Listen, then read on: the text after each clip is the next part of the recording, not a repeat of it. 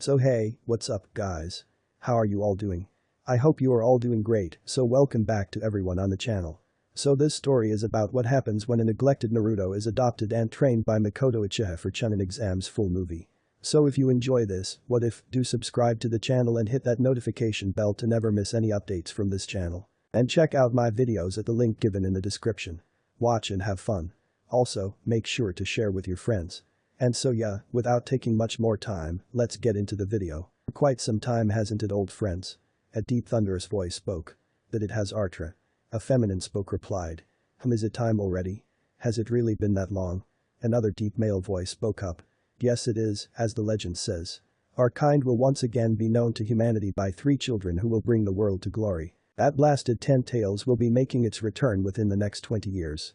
If I had to guess, I'll say 16 or 17 years from now. Archer said. True. Mayuri replied. There's also those Otsutsukis who are a threat as well. Not to mention some of the lesser summoning clans like the snakes or monkeys. Enma may be one of good faith. But others in the clan are downright despicable. Wouldn't you agree, Fenrir? I most certainly do, Mayuri. Just as the legend says. It's quite a number of threats that will be happening that will require our power.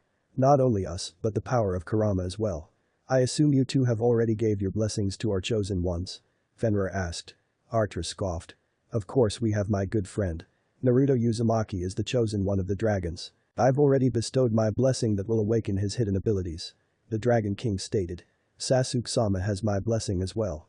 I'm actually excited for when he discovers his abilities with fire. Unlike his clan, he will be able to use the flame of Amaterasu to a higher degree. Rather than just relying on his bloodline. He may even be able to figure out how to release his phoenix wings. Mayuri, the queen of the phoenixes, smiled at her longtime companions. Fenrir smirked. Hey, good to hear, Sakura-sama will definitely be a legend. She's a very rare case. To think she actually had our bloodline naturally is astonishing. My blessing helped awaken it. Not to mention the other abilities she will possess in the future. Artra and Mayuri were shocked to hear this. Are you serious, Fenrir? That child was naturally born with that warrior bloodline of your clan? Artra asked. If I remember correctly, only the rarest of the rare are born with that bloodline. You being included in that group. Mayuri added. I know, which is why I'm very excited to see how Sakura Haruno grows as a warrior. It's safe to say that she will go down in history with the power she has. Not only her but young Naruto and Sasuke as well. I almost feel bad for whoever has to deal with Naruto when he fully develops his dragon powers. The god of wolves spoke. I know what you mean, Fenrir. It seems that they will need us for training in order for that to happen. I am interested to see how far they will come before that. Mayuri, you are quite lucky to have Sasuke Uchiha as your chosen one. He is the light of the accursed Uchiha after all. Archer said. I'm truly grateful that it was him and not some other typical member of that clan. Mayuri sighed. Well, I guess we should start watching over our young chosen ones then. It will be quite some time before they all meet up. Fenrir voiced. The 3 beings of legend were all giddy with excitement on the inside, as much as they tried to hide it. Konohagakure, 8 years later. For a long time Naruto Uzumaki did not understand why he was treated as a pariah in his village. It never made sense as to how so many people could treat a child as young as him so terribly. Over half the stores either overcharged him or just didn't let him in their store. Adults looked at him with hatred. They tell their children not to play with him. All they do is try to ostracize him the best way they can. Naruto hated it. He hated how he was the one who had to endure such suffering. Why him? How come he couldn't have a say-so in any of this? It wasn't until a few weeks ago when he got hit in the head with a bottle by a drunken villager. Did he find out why was he so hated? The reason was because he is the Jinchuriki of the Kyuubi no Yoko. Everything made sense after that. He finally got his answer from the big fox himself. When the bottle knocked Naruto unconscious. The blonde was drawn to his mindscape. To the boy's surprise, Kurama was pretty cool. At first he was really mean, but it didn't take long for the fox to warm up to the blonde. Kurama has explained everything to Naruto. Said boy was very shocked to find out who his parents were. It only made him come up with more questions. How could so many people be ignorant as to his appearance? Naruto was literally a carbon copy of his father Minato Namikaze. If people paid enough attention, they would see how his attitude resembles his mother's. Kurama showed Naruto many memories of his parents, so the blonde could get to somewhat know how they were when they were still alive. Imagine Naruto's surprise when Kurama explained to him that his parents' remaining chakra were deep inside of him. At some point in time, he will be able to meet his own parents inside of his mindscape. While physically they were dead. They were still alive inside of Naruto. This whole time they were always with Naruto. Learning that brought Naruto to tears. He wondered just how his parents would look at Konoha now if they knew how the villagers treated him. All Naruto hopes is that he will be able to make some more friends like Kurama someday. Maybe even have a family. Little did he know, his wish was going to be granted. Uchiha District, Sasuke Uchiha hated being compared to his brother. He hated how his father always seemed to cast him aside as if he wasn't good enough. It wasn't that Sasuke hated his brother or father, but he was fed up with being around them. It's a constant reminder to him saying that he will never be good enough. The only saving grace he has is his mother. During the last few months, Sasuke has been spending more time with his mother, rather than chasing Itachi. The 8-year-old Uchiha realized that his mother was the only one who saw something in him. Mikoto Uchiha would tell her youngest son all the time about how proud she is of him. Just knowing that always made Sasuke's chest feel warm. As he grew closer to his mother, Sasuke started wondering more about her. Being so focused on following Itachi and making his father proud, the young Uchiha never realized that his mother was very strong. He heard rumors about how she was said to be stronger than his father. That bit of knowledge was shocking to Sasuke. From his perspective, his mother always seemed so kind. For him, it's hard to imagine her out on a battlefield. Slowly but surely, Sasuke was starting to have a different opinion on who really runs his family. Sure, he knew his father Fugaku was strong. However, he didn't seem like much compared to Itachi and Mikoto. As of right now, Sasuke was actually sitting in front of his father. He was listening to his father's disappointment in him. "Sasuke, how long have you been working on the jutsu I taught you?" Fugaku asked. Sasuke frowned. 3 weeks, father. Fugaku sighed. He looked at his youngest son with disappointment clear in his eyes. "I knew you weren't going to be like Itachi. Your brother mastered the Grand Fireball Jutsu on his first try. As my son, it's disappointing to know you are struggling with such a basic technique." Sasuke grit his teeth. "I'm sorry I couldn't measure up to Nai-san. You need to do better, Sasuke." At your age, Itachi had already graduated from the academy. He was a prodigy like no other, being the youngest to ever join the Anbu Black Ops division. Your brother brings great pride to our clan. It's a shame that I can't brag about you to our clan elders like I do with Itachi. They are also disappointed that they haven't heard anything special about you as of yet. You still have yet to awaken your Sharingan. Itachi did this at age 6. Seriously, you need to pick up the pace, Sasuke. Otherwise I won't be able to look at you with pride as my son and as the clan head. Right now I only see you as a disappointment." Fugaku spoke sternly to his youngest child. Sasuke couldn't believe what he just heard. He knew his father didn't think as highly of him as he did Itachi. But never would have thought that his own father saw him as a disappointment to not only him as his son, but a disappointment to the clan as well. He was shaking slightly in anger. Tears falling out of his eyes. "Well, if you see me as a disappointment so much, then don't claim me as your son ever again. I hate you, father." Sasuke ran out of the room. He ran all the way to the front of the house. His mother Mikoto heard loud footsteps while she was in the kitchen. "Sasuke-chan, what's wrong?" she asked while walking out of the kitchen. "I'm what's wrong? I'm nothing more than a disappointment as a son and to the clan." Sasuke yelled through his tears. Mikoto gasped. She ran up to her youngest child. "Sasuke, what would ever make you think such a thing?" The raven-haired boy moved his mother's hands off of him. "According to father, that's all I am, since I can never compare to Itachi. So screw him if he thinks so little of me. I hate him." He ran out of the door. Mikoto went wide-eyed at her son's answer. She didn't even try to go after Sasuke. She knew he needed to calm down. If she truly needed to find him, she could do so easily. Her attention was now focused on her husband. Anger was coursing through her veins. She walked to the room her husband was sitting in. Mikoto wasn't surprised at all that he was sitting down rather than going after their son. "Did you really say that to Sasuke?" she asked in a steel tone. "I only told him the truth. The elders along with myself see Sasuke as a disappointment compared to Itachi. It's taking him far too long to learn our clan's rite of passage." Fugaku answered. The temperature in the room dropped. If Fugaku was scared, his facial expression sure didn't show it. Mikoto was absolutely livid at the moment. She was oozing out killer intent like crazy. "Are you fucking serious, Fugaku? He's an 8-year-old boy. You can't expect him to turn out like Itachi. Hell, I hate how Itachi turned out. He's so cold now, and I know it's because of what you and the elders put him through. All Sasuke wanted is for his father to pay attention to him. You never show him the amount of attention that you do, Itachi. He barely even knows anything about you. And now he's going to develop resentment for you and Itachi. All because you want him to be another once-in-a-generation prodigy. You can't do that, Fugaku. I refuse for you to break down and build my son to how you see fit. Sasuke shouldn't have to feel like he's in his brother's shadow all the time. He shouldn't have to face that constant reminder of how much better Itachi was at his age. It's not fair to him. So what if he hasn't mastered that damned fireball jutsu? Have you even thought of helping him so he could get past his struggles? No, you haven't. As a father, it's your job to guide your son. Just as it's the same for me as a mother. But you are clearly fucking failing at it. When Sasuke gets back I want you to apologize to him. Mikoto told off his husband. I am the clan head Mikoto. You have no right to order me around. Fugaku flashed his Mangekyo Sharingan.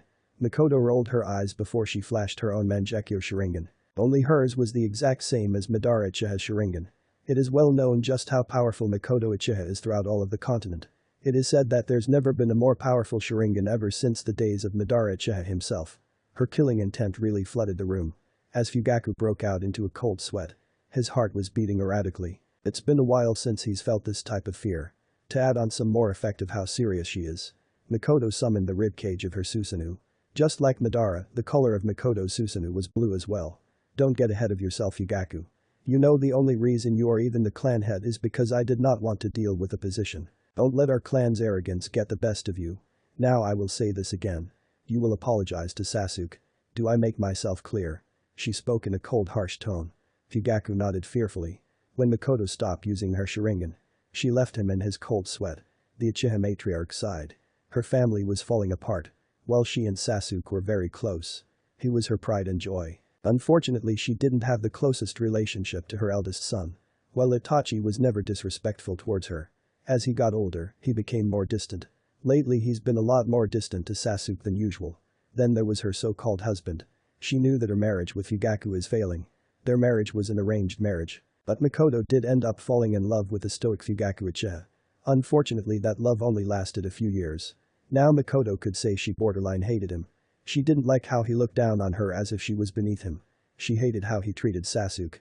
She also hated what he turned Itachi into. Another thing she didn't like is how secretive he is about the clan affairs. Lately Mikoto has been noticing a few things going on with her clan. The police force seemed to be more aggressive towards anyone who wasn't an Uchiha. And the atmosphere felt more tense at times. Mikoto hoped that she was overthinking things. But being a kunoichi as long as she has been. She knew something was going to happen eventually. But right now, all she cared about was her precious Sasuke returning home safely.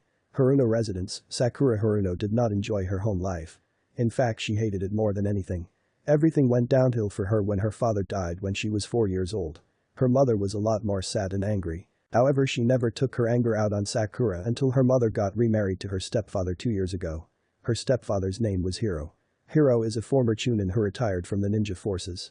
When Sakura first met him, she always felt something was off about him. No matter how hard she tried to shake the feeling away. It never went away until she wasn't by Hiro. She learned the true nature of Hiro when he yelled at her one day for asking her mother for something. That made her mother yell at her as well. From that point on her life got worse. Every day she would always be berated for something.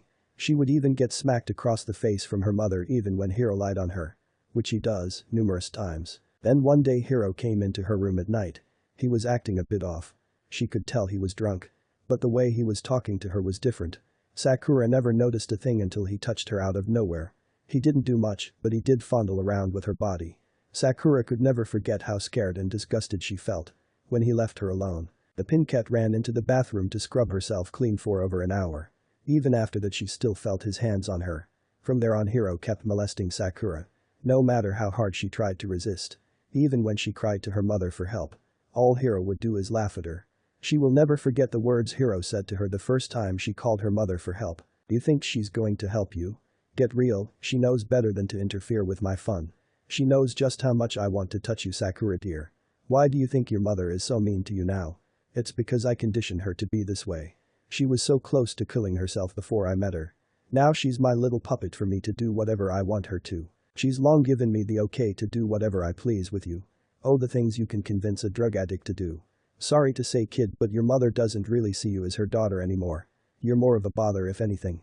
The only reason she hasn't put you out in the streets yet is because she will get in trouble if word gets out about it. So she's letting you live her until you're old enough to put out. Now shut up and let me do what I came here to do. Hiro said to her. The pincat had cried herself to sleep that night. For the last 2 years she's had to deal with this type of abuse. She's had many bruises from both adults from whenever they hit her. Hiro never truly raped her yet only because he was waiting for her to get old enough. Sakura always prayed that one day she will be able to escape this hell. She swore that she would get back at Hiro and her mother for what they put her through. Well, she didn't feel any emotional attachments to her mother anymore. Sakura still couldn't bring herself to say that she will kill her mother one day. No, she settled for never having contact with her again once Sakura finds somewhere she can go. Hiro, on the other hand, was on top of her kill list. He was going to have a very painful death in Sakura's mind. Unfortunately, she was having to deal with Hiro's foolishness right now. Alright kid, I know I said I was going to wait until you were older. But I'm getting rather impatient. Well, your mother is always a good fuck. I want something a lot younger than her. So prepare yourself to lose your little virginity, Sakura. Hiro smirked evilly. Sakura's eyes widened in shock and fear. Hiro was walking up to her. She tried to run away, but she backed up into the wall. The older man grabbed her arm and yanked her towards him. He was groping her body all over just like he normally does. Sakura was trying to fight against him. But there was only so much an 8-year-old girl could do. She squirmed, kicked, scratched, punched, you name it. It only seemed to make Hiro more excited the more she struggled. Sakura was screaming for help when she felt his hand tug on her shorts. She was afraid of what was about to happen. She hated how she couldn't protect herself. And she hated how her own mother would allow something like this to happen to her own daughter. The Pinket had tears flowing out of her eyes. When she felt Hiro touch her private part, she closed her eyes and prayed. Please anyone. Give me the strength to protect myself from him and get away from this place. I don't want to suffer like this anymore. Sakura prayed to herself. It took less than 5 seconds for her to feel a foreign feeling engulf her body. It was like electricity was flowing through her entire nervous system. Scratch that her entire body felt different. That's when she felt her body start to move on its own, and her own conscience was taking a backseat for the moment. Hiro was confused when he felt a spike of chakra coming from Sakura. It was like the whole room temperature just changed. Suddenly he was kicked hard in the stomach. So hard that he was sent flying to the other side on a wall. He looked up to see Sakura standing in a stance. Her hair, skin and eyes were all glowing a brighter color. Her hair and skin had a subtle glow. The brightest glowing feature was her eyes. They were narrowed. However, they held a cold chill to them. Her eyes were now that of a veteran war warrior. With speed and precision that's unheard of for a child. Sakura gave Hiro a brutal beatdown. All of her hits were precise and strong. The older man felt as he was getting beaten blue. Sakura's body never stopped moving. It was delivering punch after punch, kick after kick, elbow after elbow to Hiro. She was hitting him with so much force that it was spider cracks forming all over the wall. Miyuki had long since ran in the room to see what was going on. She was terrified at the sight of her daughter beating up her husband so brutally. It was like she was watching a war veteran fight. Miyuki couldn't even walk up to her daughter to stop her. The amount of pressure she was feeling had her glued to the floor. Sakura ended her vicious beatdown by punching Hiro hard in his neck, crushing his throat, causing the man to cough up much blood. The force of the hit broke the entire wall down. Sakura turned her head to her mother. Miyuki screamed in fear seeing how calm Sakura looked. She didn't understand why her daughter's eyes were glowing. It just scared the living hell out of her. Sakura turned her attention back to Hiro. She walked up to him and kicked the broken wall pieces off of his body. The Pinket saw that Hiro was still breathing. All she did was walk over half of his body. She still had the same calm and collected look on her face. The Pinket lifted up her foot. Surged chakra through it and stomped down on the man's chest. Safe to say, Sakura crushed Hiro's heart. Surprisingly, she had no blood on her whatsoever. The Pinket backed away from his body and walked away. Her mother screamed and ran up to Hiro's corpse. Sakura felt herself regain control over her body. She blinked a couple times and looked around. Well, that was really weird. I don't know what happened after I prayed. But all I know is that I never felt so powerful before. It was like I was an entirely different person. The way I was fighting. I never even moved like that before. What's even weirder is that while my body felt like it was acting on its own, I still could see exactly what I was doing. I could feel my every movement like I was the one doing it. When it really felt like I was just a passenger. I don't even feel any type of way about killing Hiro. What's going on? How come I'm not breaking down from killing someone? Not that I care about that bastard anyways. Sakura thought to herself. She was brought out of her thoughts by her mother's voice. You damn demon, what did you do to me, husband? Miyuki screamed. I did what he deserved. He was molesting me for years and you didn't do anything about it. Sakura screamed back. I don't care. I don't care if you were raped by Hiro. My life means nothing without him. I fucking hate you. I wish I never gave birth to you. All you do is remind me of your fucking father. Why did he have to die and leave me here alone with you? You know what, I don't care anymore.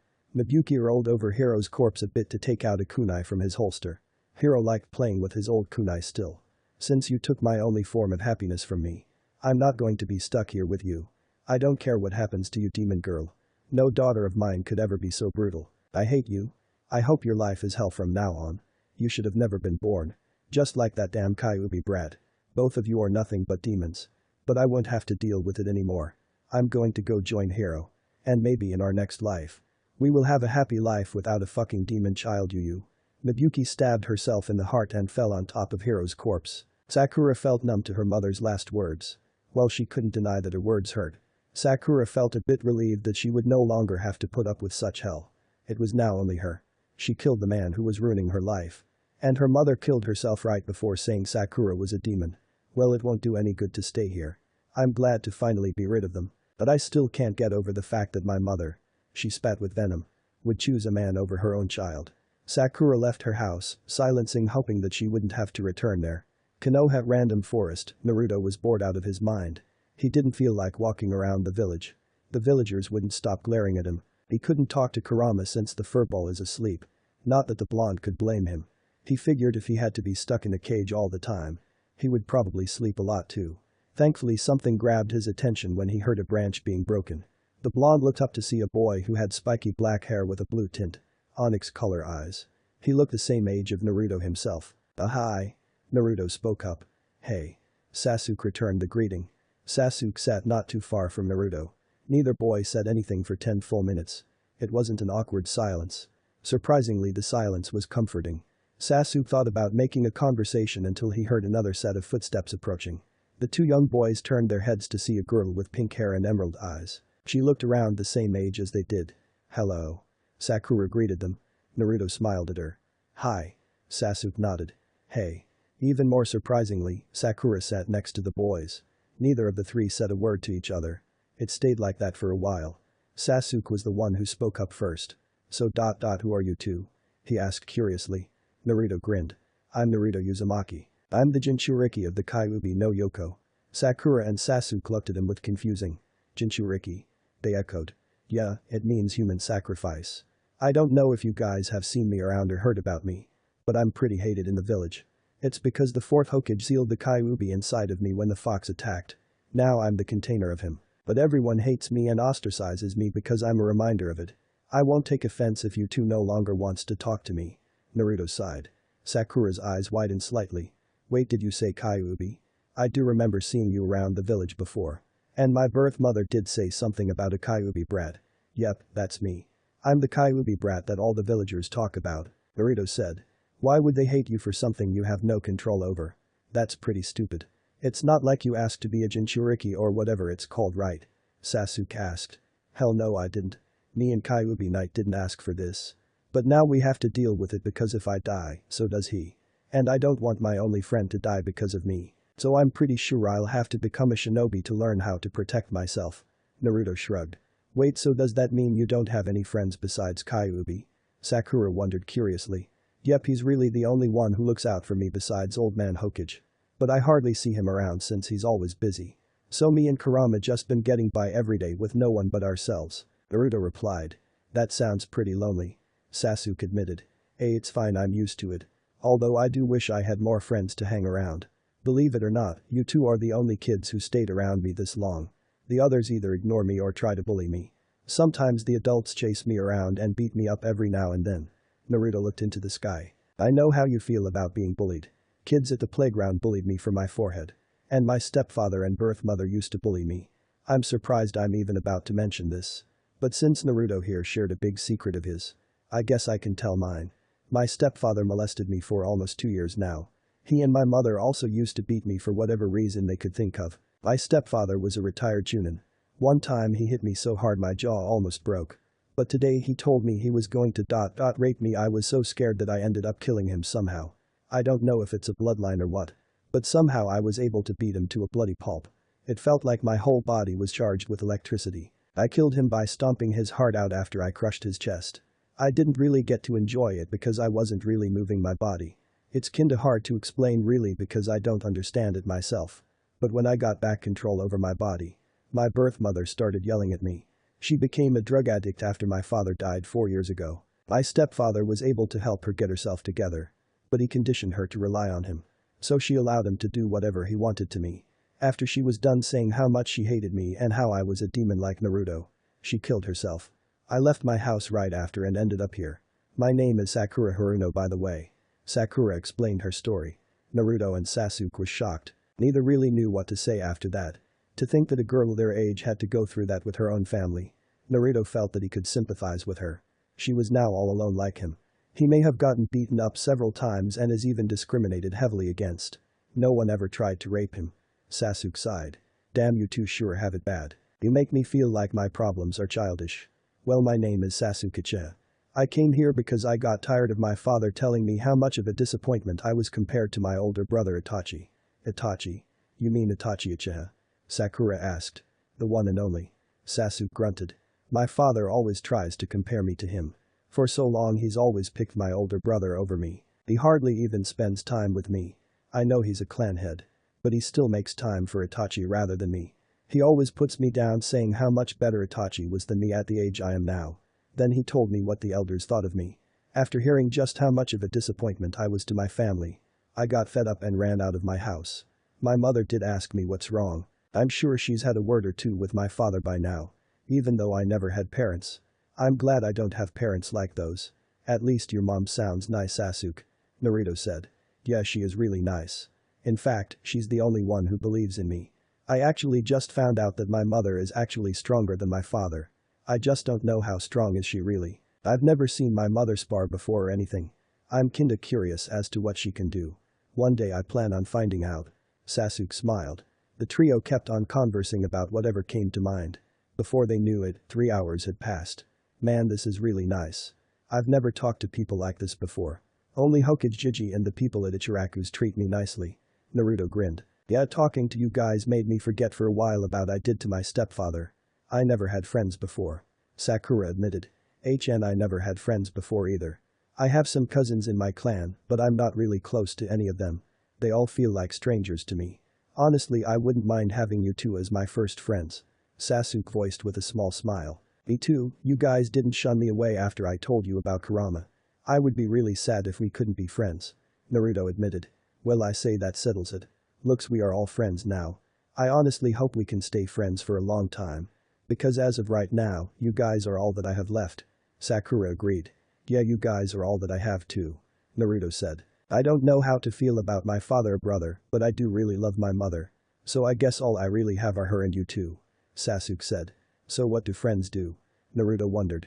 Sasuke and Sakura shrugged. I think they hang out together a lot. The Pincat voiced a bit unsure.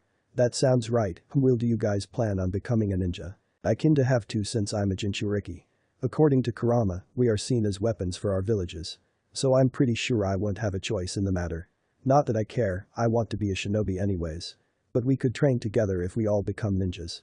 Naruto said. I'm definitely becoming a shinobi. I want to prove that I can be great as just Sasuke. Not Sasuke Uchiha, the son of Yugaku and brother of Itachi Uchiha.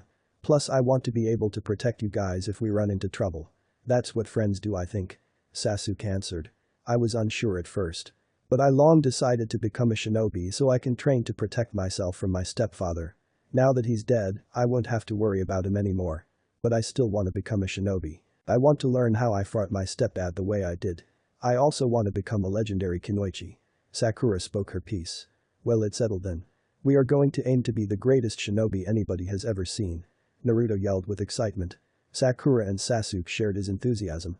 Say, how about we train tomorrow at my clan training grounds? I mean, we could start off by seeing how we fight. Then I guess we could go to the library after. Sasuke suggested. The library? What for? I mean, they let me inside of there, but it's kinda boring. Naruto wondered. The library is so we can have access to information to make ourselves better. I agree with you, Sasuke. But what time should we meet up? Sakura asked. How about 9? We meet here at 9, then I'll take you to the Uchiha district. By the way, are you sure you want to go back home, Sakura? I mean, aren't there bodies still there? Sasuke asked with a raised eyebrow. Yeah, Sakura-chan, are you sure about going back there? Naruto also asked. Well, where else am I going to go? It's not like I want to go there. Sakura huffed. You could come with me. I live in an apartment by myself since I was kicked out of the orphanage a couple years ago. Naruto offered. Sakura looked at him with a surprised expression. Are you sure it's okay? We did kinda just meet a few hours ago. The Bond waved her off. Yeah, it's fine, I feel like I can trust you.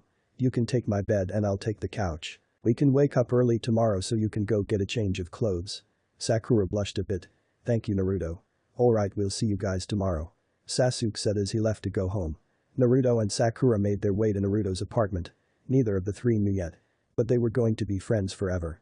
Nothing will get through their bond. They were also going to become legends like never before. Naruto and Sakura were in front of Sakura's house. Since the young Pinkette stayed with the blonde for the night, they were here so she could change her clothes. When they walked in, Naruto was shocked to see two dead bodies on the ground.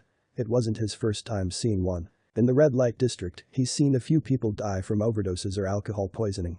Not to mention the memories Kurama showed him of his parents fighting enemy shinobi together. He aspired to be just as strong if not stronger than them, so he could make them proud. Sakura still felt nothing for her mother or stepfather's corpses. Which is still really weird to her. But she was actually grateful for it. She really didn't want to be sad over them. Granted, Sakura knew girls her age shouldn't be killing yet. The young girl knew that at that point, it was either her or Hiro. Her choice was quite clear. She ran to the bathroom to clean herself up. Naruto waited for her in the kitchen. By the time Sakura was dressed and had clothes packed up, it was already 8:30. Naruto and Sakura agreed that Sakura could room with Naruto as long as she wanted. He enjoyed having company. Plus neither he or her really wanted to be alone. Sakura was more than happy to move in with a blonde she's only met less than a full day ago. It was amazing how much safer she could feel with him over her own family. The duo ran to the same spot they met at yesterday. When they got there, Sasuke was already there. It was only 8:50. Well, it's about time you two showed up. The raven-haired boy smirked. Hey, didn't you say 9? It's only 8:50. Naruto voiced. Sasuke shrugged. I did, but I got impatient with waiting. I've been up since 7. Couldn't wait to see us again, huh, Sasuke? Sakura teased lightly. Honestly, no, I couldn't. Sasuke admitted. Me and Sakura felt the same. We left to go to her house early so we wouldn't be late showing up. She's going to be staying with me from now on. We don't know what should we do about the corpses in her house though. Naruto answered. I guess we could go tell my mom about it. You might have to tell her exactly what happened, Sakura. I'm pretty sure she won't try to get you into trouble. Like you said, you were only defending yourself. Plus it's going to be hard to punish an 8-year-old girl for killing a Chunin without any proof. Not to mention he did have ill intentions towards you. Sasuke suggested. Sakura shuddered. Ugh, please don't remind me. Sorry. The raven-haired boy apologized.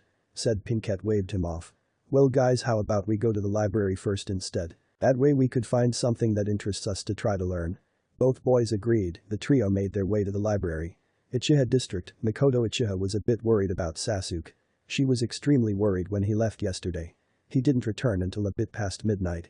Normally she would have scolded him for coming in so late. But she let him be since she knew he probably did not want to be home. Not that she could really blame him. The Uchiha matriarch did notice how much happier her youngest son seemed when he did return. It made her wonder what could have happened to make him that happy. Imagine her surprise when he nearly skipped out on breakfast this morning. As soon as he was done eating, Sasuke gave her a hug and ran out the door. Well, she was happy that her son wasn't still upset by her idiotic husband's harsh words. It made her wonder just what was going on with him. She sighed. Mikoto knew she wouldn't figure out anything until Sasuke decided to come home. And she had no way of knowing when that was going to be. Right now she had the house to herself. Itachi was still on a mission. Fugaku was with the clan elders, thank God. She really did not want to be near him. Last night she forced him to sleep in a different room. He had another thing coming if he thought he was going to sleep in the same bed as her after the shit he pulled. It pleased her when Fugaku didn't put up a fight about it either. The house didn't need to be cleaned. She thought about making lunch, but there was no telling if Sasuke was coming back for lunch. Fugaku hardly came for lunch, and even if he did, this time around he'll have to make his own. For now all the retired jounin could do was watch TV. Mikoto decided to do this because she really did not feel like walking through the village. While she did love Konoha, she did not love how some people looked at her because she was an Uchiha. Mikoto is known as a legendary kunoichi in her own right alone throughout the whole continent. Yet some people still think of her as a typical arrogant Uchiha like most of her clan members. It really pisses her off that she has to deal with that image. A huge part of her regrets not taking the title of clan head. She could have made a difference as to how people perceived the Uchiha clan. Unlike Fugaku, who seems to enjoy their clan being looked at this way.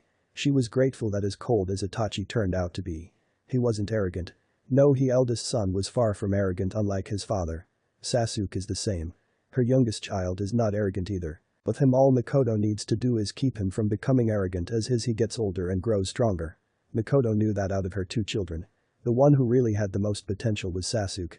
As much as Itachi has accomplished at a young age, Sasuke is the one will end up being the strongest out of their family someday. She believed that wholeheartedly. There's nothing that will ever change her mind about that. Speaking of her lovable sweet son. Mikoto felt his chakra signature closing in. He was right in front of the gate to the district. He was only 5 minutes away from here. What caught her attention was the 2 other unknown chakra signatures along with him. I wonder who Sasuke-chan is with. Hopefully he's made some friends his age. He really doesn't talk much with his cousins. Only Shisui when he's around. But like Itachi, Shisui is also very busy nowadays. Mikoto said to herself. Her question was answered when she felt all 3 chakra signatures at the door. Imagine her surprise when she sees her godson Naruto Uzumaki. The son of her best friend and sister in all but blood Kushina Uzumaki. One of Mikoto's regrets is that she never got to take care of Naruto. She wanted to adopt him the next day after the attack.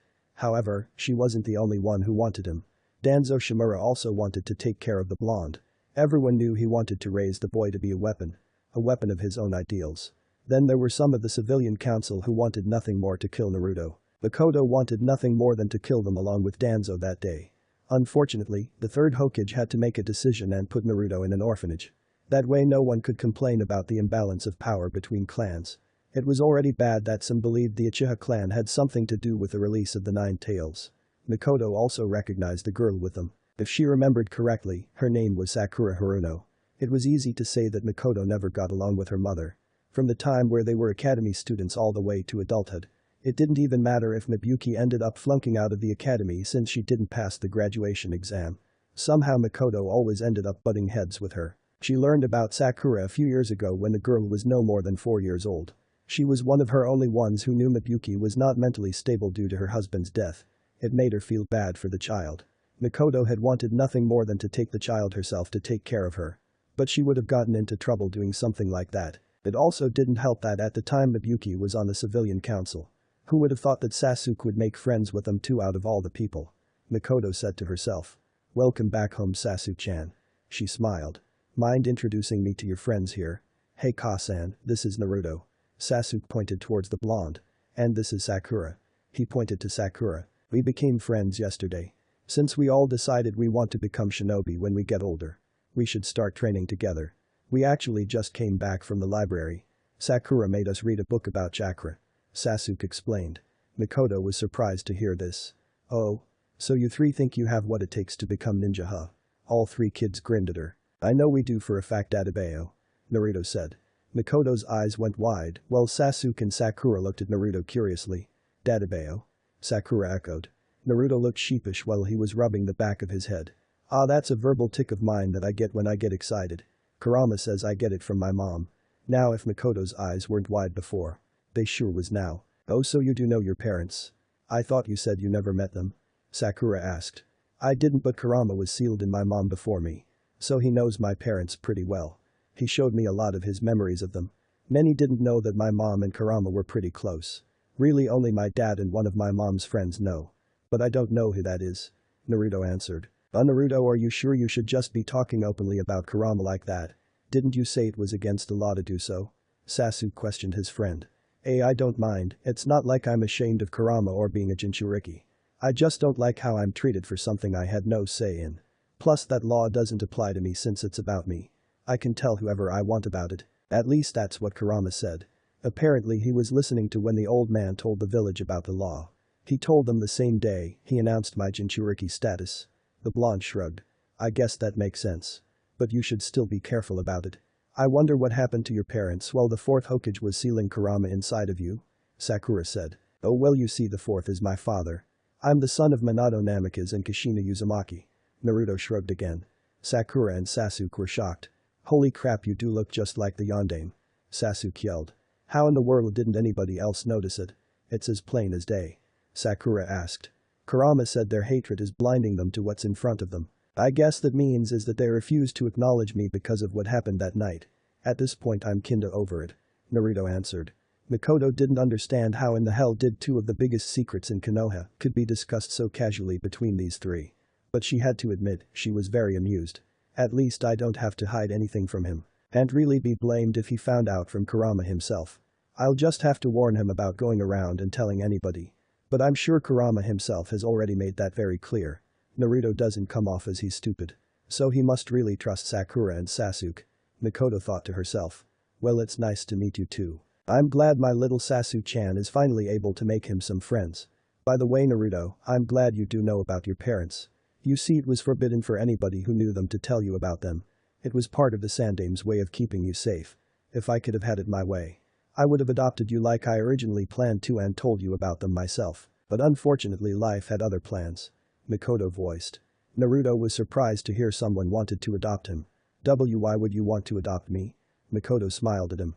Because I'm your godmother. Actually, you have 2 godmothers and 1 godfather. I understand if you don't believe me. But you can ask Kurama since he knows about me. I'm the only one besides your parents who knows of his true nature after all. Now Naruto was stunned. He quickly asked Kurama for confirmation. He received it immediately. It took everything he had to restrain himself from hugging the life out of her. Seriously, who would have thought that this entire time? It was people out there who was supposed to take care of him. Can I ask you, where were you when I was put out of the orphanage? This was news to Mikoto. You were what? Naruto nodded. Yeah, I was put out of the orphanage when I was 5 years old. I had to live out on the streets for a while until old man Hokage found out what happened. He put me in an apartment and that's where I've been living in ever since. I live in the red light district. The matriarch felt like face-palming herself. Out of all the places for a child to live. Why put him in such a dangerous area? It's like the old fool is trying to get him killed. Who knows how many drunks he's had to deal with by now? She thought to herself. Tell me, Naruto, have you been attacked by the villagers often? I wouldn't know because every time I tried to search for you, I could never find you. Normally I would be able to try to sense your chakra signature. But I didn't know what it felt like. So it was even harder to find you. I even asked the Hokage about you. All he ever told me was that you were doing just fine. She frowned. Naruto really didn't want to admit just how bad he had it in the beginning. But he figured he might as well tell her the truth. She is his godmother. Also, from his perspective, she seems to genuinely care about him. I had some run-ins with the adult several times. It's not as bad as before. It's actually toned down a lot within the last year and a half. But sometimes the drunks still like to bother me. It's rare when I get beat up now. Back then, if Kurama couldn't heal me quick enough, then I normally ended up in the hospital from the beatings. Old man Hokage always told me that I should forgive the villagers. I kinda got the idea from him that if I don't fight back, eventually the villagers will see the error in their ways. He said fighting back will make me no better than them. If I don't fight back, one day they'll all respect me. Naruto answered. Sasuke and Sakura couldn't believe that the Hokage would actually tell Naruto such bullshit. He was basically telling Naruto to be their punching bag. And if they were mad, Mikoto was fucking livid. Is Sarutobi out of his damn mind? What in the world is he thinking? It's like he's telling you that you should be the one asking for forgiveness. Who bloody knows when that one day would come? It won't matter if you end up being killed before they see how stupid they are. She ranted in anger. How dare he put her godson in such danger? Well, Kurama didn't like it either. In fact, he's not really fond of the old man. I myself don't really care all that much since I don't really see him as much anymore. I can always go to him if I wanted to. But I'd rather not irritate Kurama by being by him unless I have to. Plus the old man is busy a lot. Naruto said.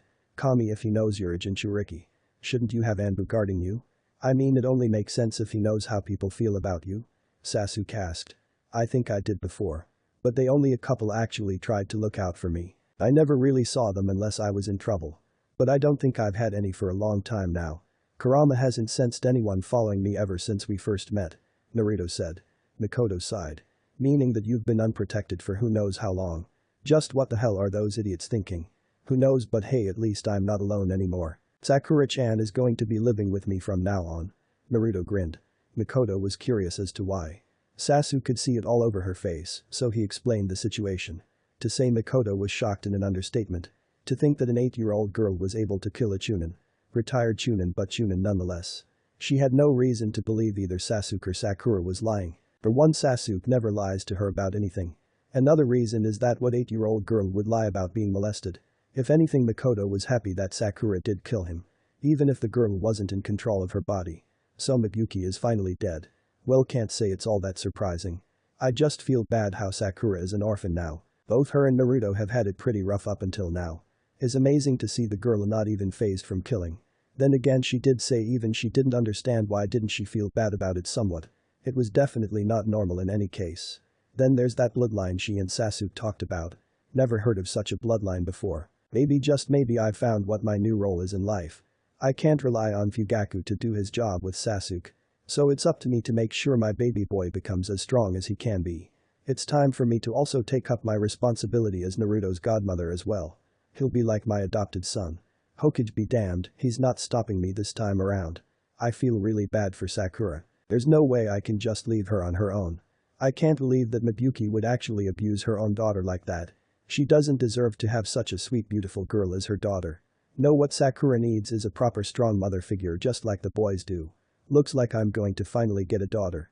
Mikoto thought amusedly to herself. Well, since you three want to become shinobi, how about you become my students? Mikoto offered. All three kids looked at her in shock. Are you serious, Ka-san? Sasuke yelled. The matriarch giggled. Of course, Asu-chan. Don't you know that your mother is a retired jounin? Not only that, but I have the strongest Sharingan of our clan. It's pretty amazing since it's rare for a female member to unlock it. I was one of the lucky ones. Also, your mom was quite a force to be reckoned with on the battlefield. Me and Naruto's mother were one of the most feared duos in all the elemental nations. I retired once I became pregnant with you. Also, I'm much stronger than your father. By the way, Naruto and Sakura, I'm sorry if I hadn't introduced myself before, but I'm Mikoto Uchiha. Naruto was the first to answer. Awesome. I definitely want Mikoto-sensei as our sensei. Sakura's eyes were wide. Mikoto Uchiha, you are the most powerful kunoichi. Even stronger than Tsunade-sama. Your moniker is Han no Hakai no Megami. Flame goddess of destruction. The young pincat couldn't believe that she was in front of such a legend. Oh. So someone as young as even knows of little old me? I'm flattered, Sakura-chan. Mikoto smiled. I never knew you had such an awesome nickname. How come it's the first time I'm hearing about this? Sasuke asked with a raised eyebrow. Well, it's not like a lot of kids know about me since I retired before you were born. The older generation knows of me certainly. Plus, Sasuke-chan, you never asked. It's only recently you started to ask more about me. But don't worry, anything you want to know I'll be happy to share. Mikoto told him. Sasuke was satisfied with her answer. He was more excited that he would be learning under his mom. Well, since you three look so excited, how about we go ahead and head to go training grounds in the district? Before we do anything, you kids needs to learn about chakra more. And I mean for just practical purposes. Not what the books you read said. Mikoto said.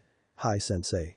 All three chorused together. Uchiha District, training ground 2, okay, so I assume you all know what chakra is, correct? Mikoto asked. She got 3 nods. So Mikoto continued. Good, so while you three may have already accessed your chakra, you still haven't mastered its basic uses yet. Well, it might not seem that chakra can do much. In our line of work, chakra can seemingly make the impossible very possible. You would be surprised at just what you could see out there in the world. But what do you mean by basic, sensei? Sakura asked. Meaning the basic uses of chakra for a shinobi. Like tree walking, water walking, tree hopping, basic sensing skills. The first 2 I named are chakra control exercises along with a leaf concentration practice. Honestly, from what I know, the academy standards have vastly dropped over the years. I guess since we are in a time of peace, there's no reason to push the students so hard anymore. All that's doing is making our forces lazy. But hey, I'm not the Hokage. Mikoto replied. So sensei, what does it mean when we do master the basics? Naruto questioned. You will definitely be more advanced than most academy students. To graduate nowadays all you need to know is 3 very basic jutsus. Henge, Bunshin, Kawarimi are all you need to graduate. Once we see how good your chakra control is, mastering those 3 jutsus should be fairly easy for you 3. Then again, Naruto, in your case, your chakra reserves are most likely larger than Sasuke and Sakura. Because of your Uzumaki blood, you're born with fairly large reserves. Your mother was the same way. That's not even including the massive amount that Kurama possesses. So you will need to work hard to get good control. Otherwise you will be wasting extra chakra in your jutsus. Mikoto explained. Hi, sensei. Naruto nodded with a determined expression. So what are we starting off with? Sasuke asked. Mikoto smirked. Meditation. All 3 kids groaned in disappointment. Oh, come on, you 3. Meditation is very important. It helps one get in tune with their chakra. Also, it's good for you mentally. I promise you guys this will be a key part into your training. Mikoto smiled. Ugh, how so? Sakura said. Meditating can help improve your senses. A shinobi needs to have sharp senses to survive on the battlefield. Trust me, they can save your life. I can't tell you how many times my senses saved my tail. Mikoto said. Sometimes you may not be able to rely on your eyes. You may be blinded by something, which will force you to focus on your other senses. Like your sense of smell or hearing, for example. If you get good enough at sensing chakra, you could see chakra outline a person's body with your eyes closed, even if they are at a far distance. To get to that level takes a lot of training. Most jounin even struggle sensing to that degree. It's easier if you are a naturally born sensor. Like me for an example. Luckily for you, I can teach you 3 how to get close to that degree of sensing. It'll be up to you as to how far you can take it. Mikoto explained. That seemed to catch their interest. Also while doing this, we will be incorporating hand seals to get you 3 used to molding your chakra. You are going to practice molding your chakra with and without hand seals. I won't lie to you guys. My training will seem a little harsh at times. But I'll make sure you all are leagues above your classmates by the time you graduate. You have about 6 to 7 months until all 3 of you can go.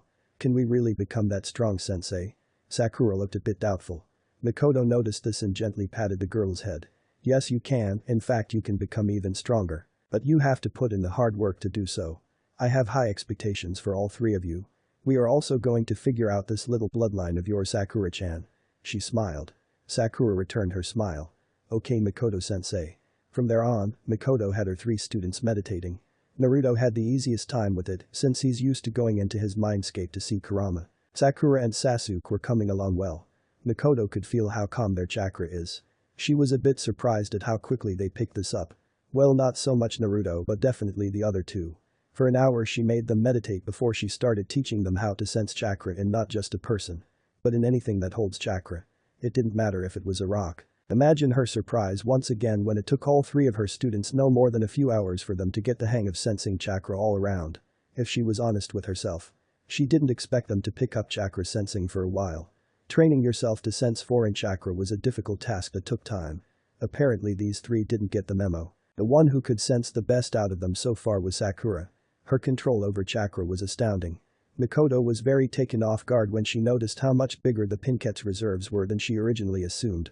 It's quite something since she's never sensed this amount of chakra from Mibuki ever. It wasn't her. Sakura's birth father was a powerful man either. He was nothing more than a merchant according to Sakura. Questions upon questions kept popping up about the 3 children she was teaching. If she didn't know any better, she would have to say that all 3 of them just may be natural-born sensors like herself. Something like this was truly something. She had decided to cut training for the day. They've been here for quite some time now actually. For their first day, they all did wonderful in Mikoto's opinion. Now she was fixing them all dinner. Fugaku still hadn't returned home yet. Not that she minded. Oh no, Mikoto was certainly enjoying herself spending time with her students. It made her wonder just how she would have done as a jounin instructor. Wow, Mikoto-sensei, I've never had cooking this good before. Naruto voiced in amazement. I gotta agree with Naruto-sensei, even my mom couldn't cook this good. Sakura added. Oh, you two stop it. I just may get a big head from being flattered so much. Mikoto giggled. So mom, what are we working on tomorrow? Sasuke asked. Other chakra control exercises. You'll continue meditating, but we'll also be doing tree walking.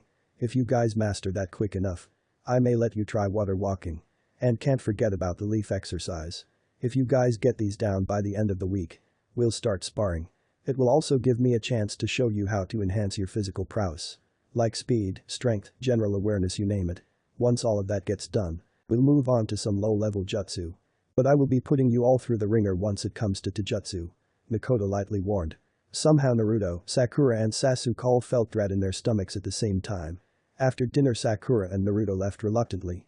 Only because Mikoto noticed it was getting really late. She knew they wanted to stay. So did Sasuke. Hell, even she wanted them to stay. But she figured she should let them go home for the first time. Next time she would offer them to stay over.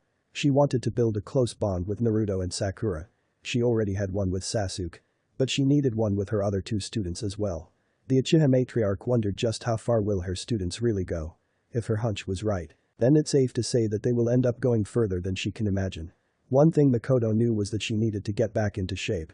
If she planned on being a jounin instructor in the next few years, she needed to get back to her A-game. Konohagakure, 4 months later, it's been a few months since Sasuke, Sakura and Naruto all became friends. Now they were the best of friends. It's not far off to say that they are all siblings. A bunch of young and reckless siblings.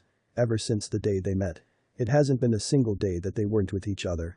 True to her word, after their second training session, Mikoto offered Naruto and Sakura to spend the night. Itachi still was gone and Fugaku was not coming home that night. Never a day in her life did Mikoto believe she could have such a good time with 3 8-year-old kids. She really enjoyed spending time with them. Surprisingly, all of her students wanted to learn about her that night. So she told them several stories of some of her missions from her days as a kunoichi. To the children, it was very intriguing to her about the experiences of a war veteran like Mikoto. They asked her all kinds of questions. She happily answered everyone to the best of her ability. Well, she wasn't sure if answering questions about the Third Great Shinobi War to 8-year-olds was the best idea. But Naruto had already seen glimpses of it through Kurama. Sakura had already made her first kill. And Sasuke was her child. She knew he could handle it. Plus he'll hear about someone else's experience someday.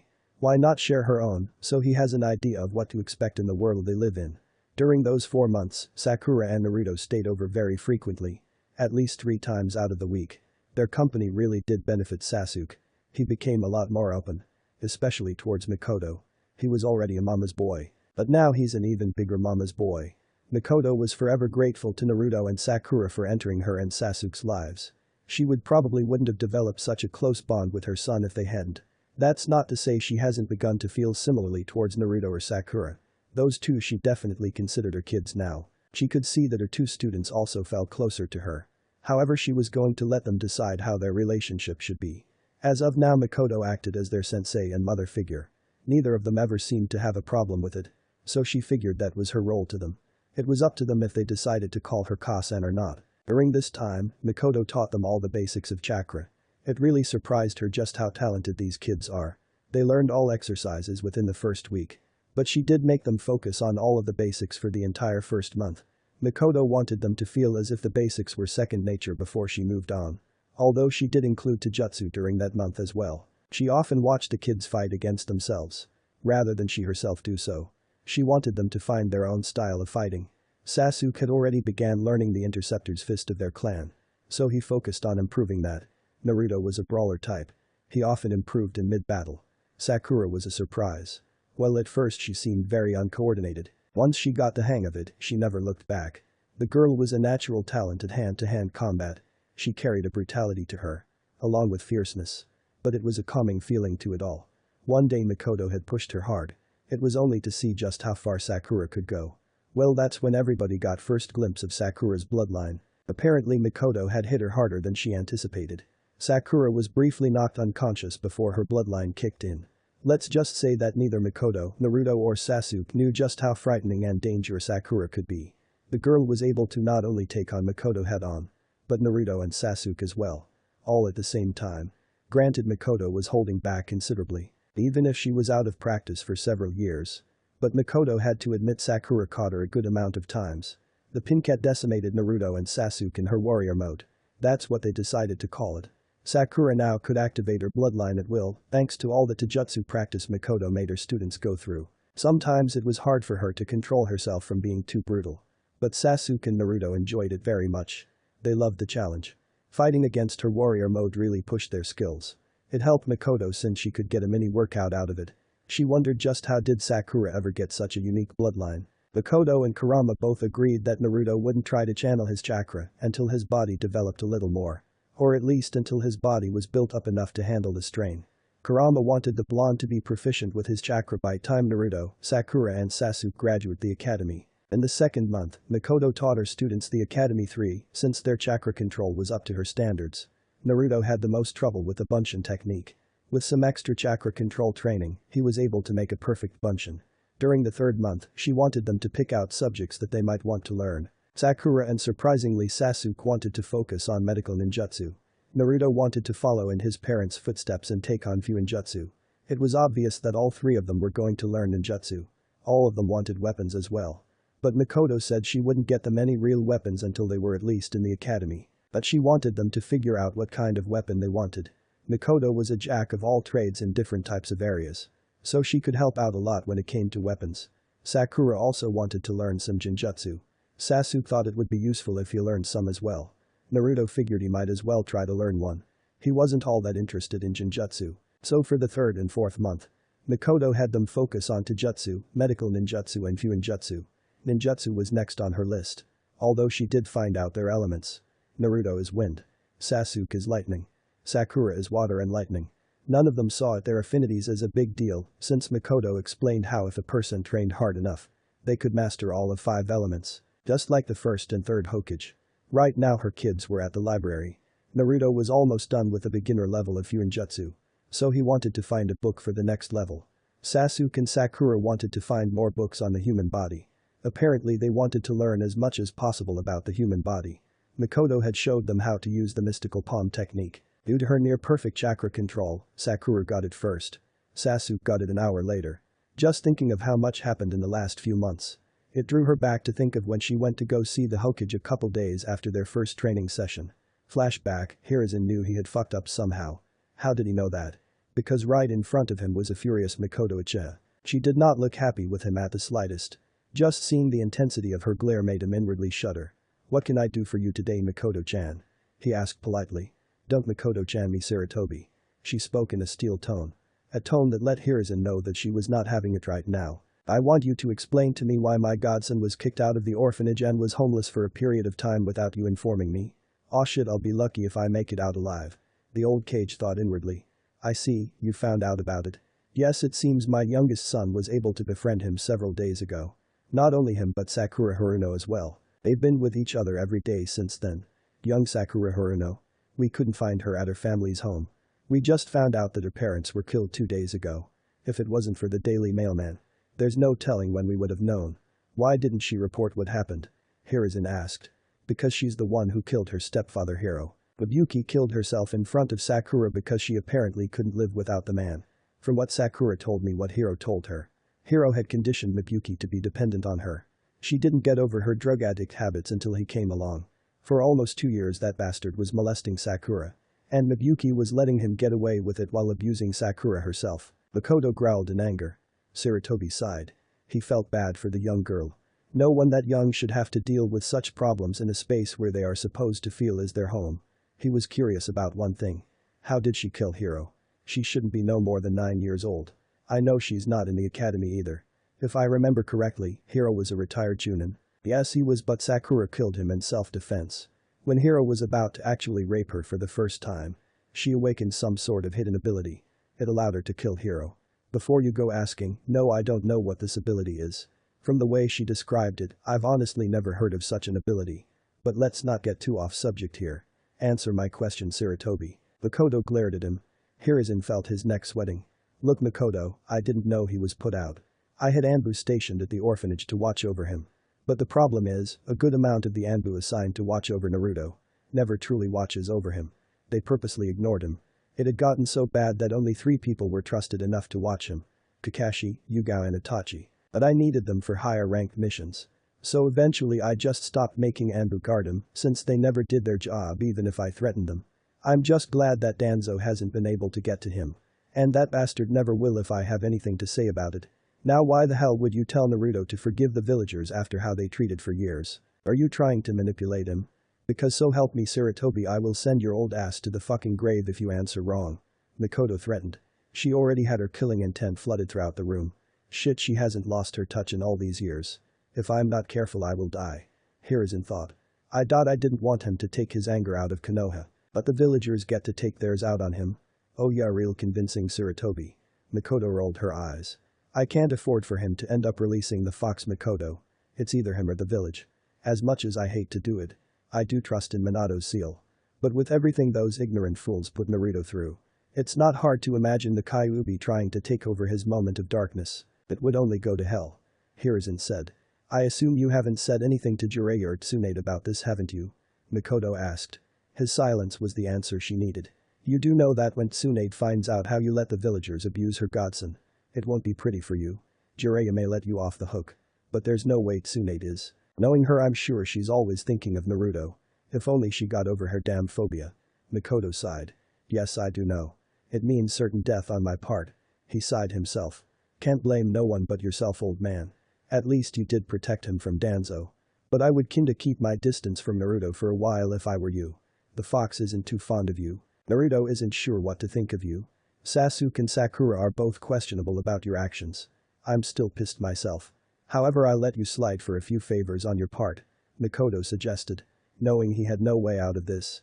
Fine, what is it you want? First off, you reinstate me as a jounin by the time those 3 graduate. I should be well prepared to continue my duties by that time. Second, I want you to make sure all 3 of them end up on the same team. Third is that I want you to make me their jounin instructor. Fourth is if they choose to let me adopt them at some point in the future. You let me sign those papers with no questions asked. The council could kiss my ass at this point. Mikoto listed off her demands. Mikoto, you know I can't just put them on a team like that. It'll be unbalanced, plus it may show as favoritism. Here is encountered. I don't give a fuck. You don't see the potential that I do in those three. They'll be at genin level by the time they attend the academy. You owe this to me, Jiraiya, Tsunade, Minato, Kushina and Naruto. Just make them a team. If I'm training them, then you know you won't regret it. Besides, you did want me to be a sensei before I ended up getting pregnant. This is the only way you are getting my services again if we aren't going to war. So pick wisely, old man. Mikoto smirked. Here is inside. Okay, I'll do it. It's not like I have much choice in the matter. Flashback end, it still makes Mikoto smirked remembering how she put the god of shinobi in his place. She didn't even have to use her Sharingan. Then again, she and Tsunade are probably the only ones who could get away with talking to Sarutobi like that. Mikoto was really proud and shocked how far her students grown in a short amount of time. Since Naruto and Sakura were around the district so much, people had grown used to them being around. Once they got over their wariness of Naruto, a good amount of clan members started being nicer to him. It made her so happy seeing the smile on Naruto's face. He was so happy that some people stopped treating him so poorly. Most stores in the Uchiha district didn't try to overcharge him anymore. Mikoto had to threaten a few stores to treat him fairly at first. She figured since she was often seen with Naruto, her fellow clan members saw that he couldn't have been that bad if their most powerful member treated him like family. It was reasons like this that Naruto and Sakura spent a lot of time in the district. Mikoto was brought out of her thoughts when she felt her kids' chakra signatures enter the district. They were closing in so fast, it took only 2 minutes for her to hear. Mikoto-sensei. Naruto's voice was heard. A smile formed on her face. Hearing her favorite blonde call out to her, Naruto, Sakura and Sasuke all entered the house. Each of them had books with them. I take it you guys found what you were looking for? The matriarch asked. She was given huge grins from each of her students. You bet, sensei. I found 2 books on Fuinjutsu. One is for the next level. The other is a book that was written by my dad. It starts from the beginner's level and goes all the way to master's level. It'll take me at least a year or 2 before I'm close to finishing it. My dad wrote so much in detail. The librarian said it's the only copy left in the whole village. Naruto gleefully explained. Me and Sasuke found more books on the human body. Since we already know about the organs and bones, it's time to focus on the nervous system and the body. We even found a book that goes into detail on what it takes to be a medic. Sakura said. Who would have thought the human body had so many functions? I swear sometimes it feels like my head is going to explode with all that information. But I can't say that I do not love learning about it. Me and Sakura were thinking of going to do volunteer work at the hospital to get some real medical experience. Sasuke added. Seeing a certain look on her sensei's face, Sakura quickly spoke up. Of course he means once we are in the academy, sensei. She blurted out. Mikoto smiled. Good, I was wondering if I was going to have to remind you two again. Well, I have to say it is a good idea to go get actual experience from the hospital. I only know a little bit more than the basics when it comes to medical ninjutsu. So I'm not much help in that department. You did teach us the Shinsen, so that counts for something. Sasuke shrugged. Maybe so. Do you guys want to study your new books or go out to train? Since you three have done nothing but surpass my expectations over and over, I believe you've earned the right to start learning elemental ninjutsu. I'm glad I got you three used to molding your chakra. Mikoto asked them. All 3 of her students looked at her with an awe-filled look, as if they had just won the lottery. It made her laugh to herself. Are you serious, Kasan? We can really start learning ninjutsu? Sasuke voiced. I don't see why you 3 are so surprised. It's not like you haven't learned ninjutsu before. Mikoto mused. But this is different, sensei. You told us that since elemental ninjutsu can be dangerous, it'll be a while before we learn it. Naruto told her. Ninjutsu is dangerous, Naruto-kun. It's dangerous if it's used improperly. Remember how I told you 3 that if you aren't careful, it will blow up in your face? She received 3 nods of confirmation. Not only that, but you can do a lot of harm to someone if you are using it recklessly. It's really dangerous to use ninjutsu without proper control. What if you don't put enough chakra into your attack against the enemy like you assumed you did? If the enemy's jutsu overpower yours, then you'll either end up badly hurt or dead because of that one mess up. What if you put too much chakra into your attack while you are sparring against one another? Again, you could end up seriously hurt or worse, dead. Which is why I was strict when it came to your chakra control. I needed you to have a well-in-depth understanding of chakra before I taught you higher rank jutsu. Mikoto explained. So we really are going to be learning higher rank moves. I'm so excited. Sakura voiced. Just so you know, genin typically don't know elemental ninjutsu until their sensei decides to teach them. Although most Uchiha kids already know of one or two fire-style jutsus before they graduate from the academy. I can't really speak for other clans. But I do know they also begin instructing their own kids in their clan teachings before graduation. Take the Haika clan for example. Remember when I showed you 3 jutsu of how they fight? Mikoto asked. Yeah, their style was pretty efficient. But it was too stiff in my opinion. Naruto answered. You'd be surprised how many think the same. I honestly think it's foolish for them to only rely on their clan abilities.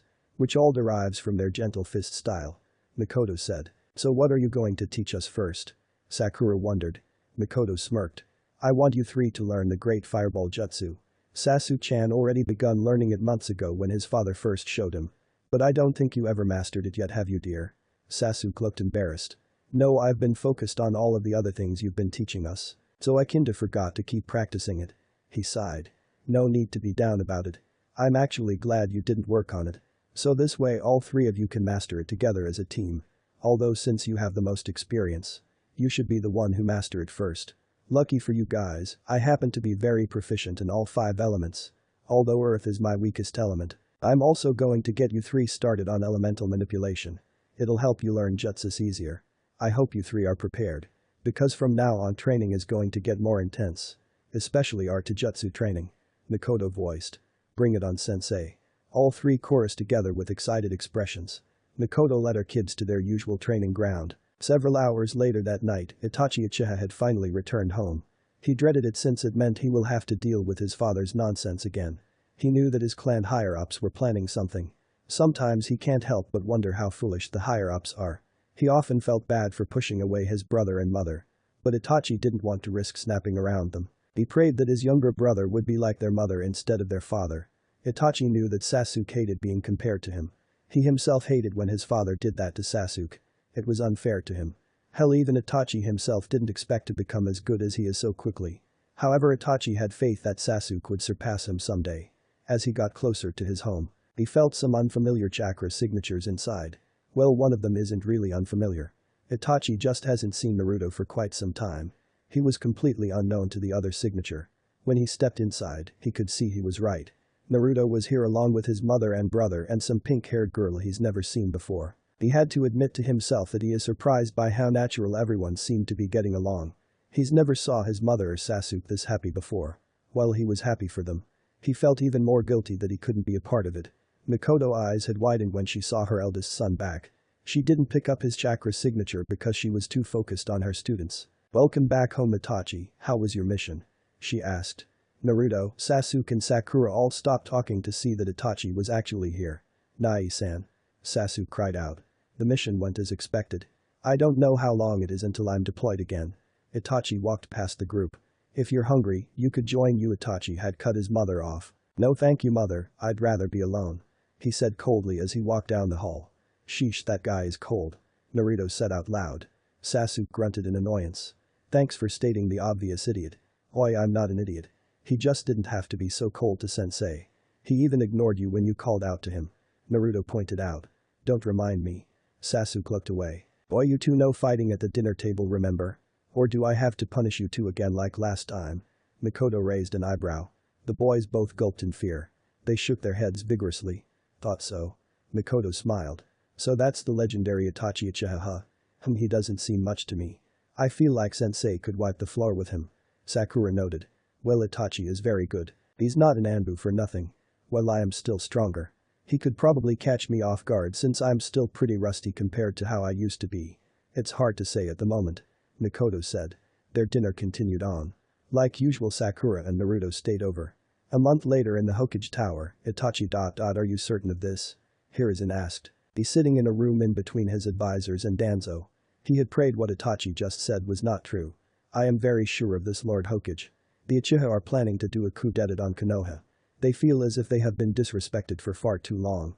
I had figured that my father was up to something within this last year. Itachi answered. Do you know when it will be taking place? Hamura asked. No, the date has been undecided. It was going to be set within the next 2 clan meetings. Itachi said. Hiruzen sighed. We can't afford to have a civil war within our village. We are still recovering from both the last war and the Nine Tails attack. Not only that, but many innocents will get caught in the crossfire. Maybe I can try to convince my father to head you out, Lord Hokage. I doubt he will, but it's worth a shot. Itachi offered. Hiruzen nodded. Very well, see what you can do, Itachi, and report back to me. It didn't take long at all for Danzo to meet up with Itachi later after that meeting. The Uchiha knew the old Warhawk would try to get into contact with him eventually, so he figured why not just get it out of the way. Looks like we have quite the problem on our hands, Itachi. Danzo said. Unfortunately we do. Itachi said in a bland tone. Makes me wonder just whose side will you pick? Your family or the village? I couldn't blame you if you so happened to pick your family. But then your little brother would probably end up dying.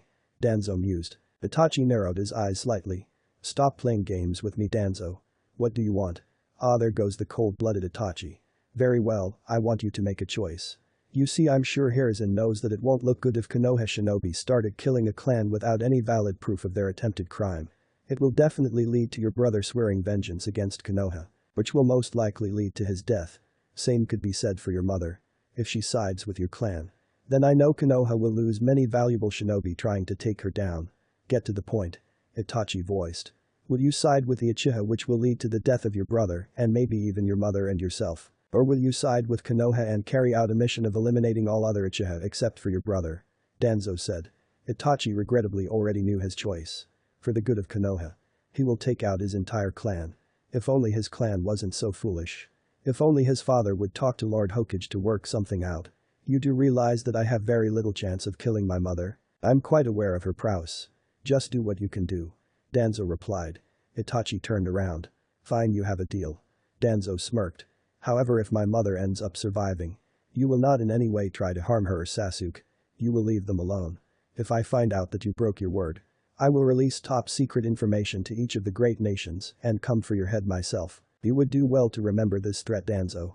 Itachi voiced coldly before turning into a flock of crows. Danzo grimaced. Damn it, he got me. He wanted to try to get Mikoto out of the picture, but now that was out of the question. He sighed. Well played, you brat. Danzo went back to his base. Itachi hated himself more than anything right now. To think he would have to take out his own clan in order to save Konoha. It was only a day later when he reported back to the Hokage and told him that his father declined the meeting. He surprised the old Kage when he said he would take the liberty of taking out his clan. Hiruzen tried to convince him out of it, but Itachi's mind was already made up. Hiruzen knew that Danzo had something to do with this. Unfortunately, he as a Kage had to make a choice to protect his village. A month later, it was nighttime. Mikoto had decided to take the kids out for dinner in the village. She figured they deserved a special treat for how much they are progressing in ninjutsu. As she first thought, Sasuke was the first to master the fireball jutsu, Naruto being the second. Sakura being last since fire is her natural opposites. She is a water and lightning type after all.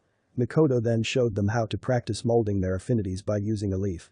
She demonstrated by channeling fire nature chakra into the lead, which in turn caused it to ignite and turn into ash. So far Sasuke was able to make a leaf wrinkle. Naruto was able to use his wind nature to split the leaf. Sakura could use her water nature to dampen her leaf. She did struggle with lightning for a bit. But after a few days of practice, the Pinkat got it down. So she taught them one jutsu each of their respective elements. She was proud that it only took them a week and a half to get them down. While she was happy that Sakura was able to master a jutsu for both of her affinities.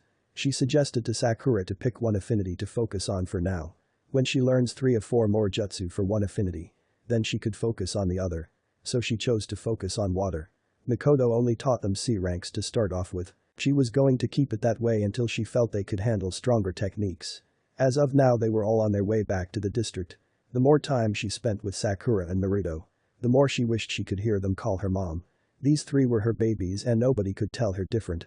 As usual, Naruto and Sakura were staying the night again. They always slept in Sasuke's room. Not that Mikoto minded. She found it cute, if anything. She and Fugaku still weren't on the best of terms. Even when she had threatened him, the man still had yet to apologize to Sasuke. So Mikoto refused to sleep in the same bed as him. It really didn't matter since she hardly seen him anymore anyways. Say, Mikoto-sensei, so the academy starts next month, right? Sakura asked.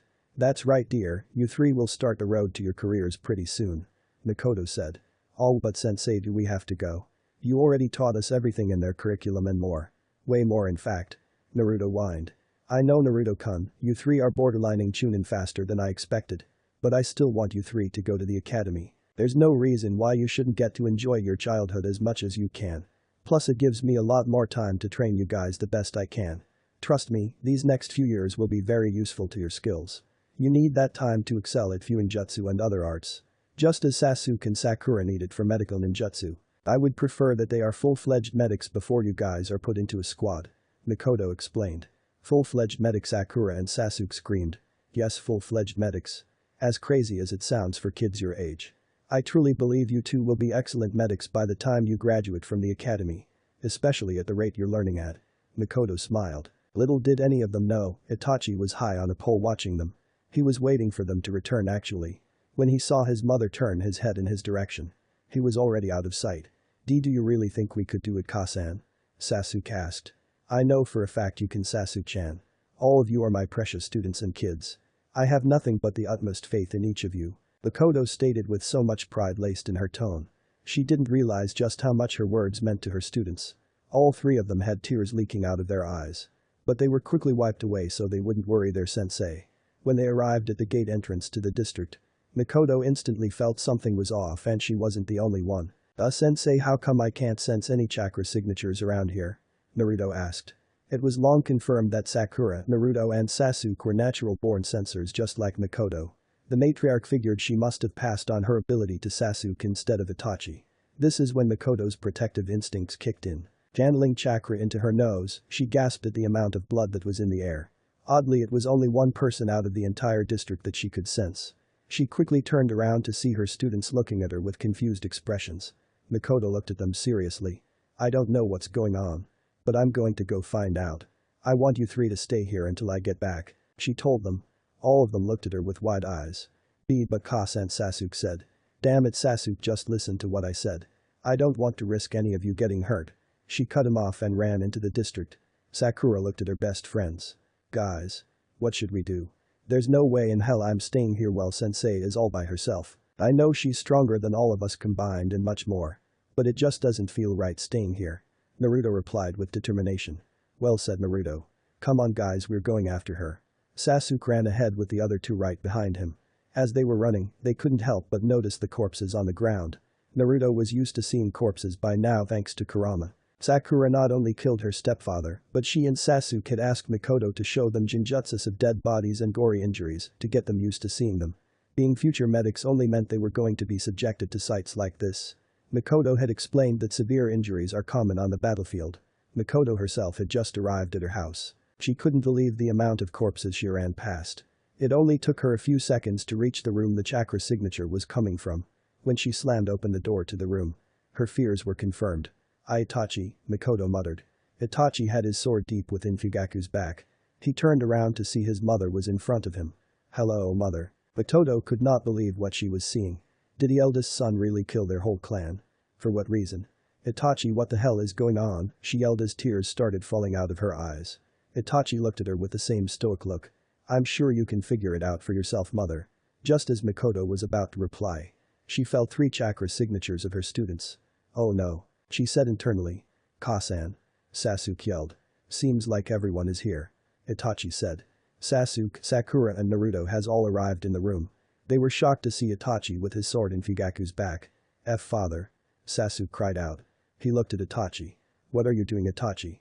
What I'm about to tell you all is SS class secret. No one but the higher-ups know what took place tonight. Itachi said. The higher-ups?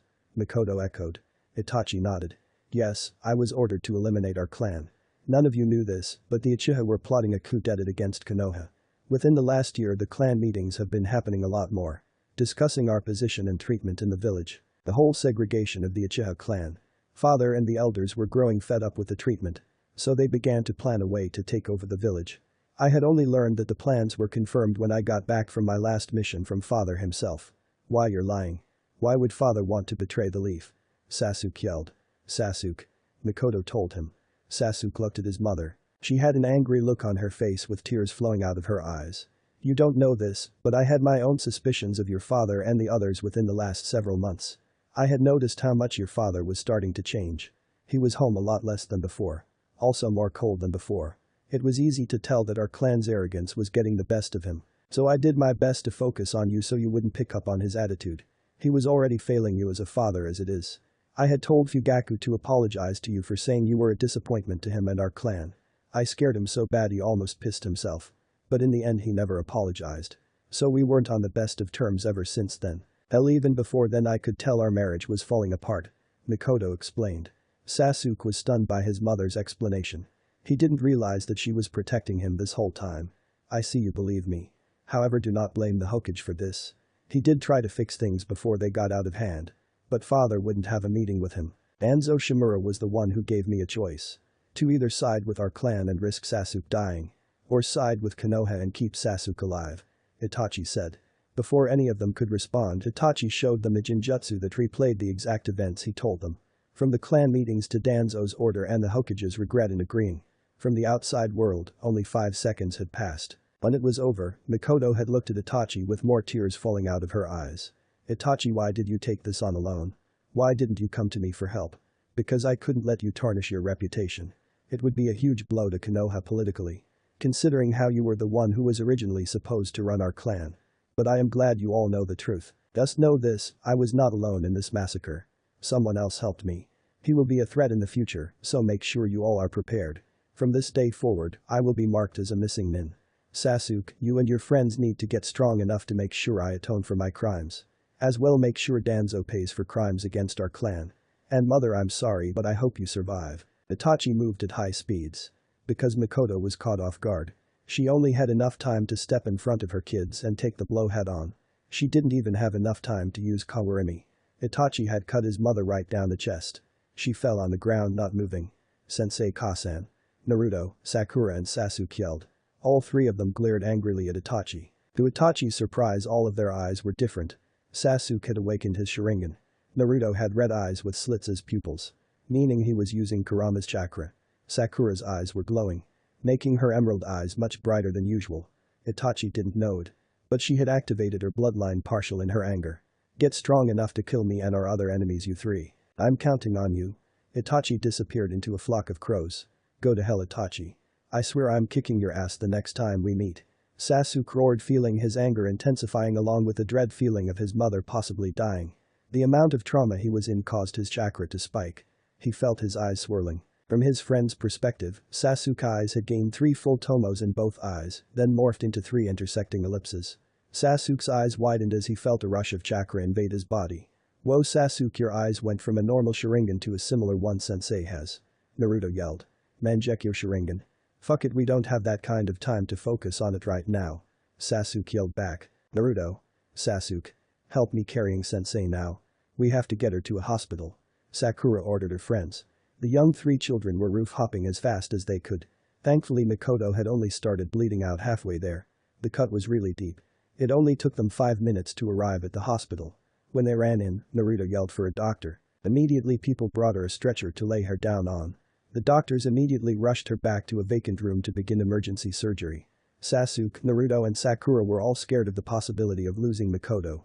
They felt so helpless that all they could do was watch Itachi strike her down. And not only that, they had no way to help heal her. Deep down inside it lit a fire under them.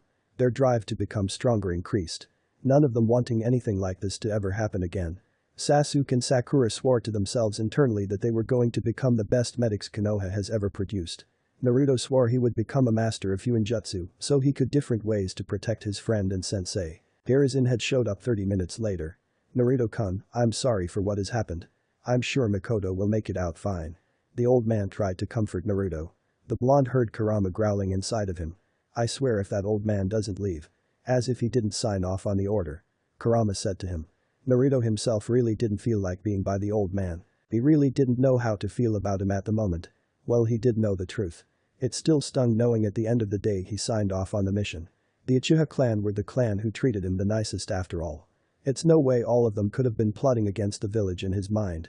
Kurama was feeling the same anger Naruto was for Mikoto getting hurt. Well, he wasn't fond of humans.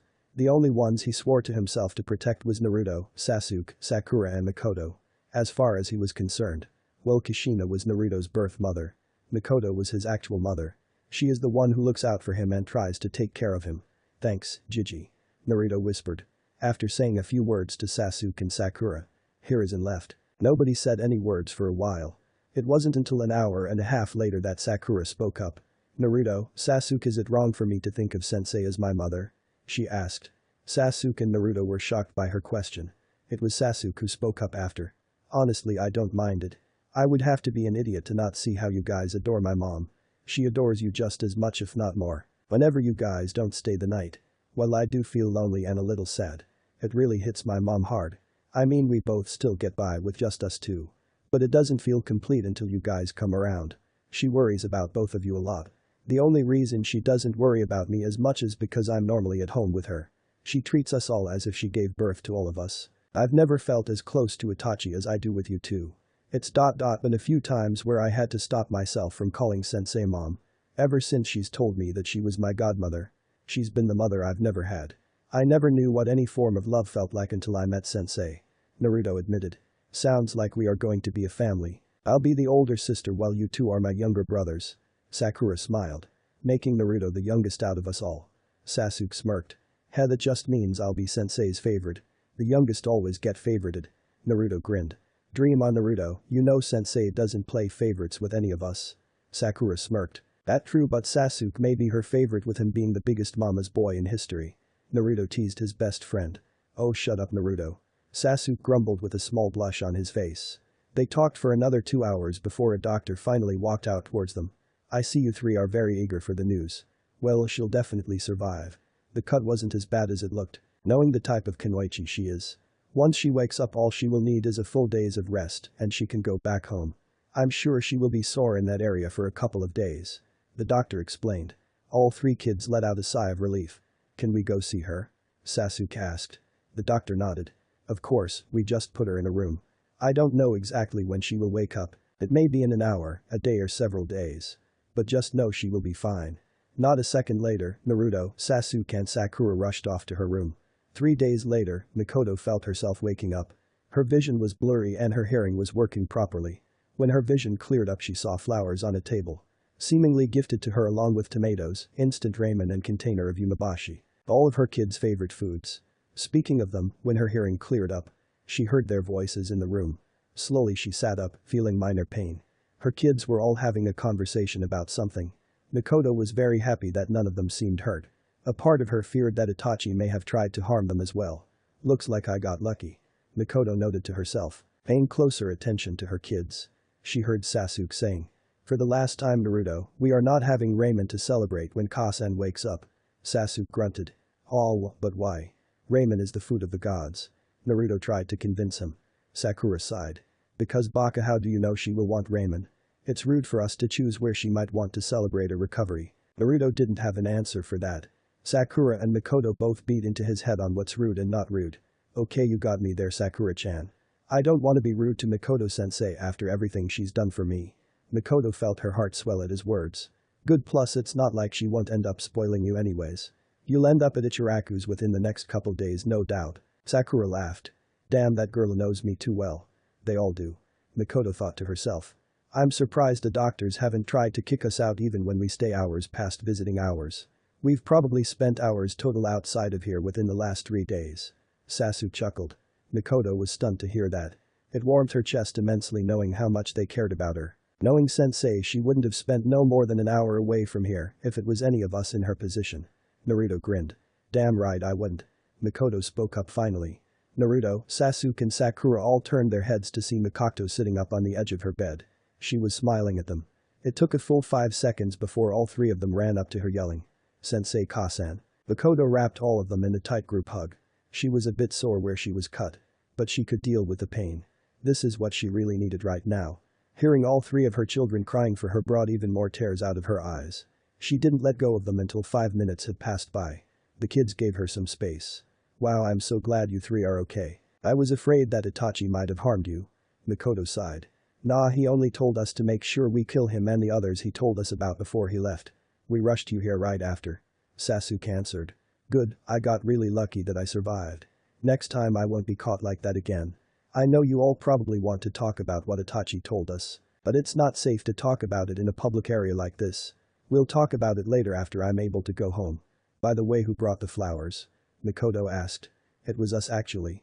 We bought them from the Yamanaka shop. Sakura answered. You three are just the sweetest things. Mikoto cooed. They talked for a bit. Basically catching Mikoto up on what they've been up to the last 3 days. Sasuke had spoken up again.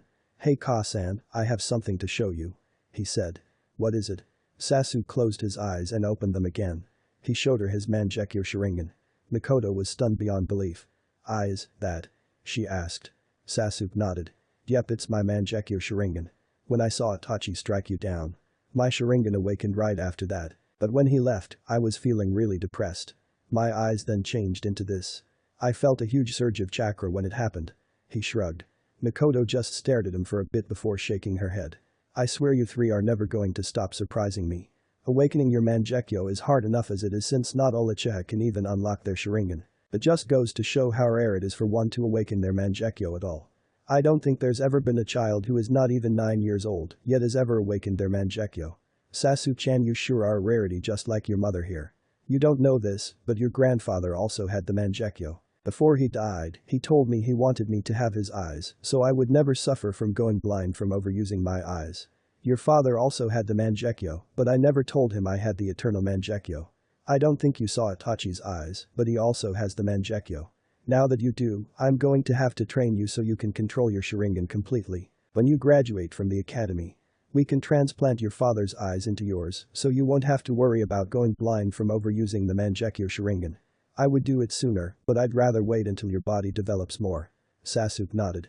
He was a bit intrigued by the fact that his whole family had the advanced stage of the Sharingan. He didn't like the fact that he had to get his father's eyes transplanted into his own though. After a while, Sasuke decided to go to the bathroom and find a doctor to let them know his mother woke up. That left Sakura and Naruto with Mikoto, who were both a bit nervous as to what was on their minds. Being their sensei for almost 6 months, Mikoto could instantly tell something was bothering them. Naruto-kun, Sakura-chan, what's wrong? Sensei, can we tell you something? Naruto asked. Sure, you know you two can always talk to me about anything. Well, me and Naruto for the last few months have been getting really attached to you. As far as I can remember, I never really had a good relationship with my mom. I barely know about my dad since he died when I was really young. You already know how things turned out in the end with my family. But with you it's different. I never really felt this close to my mom like I do with you. Every time I think of the word mom you pop into my head instead of my birth mother. Sakura said. Naruto continued from there. Yeah, I never knew my parents until a few months ago. Well, I did learn a lot about them from you and Kurama. I still really don't know them. So it's kinda hard to think of them as my parents. Maybe things will be different when I finally meet them inside of my mindscape. I may form some type of bond with them. Same could be said for my other godmother and my godfather. But sensei, it's different when I think about you. You're like the mother I've never had. It's kinda hard for me to stop myself from calling you mom sometimes, you know. Even Kurama said he thinks of you as my real mother. Mikoto was choked up. She was crying again. Wondering just more was they about to say. So sensei, we talked about it with Sasuke and we were wondering if you wouldn't mind adopting us. Sakura asked. Mikoto pulled them both into a tight hug and sobbed. Of course I'll adopt you too. I've always felt like you two were my own children. Naruto and Sakura cried into her shoulders. They spent some time like that. Sasuke did show up until 20 minutes later. 2 weeks later, come on you three, we're almost there. Mikoto said. It's been 2 weeks since the Uchiha massacre. Word has been spread all throughout the continent about what took place. Mikoto had went to talk to Hiruzen about the incident. Hiruzen apologized to her for what had happened. She waved it off, not really caring for his apology. She heard enough of them at the time. They talked about it for a while, and Mikoto let him know that Danzo will be dealt with in the future by her kids. It was nothing Hiruzen could do to change their minds about it. Hiruzen didn't have too many problems with it, since it may be better off if Danzo was taken down. He was having his doubts that Danzo got rid of his rude organization like Hiruzen told him to. Mikoto did let him know that Sasuke awoke in just Sharingan but kept his Mangekyo to herself. She also said that the Kra was out of the question for both her and Sasuke. Hiruzen agreed considering he knew he owed Mikoto a great deal after this massacre. After all of that, Mikoto had taken the adoption papers Hiruzen had gotten for her. Along with a scroll that had Naruto's inheritance inside of it. Sakura was already given the rest of her parent savings a couple months ago. She brought the papers back filled out the next day, officially becoming the adopted mother of Naruto and Sakura. They celebrated a lot that night. It was also the night Sakura and Naruto moved in with her and Sasuke officially. Ever since then the kids have taken their training up to the next level. So Mikoto decided to spoil them and be a little lenient about the weapons. Since they started the academy in 2 weeks, she figured she could go take them to buy their weapons. They earned it after how hard they've been working. And we are here. This is the best weapons shop in all of Konoha. The owner actually is from the land of iron. He's good friends with the Mifune. He sells many top-notched material weapons here. She told her kids while they were walking in. What's his name again? Sasuke asked. Before she could speak up, an older male voice answered Sasuke. Well, young man, my name is Izuru Mashiro. I'm an old man who've been around far too long. Old Izuru chuckled. Mikoto greeted him with a smile. It's good to see you again, Izuru-san. Ah, little Mikoto-chan, I see you haven't aged a bit ever since you were a kid still to this day. What brings you here? Izuru asked. You still too kind, Izuru. But I'm here so my kids can pick out a weapon they want to use. I've been training them for quite some time now. They are about to start the academy soon. She answered. Oh. These young whippersnappers look like the academy will be child's play for them. Judging by their aura, you did a good job training them, little Mikoto-chan. Izuru complimented. Thank you, alright you guys, go look around to see what catches your attention. Remember what I said about some weapons. They can pick you rather you picking them. Mikoto said. Naruto, Sasuke and Sakura scattered across the store. Izuru and Mikoto was talking during that time. Mikoto had told him what they were training in. Izuru decided to help her out and went into his back room. When he came back, he had 2 big books. Apparently during his travels, he picked up a few things along the way. One was a book full of Uzumaki Fuinjutsu notes that he had no chance in understanding. The other one was a book about medical ninjutsu that Tsunade wrote a long time ago. It was the only book Tsunade has ever wrote about medical ninjutsu. The reason why Izuru has kept them for so long is because he didn't know what to do with them, since he didn't want to sell them. Now he had the perfect idea of what to do with them. Naruto ended up picking an adjustable katana. Sakura had a white metal bow staff. Sasuke had the most unique weapon. He had gauntlet blades that had a hidden compartment that lets you shoot small metal arrows from it. With Naruto and Sakura's weapons, you can change the length and weight of the weapons by channeling chakra through a certain seal on it. All of their weapons were made from a high-grade chakra metal. So they could use chakra to enhance the durability and make their weapon stronger. Mikoto was glad that Naruto's katana was adjustable, since she felt that he wasn't big enough to properly handle a full weight and length katana just yet. Soon but not yet. When the kids learned about their books, they thanked Izuru profusely. The old man even gave them a discount off of everything, so it was fairly cheap to pay for. For the first week of the 2 weeks, Mikoto helped them break in their new weapons. If they weren't doing that, then it was Taijutsu spars and ninjutsu practice. Naruto felt that pretty soon he was going to be done with the intermediate level of Fuinjutsu. He felt like he was going to start making him own basic seals eventually. The second week was still more weapons training. But Mikoto also focused on training Sasuke Sharingan. They were taking a step at a time with that. Also spent a lot of time doing speed and physical training that week. By the time it was ready for them to start the academy, Mikoto was damn satisfied with how far her students came. She almost felt bad about how much they outclass every other academy student. Keyword is almost. 1 year and 6 months later. It's been some time since Naruto, Sasuke and Sakura started attending the academy. They've hated it ever since the first day. Everything was literally so easy to them. Not only that, but the pace the instructors were moving through the material was really slow. It was dead set from the beginning who was the top of the class. Sakura, Sasuke and Naruto always aced every test they were given. And when it came to Taijutsu, Naruto and Sasuke were neck and neck for the top spot on the boys' side. Sakura earned the nickname Pink Destroyer. She was known for brutally beating any girl who stepped in the circle with her. The young Pinkette was a Taijutsu prodigy. She was admired for that, but feared for how brutal she could be when fighting. It's been a few times where some girls pissed themselves when they heard they had to go up against Sakura. She was outclassing the girls so much that the teacher decided to let her fight the boys. The only problem with that is she demolished them as well. Out of the whole class, the only 2 who could keep up with her and sometimes beat her is Naruto and Sasuke. Sakura still won against them 65% of the time. The thing is that their mother told them they have to hold back on showing their true skills. Well, she wanted them to wipe the floor with the competition. Mikoto didn't their actual skill level until they graduate. Unsurprisingly, they were all really popular in the academy. You would have to be a fool not to know about them at this point. On their first day, Naruto and Sasuke instantly had fan clubs. A lot of girls were talking about Sakura because she was sitting in between her brothers. The Pinkette just ignored that at first. But at some point during the week, some girls tried to bully her around. She would be damned if her, the daughter of Mikoto Uchiha, was bullied by some little-ass girls who can't even throw a shuriken properly. So she easily put them in their place by releasing just a little killing intent to scare them. It did the job and she wasn't bothered again. She still got glares from some girls though. That wasn't to say that Sakura didn't have her own fan club. A lot of boys tried to talk to her, but Naruto and Sasuke were not having it. Sasuke inherited his mother's intense glare when she gets pissed. So he normally flicks on his Sharingan to scare the guys away. Guys nearly shit themselves when they see Naruto glaring at him. Since he had the same cerulean eyes as his father's. He was able to strike fear in the boys' hearts with a cold glare just like his father had so many times to his enemies. Mikoto often told him she could see his Kushina's glare in his eyes sometimes as well. According to Mikoto, Kushina's glare was almost as bad as hers. Next in line was Tsunade. Naruto often wondered how scared would the boys be if he showed them his eyes while using Kurama's chakra. He figured it would be a good laugh, but may cause some minor issues with some people if they find out what he did.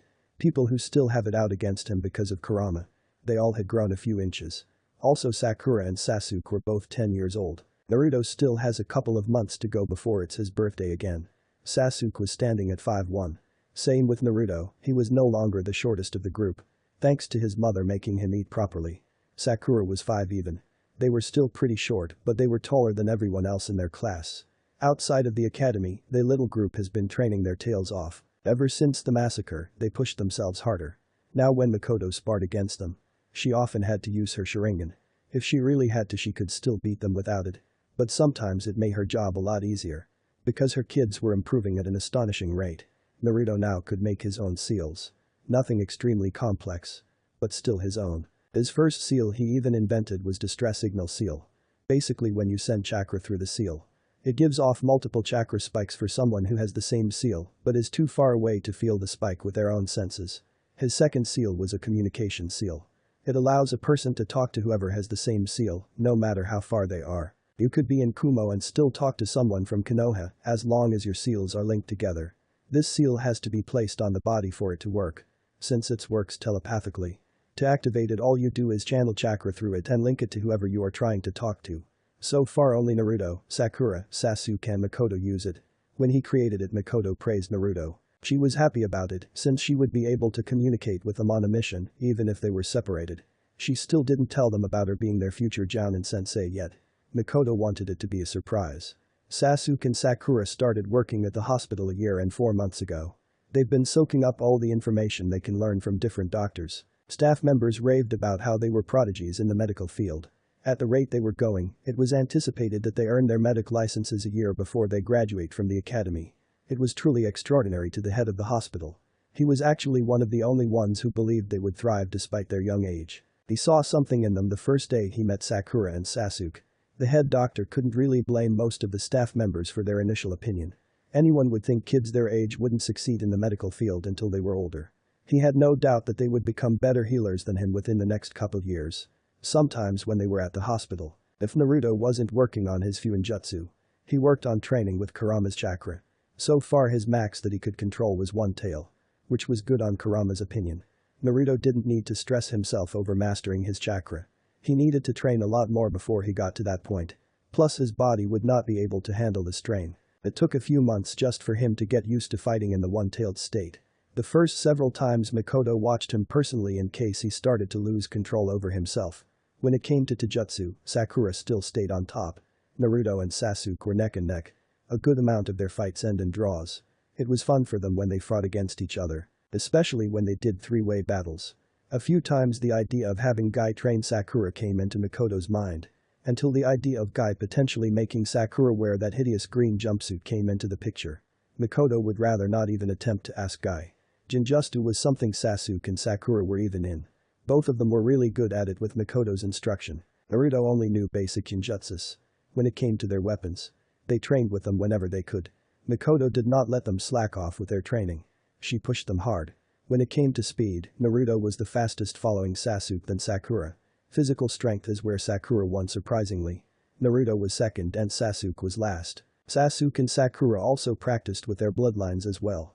Sakura had much better control over her warrior mode. She also learned a few heightened abilities it gives her. Sasuke had pretty much mastered the regular Sharingan. Mikoto wanted him to wait a bit longer before she taught him how to utilize his Mangekyo. Although when he was alone, Sasuke did mess with it to see what he could do. Right now Naruto was at a flower shop. He wanted to start his own garden since recently he's taken an interest in gardening. Sakura was at home with their mother.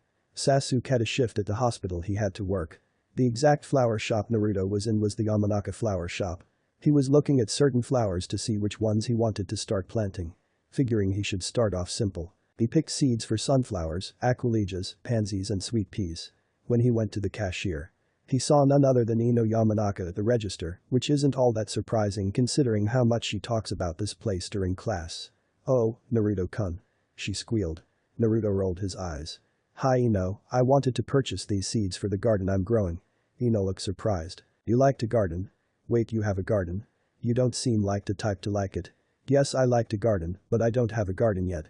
These will be the first plants I grow. And I recently got an interest for it." Naruto shrugged. "Oh wow." Ino tried to hide her blush. "How come you aren't with Sasuke or Sakura?" "Sakura is at home with our mom, and Sasuke is busy at the hospital. He should be home in a couple hours." Naruto answered. Naruto paid for the flower seeds. "Well, if you ever need any advice for gardening, you can always come here and ask me, Naruto-kun." Ino smiled. "Thank you Ino, I'll see you in class." Naruto eavesed before walking out of the store. Naruto did like Ino as a friend. But he didn't like her fangirl attitude. It's very annoying sometimes. Sasuke and Sakura shared the same feeling as he did. Walking down the roads, he still got glares here and there. But nothing compared to before. Oh no, Sasuke, Sakura and Mikoto made sure of that. They threatened anyone who dared looked at Naruto that way. Because of that, Naruto was allowed to shop in most stores now. Without being overcharged either. On his way home, he sensed that he was being followed. He groaned inwardly because he knew exactly who his was. Hinata had developed a habit of following him around when she didn't think he noticed. It's been plenty of times he wanted to call her out for it. But Sakura convinced him to wait it out to see if she will develop enough confidence to talk to him. He didn't want to be mean, so he had little options. Whenever he tried to talk to her in class, she would blush profusely, then pass out right after. It's kinda hard to make friends with someone who does that every time you try to talk to them. Sasuke pointed out how Hinata had a crush on him. But Naruto knew he couldn't focus on a relationship right now. Plus he didn't feel that way about Hinata. The young blonde had many other things on his plate. Rather than worrying about dating. Plus according to his mom, he was too young to date anyways. He arrived at the Uchiha district. You couldn't even tell that a massacre took place here. Granted, it did happen almost 2 years ago. Mikoto actually suggested that they move to a different and bigger house in the district. This way they won't be reminded so much of what happened in their old home. Now they lived closer to the training grounds in the district. The house was bigger, but it was easily handled since Naruto, Sakura and Sasuke made sure to help Mikoto around the house all the time. They all also had their own room now. Naruto arrived at home. He opened the door and walked inside. "I'm home," he called out. A second later he heard his mother's voice. "We're in the living room, Naruto-kun." He took off his shoes and walked into the living room. He was greeted with the sight of Mikoto and Sakura sorting through photos. Kurama was resting his head on Mikoto's leg while she gently rubs her hand through his fur. During this last year and a half, Kurama was able to put his conscience inside a shadow clone. See, when Mikoto taught them the shadow clone jutsu, Kurama did some experimenting and was able to transfer his consciousness into a clone while leaving most of his power behind inside of Naruto. Although he would instantly appear as a mini nine-tailed fox instead of a Naruto clone. Apparently he can transform the clone to look like him before the clone actually appears on the outside. Since Naruto uses Kurama's own chakra to make the clone, Kurama's body is more durable than a standard shadow clone. He can stay outside of the seal for as long as he wants, as long as the clone has enough chakra to stabilize itself. It was really confusing at first, but everyone got used to it.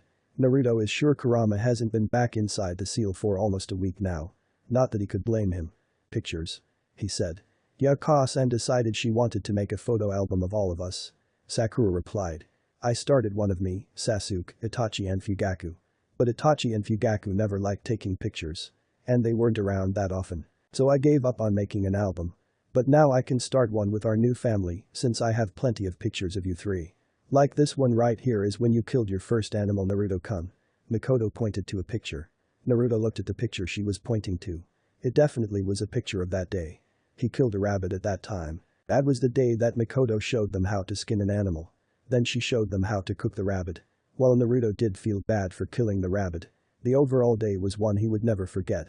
Here goes one of when you and Sasuke smashed Sakura's face in her birthday cake on her birthday. She really let you two have it that day. Mikoto showed him another picture. Naruto shuddered at that memory. Another day he would never forget.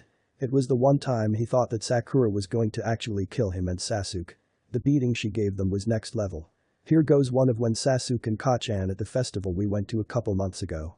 We had to fight against those bandits on our way back. Sakura pointed to a picture. During that little event, they were coming back from a small neighboring village. It was the day Naruto and Sasuke made their real first kill. Neither one had any violent reactions to it. They were well prepared for when they had to cross that bridge. Although Mikoto and Sakura did talk to them about it to see how they were handling it.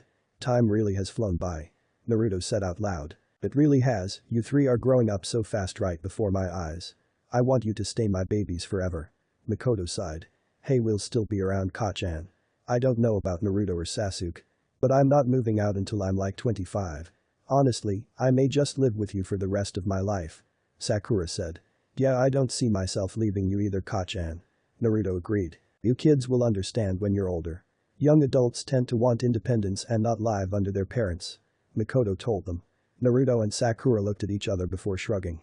Now since you are here, Naru-chan. You can help me and Saku-chan with the photo album. Mikoto smiled. Another year later, Sasuke was walking through the village.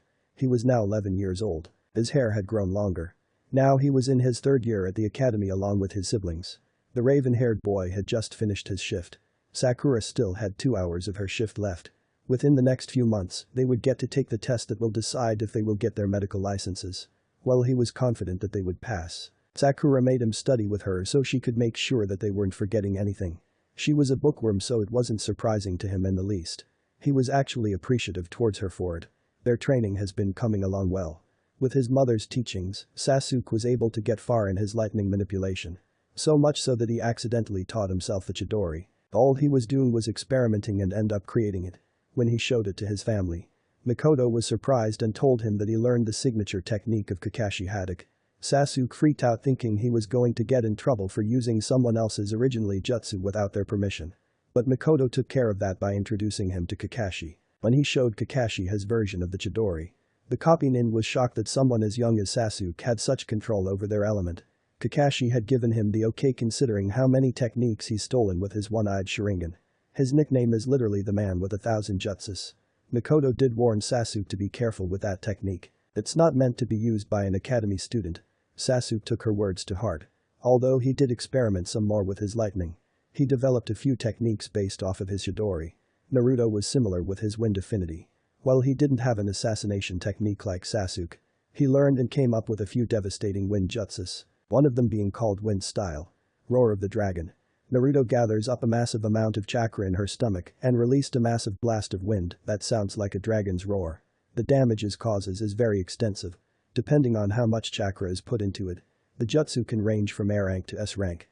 That's how destructive it is. Recently Naruto has started working on his second affinity that he developed, which is Earth. That didn't mean that Sakura, Sasuke or Naruto didn't know more jutsus of other elements. Oh no, Mikoto would be damned if that were the case. Sakura over the last 2.5 years has figured out a way to fully utilize her unnatural physical strength. She tried using chakra to do more than just enhance her strength just a bit. Sakura had tried storing chakra in her hands and releasing it on impact to see what would happen. What happened was her discovering the key to maximizing her strength. When she showed this to Mikoto, said woman nearly flipped out of her shoes. She explained to Sakura that the Pinket recreated Tsunade's strength technique. Mikoto had a feeling that Sakura may be able to do because of her precise chakra control. But she didn't expect that to happen until years from now. So Mikoto helped her daughter get used to fighting while using the super strength technique at the same time. It was quite a task for Sakura that was going to take time for her to master.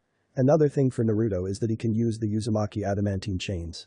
He happened during a spar when the young blonde had a battle royale with his clones. One of his clones caught him off guard and delivered a right hook. That led to his clone tag teaming against him. Somehow a chakra chain shot out of Naruto's back. When another one of his clones tried to sneak attack him. So he was no longer the only one without a bloodline. Sasuke advanced well with his Mangekyo Sharingan. He was good enough with medical ninjutsu that he could heal any damage done to his eyes. Luckily Sasuke has yet to have any glimpses of blindness in his vision. So far Mikoto showed him how to use Amaterasu, Tsukiyomi, and he could partial summon Susanoo. Another thing about Sasuke's Mangekyo. He fights with greater fluidity in his movements. Mikoto is the same way. Neither of them knew that Madara Uchiha also had similar fluidity. Although using those techniques more than twice puts a great strain on Sasuke's chakra. When he first started, he couldn't even use Amaterasu more than once before exhausting himself. Mikoto said it was because his reserves aren't that huge yet. For his age they are, but using Mangekyo techniques are very chakra consuming for Jounin level reserves too. Still to this day he can only hold his partial Susanoo for no more than 2 minutes before he uses up his chakra. It was really frustrating for the young Uchiha. His mastery with his gauntlet blades were coming along. Fighting against his mother and siblings really helped him get used to fighting with them. When Sasuke got home, he noticed that only his mother was here. He could sense that Naruto was at one of the training grounds. Normally Sasuke would talk to him through their communication seal, but he was way too tired from his shift. So he went straight into his room and fell asleep on his bed. Mikoto had came to tuck him in. 6 months later, now it was time for Sakura and Sasuke to take the test to see if they will become full-fledged medics. It was so nerve-wracking that neither one of them could sleep at all because of how nervous they were. Everyone else seemed to have complete confidence in them. Mikoto and Naruto were waiting for them in a separate waiting area. "Oh god Sasuke, I'm so not ready for this," Sakura said to her brother. "You think I'm doing any better? My hands are sweating like crazy here." Sasuke showed his sister his sweaty hands. Sakura scoffed. "Okay, that's just weird. How can hands even sweat that much? Like I'm supposed to know. This is the first time I can remember this ever happening." Sasuke sighed. "I just want to get this over with so they can tell me that I failed already. You and me both, bro." Sakura patted his shoulder. It was another 5 minutes before the head doctor came into the room.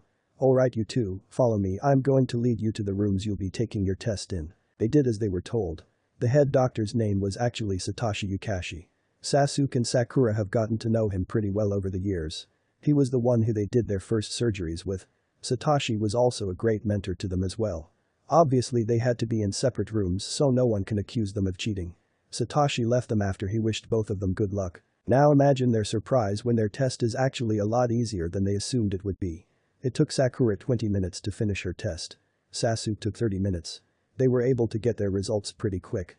"Well Sasuke, Sakura, I'm proud to announce that you two are now the youngest full-fledged medics that Konoha has ever produced. Congratulations you two, you've definitely earned it," Satoshi said to them. Being numb to the fact that they passed, Sakura did ask. "Was it just me or was that test way easier than I thought? You may think that since you two put in a lot of time into your medical studies. Not only that, but you two are prodigies in the medical field. I've taught you pretty much everything I know. The only one I know who outclasses me is Tsunade-sama and her apprentice Shizune. I'm sure you two will reach their level at some point," Satoshi answered. The new young medics got their license certificates and made a beeline to where their mother and younger brother were waiting for them. When they walked into the room, Mikoto had looked at them. "So did you guys pass?" she asked. When she saw them nod, she brought her two kids into a tight group hug. "Oh, I knew you two could do it. I'm so freaking proud of you guys. Man, I can't wait to brag about you guys to everybody else. Saying that my kids are the youngest medics in Konoha history. Way to go you two. I never doubted you for a second." Naruto congratulated them. He was happy that they achieved this part of their goal. Now it was time for him to become a seals master. Naruto knew that he would become one before graduation. He had one more year to do so. And he was already so close to the goal line. To celebrate Sasuke and Sakura's achievement, Mikoto took them out to a BBQ restaurant, which led to having more pictures for her photo album. Another year later, graduation exams, finally, it was the day Sakura, Naruto and Sasuke have been looking forward to the most. Getting out of the fucking academy. Seriously, the last 4 years they've spent here.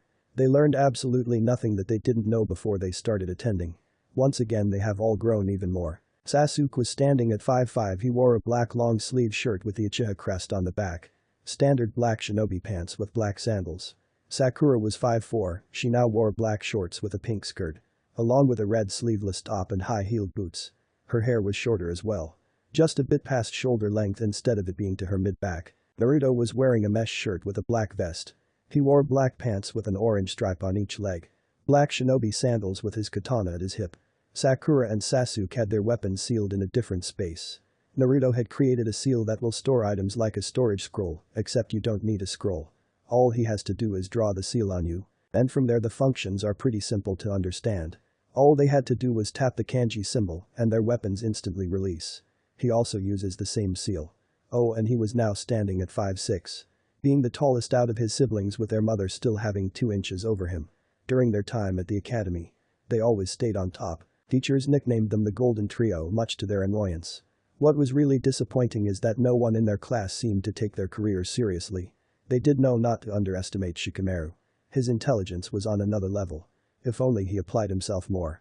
Ino was still an annoying fangirl who wanted both Naruto and Sasuke. Shino was pretty quiet. Toji just liked eating. Kiba was still flat out annoying. Always trying to prove he's the alpha over Naruto and Sasuke. And Hinata was still a stalker after all this time. Sometimes it was hard to believe that their peers can be so behind. Did they not work on their skills during the last 4 years? Granted, none of them had an S-ranked Kunoichi as their mother to train them, but still it's like they didn't even try to reach Genin level. Naruto, Sasuke and Sakura had reached Jounin level. Elite Jounin level according to their mother. So one could understand why it was so frustrating being around peers who had no idea what the shinobi world is truly like. Then again, they had to realize that none of their peers went through as much as they did at a young age, since they have already taken the exam and passed. Now they were waiting to hear the team announcements. Team 1 Iruka started off. The Golden Trio were tuning him out. It was discussed on who would potentially be their sensei. The best guess they could come up with is Kakashi. Alright, so now Team 7. Naruto Uzumaki, Sakura Haruno, Sasuke Uchiha. Your instructor will be Mikoto Uchiha. Iruka said the last part in shock. He wasn't the only one shocked. The entire class was shocked that then legendary Mikoto Uchiha was coming out of retirement. Wait, say what? Naruto yelled.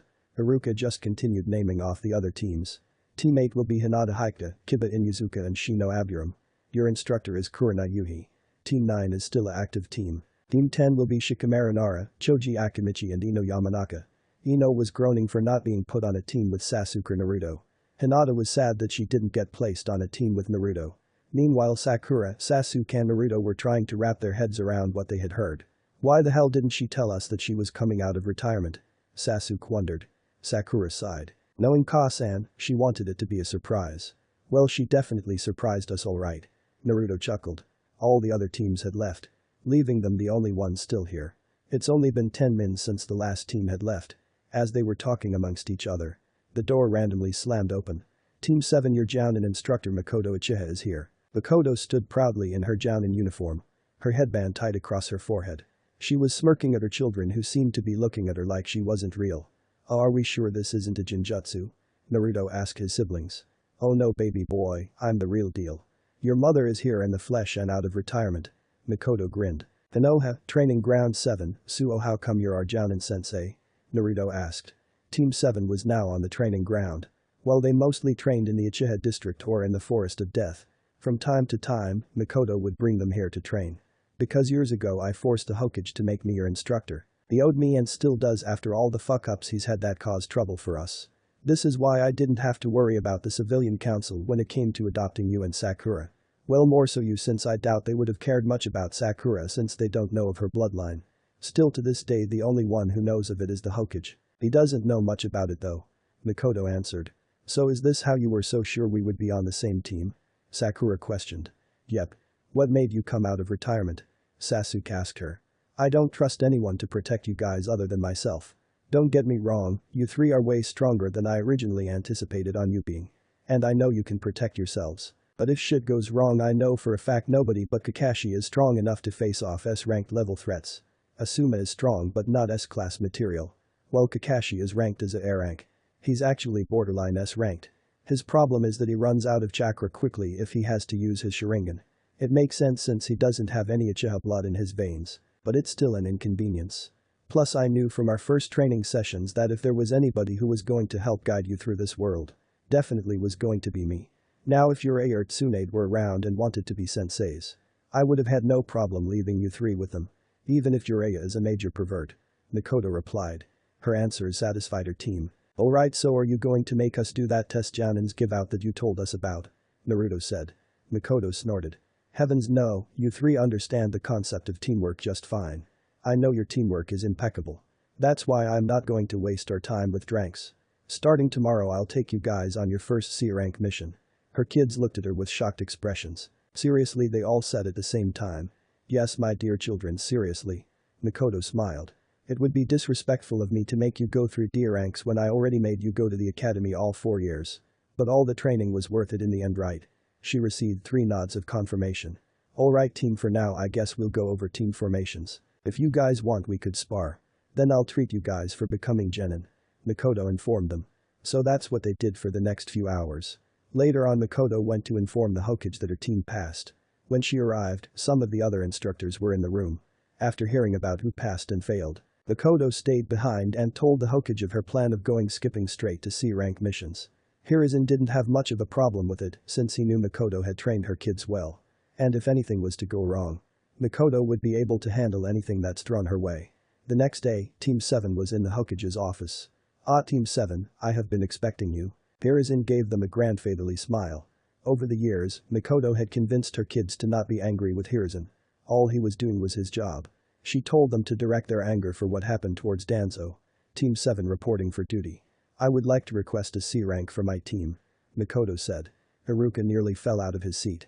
C rank, but they just graduated yesterday. Mikoto rolled her eyes. Well, I'm glad you are concerned about my team. It is unneeded, Haruka. My kids were genin level before they entered the academy years ago. Trust me, they are more than ready. I know my kids' skills.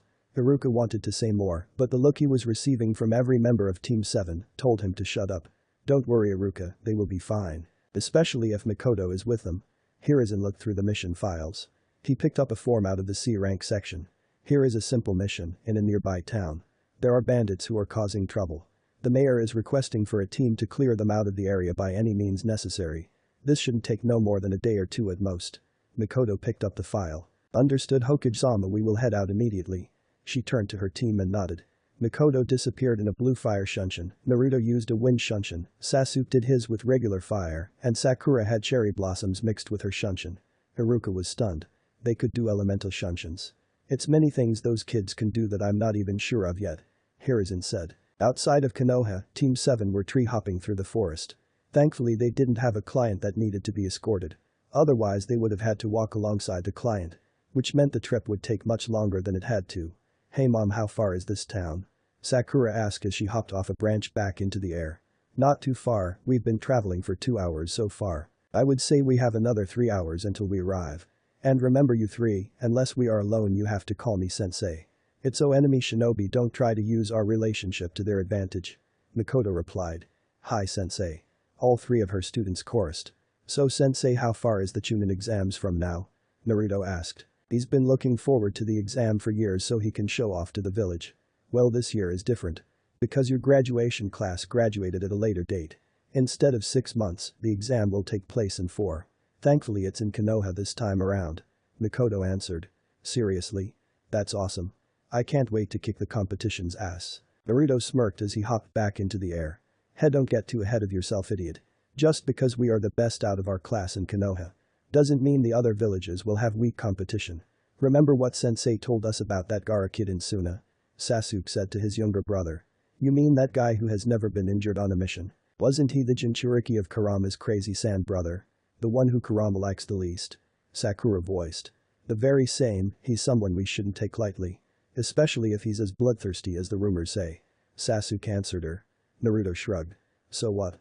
That just means we'll give him his first ass kicking. He's strong, that for sure. But I'm sure either of us can put him down. Yeah, until he unleashes Shukaku. Sasuke rolled his eyes. Even then you guys know we can handle it.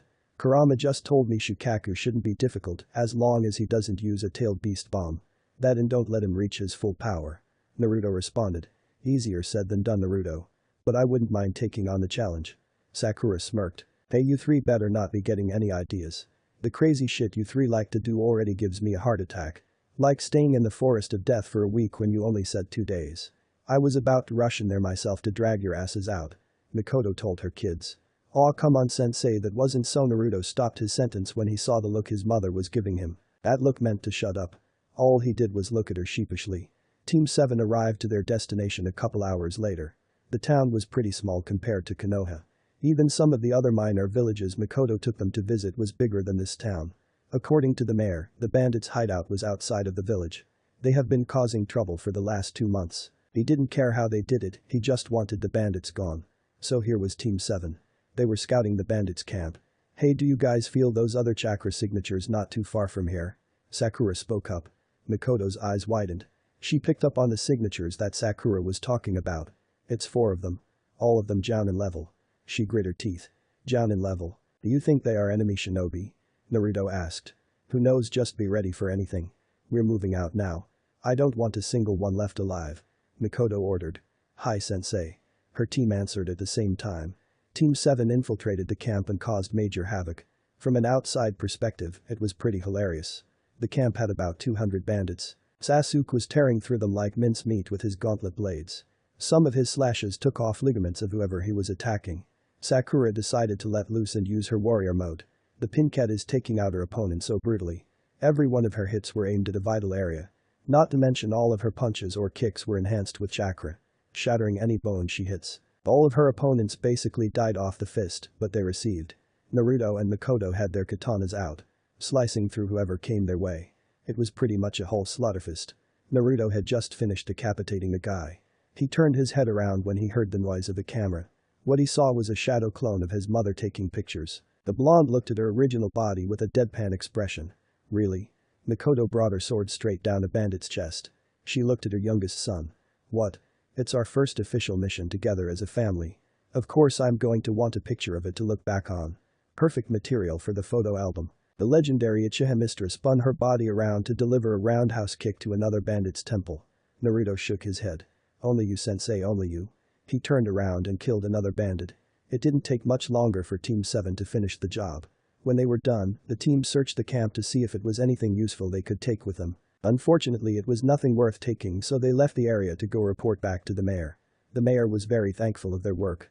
Once everything was taken care of with him, Team 7 made their way back to Konoha.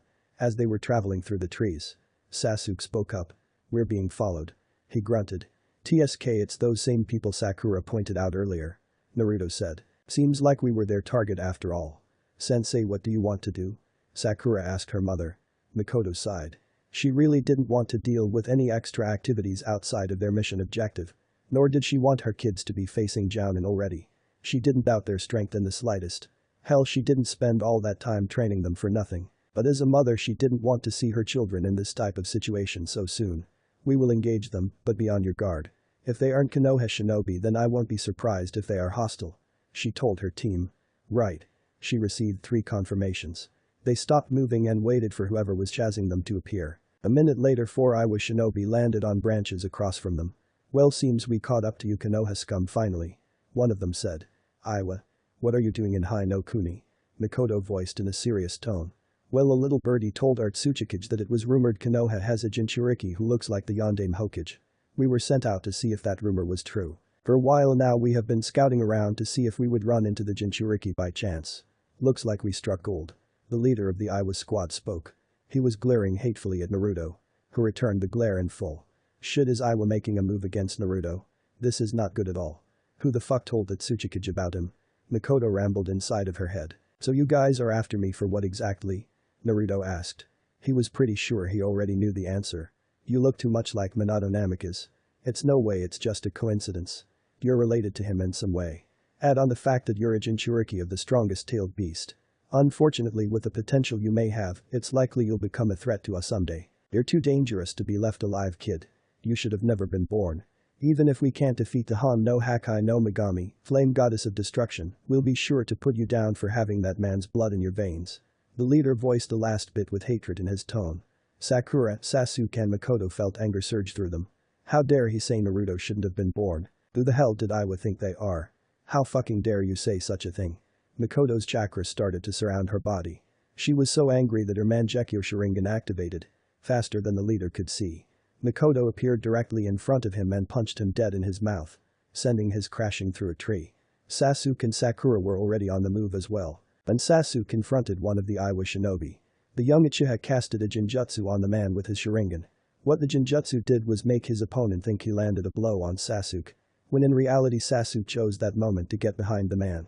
Before the Jinjutsu could be broken, Sasuke formed a Chidori around his left hand and struck his opponent right through the chest. You guys have a lot of nerve saying my little brother is too dangerous to be left alive.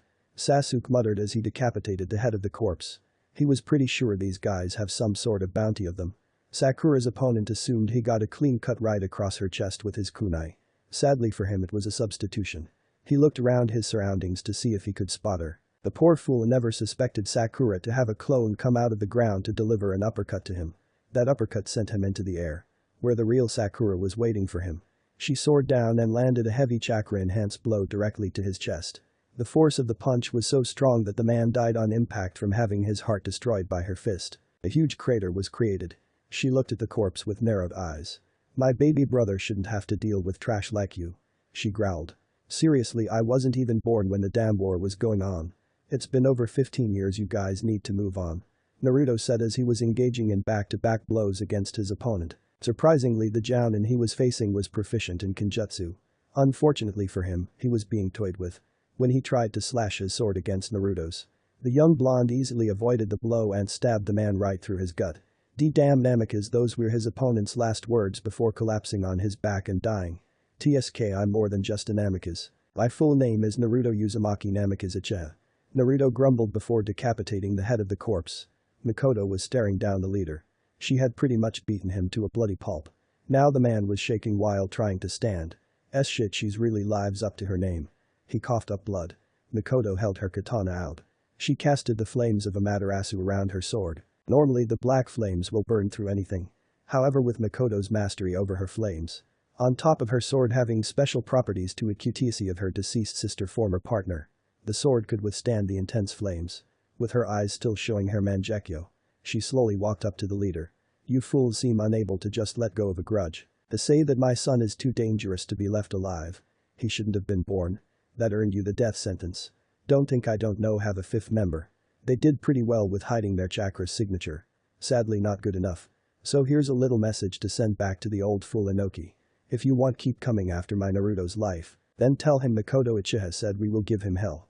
Mikoto spoke so coldly to her opponent. Being frozen in fear, the leader didn't even blink realize he had been cut. Mikoto moved so fast that he missed it.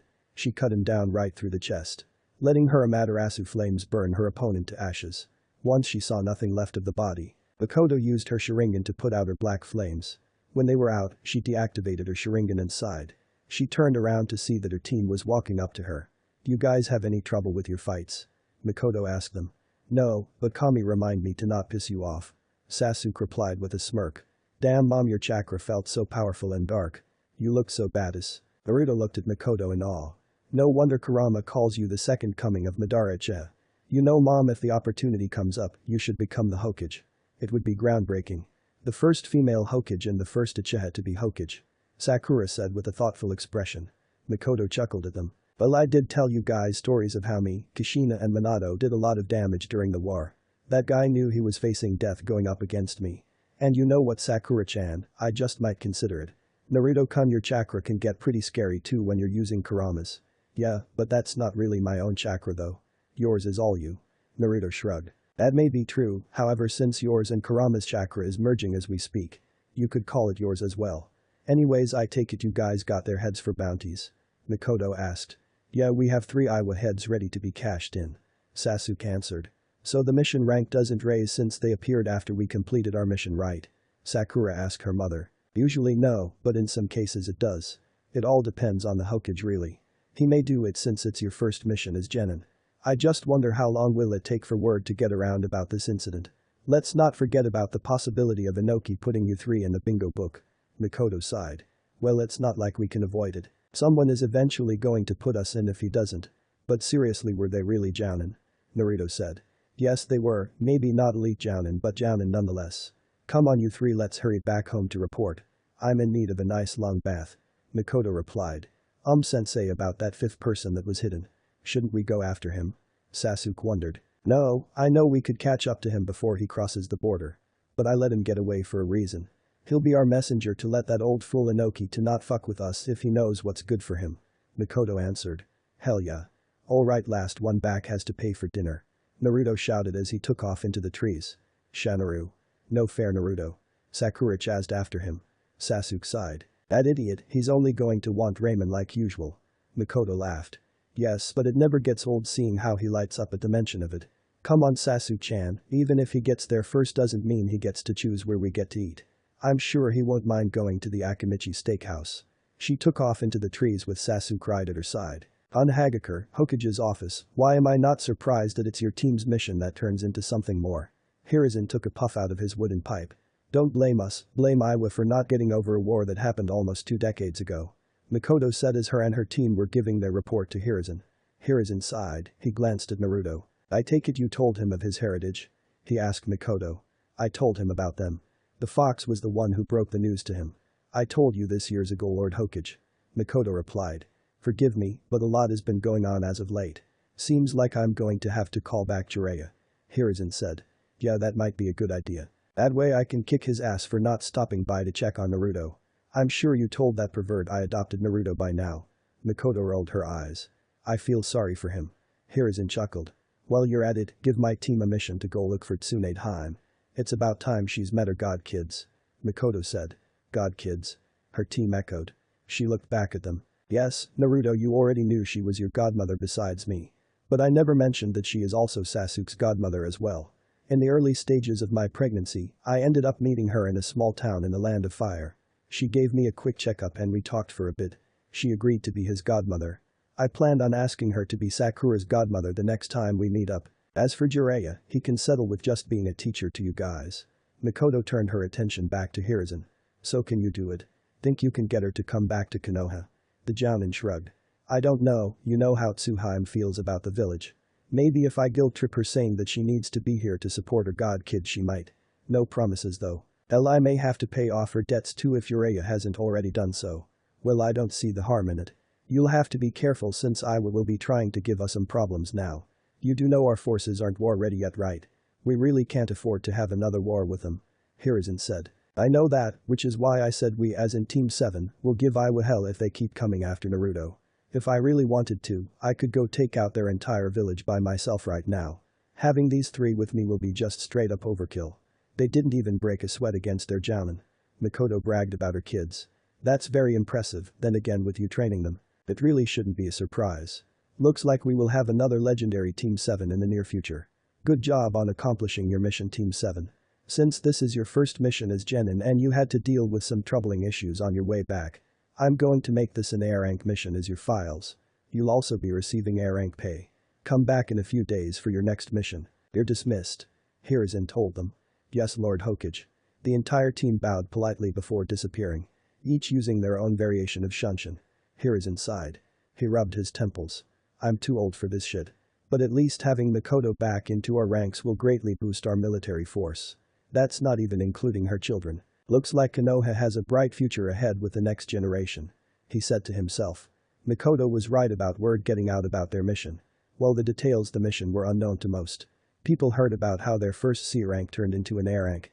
Many older shinobi were shocked how not one person died. It's hard to blame their reaction since it's basically suicide for a fresh out of the academy genin to be on a mission of that tier. It definitely made the older shinobi more aware of Team 7. Ever since that mission, they have been sent on 4 more C ranks and 2 B ranks. Originally it was 3 B ranks, but it got upgraded to A rank when Team 7 encountered 3 Kuma missing nin. So far not a single mission has been failed by their team. Hiruzen was very impressed with their track record so far. Unfortunately they did encounter Iwa Shinobi 2 more times. But Team 7 easily dealt with them. Hiruzen was starting to get annoyed with Inoki's actions. On the bright side, the Chunin exams were approaching. Ever since Mikoto mentioned taking a mission to look for Tsunade, Naruto, Sasuke and Sakura have been asking her about it. And since the exams were coming up soon, Mikoto thought it would be nice to get Tsunade back so the Slug Sannin could watch Team 7 participate in the exams. Jiraiya himself is supposed to show up in Konoha some point before the finals take place. Since Mikoto was an extraordinary sensor, she could lock her senses onto Tsunade's chakra signature all the way from Konoha. So here was Team 7 traveling through the Land of Fire to get to her location. The mission was dubbed as the Tsunade Retrieval Mission by Naruto. Damn, she's made sure to stay far away from Konoha. Mikoto said out loud. Are we close at all to her location? We've been on the move for 3 days now. Sakura asked as she hopped off one branch into the air. Well, we are definitely more than halfway there from what I can tell. Although I wonder why it's so close to the border. Hopefully she did not get herself into some more shit. Mikoto voiced. Hey mom, how come you can't use Kamui again? Sasuke asked. Because I don't want you 3 getting lazy. You may have been on some higher ranking missions. But you're still rookie ninjas. Plus I already promised you guys I would use it to get us back to Konoha. The Jounin answered. Oh yeah, that's why. You know we wouldn't get lazy, right? Sasuke asked. Yeah, if we did, you would put a foot up our ass. Naruto commented. Then you would make us face you in a sparring match 3 versus 1. But you would utterly demolish us to teach us a lesson. Laziness in our field can get you killed. Sakura added. Ah, my 3 precious babies know me so well. It is true though, being lazy can get you and your team killed. But that's a lecture for another time. Let's pick up the pace. Tsunade Haim is known for moving from place to place. I'd rather not have to chase her all over the country, Mikoto said. The team picked up the pace. It took them around 3 hours to reach a town. Looking around, this town was buzzing with business. It reminded the team of Tanzakugai. Mikoto had taken them there a couple times in the past to attend festivals that were being held. Just like Tanzakugai. This town had a bunch of gambling halls. It's really a place for adults to have a good time. Spending the amount of time she has with Tsunade back in the day. Of course Mikoto also likes to gamble. Not as much as Tsunade. But the Jounin did have her fun gambling every now and then. It was safe to say she had better luck when it came to winning than the slug Sanin. Before she died, Kushina was also quite the gambler. Only difference was she had the best luck out of Mikoto and Tsunade. Walking down a road, Mikoto sighed. With this many gambling halls. It's no question she's in debt with at least one of them. Hell, knowing her luck, it could be all of them. She said out loud. Naruto had his eyes wandering to see if it was a ramen restaurant in this town. Is her luck really that bad? Yes, she's known as the legendary sucker for a reason. What's even worse is that if she does have good luck when it involves betting. That means it's a sign that something bad will happen. I've seen it plenty of times to know. Mikoto explained. That's just sad. Do you really think you can convince her to come with us, Mom? Sakura asked. Mikoto shrugged. Who knows, Tsunade is stubborn as hell when she wants to be. But hey, it's worth a shot. Might have to guilt trip her. How much farther are we from her? Sasuke voiced. Not far at all, she's really close actually. The Jounin said. Turns out Tsunade was actually in a hotel. Mikoto also felt that Shizune was with her. Surprisingly, nobody was at the front desk, so the group just walked right into the halls. After going up 2 floors, they arrived at the door Mikoto stopped at. The Uchiha matriarch knocked on the door a couple times. A minute later it opened, revealing none other than Tsunade herself. Mikoto? Tsunade said in a confused and shocked tone. Hey, Tsuhaime. Mikoto greeted before giving the blonde a tight hug. Tsunade quickly got over her confusing, then returned the hug. I wish you stopped calling me that stupid nickname. Pulling away from the hug. No you don't, it's only 2 of us alive who are allowed to call you that. And last time I stopped calling you by that for more than a day. You pouted like a big baby. Mikoto grinned. Tsunade facepalmed herself in embarrassment. Clearly remembering that what happened. She glanced at the 3 behind her surrogate younger sister. Come in, I'm sure Shizune will be happy to see you after so long. She led them into her hotel room. It was a basic 2-bedroom. Nothing really stands out about it. Shizune was stunned by Mikoto's appearance. Mikoto-chan. Hey Shizune-chan, long time no see. Mikoto replied before being hugged tightly by Tsunade's apprentice. Kami, it's been forever since we last saw you. I mean sure we still write every now and then, but still. Shizune said while feeling Mikoto return her hug. Tsunade was paying more attention to the 3 kids in front of her. Not really recognizing any of them. So Mikoto, who are these brats? She asked. Sakura, Naruto and Sasuke all had tick marks on their foreheads from her comment. Mikoto had pulled away from Shizune to look at Tsunade. They don't take kindly to being called brats, Tsuhaime. But I'm surprised you don't recognize the boys. Allow me to introduce to you my kids. Sasuke is the one who looks like me. He's the middle child. Naruto is my youngest, I'm sure you can guess who he is. Sakura is my eldest and only daughter. She's like a mini-me of my younger self. With some mix of you in there actually. But their full names are Naruto Uzumaki, Sakura Haruno and Sasuke Uchiha. She proudly stated. Tsunade and Shizune were surprised. Kids? Well, I can clearly see now that Naruto is Minato and Kushina kid. Sasuke is obviously yours, but no offense, Sakura doesn't look like you at all. Tsunade voiced. It's a long story, but to make it short. About 6 months before the massacre of my clan. These 3 became friends and wanted to become shinobi. So I offered to train them. My relationship with Sasuke grown so much stronger during those months and so on. Naruto and Sakura I had to develop a bond with, but we hit off pretty quickly. Since the council didn't let me adopt Naruto as my right as his godmother at first. I wasn't in his life for several years. But I'll give you the details later. After the massacre I adopted them and we've been a family since. Mikoto explained.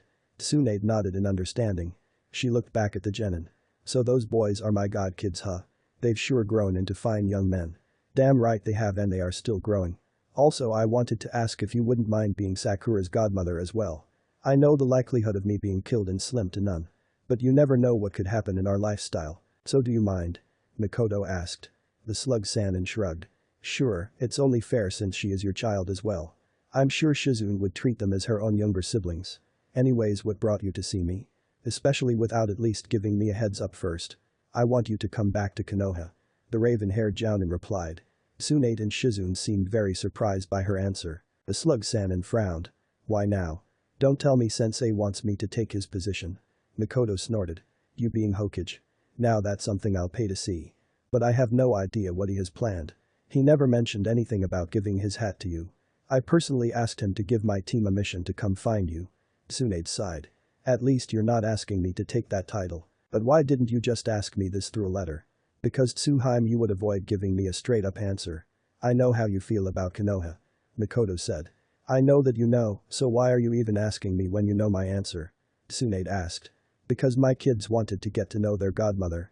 They've been pestering me about meeting you for a long time now. Especially after all the stories I've told them about us from back in the day. Plus you owe me Tsu-chan. I've let you off the hook because I know you were grieving over the loss of Dan and Nawaki. But damn it, it's about time you and Jiraiya start doing your part. My kids want you in their lives, Tsu-chan. It's been over a decade for fuck's sake. Mikoto answered. Tsunade winced slightly. She knew her younger sister had a valid point. She hasn't been doing her part as a godmother at all. When she looked at the faces of Naruto, Sasuke and Sakura, the slug Sanin felt guilt running through her. Another point is the Chunin exams are starting less than 3 weeks. I thought it would be nice for you to see how strong and talented your godchildren are. Sasuke and Sakura are actually very talented in the medical field. They're the youngest medics in Konoha history. And yes, I mean full-fledged medics. They earned their license certificate a year before they graduated the academy. Mikoto continued. Now that was shocking to hear for Shizune and Tsunade. Really? They must be prodigies of some sort to pull that off. The blonde commented. That's what they say at the hospital. The head doctor says they are basically as good as him when it comes to healing. Mikoto proudly stated about her kids. And I'm assuming you think I can take their already good skills to the next level. Tsunade voiced. You and Shizune are the only ones who can. I'm sure you wouldn't mind having 2 more apprentices. Sakura-chan here is also capable of using your super strength technique. Mikoto smirked while placing a hand on her daughter's head. Tsunade's eyes became wide. Really now? Her chakra control must be extraordinary. Damn, you're perfect. Almost no Jinjutsu has any effect on her. Unless I use some real heavy Sharingan-based Jinjutsu like Tsukiyomi. But even then if you give her enough time she can break it. She's the only person who is not an Uchiha by blood that can break Tsukiyomi. At least the only one I know of so far. Mikoto explained. Damn, now that's impressive. You know you're lucky I'm over both my grief and phobia of blood. Tsunade said. Oh? So you finally got over it? Mikoto clearly surprised to hear this. The slug Sanin nodded. About 2 years ago I was able to move on. I had gotten over their deaths thanks to a certain incident that took place. My phobia was cured when the Reikage came searching for me one day a few years ago.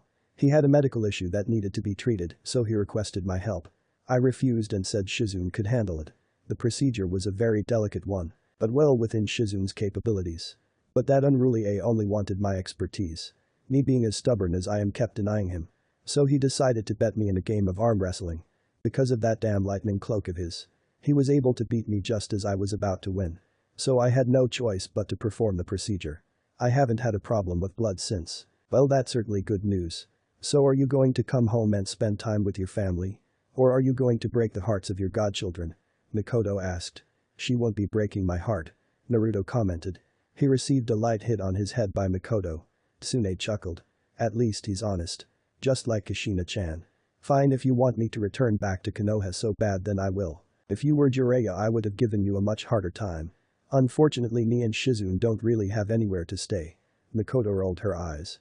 Obviously you two are going to be living with us in the Uchiha district. We have plenty of room in the house we live in. Tsunade shrugged. That's fine with me, you always knew how to make a place feel homey. The raven-haired Jounin looked at her kids. Well you three, looks like we accomplished our mission. We are really on a roll here. She grinned. Yeah, it feels kinda disappointing since we didn't really do anything though. Sasuke voiced. Agreed, I kinda assumed she was going to put up a much bigger fight against going back. Sakura said. She would have if she was still grieving. But thank God she's over it. Saves me a lot of energy. Plus Tsuheim knows she misses me. Mikoto smiled. Tsunade rolled her eyes. Oh yes, I miss my dear little Mikoto-chan oh so much. I cried every day I couldn't see you. She sarcastically remarked. Oh Tsu-chan, you're so adorable.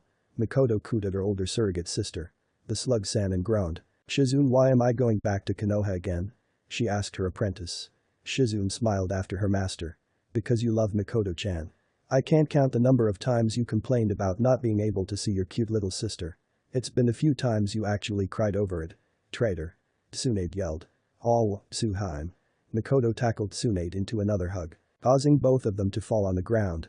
I knew you missed me. I missed you so much. I thought about you every day, my precious Tsuneechan. The raven-haired Jounin kissed Tsunade on her cheek. From an outside perspective, it was definitely a weird scene taking place. Well, I feel bad for Tsunade. when mom gets like that. She doesn't stop for a while. Sakura sweat dropped. At least it's not us she's doing it to this time. Sasuke shook his head. Shizune, being curious, asked. How often does she get like that? More than you would think. Sasuke, Sakura and Naruto answered together. Later, since it was decided they would stay in town for the night, then head to Konoha tomorrow. The genin went around town to see more of it. Mikoto and Tsunade were sharing a bottle of sake. Shizune was with them, but she chose not to drink. In about an hour, all three of them were going to meet the kids up and go out for dinner. So explain how Sakura ended up being adopted into the Uchiha clan. Didn't you say her last name was Haruno? If I am not mistaken, isn't it the same name of that woman you couldn't get along with? Mibuyuki, wasn't it? Tsunade said as she took a swig of her glass. Yeah, the very same. Mibuyuki is Sakura's birth mother. Here's the full story. Sakura's father died when she was 4 years old. Mibuyuki became very unstable mentally after his passing, resorting to become a drug addict. For 2 years she was like that until a man named Hiro came into the picture. According to Sakura, Mibuyuki changed when she got married to him. Not in a good way. About a few months into the marriage, Hiro slowly began abusing Sakura. For 2 years he was molesting her. Because Hiro had groomed Mibuyuki to become dependent on him. She also abused Sakura physically and verbally. Hiro himself told Sakura what he was doing to Mibuyuki. This is where shit really hits the fan. The day that my kids all became friends is the day that bastard Hiro tried to rape Sakura. Because of the fear and stress she was under. Sakura awakened a very rare bloodline that allowed her to kill Hiro just before he could actually do the deed. According to Sakura, while she wasn't in control of her body, she watched the whole thing happen.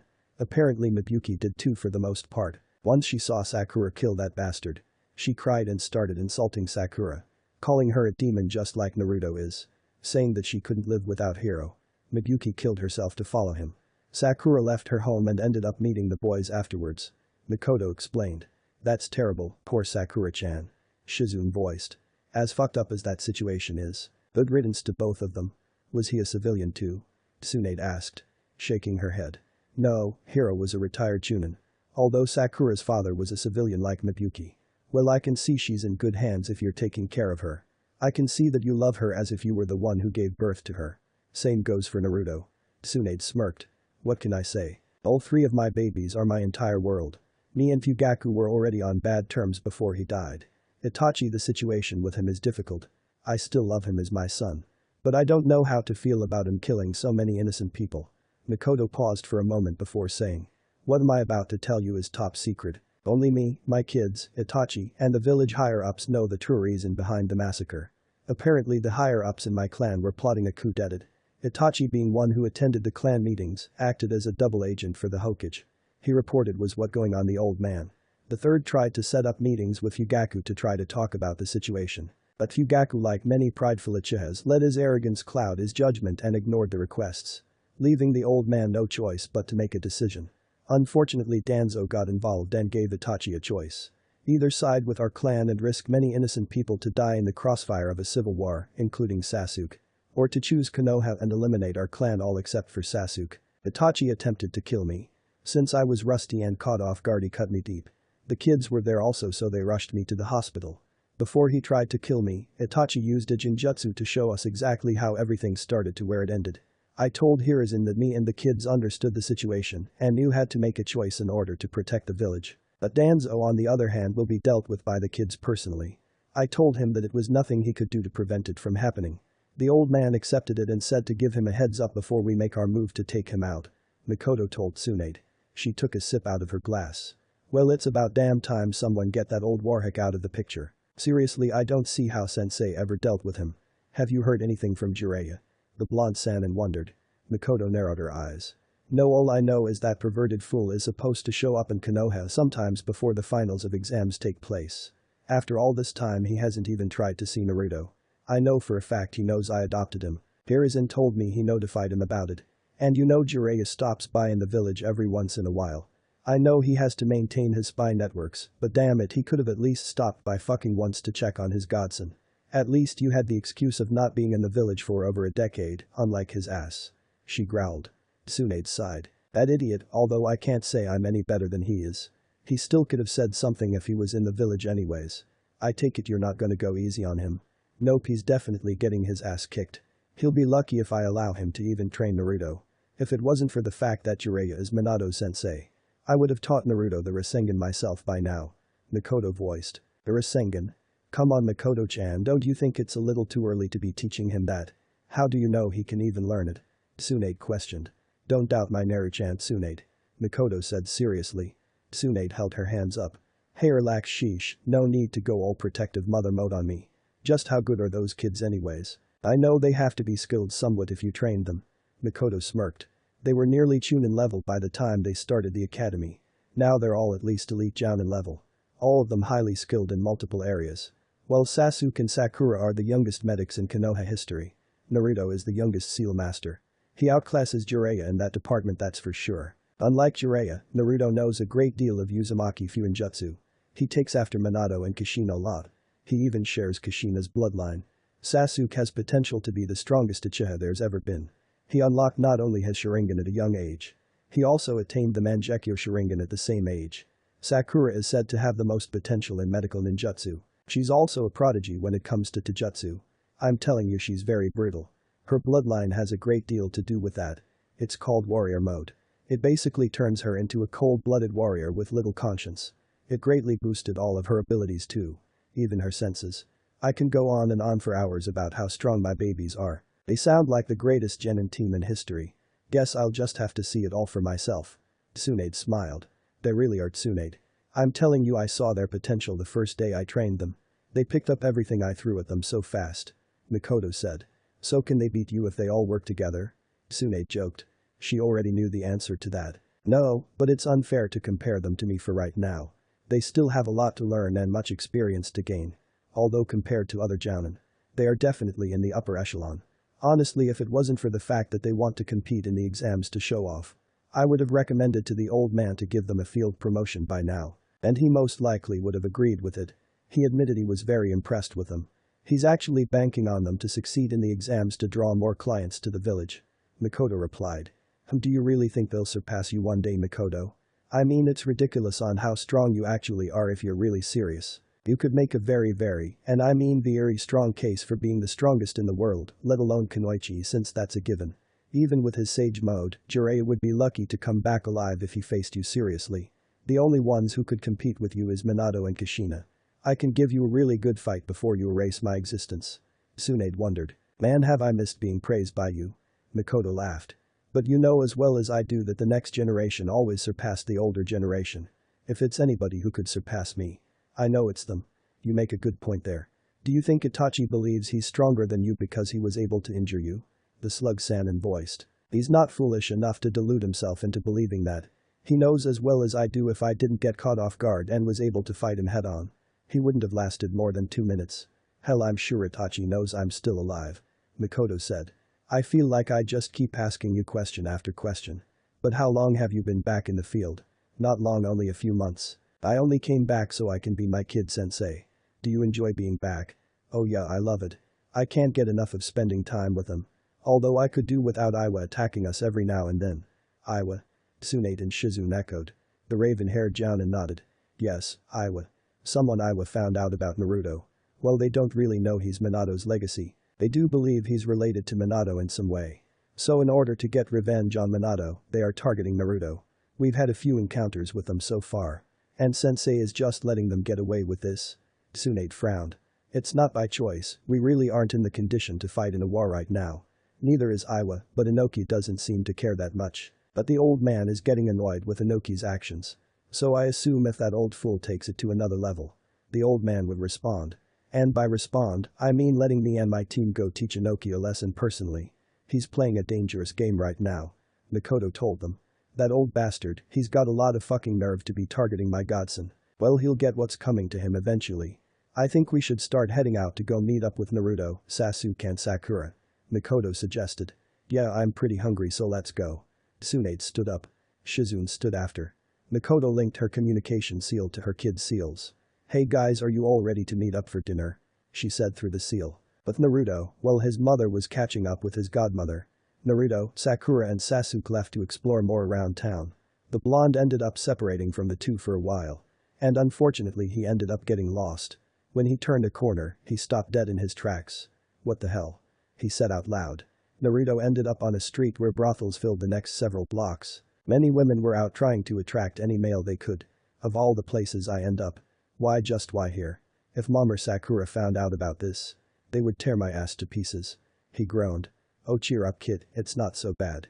It's about time you started experiencing the other sex anyways. His furry partner said to him from his seal. Kurama, I'm only 12 for fuck's sake. Naruto yelled. So? You're a shinobi, so legally you're an adult. Hell, if I were you I would have already been in a room with one or even two of those prostitutes. Kurama replied. Kami, if my mom heard you she would be tossing you by your tails by now. Naruto shook his head. Perhaps, she is the only mortal alive who could scare even me if she wants to. And that's saying something considering how much of a demon your kind claims that I am. Kurama said. Realizing that it didn't matter which way he went since he was lost anyways. Naruto continued marching forward. At first everything was fine until he saw some prostitutes were looking at him the same way his old fan club at the academy did. They even had a couple of them try to drag him inside some brothels. The fear of his mother and sister possibly finding out prevented him from caving in. It was even harder since every woman he encountered was beautiful. He felt like an inexperienced little boy while trying to act normal around them. That feeling only intensified when one woman kissed him on his cheek. Naruto was blushing so badly that he had to nearly run away so he wouldn't keep stuttering like an idiot. Well, he's never had this much problems talking to the opposite sex before. The young blonde realized it was a whole different league when it comes to beautiful women who were flirty. They are like savages waiting to pick apart their next prey. Naruto did wonder if he would ever get a girlfriend. For the most part he doubted he would for the simple fact that just like his siblings, he did not want to move out of his mother's home. It was no telling that if he was in a relationship. How would his significant other feel about that? Taking a good guess, probably not so well. Sasuke and Sakura also came to that conclusion about their own potential love life. After he was able to get away from that area, the blonde realized he was being followed. He facepalmed himself. Ugh, I could have just sensed out for Sasuke, Sakura or even Mom's chakra to guide me back to their location this entire time. But like an idiot I didn't even think of doing so. It's like I forgot I'm a censor. Man, I just hope whoever this isn't another I went in after my head. Naruto said out loud. He used chakra to propel himself onto the roof. The blonde saw that the person following was indeed a shinobi. But not one from Iowa. Wearing a long gray top that split open on the sides below the waistline. A dirty brown color tape wrapped around the waist. Black pants and shinobi sandals. A dark camo scarf with a black mask covering the entire head except for the eyes. To top it all off he was wearing a headband with a musical note on it. A Togaker. Naruto echoed. What's an Odo shinobi doing in Hai no Kuni? He narrowed his eyes. Don't worry about it, brat, die in the name of Lord Orochimaru Konoha scum. The Odo ninja yelled, then threw shuriken in Naruto's direction. Naruto quickly took out a kunai and easily deflected the shuriken. He saw his opponent dash towards him with a kunai in his hand at low-level jounin speed. Not all that impressive to him. Deciding to end this quickly, Naruto drew on his wind chakra to form a wind sword around the tip of his kunai, using his wind chakra as an enhancer. The blonde disappeared in a blur. To the Odo shinobi everything happened so fast. He didn't even see Naruto move. The blonde genin appeared was on the opposite side of his opponent. When he stopped channeling his wind chakra, a large amount of blood appeared out of the man's chest. He was cut diagonally across his chest, dying as soon as he fell on his back. Naruto sighed. Okay, seriously, just how pathetic is our border patrol? It shouldn't be so easy for shinobi of different villages to waltz around the land of fire. Especially when this village is pretty close to the damn border itself. Looks like I'm gonna have to tell Mom we may have some issues with Odo in the near future. Before he could think more about what was going on, Naruto heard his mother through their shared link. Guess I better tell everybody what happened when I see them. He headed towards Mikoto's location. A Togaker. Mikoto repeated. Mikoto, Tsunade, Shizune, Taunton, Sasuke, Sakura and Naruto were all at a tavern for dinner. The blonde genin just finished explaining what happened with him not too long ago. Yeah, a Togaker, I don't know why, but it was definitely an Odo shinobi who attacked me. Naruto said. Sasuke spoke up. Why is it the enemy seems to always come for you? The blonde shrugged. I don't know, it's so annoying. However, I don't think he was after me because of my parents. He seemed to after any Konoha shinobi. I just so happened to be the one he saw. Well, at least you're okay, Naru. Unfortunately, it's a very strong possibility that he's not the only Odo shinobi in Hai no Kuni. Sakura said. Mikoto sighed, she was rubbing her temples trying to think about the situation. Tsunade asked a question. Can someone explain to me who is a Togaker? I haven't heard of that village before. I'm not surprised you haven't. A Togaker is a new village that only became one just a few years ago. It's not exactly a full-blown hidden village yet, but it's working its way towards it. As of right now, a Togakure is a network of laboratories composed of various hideouts and bases scattered throughout the Land of Sound and various other countries. You'll be surprised to know that the leader of that village is your old snake buddy Orochimaru. Mikoto frowned. Tsunade ended up being a bit surprised by this information. Orochimaru? She frowned. Yep, see, I may not have a spy network like good old Jiraiya does. But I do have a spy who keeps me informed about what's going on in the other nations. She's a damn good one too. But apparently your old buddy is planning something big in the upcoming future. I'm not sure exactly his plan is. But it must involve Konoha if he's sending out his shinobi to fire country. I heard his shinobi also have some unique jutsus under their belt. It's highly doubtful that they are ready to take on our own forces yet though. Mikoto explained. Well, that's just great, not only do we have to deal with Iwa. But now Odo as well. Who's next, Kumo? Sakura rolled her eyes. It was Tsunade who answered her. No, A is actually a good friend of mine. He may have just as bad of a temper like I do. Maybe even a worse one. But he's not stupid enough to do anything against Konoha considering Kumo's position with us. Because of their past transgressions towards us. Also, he knows I'm still loyal to Konoha to a fault. He wouldn't dare try to go against me like that unless he had a really good reason. Sasuke shuddered. Kami, imagine going up against a legendary killer bee. If he's as good as Mom said he is. He could nuke us with ease. Naruto and Sakura also shuddered at the thought of facing a legend like bee. A perfect Jinchuriki who is able to transform into the Hachibi Jiki at will. Tsunade smirked. If you kids think he's a monster on the battlefield. Then your mother here is the devil. Not only can she go toe-to-toe with B and most likely win, Mikoto-chan can definitely decimate the 5 cages all at once if she truly had to. I'm sure you know she struck fear into Iwa. However, Mikoto is also feared in Kumo, Kiri and Suna due to the damage she dealt to their forces. Minato did the most damage to Iwa but was widely feared all around. Same with Kushina except she did most of her damage to Kiri. Any shinobi who wasn't of Konoha that Mikoto came across felt her wrath. Even the smaller nation suffered greatly. I have no doubt that if your mother old enough at the time she would have soloed Hanzo. Naruto, Sakura and Sasuke were stunned. They knew their mother was one of the strongest in the world. But to think she was as strong as Tsunade claims, it really makes them wonder if they'll ever reach her level. Mikoto was blushing in slight embarrassment. She was smiling sheepishly. Geez, Tsu-chan, you make me sound like some sort of goddess. Tsunade rolled her eyes. Oh please, have you not seen what you look like when you release your Susanoo fully? The only Uchiha in history who was able to achieve that type of power is Madara Uchiha. And we all know just how much he is feared. His name strikes fear into people. Yeah, but even Madara was defeated. Mikoto countered. Yeah, by my grandfather who so happened to be the only one who could even compete on that level. I don't know anyone today who is up there besides you. Tsunade replied. While that was going on, Shizune was talking with Sasuke. So how you enjoying being a field medic? I like it, none of us has managed to get hurt on a single mission so far. Although I do kinda miss my shifts at the hospital. Sasuke said. Really? You wouldn't think someone as young as you would enjoy working in a hospital. Shizune was surprised. I hear that a lot. For me, I really enjoy being a doctor. Sakura is the same except she loves it more than me. We're hoping with yours and Tsunade's instruction that we can take our skills to the next level. Sasuke smiled. Shizune blushed. And me? I'm not really much compared to Tsunade-sama. Sasuke snorted. You give yourself too little credit, Shizune-nichan. Trust me, the whole hospital staff back at home knows your skills are on another level compared to ours. Not to mention my mom bragged about you several times.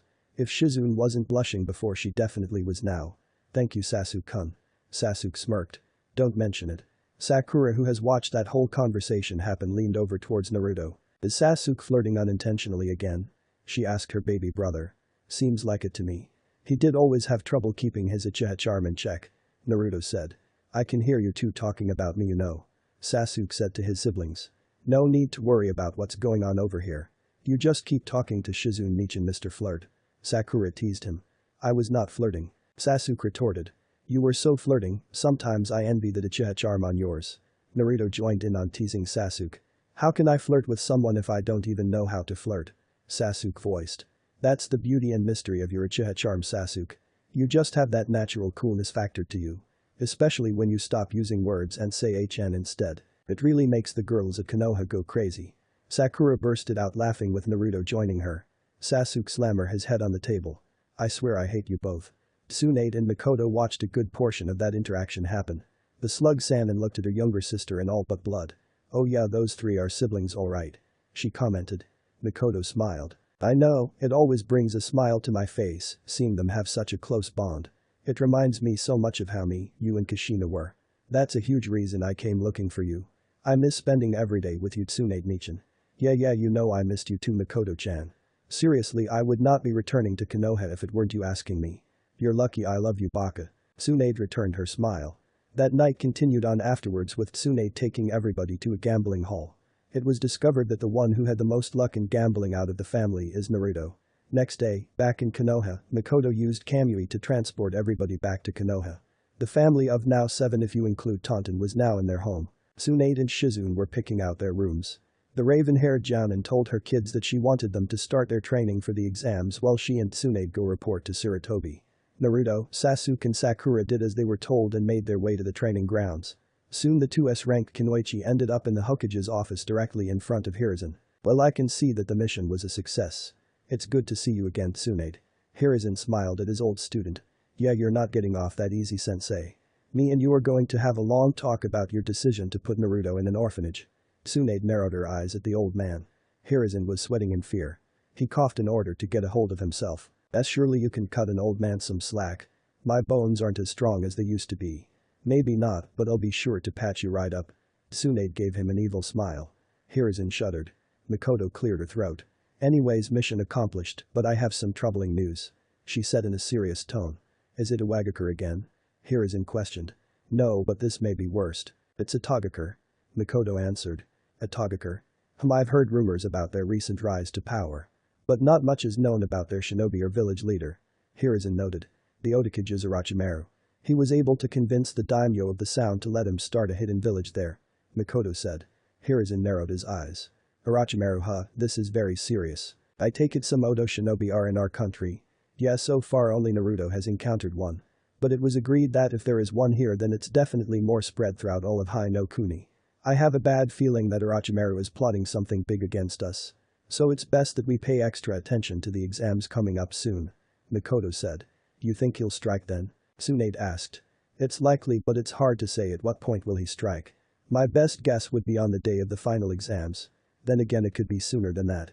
Just when we least expect it. Hiruzen has a thoughtful expression on his face. Seems like I'll have to tighten security around the village. I don't want the council to start overreacting just in case nothing happens. So until we have more proof, just keep this to yourselves. I'm sure you've already told your children the same Mikoto. Don't even have to.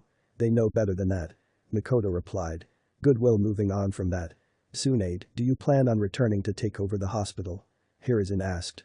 Tsunade shook her head. Not yet, Shizune might, but my job is to help my god kids advance to the next level in medical ninjutsu. I want to spend quality time getting to know them better. Plus Mikoto will be mad if I do return to the hospital so quickly. Then I did promise Sakura to help her refine her strength technique more. So my plate will be full for a while. That's fine, I was only asking just to ask. As long as you're back in the village. Then you're free to do whatever you want. Hiruzen voiced. Once Tsunade was done catching up with her old sensei. She and Mikoto left his office to head to where Sakura, Sasuke and Naruto are.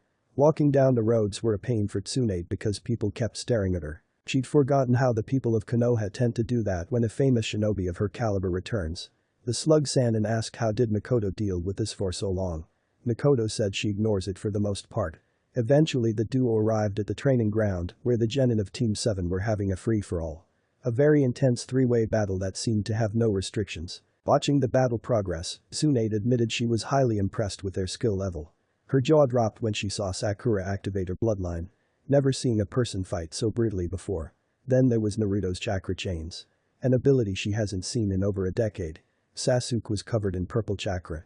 Only using partial of his Susanoo to defend and attack. You weren't exaggerating about them. To think Sasuke has the Mangekyo at his age. Tsunade said. Mikoto smirked. Come on Tsuhaime, time to show them who really runs this shit. Tsunade also smirked before nodding in agreement.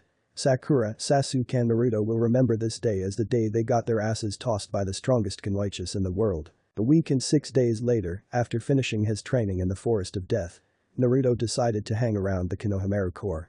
It was only fair since he hasn't been around much lately. They wanted to play ninja. So the blonde genin played ninja with them for a while. Boss, you should treat us to some food as a reward. Konohamaru told Naruto. A reward? Naruto echoed with a raised eyebrow. Yeah, you have to admit we did a pretty good job surrounding you. That calls for a reward. Konohamaru grinned while Mogi and Yuta nodded. You know Kono, when I was your age, I could take out Chunin level ninja. You guys are definitely lacking when it comes to trapping the enemy efficiently. Naruto said. Aw, come on boss, that's not fair. You can't compare us to you when you had special training from your mom. Konohamaru replied. So? I still had to work my ass off. My mom wouldn't let me, Sakura slack off one bit when it came to training. Remember when I told you three that there are no shortcuts in life? The blonde asked. He received 3 nods. Good, so even if I did get trained by my mom, it wouldn't mean shit if I didn't put in the work. I want you to engrave this into your heads. Always remember that you can achieve anything you put your mind to, as long as you work hard towards it. And have the guts to never give up. That's how I got as strong as I am today. Naruto saw all of the Konohamaru Corps were looking at him in awe. Wow boss, you're so cool. Mogi said. The blonde gently patted her head. I try, Mogi-chan, I try. But you're lucky. I feel like being nice today, Konohamaru. I'll treat you guys to some ramen. Konohamaru pumped his fist into the air while grinning. You're the best, boss. He was about to run ahead before he bumped into someone. When Konohamaru looked to see who he bumped into, he was quickly picked up by the crook of his shirt. Hey you little punk, that hurt, watch where the hell you're going. A boy with purple markings on his face yelled in Konohamaru's face. Naruto narrowed his eyes for 2 reasons. First, because of the situation going on at the moment. Second, he was sensing a huge chakra signature nearby. What was weird is that the chakra felt familiar to him in a way. He was positive that if Kurama was inside the seal, he would be able to tell Naruto what he was sensing. But his furry partner was with his mother and godmother right now. Konohamaru. Mogi and Yuden yelled. Come on Kankuro, cut it out, you'll only get us into trouble. Tamari said. Let go. Konohamaru voiced. Don't worry Tamari, I'm just going to teach this kid a lesson. Kankuro pulled his fist back. When he swung at Konohamaru, he was surprised that his fist was caught. Alright, that's enough. Naruto said, glaring dead at Kankuro. Kankuro quickly let go of Konohamaru due to his shock of being stopped so easily. The young Sarutobi went over to his friends. Naruto let go of Kankuro's fist and walked over to the group of academy students. Hey you 3, head towards Ichirikus without me. I'll meet you there after I'm done here. He received 3 nods and watched them leave. When he turned around he heard Mogi yell. Be careful boss. Causing the blonde to smirk. Tamari was slightly blushing at Naruto. Well, he's pretty hot. She thought to herself. Who the hell are you? Kankuro frowned. I should be asking you that. You were picking on one of my students. Naruto replied. He ran into me. Kankuro voiced. Yet you weren't even about to give him the chance to apologize. You must feel real proud of yourself for picking on a first-year academy student. Naruto said sarcastically. Kankuro growled before reaching behind his back. Okay, you just pissed me off, kid. Don't tell me you're about to pull out Karasu Crow. Tamari nearly yelled at her brother. Kankuro. That's enough. A cold voice spoke up out of nowhere.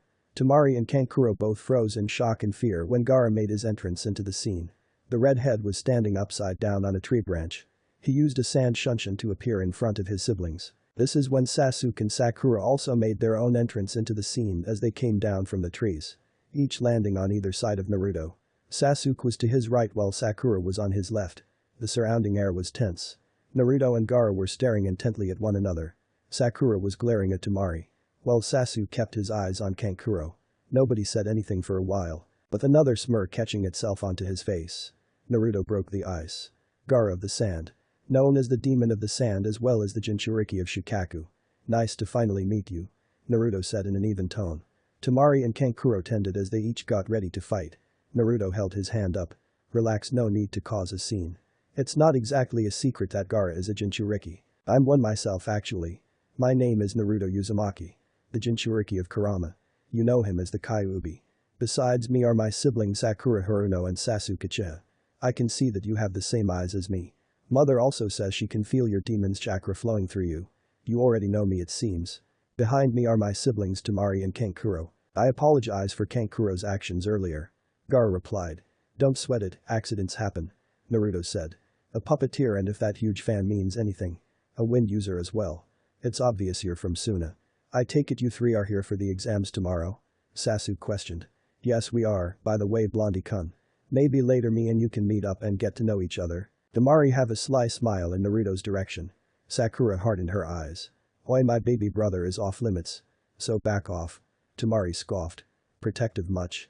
Well, guess I'll just have to get his attention during the exams then. He's too cute for me to give up on so easily. Try me and watch me put my foot in you ass.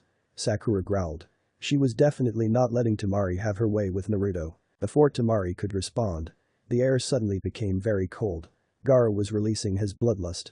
He had a wild look in his eyes. Mother says she wants blood from all three of you. So Naruto Uzumaki, Sakura Haruno and Sasuke Uchiha. Killing you will prove my existence. Be prepared for what's to come. The sand poured out of his hours and flowed around the air with him grinning savagely at Team 7. All of Team 7 looked at Gaara with smirks on their faces. You'll have to do a lot better than that to scare us off, Gaara. Sasuke spoke up, flaring his Sharingan. Gaara calmed down and sealed his sand back into his gourd. He turned around. Let's go. His siblings followed him away. Sakura sighed. So that's Gaara, huh? Man, he's so fucked in the head. Yeah, that guy is unstable as hell. What the fuck is Suna thinking sending a unstable Jinchuriki to participate in the exams that's being held in a different country? Sasuke questioned. Nothing good if we are already on Gaara's hit list. At least the exams won't be boring with him around. Naruto shrugged. True. Sakura and Sasuke agreed. When they went to go tell Mikoto what happened, her reaction was hilarious. Are you fucking kidding me right now, Kami? What in the fuck? She roared in anger. Mikoto was pissed that Suna would do such a foolish act. It was a clear message that they were plotting something. Tsunade watched her little sister rage in amusement. Oh, calm down, Mikoto, it's nothing we can do about it now. That's not the point. The fact that they are willing to risk so many innocent lives pisses me off. If that boy unleashes Shukaku in the village, I don't even want to think of the damage he'll do. Mikoto sighed. Well, it's not like Sensei can prevent Gaara from participating. We have no proof that they are even plotting against us. All we can do is let things play out and hope they do in our favor. Tsunade said. I know, I just don't like it. Mikoto replied. She looked over to her kids' direction. You three better be careful. I know you can handle yourselves well. But as your mother, I can't help but worry about you three. Especially with the possibility of Shukaku being released. Mom, relax, even if it comes down to facing Shukaku. We have options, you know this. So just relax, I'm more scared of Sakura when she's pissed than Gaara and Shukaku. Sasuke said. Naruto laughed, then Sakura punched Sasuke in his arm, making the raven-haired boy wince slightly. Asshole. Sakura muttered. Mikoto shook her head at the scene. A smile couldn't stop itself from forming on her face. It's only naturally since she takes after me. A little too much if you ask me. Sasuke grunted, which resulted in another punch from his older pink-haired sister. First day of the Chunin exams, seriously Mikoto-chan, let them go already. Tsunade rolled her eyes. The Uchiha matriarch was hugging her children in a tight group hug. She was crying. Shut up, Su-chan, my babies are growing up so fast. She sobbed. You mom, you're getting snot on us. Naruto yelled. I don't care, deal with it. Mikoto kept sobbing as she held them tighter against her. Oh boy, she's been holding this in since last night. Sakura chuckled. Ugh, my shirt is going to be ruined if she keeps this up. Sasuke complained. It took 10 extra minutes for Mikoto to let them go. Seeing her cry really didn't sit well with her team. So they separately gave their mother a strong hug to make her feel better. Geez, still the biggest crybaby ever. Tsunade said. Mikoto stuck her tongue out at her older sister. Shizune just chuckled before turning to Team 7. Good luck out there, you three. Make sure you always look out for each other. I'll be rooting for you three. She gave them each a hug. Tsunade smirked at them. Listen up, brats. I didn't come back to Konoha to see you fail on the first day of the exams. So you better make sure all three of you make it to the final round. Make me proud. She received 3 nods of confirmation. Each genin having their own smirk on their faces. Mikoto sighed. My babies are growing up so fast. If only you could have stayed 9 years old forever. That would absolutely suck. Naruto grinned. I second that. Sakura spoke up with Sasuke nodding in agreement. Be careful, guys, I love you. Mikoto gave each of her children a kiss on their cheek. Love you too, mom. All 3 genin chorused. Team 7 left their home and headed straight to the academy. Well, Naruto, Sasuke, this is it. Sakura voiced. Team 7 just arrived at the academy. They could see other teams going inside already. So far none of the team they've seen seem intimidating. Finally, after years of waiting to participate, we are really here. I don't even care about being promoted. I just want to fight against other teams. Naruto voiced with excitement. You and me both, Naruto. I feel sorry for the fools who has to face Sakura. Sasuke smirked. I do too, come on boys, let's go. Sakura walked ahead to go inside the building. Her brothers were a step behind her. Teams all around were all on the first floor. Thankfully none of them seemed to care enough to bother them. Heading up to the second floor. It was pretty quiet until going further down the hallway. Several teams were in front of a door. Blocking the way inside were 2 Chunin who Team 7 instantly recognized. Is that Izumo and Katetsu? Naruto asked. Seems like it, what's up with the hench? It looks horrible. Sasuke commented. What's worse is that none of those teams seem to be able to tell it's a henge. Sakura said. When she looked at the room number, the Pincat felt disappointed in the other teams. While no one has noticed the genjutsu that was placed. That's just sad, you're not cut out to even be a genin if you can't see that simple genjutsu. Sasuke voiced. Should we help them out? Naruto questioned. Sasuke and Sakura shook their heads. No, I'm assuming the goal is to weed out the weak. Less cannon fodder the examiners have to deal with. Let's just head on up. Sakura replied. While walking away, none of them noticed someone was staring at them. When they got to the third floor, the team was walking through a big room. Before they got halfway across the room, someone yelled from behind them. Hey, you there, stop. Team 7 all turned around to see a boy wearing a green jumpsuit. He had a black hair with a bowl cut. Black bushy eyebrows that don't look natural. Orange leg warmers on his calves. He wore bandages from his hands down to his forearms. Who are you? Naruto asked the million-dollar question. I am known as the handsome devil of the leaf. Rock Lee. Lee was in a thumbs-up pose. When he smiled, his teeth had a shine to them. This was definitely an odd situation for Team 7. For starters, none of them has ever seen Lee before. Second thing is, why was he stopping them? Third, what the hell is up with his eyebrows? Handsome. Sakura scoffed mentally. This guy must have both a lot of confidence and delusions. Because he definitely doesn't fit with the term handsome. Okay. So why are you stopping us? Sasuke wondered. He was finding Lee weirder by the second. First things first. Lee looked at Sakura. May I please know your names? Sasuke-chan. Sakura Haruno. Naruto Uzumaki. It is nice to meet you all, but I wanted to ask you a question. Sakura-chan. Would you please go out with me? Lee asked passionately. If they weren't annoyed before, they definitely were now. Sasuke activated his Sharingan to glare at Lee. Naruto's eyes were now blood red with slits. Also glaring in the bowl-cut genin's direction. Sakura sighed, she was annoyed by the guy, but didn't want to be rude. It didn't help that her little brothers were staring holes into Lee. Look Lee, sorry, but I'm not interested. I don't even know you. Sakura said as even-toned as she could. Lee looked dejected, but then perked you. I see, that is too bad. This means I will have to work harder for your affections. If I can't do that, then I will run 500 laps around Konoha. He yelled with literal fire in his eyes. Okay, that's enough, you are really testing my patience, pal. Naruto growled. A confused expression appeared on Lee's face when he noticed Naruto and Sasuke's expressions. I'm sorry, but what does it matter to you? Lee questioned Naruto. She's our sister, Dumbus. You're being a pest. She told you she wasn't interested. Sasuke voiced with irritation laced in his tone. Lee seemed to be apologetic once he heard that. I apologize for that then. Wait, now that I think about it. I'm sure I've heard your names before. Oh, you're the so-called Golden Trio from the Academy. All members of Team 7 groaned. Oh god, do people still call us that? Sakura facepalmed herself. Looks like it, I hope they would have stopped by now. Sasuke said. Well, it has only been about 5 months since we graduated. Still, that name is embarrassing. Naruto turned his attention back to Lee. Do you mind if I fight the strongest one of you three? Rumor has it that is you, Sasuke-chan. Lee questioned. The raven-haired Uchiha gazed at Lee with a raised eyebrow. Those rumors are wrong, but we don't have time to waste fighting you anyways. We literally only have a few minutes before the test starts. Another thing is, it would be foolish to reveal our abilities right now when it's possible someone could be spying on us. They'll use what information they gather to their advantage. Realization dawned on Lee. Oh, you are right, Sasuke-kun. Forgive me for asking such a foolish question. I will do 1,000 push-ups as an apology to you. Dude, you're okay, just stop fucking yelling so much. If you want to fight so bad, maybe one of us will get to fulfill your request. Sasuke told him. Lee nodded. Very well, before I go I must warn you. While I am very strong, I am not the strongest genin here. That title belongs to my teammate Nichi Hyuga. I will look forward to seeing you all again. The bowl-cut genin bowed slightly and left the area. Watching him leave, Naruto said to his siblings. That guy was weird as hell. I know I can be loud, but Kami Lee takes the cake. Those bushy eyebrows have to be unnatural. There's no way eyebrows can grow like that.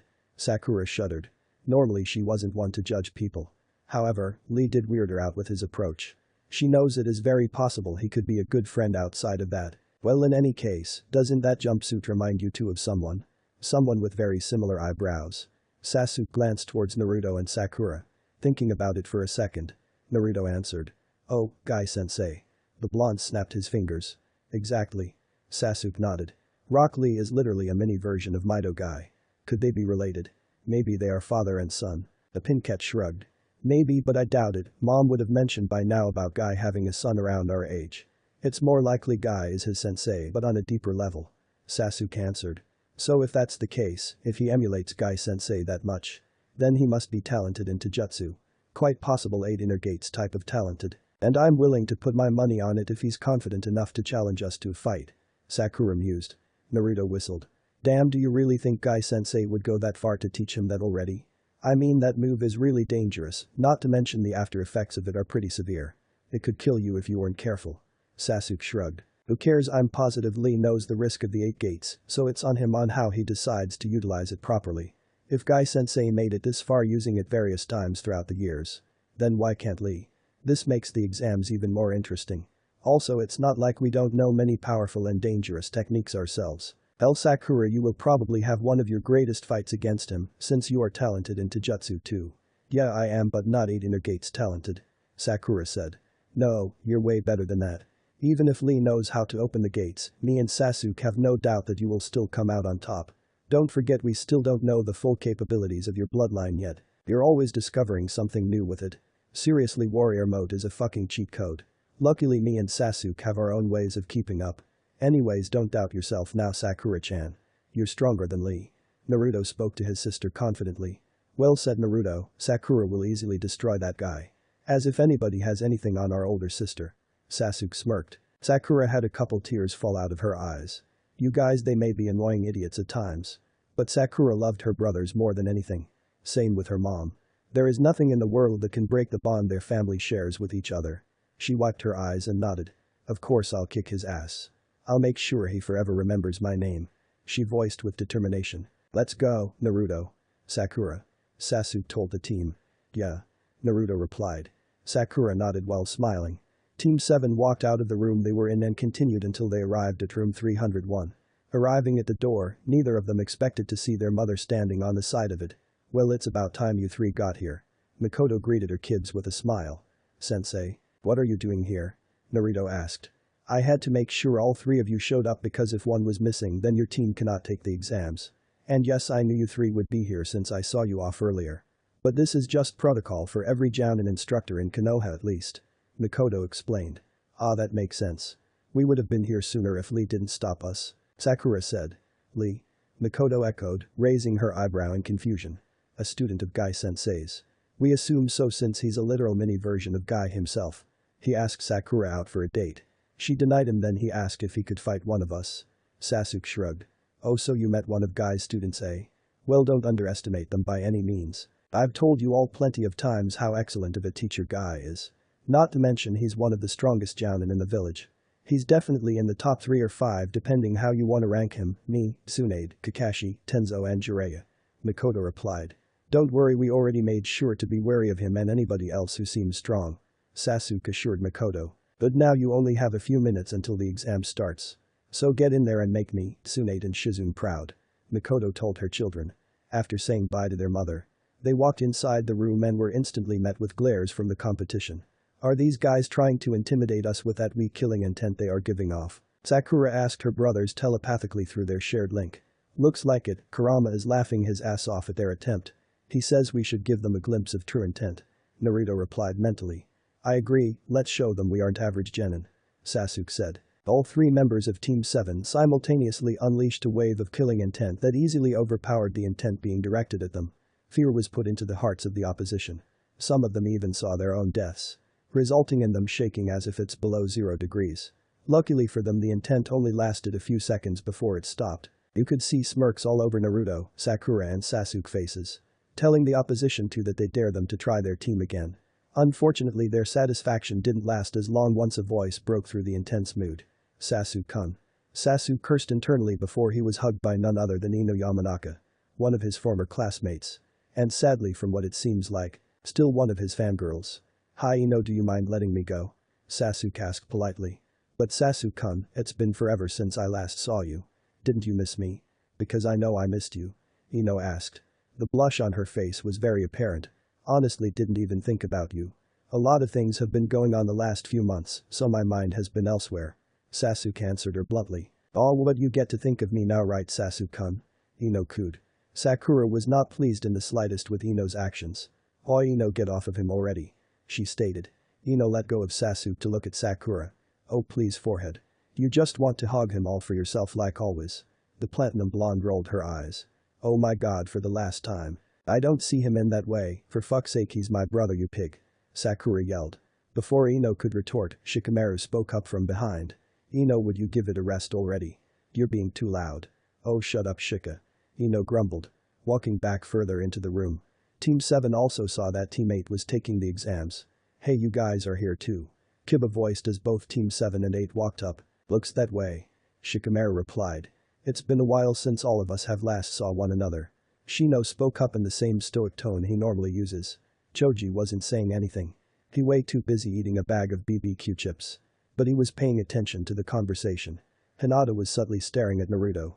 The brunette could only look at him a few seconds at a time before she had to turn her attention away from him.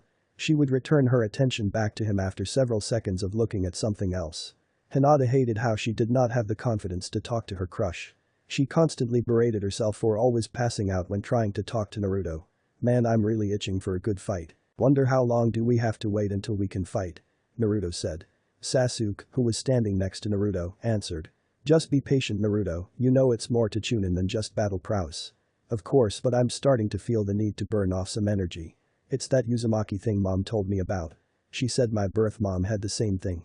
Naruto replied. Oh yeah, that extra energy of yours is waiting to be released. Normally we would be sparring or training by now. That's why you're feeling that way. Sasuke figured. Yeah, I'll be fine though, I'm sure it'll be worth the wait when it's all said and done. The blonde said. Hey, you rookies should tone it down. You're drawing a lot of attention to yourselves. A tall boy with gray hair and glasses said to the rookies. All three teams looked over in Kabuto's direction. He was a Konoha shinobi according to his headband. Kabuto also looked a few years older than them. However, Naruto was the first to notice three things about Kabuto. One was thanks to Naruto being able to sense negative emotions from people. He could feel a lot of negative intent coming from Kabuto. Second, judging by his levels of chakra. He has Jounin level reserves. Something normal genin don't usually have. Well, that could be explained by him just being a few years older. The third and main thing that stuck out to Naruto heavily is that Kabuto scent reeks of snakes. As if he's bathed in a pool of snake blood. It didn't help that his chakra also felt somewhat sinister. Oh yeah? And who the hell are you? Kiba questioned Kabuto. I'm Kabuto Yakushi. So you're the rookie 9 that just graduated from the academy, correct? Kabuto introduced himself. Guys, this guy is someone we need to watch out for. Do you guys smell his scent? Naruto asked his siblings through the seal. You mean besides him having Jounin level reserves? How he reeks of snakes?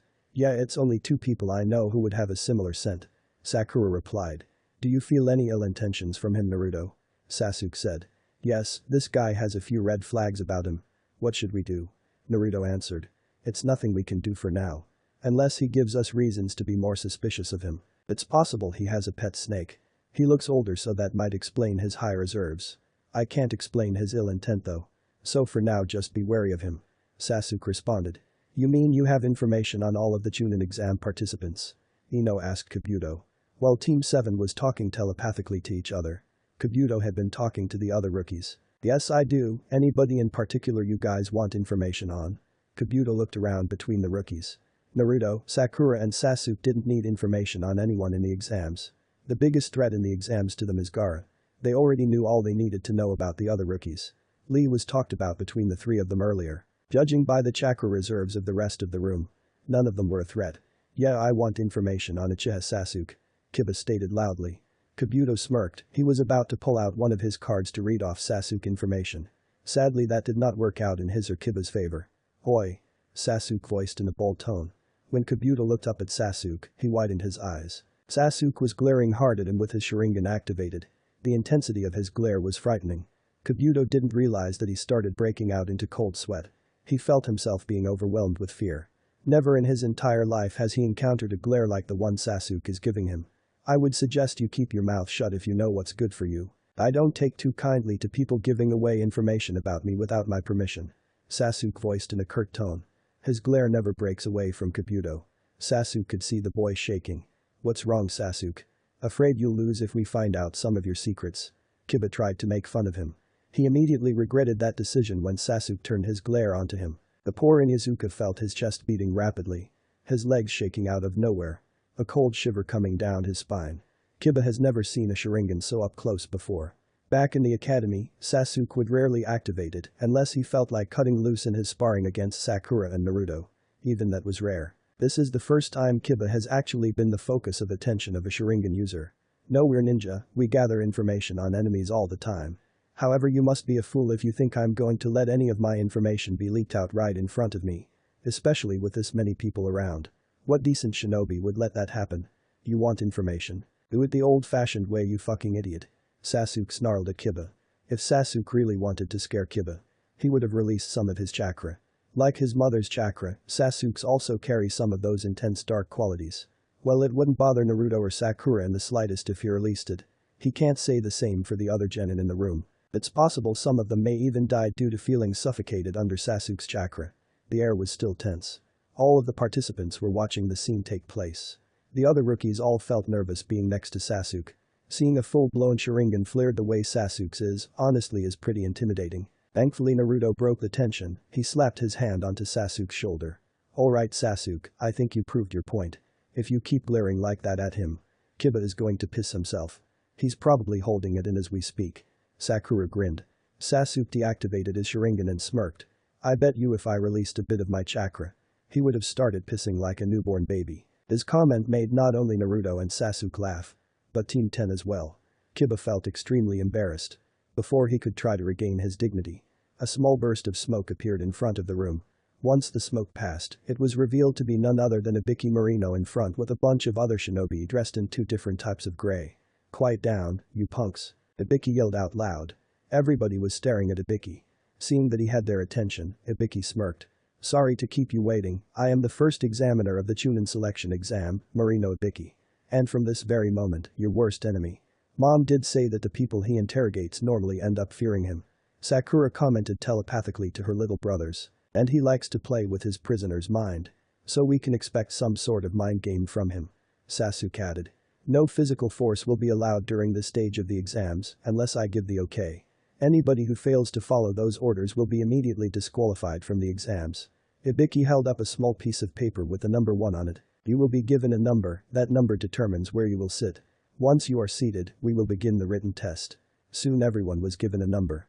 When everyone was seated, Ibiki started to explain the rules of the exam.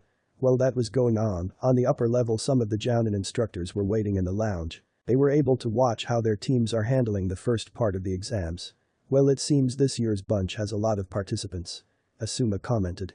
I agree, it's hard to believe that we have so many rookies in it this year. Kurenai said.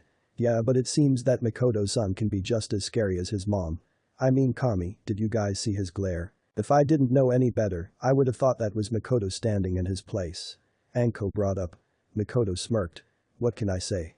Sasuke took after me a lot more than Itachi did. He's like the male version of me. Guess the apple doesn't fall far from the tree. Sasuke isn't the only one to watch out for on your team, Mikoto. All of your kids are strong. I wonder how my team will fare against them. Kurenai voiced. Mikoto smiled, feeling pride for her kids run through her. Thank you, Kurenai. I feel bad for the rookies though, they'll have it tough with Ibiki. Asuma spoke. Why would they? What's so special about Ibiki? Kurenai wondered. Oh, that's right, you're a new Jounin, Kurenai. You see, Ibiki is the head of the T&I force. Asuma answered. The Jinjutsu mistress's eyes widened in shock. Wait, you mean that Ibiki? How are they supposed to pass if he's the proctor? Ibiki will get at least half of these brats to drop out before the 10th question. Anko snorted. Not my kids, Ibiki is an excellent interrogator and shinobi. But he won't be able to break the will of my kids. Mikoto stated. You have a lot of confidence in them. Asuma noted. The Uchiha matriarch smiled. Of course I do, I've been teaching them even before they attended the academy. You guys will see just how special all 3 of my babies are. Back in the testing room, Ibiki explained the rules of the test. So far only 10 minutes have passed since the start of the test, leaving 35 minutes left until it's time to hear the 10th question. The test was only an hour. For Team 7, they immediately caught on to the true purpose of the test as soon as they looked at the test. All of the first 9 questions were clearly too complex for an average genin to answer. The goal was to cheat without getting caught. For a bookworm like Sakura, they were very easy to answer. Sasuke had no troubles either. Although he didn't finish as fast as Sakura did. Naruto took the longest of the 3. He wasn't the smartest of his siblings. But he was far from being unintelligent. Naruto received excellent grades when he was in the academy. It's just that Sasuke and Sakura were always academically better than him. Not that he cared about it. Once they were all done, Team 7 used their seals to go over their answers telepathically to make sure they all had the same answers. During the test, Ibiki had called out several people for cheating, cutting down the number of teams little by little. Eventually the 45-minute mark came around. It was time for the final question. Alright, stop writing right now, it's time for the 10th question. However, be warned, if you answer incorrectly, you will never be able to take the exams again. If you decide to forfeit before hearing what the 10th question is, your whole team fails. But you will be able to retake the exams another time. Ibiki stated. As he expected, he received an uproar for a reaction.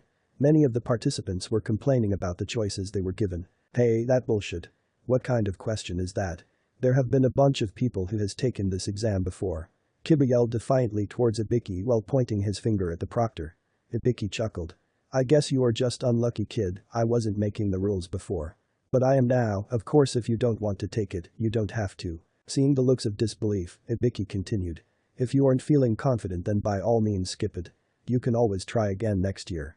He chuckled again. Now then, if you're ready, the 10th and final question.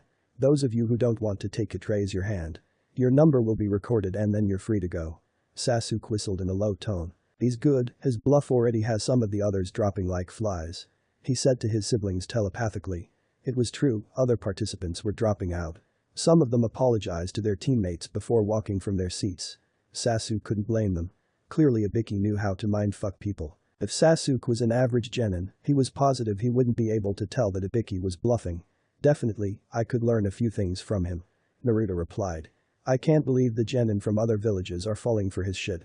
Ibiki has no say whatsoever in any of them being able to take the exams again. Even with Konoha genin, he can't do that. Only a Kage or the genin's jounin instructor have that type of control. And the jounin doesn't have any power if the Kage believes the genin is ready to take the exams again.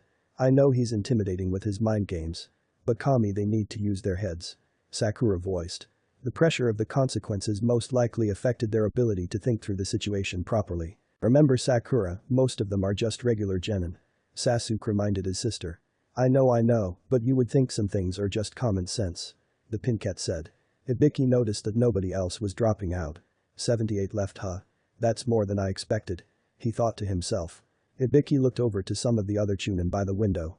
He received a few nods on confirmation. Well then, I'm glad to see the rest of you have the backbone to stay. For those of you who remained, it's only one thing left for me to tell you.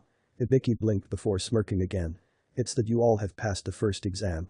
That seemed to throw everyone but Team 7 in a loop. None of them were able to figure out how they passed. Ibiki explained the true purpose of the 10th question, saying that it was to test their will as genin to see if they are able to face the unknown in a tough situation. He even showed him the scars on his head to get his point through. Eventually Anko made her unique entrance, busting right through the glass window. You guys. This isn't the time to be celebrating. I am the proctor for the second exam. Anko Mitarashi. Anko introduced herself. She reminds me of Naruto. Sakura said to herself. You're early, Anko, again. Ibiki grumbled. Anko looked a bit sheepish after hearing that. She looked over the participants. She then turned her gaze back to Ibiki. How many are there? Ibiki. You let all of these little brats pass. Either your test was or you're losing your touch. Maybe this year's crop of candidates are stronger. Ibiki replied. Anko smirked while turning her attention back to the genin. I'm sure don't look like they are. Oh well, by the time I'm done with them, more than half will be eliminated. That caused a few murmurs between the remaining teams. Alright, you maggots have had it easy so far.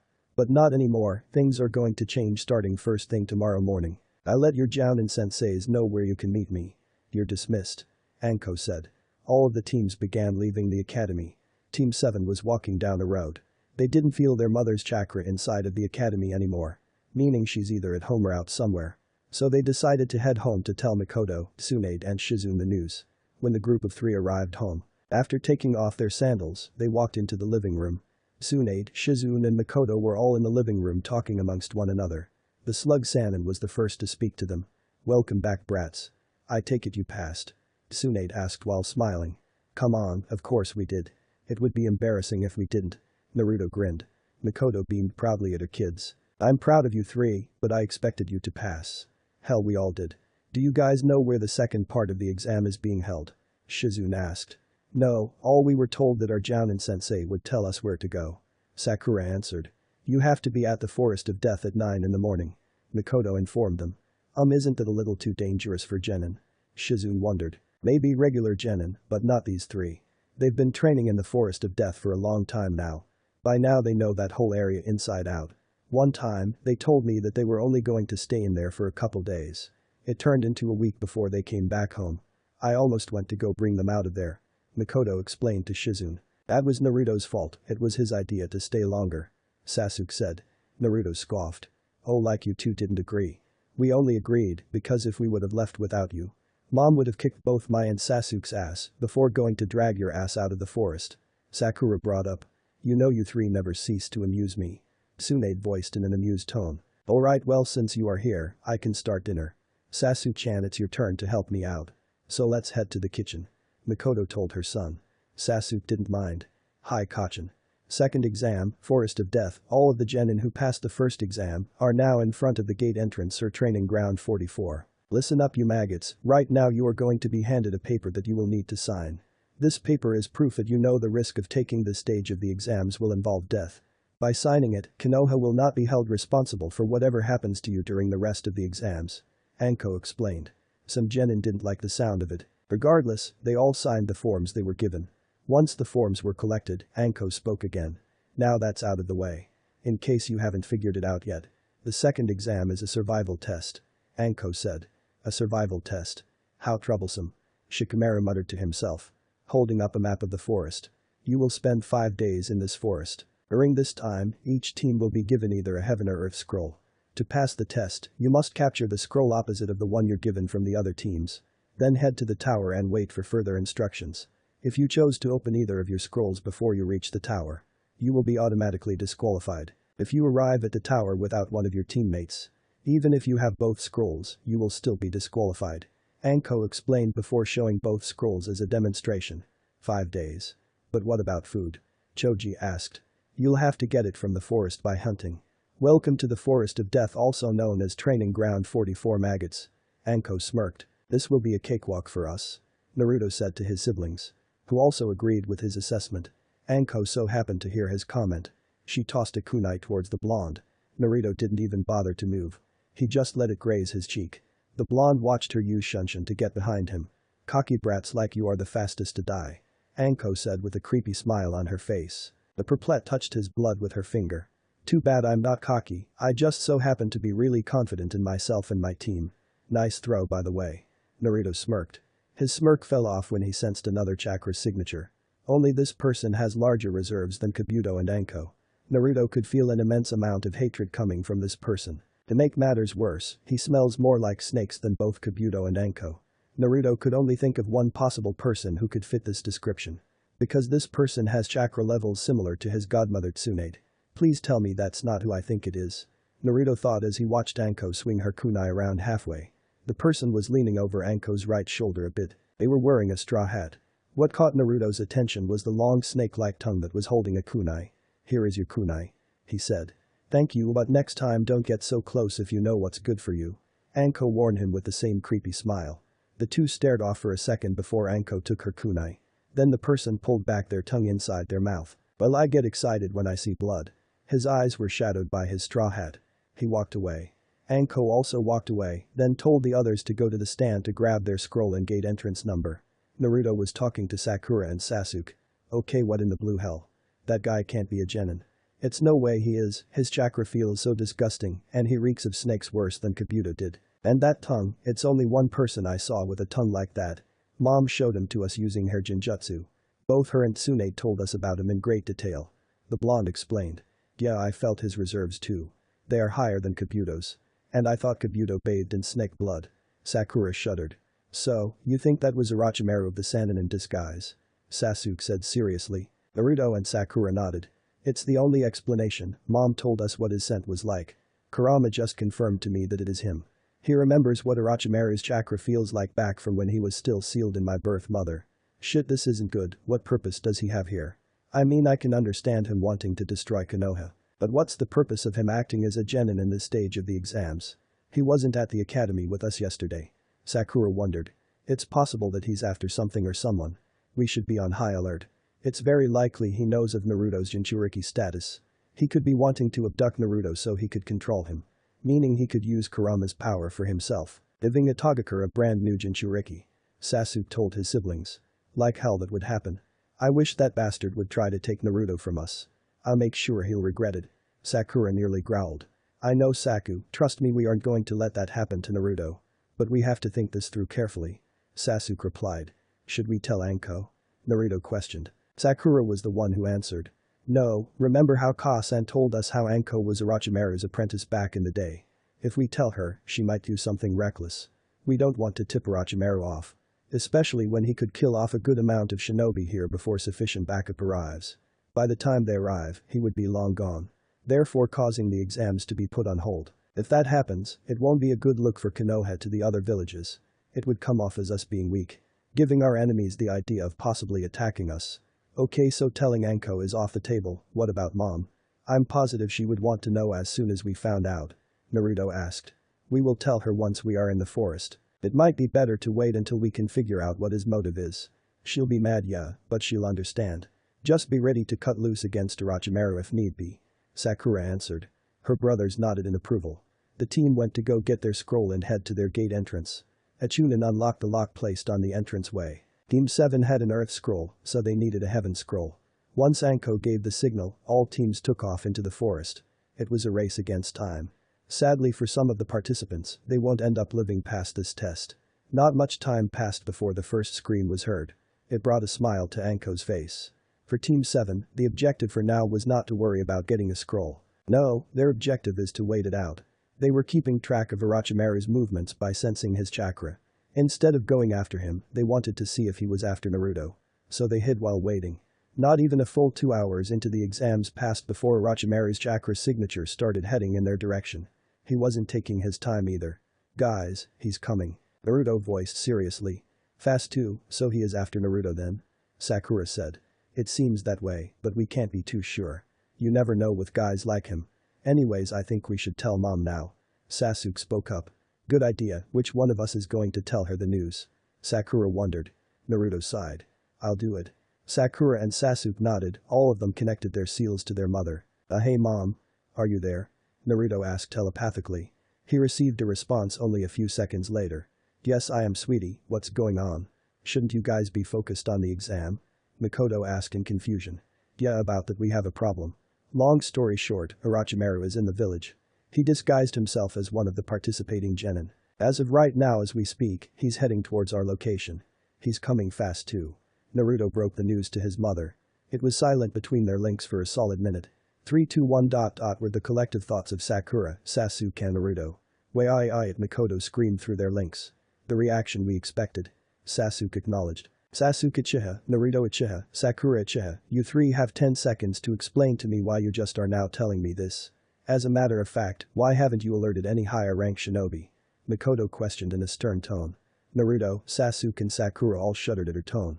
It was her no-nonsense tone she would use on them when she's very pissed off at them. When she's like this, she will call them by their full names to show how serious she is. She would call Naruto and Sakura by their Uchiha last names. None of the three liked facing or hearing their mother when she's like this. She can be very terrifying. Especially when she is using one of her glares. Since Naruto delivered the news, Sakura felt that she should give the explanation. Well Mom, we thought it would be the best option to take. Anko most likely would have reacted badly if we told her. Seeing as you told us about her strained relationship with Orochimaru. We didn't want to risk Orochimaru being tipped off that we were onto him either. Especially when he could have potentially killed a good portion of the various shinobi that was gathered, before either he escaped or any reliable backup arrived to fight against him. Not to mention, if the situation caused the exams to be put on hold, Konoha would look weak to the other villages. We figured he must have some reason he's acting as a genin in the exams. The only thing we could think of is him trying to take away Naruto. So we decided to wait until we were in the forest before we did anything. We tracked his movements for about 2 hours. As soon as he began heading towards us, we contacted you. Mikoto sighed, she calmed down after hearing her daughter's reasoning. It made sense, although she would have preferred if her kids had informed her as soon as they were inside the forest. Not nearly 2 hours after. The Uchiha matriarch couldn't be too upset with them though. Most wouldn't have handled a situation like that the way her kids did. It proved that she taught them well. Unfortunately now her babies are going to have to fight off Orochimaru on their own. Well, it scared her to death at the thought of Orochimaru potentially killing any of her kids. Mikoto knew Sakura, Naruto and Sasuke were strong enough to hold their own. If they worked together, Mikoto was positive they would come out on top or at least alive. It all depended on how much stronger Orochimaru is since the last time Mikoto saw him. Okay, you three did good, you didn't engage him unnecessarily, nor did you cause a scene that would let him know that you were onto him. And nobody ended up dying. Even I couldn't have handled it much better. I just wish you three didn't have to confront him. How far is he from you now? Mikoto asked. Sasuke was happy that their mother wasn't angry anymore. He's close, it should take him no more than 5 minutes if he goes at a slow pace. He answered her. That means he's 2 minutes away or 3 at max. Alright, you guys, be careful. Try to avoid a fight if possible. I know it's very unlikely you'll be able to, but just try. As much as I would love to use Kamui to come help you guys, I could end up getting you disqualified from the exams if someone who knows I'm your sensei sees me. Mikoto said in an irritated tone. Sasuke, Sakura and Naruto all knew she wanted nothing more than to come back them up. If it wasn't for the risk of being disqualified, they would welcome her help with open arms as always. Don't worry mom, we will be fine. Sure, Orochimaru is a Sannin, but we aren't helpless genin. You've made sure of that. Working together, there's nobody who can stop the three of us except for you. Not even old man Hokage could unless he knows the Shiki Fujin. Even then he has to have the willpower to pull out our souls. Naruto's tone was filled with immense determination. Sasuke felt similar to his brother. He's right, if it comes down to it. Either I'll burn him to nothing with my Amaterasu, Naruto will poison his chakra network with Kurama's chakra, or Sakura will push her bloodline to the limits in order to crush his heart. But I doubt it'll even get to that point. They are right mom. We can handle Orochimaru. Hopefully we can take him down here and now before he becomes an even greater threat. Plus I find it hard to believe that he's as dangerous as Tsunade when she's pissed. Sakura added. Mikoto sighed again. I believe in you three like always. I never have doubted you before. And I sure won't start doubting you now. I just hate that all of this shit is happening one after another. Listen, I'm going to get Tsunade and we'll head to the Hokage's office to explain to him the situation if he already doesn't know. Make sure to watch each other's backs. Do not let your guard down around Orochimaru for a second unless he's dead or you're 100% sure he's no longer in the area. I love you three. None of you better die or I'll drag you back from the Shinigami himself. I doubt Orochimaru wants to draw out a big enough fight that will risk getting him caught. But if it starts to become too much for you three to handle, do not hesitate to contact me. I will use Kamui to get to your location immediately. Again, be careful and keep me updated. We love you too mom. All three of her kids responded to her collectively. I'll see you whenever you arrive at the tower. Mikoto said before cutting off her link to them. She immediately stood up from her seat in the living room. Tsunade. She yelled out. The slug Sannin ran from her room to the living room in an instant. What happened? Swan asked. Shit just got a lot worse. Orochimaru is in the village, he's disguised himself as a genin in the exams. Now he's heading towards my kid's location and he's close. We have to go to Sarutobi now. Mikoto answered her sister in a serious tone. Tsunade narrowed her eyes before nodding. Shizune was working her shift at the hospital. So it was only the two of them at their home. Once Mikoto got a lock on Hiruzen's chakra signature, she used Kamui to transport her and Tsunade to him. Back in the forest, Team 7 were each standing on a branch, waiting for Orochimaru to arrive. However, they sensed that he stopped moving. Then they felt his chakra pulse. 2 seconds later, a huge gust of wind came in their direction. Most likely meant to separate them. To avoid it, they all used Shunshin to get to a safe distance away from the blast. Once the dust in the area cleared, Team 7 saw their attacker walk up to them slowly with an odd grin. Well, I had expected one of you to be blasted away by my attack. It seems I was wrong. Orochimaru said. Cut the shit, we know that's not really what you look like. Isn't that right, Orochimaru? Sasuke said. Orochimaru was a bit surprised that they knew it was him. He didn't think any Konoha genin of this generation would know of him. Oh. What makes you think that I am him? He was curious. Your chakra levels are around Tsunade's. But our reserves are larger than yours. You smell like rotten snakes and your chakra feels disgusting. Plus that little stunt you pulled with Anko earlier gave you away. My furry partner already confirmed it was you. He remembers what your chakra felt like. Naruto replied. Oh. Those are some astute sensing abilities you have there. I guess there is no point in hiding it. Orochimaru reached to grab his face. That's when he started pulling away his skin. It was disturbing to see. Eventually his true pale white skin was revealed, the purple marking around his eyes. Golden eyes with slitted pupils. Fang-like teeth. His long black locks blowing slightly with the wind. Is it just me or is he creepier in person? Naruto asked his siblings. Not now, Naruto. Sasuke voiced. I am interested, how do children as young as you three know about me? Orochimaru asked while grinning. It's not like you becoming one of the greatest traders to Konoha is a secret. We also had a teacher who taught us a lot about you. Sakura said. Looks like your teacher is very informative. Then again I expect no less from Mikoto-chan. She always had a keen mind. It's too bad she was never fond of me. Orochimaru said. Answer this, are you here for Naruto? Sakura questioned. What a demanding little girl you are. Reminds me of my old teammate Tsunade.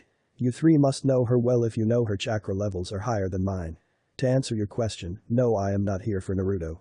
As much as I would like to have a Jinchuriki under my wing, obtaining one is not in my top priorities. I am here to test you, Sasuke. Orochimaru looked over to the young Uchiha. Sasuke raised his eyebrow. What could you want with me? It's pointless trying to offer him power to kill Itachi when he's being trained by Mikoto, who, as much as I hate to admit, vastly outclasses me. If it's anybody who can bring out the full potential of his Uchiha blood, it's definitely her. So I should be upfront with him. Orochimaru thought to himself. I'm here to test to see if you are a worthy vessel. Unfortunately I failed trying to get your brother Itachi. If you impress me enough, I have a reward for you. Yeah, no thanks, I'm not your vessel. You're better off trying to get Itachi again. Tell me, is Kabuto also in league with you? His scent smells awfully familiar to yours. Even Anko's scent of snakes doesn't smell like yours do. Sasuke asked. Damn, I wasn't expecting them to catch on to Kabuto this quickly. I'll have to tell him to stay hidden the next time I see him. Or everything will be compromised. What can I say? Kabuto is a valuable assistant of mine. Orochimaru said. You seem more forthcoming than I thought you would be. Naruto pointed out. Sadly, it won't matter in the end. Orochimaru pulled the skin under his eyes and unleashed his killing intent upon the three in front of him, intending to paralyze them in fear. However, he was brought to another surprise. His killing intent didn't seem to affect them in the slightest. Seriously, that's the best you can do? Tsunade's intent is far scarier than yours. Let's not even mention sensei.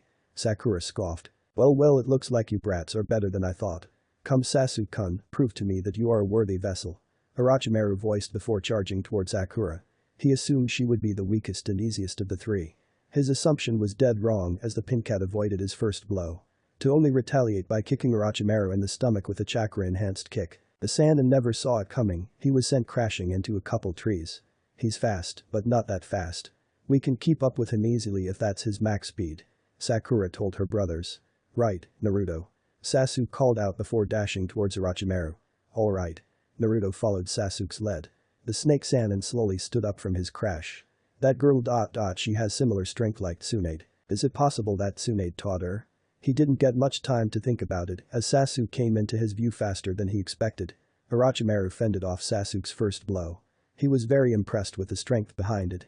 What impressed him even more is that Sasuke's Sharingan is already fully matured. A fully matured Sharingan at this age.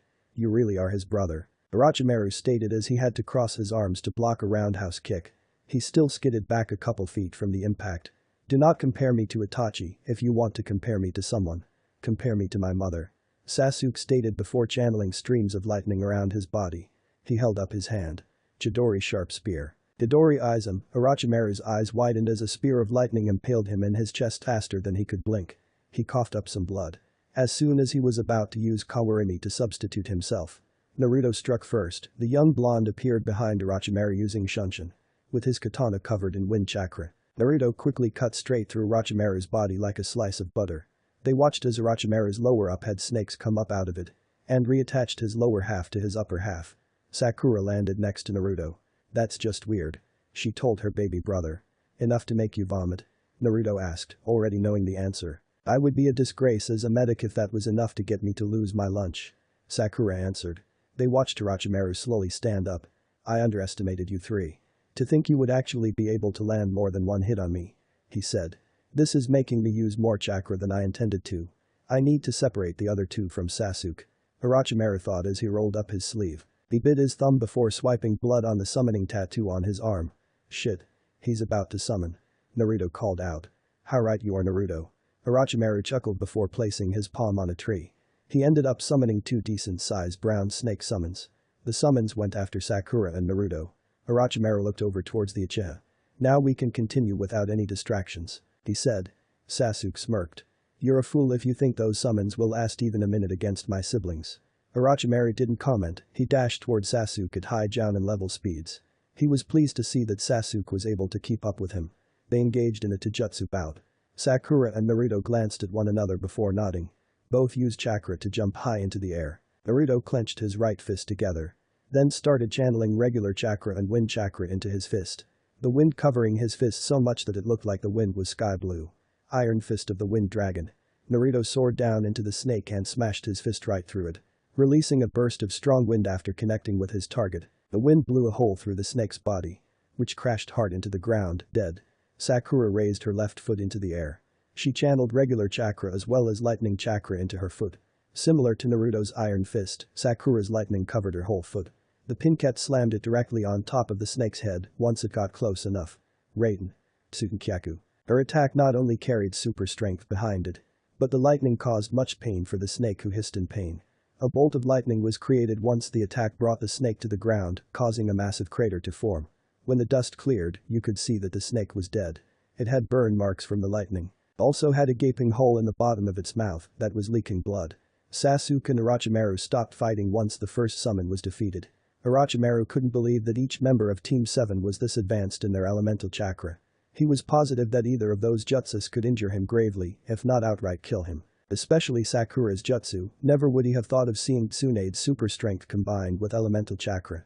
Sasuke was smirking. Orochimaru didn't know what he was up against. You three would make perfect vessels, subordinates at the least. This type of talent only comes once in a generation. It's rare for one so young to come up with their own elemental ninjutsu. You've greatly impressed me so far, Sasuke-kun. Kukikuku. Orochimaru smirked at the Uchiha.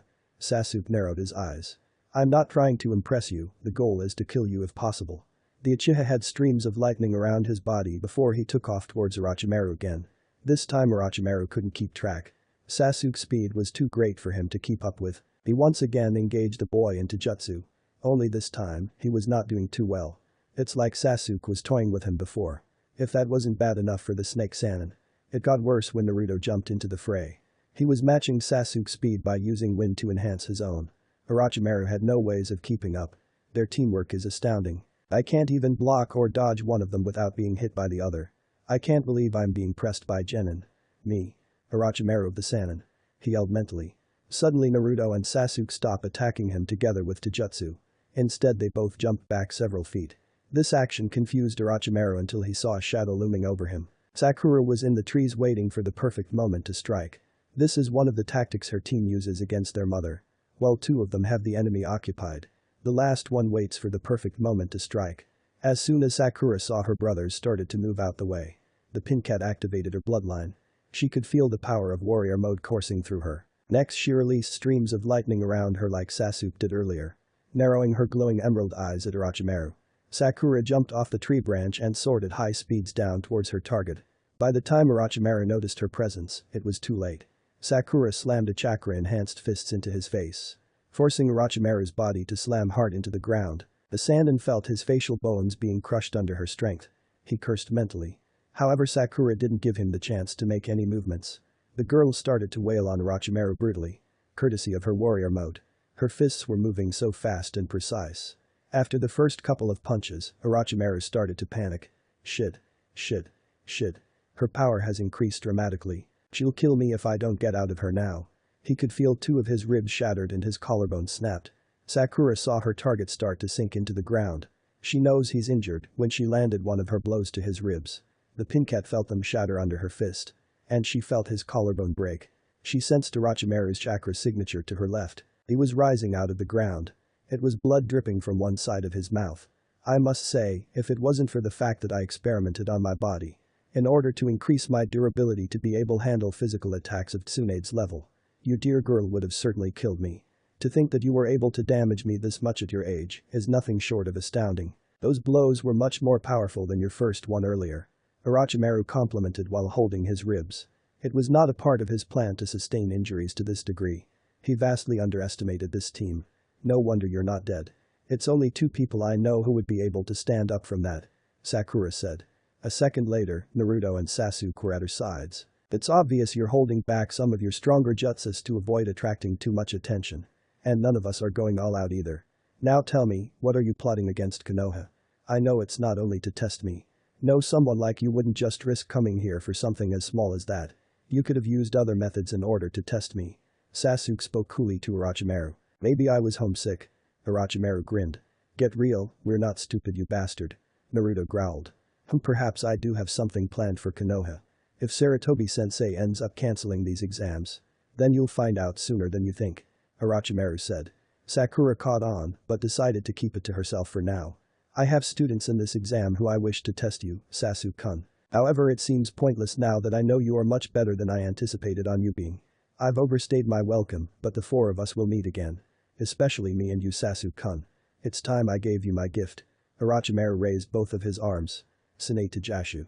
He summoned multiple white snakes from his sleeves and sent them in the direction of Naruto and Sakura. This was done in order to separate them from Sasuke. The blonde and pink cat both jumped away to avoid the striking snakes. Orochimaru took this opportunity to give Sasuke the cursed seal of heaven. Once he placed a binding genjutsu on Sasuke.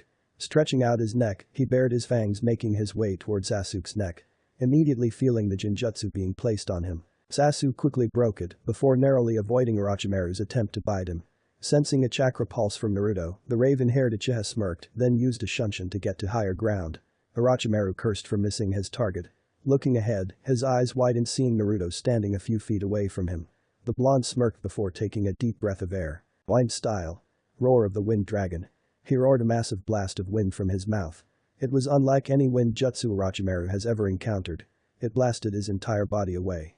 He soared through several trees. Sasuke and Sakura had to use their chakra to keep him grounded, and they weren't even in the jutsu's direction. That's how strong it was. This was one of Naruto's first original A-rank jutsus. Depending on how much chakra he puts into it, the rank of the technique can rise to S rank. That's what Mikoto told them. When the attack ended, it was quite a few trees that were damaged. Sasuke and Sakura used Shunshin to appear next to their younger brother. Your wind jutsus are too destructive. I will never understand how you can create so many of them, Sasuke said while checking out the damage. Naruto rolled his eyes. Like you want to talk, do I need to remind you of your lightning techniques? Don't even get me started on yours and mom's fire abilities. Kami, imagine the damage if you would have used Kurama's chakra, Naruto. You and Sasuke sure are some powerhouses. Sakura voiced. Both Sasuke and Naruto looked at their older sister with an "are you fucking kidding me?" expression. Sakura, you can't even talk, it's shit you can do with your lightning that I can't even do. Let's not even think about you being able to pull water out the air like the fucking second Hokage. Seriously, that's not even including your Taijutsu. Sasuke voiced. The pin cat couldn't help but laugh sheepishly at her brother's explanation. He wasn't lying about what he said at all. Anyways, let's focus back on Orochimaru. He's still here, Naruto said. He was right, Orochimaru was still around. The snake Sannin is still laying on the ground under several tree branches. His body now was aching in pain. Also, his chakra reserves were lesser than what he would like them to be. Pushing the branches off of him, Orochimaru slowly stood up. Now he had cuts across a few parts of his body. Crashing into the trees worsened the condition of his ribs. Once again, this was not what he anticipated would happen. I've spent too much time fighting them. But what I learned about Sasuke's skills is valuable. It helps to know about the other two as well. I must retreat and find Kabuto quickly. Anbu could already know I'm within Konoha, Orochimaru thought. When Team 7 was close enough to him, they watched as Orochimaru opened his mouth. 2 arms stuck out of it. Next, his skin started falling to the ground, revealing an uninjured Orochimaru with a green substance over him. Even his clothes were repaired. Okay, now that's really disgusting. Sakura voiced her opinion. Humans were not supposed to be able to do that. Animals maybe, but not humans. And I thought he was shedding his skin before. I wonder if that's the result of some of his body experiments, Naruto said. Most likely, Mom and Tsunade were right. Orochimaru brings a new meaning to the word creepy, Sasuke muttered. Orochimaru chuckled. It seems I've failed to give you my gift, Sasuke-kun, but don't worry, you will receive my cursed seal of heaven sooner or later. For now, keep growing strong, my vessel. You are stronger than Itachi was at your age.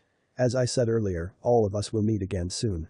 He began sinking into the ground with a smirk on his face.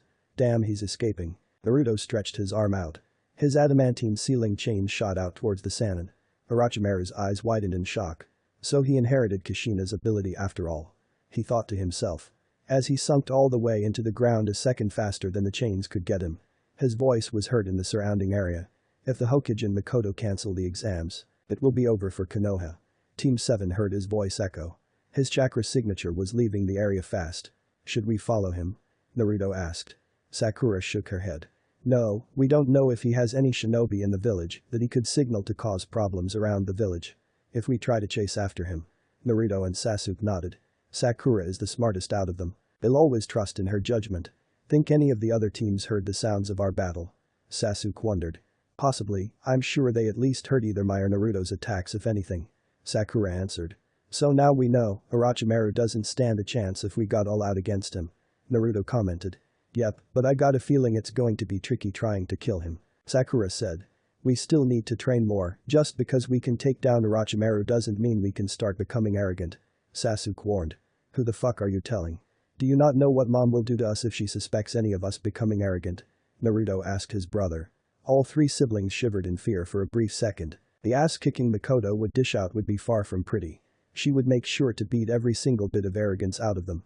Well, I guess we should start looking for a heaven scroll after we let mom know that we're okay. Sakura voiced. Alright, you take care of that. I need to go take a piss behind a bush. And I'll be sure to use the water in that stream to rinse off my hands when I'm done. Naruto said before his sister could say anything. He walked off. Sasuke glanced toward the stream. I'm gonna go use some water to wash off the sweat on my face. He told Sakura before walking to the stream. The Pinket sighed. Idiots, I love them, but they are idiots. You would think they would know mom would want to hear their voices to make sure we're all okay. Fuck it, we shouldn't have to spend an entire day in the forest anyways. Getting a scroll will be easy. Sakura channeled chakra into her seal to connect to her mother's link. Mom? Mikoto was frustrated, very frustrated. She was annoyed before once she learned about Iwat targeting Naruto. Then Oto just had to get themselves involved. Next was Suna sending their Jinchuriki to participate in the exams. It didn't help that the Ichibi Jinchuriki has declared her children as his targets. And now she's even more frustrated that Orochimaru infiltrated the village for some reason that possibly involves one of her kids. And we still will have to deal with the Akatsuki in the future. I need to tell Naruto, Sasuke and Sakura about them soon. They need to be prepared to go to war against S-rank Nin. I'm sure Jiraiya knows about them by now. I informed Suna about them. If Jiraiya knows, then Sarutobi possibly knows already. She thought to herself. Tsunade watched her younger sister pace around the room. They were in the tower in the Forest of Death. Sitting in a random room, waiting to hear from her god kids. After they informed the Hokage of the situation with Orochimaru, all three of them made their way here. Hiruzen was elsewhere in the tower taking care of something. Mikoto-chan, calm down, worrying yourself won't help anything. Tsunade spoke softly. The raven-haired Jounin sighed. I know that, Suna, but as a mother I can't help but be worried about them. I know they are strong, but you know just like I do. That Orochimaru is as slippery as they come. It's no telling what that bastard could have up his sleeve. I'm worried about them too, Miko-chan, I'm their godmother, you know. But they will be fine, you know they will be fine. If they weren't, don't you think they would have contacted you by now? Plus I know you are keeping an eye on their chakra levels to make sure they don't fall dangerously low. That's why I said relax. Mikoto closed her eyes and sighed again. She stopped pacing around and sat next to her sister. Tsunade wrapped her arm around Mikoto to bring her close. The Uchiha matriarch laid her head on Tsunade's shoulder. If anything happens to my babies, I will go hunt down for that snake fucker and skin his ass alive before burning him over and over again with my Amaterasu. Mikoto said. Tsunade smirked. As expected of my adorable sister. I will be right next to you taking pictures as you do so. Mikoto laughed. Kushina would say that's still too good for him. She would find plenty of ways to make Orochimaru suffer. To the point where I may pity him. Tsunade replied. That would be that day. You, pitying Orochimaru? Mikoto said. Neither of them said anything after that, just enjoying the few moments of silence between them. Suhaim. Promise me that you'll never leave me again. Mikoto said to her in a pleading tone. Tsunade was caught off guard by her tone. She looked at Mikoto to see some tears at the edge of her eyes. It broke Tsunade's heart to see her precious younger sister like this. She hated that she was part of the reason why. Of course, I promise you, I owe at least that much to you after being away from you for so long. Honestly, I regret not being here for you during the last decade.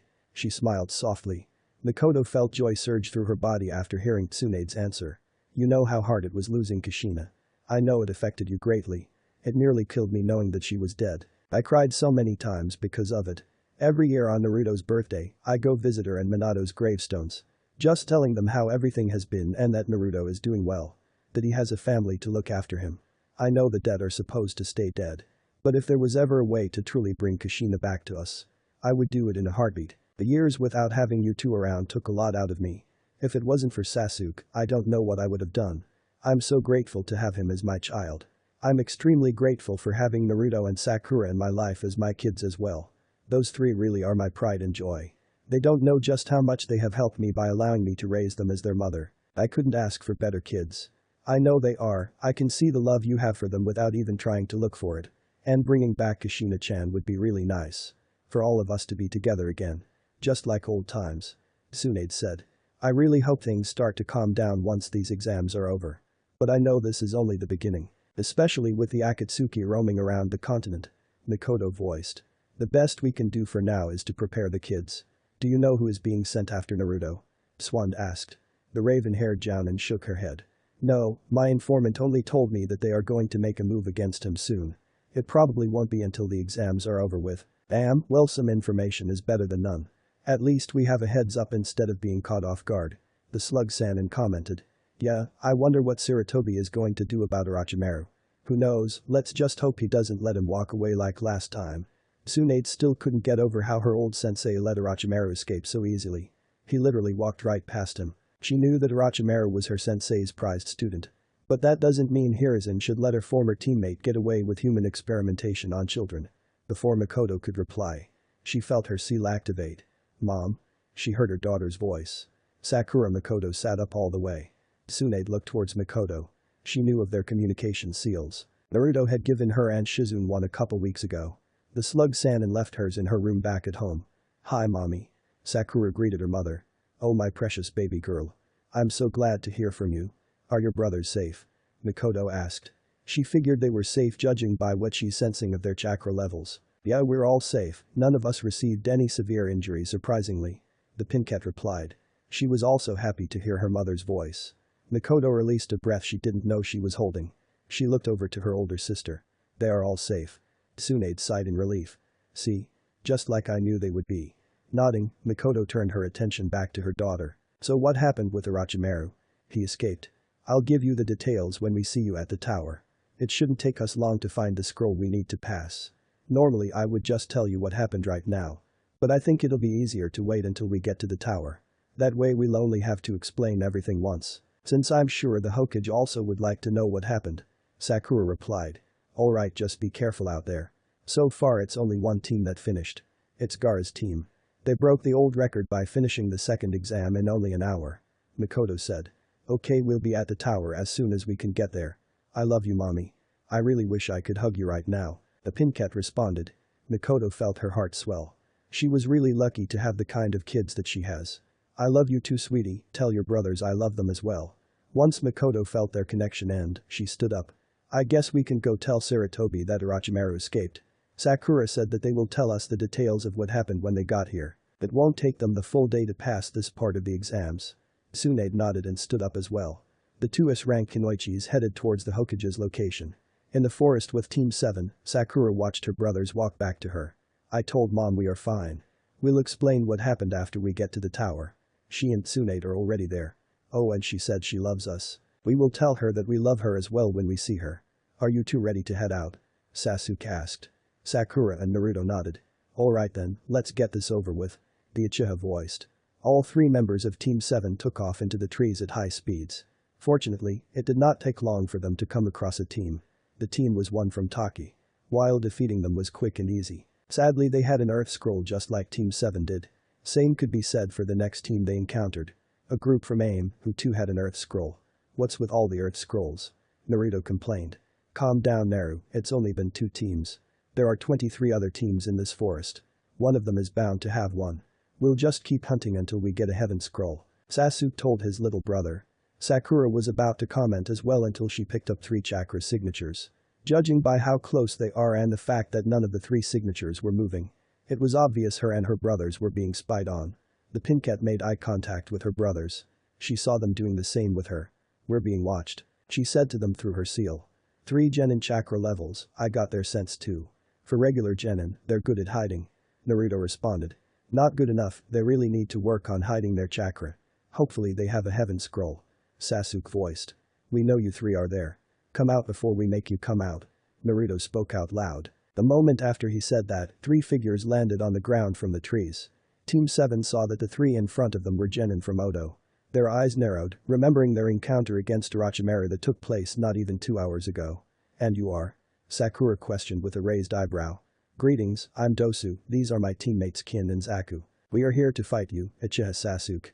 Dosu said. So you're the bastards that Orochimaru mentioned. Sasuke figured. Kin, Dosu and Zaku's eyes all widened in surprise. None of them expected to be known about already. Seems like these guys already know about us. Guess we'll have to kill them since we can't ignore that. Zaku took a step forward. Wait, Zaku. Dosu held his arm out to block Zaku from taking a step further. Huh? What is it? Zaku asked. Dosu turned his head sideways a bit. Kill the other two first, we'll save Sasuke for last. All three members of Team Dosu leaped into the air using chakra to get to Team 7 quicker. Sakura smirked. Idiots, such a rookie mistake. Sasu. Naru. She signaled her siblings. On it. Both boys replied. Team 7 each held up one hand seal. Kaiten. Karakenden. Sasuke and Sakura simultaneously released intense flames towards their opponents. Futen. Rankton. Naruto blew out a bullet of air to increase the intensity of the flames. Zaku, Kin and Dosu's eyes all widened in shock. They had to use Kawarimi to avoid being burned by the fire. By the time each of them appeared out of harm's way, Team 7 were already making their next moves. Naruto took on Zaku. Sakura went after Kin. That left Sasuke to handle Dosu. You know, all of this could be avoided if you give us your heaven scroll. Sasuke said nonchalantly. Dosu's one eye widened. How did you know we have a heaven scroll? He questioned. The Uchiha smirked. Simple, you just confirmed it. Narrowing his eyes in anger, Dosu held up his metal arm gauntlet, unleashing sound waves from them to paralyze his opponent. Sasuke's trained hearing picked up something before he felt his body freeze up slightly. Channeling chakra through his coils, the paralysis wore off immediately. Sasuke turned on his Sharingan. He could see sound waves being produced from Dosu's gauntlet. Now he knew what to be wary of. Not bad, those sound waves can cause some real problems if you aren't fast enough to avoid them. Too bad it's not good enough. Sasuke thought. Zaku roared as he shot out another blast of airwaves towards Naruto. The blonde easily avoided it. So far, Zaku showed no signs of being able to guide his attack in any other direction once it's fired. Naruto couldn't help but wonder how did Zaku get those tubes in his arms like that. Did Orochimaru experiment on you? I mean you had to have gotten those tubes in your arms somehow. Naruto asked in curiosity. Zaku smirked. If you must know Konoha trash, I did receive this as a gift from Orochimaru-sama. I'm going to prove to him that his gift isn't being wasted. Ah, I figured it was something like that. Well, I'm sorry to say this. But if shooting airwaves out of your arms is the best you can do, this is going to end really quick for you, Naruto said in a bored tone. Zaku growled in anger. He saw the look in Naruto's eyes. It was the look of not being perceived as a serious threat. He felt as if he was being mocked. I'll show you the price for underestimating me, you leaf scum. Zankyukuha. Extreme decapitating airwaves, Zaku unleashed his technique. This jutsu had greater power, range and coverage angle than the previous jutsu he was using, creating massive air and sound waves in its blast radius. When his attack died down, he saw dust covering the area. Zaku smirked when he saw his opponent was nowhere to be seen once the dust cleared. That's what happens when you don't take me seriously. Stupid fool never saw it coming. He gloated to himself. Actually, I saw it coming a mile away. A familiar voice spoke from behind him. Zaku's eyes widened in shock. He didn't even get the chance to turn around as he was hit with a chop to the back of his neck. The Odo Genin eyes rolled into the back of his head before falling to the ground unconscious. Naruto sighed. Well, that was disappointing, he's easy to anger. That'll get him killed. Man, he's not even worth placing a paralysis seal on. Kin was throwing senbon after senbon at Sakura. She was growing frustrated because the Pinkat kept dodging her weapons.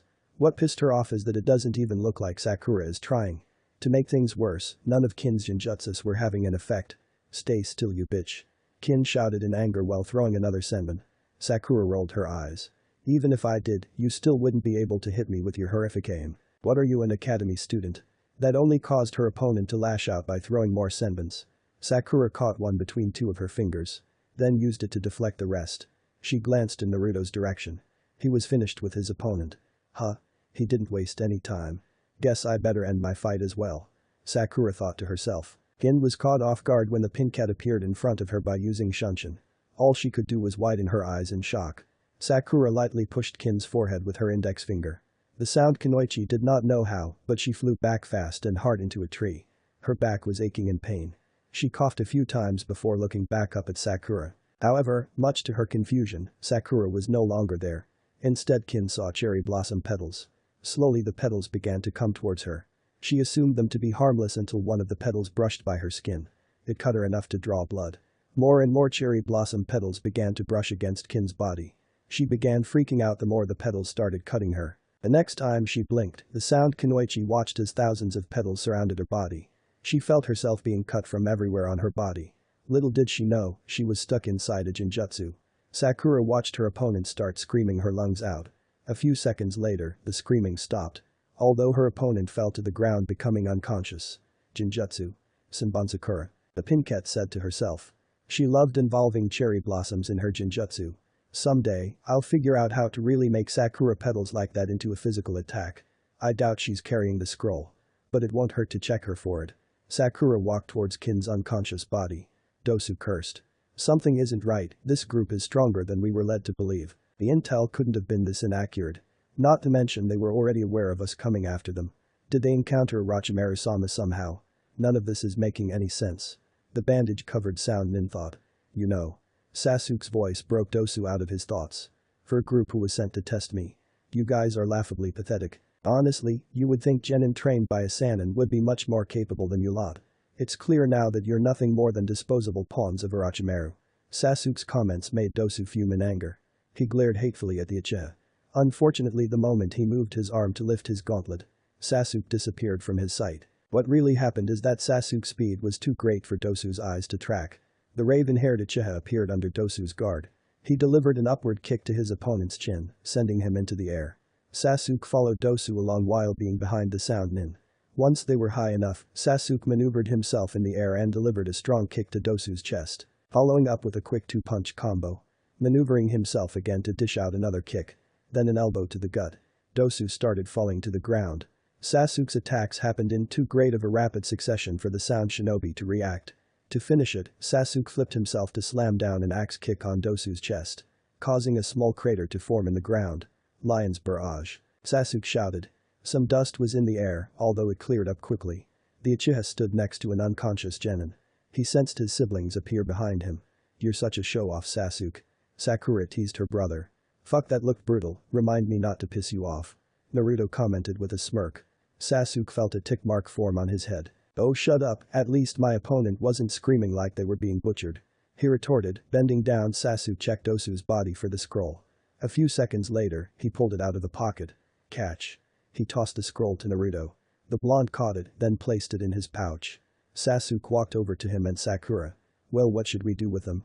Naruto asked. I don't care, it's up to you two. Sasuke shrugged. Leave them, like Sasuke said.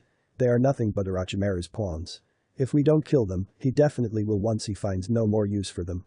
It's sad really, all of them were manipulated by Orochimaru at a young age to do his bidding. Whenever they've served their purpose, they're either killed or tossed away like trash. I doubt any of them have any valuable information that's worth the trouble of bringing them in. Let's get to the tower. Sakura said. Naruto and Sasuke nodded in agreement. All three siblings jumped into the trees. Tower, Team 7 arrived at the tower about 5 minutes ago. They were inside a hallway. It was a whiteboard on a wall with a message on it. Should we open the scrolls? I mean, I'm sure Mom knows we are here now. Sasuke asked. Might as well, at least it'll be confirmation that we passed. Naruto took the scrolls out of his pouch. He unraveled both of them on the ground. Immediately he noticed a summoning seal on the scrolls. A summoning seal. He said out loud. A small burst of smoke was released from the scrolls. Inside that smoke was Kakashi Haddock. Kakashi? Sakura voiced in confusion. Yo. Kakashi greeted with a small wave along with his famous eye smile. What brings you here? Sasuke asked. Well, when a team opens their scrolls after they arrive at here, either a Chunin or Jounin will be summoned from it to let you know that you passed. Those who don't make it within the given time are not allowed to enter the tower. They will be directed out of the forest by some of our shinobi. Kakashi answered. So you're the one who was selected to greet us if you being here means anything. Naruto summarized. Exactly, your team is the second one to arrive on the first day. For the remaining 4 days you will stay here until it's time for the next phase of the exams. You will be given a room to stay in, food in the cafeteria and all that good stuff. Kakashi said. Okay, that's good to know and all. But I'm sure that's not all you have to tell us, Kakashi. Sasuke spoke. Right, the Hokage and your sensei are waiting for you. Do you want me to lead you to them? The silver-haired Jounin questioned. No, we can follow our mother's chakra signature to her location. Thanks for the offer though. Sakura declined his offer. An assault team full of sensors. Now that's a first. Alright then, I look forward to seeing how you guys do in the rest of the exams. Kakashi disappeared, leaving clouds of smoke behind him. You know, for someone who is my father's prized student, You'd think the guy at least would feel some sort of obligation to attempt to get to know me. Naruto stated. Maybe he doesn't think that you know of your heritage yet. Sakura suggested. Naruto thought about it for a second. Somehow, I find that hard to believe. If Kakashi was really close to my father, then he should know of the relationship my birth mother shared with mom and Tsunade. And it's not like he hasn't seen both of them having prominent roles in my life. Does it bother you? Sasuke asked. Shaking his head, Naruto answered.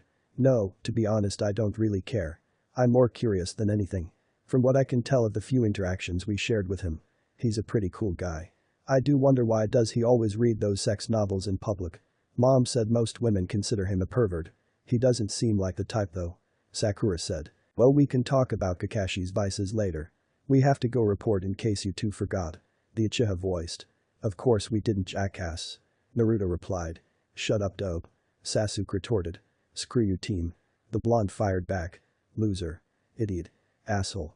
Sasuke, Naruto, knock it off before I end up going warrior mode on both of your asses. Sakura threatened her younger brothers. Naruto and Sasuke grumbled but did as they were told. Neither one of them were in the mood to face an angry and brutal Sakura.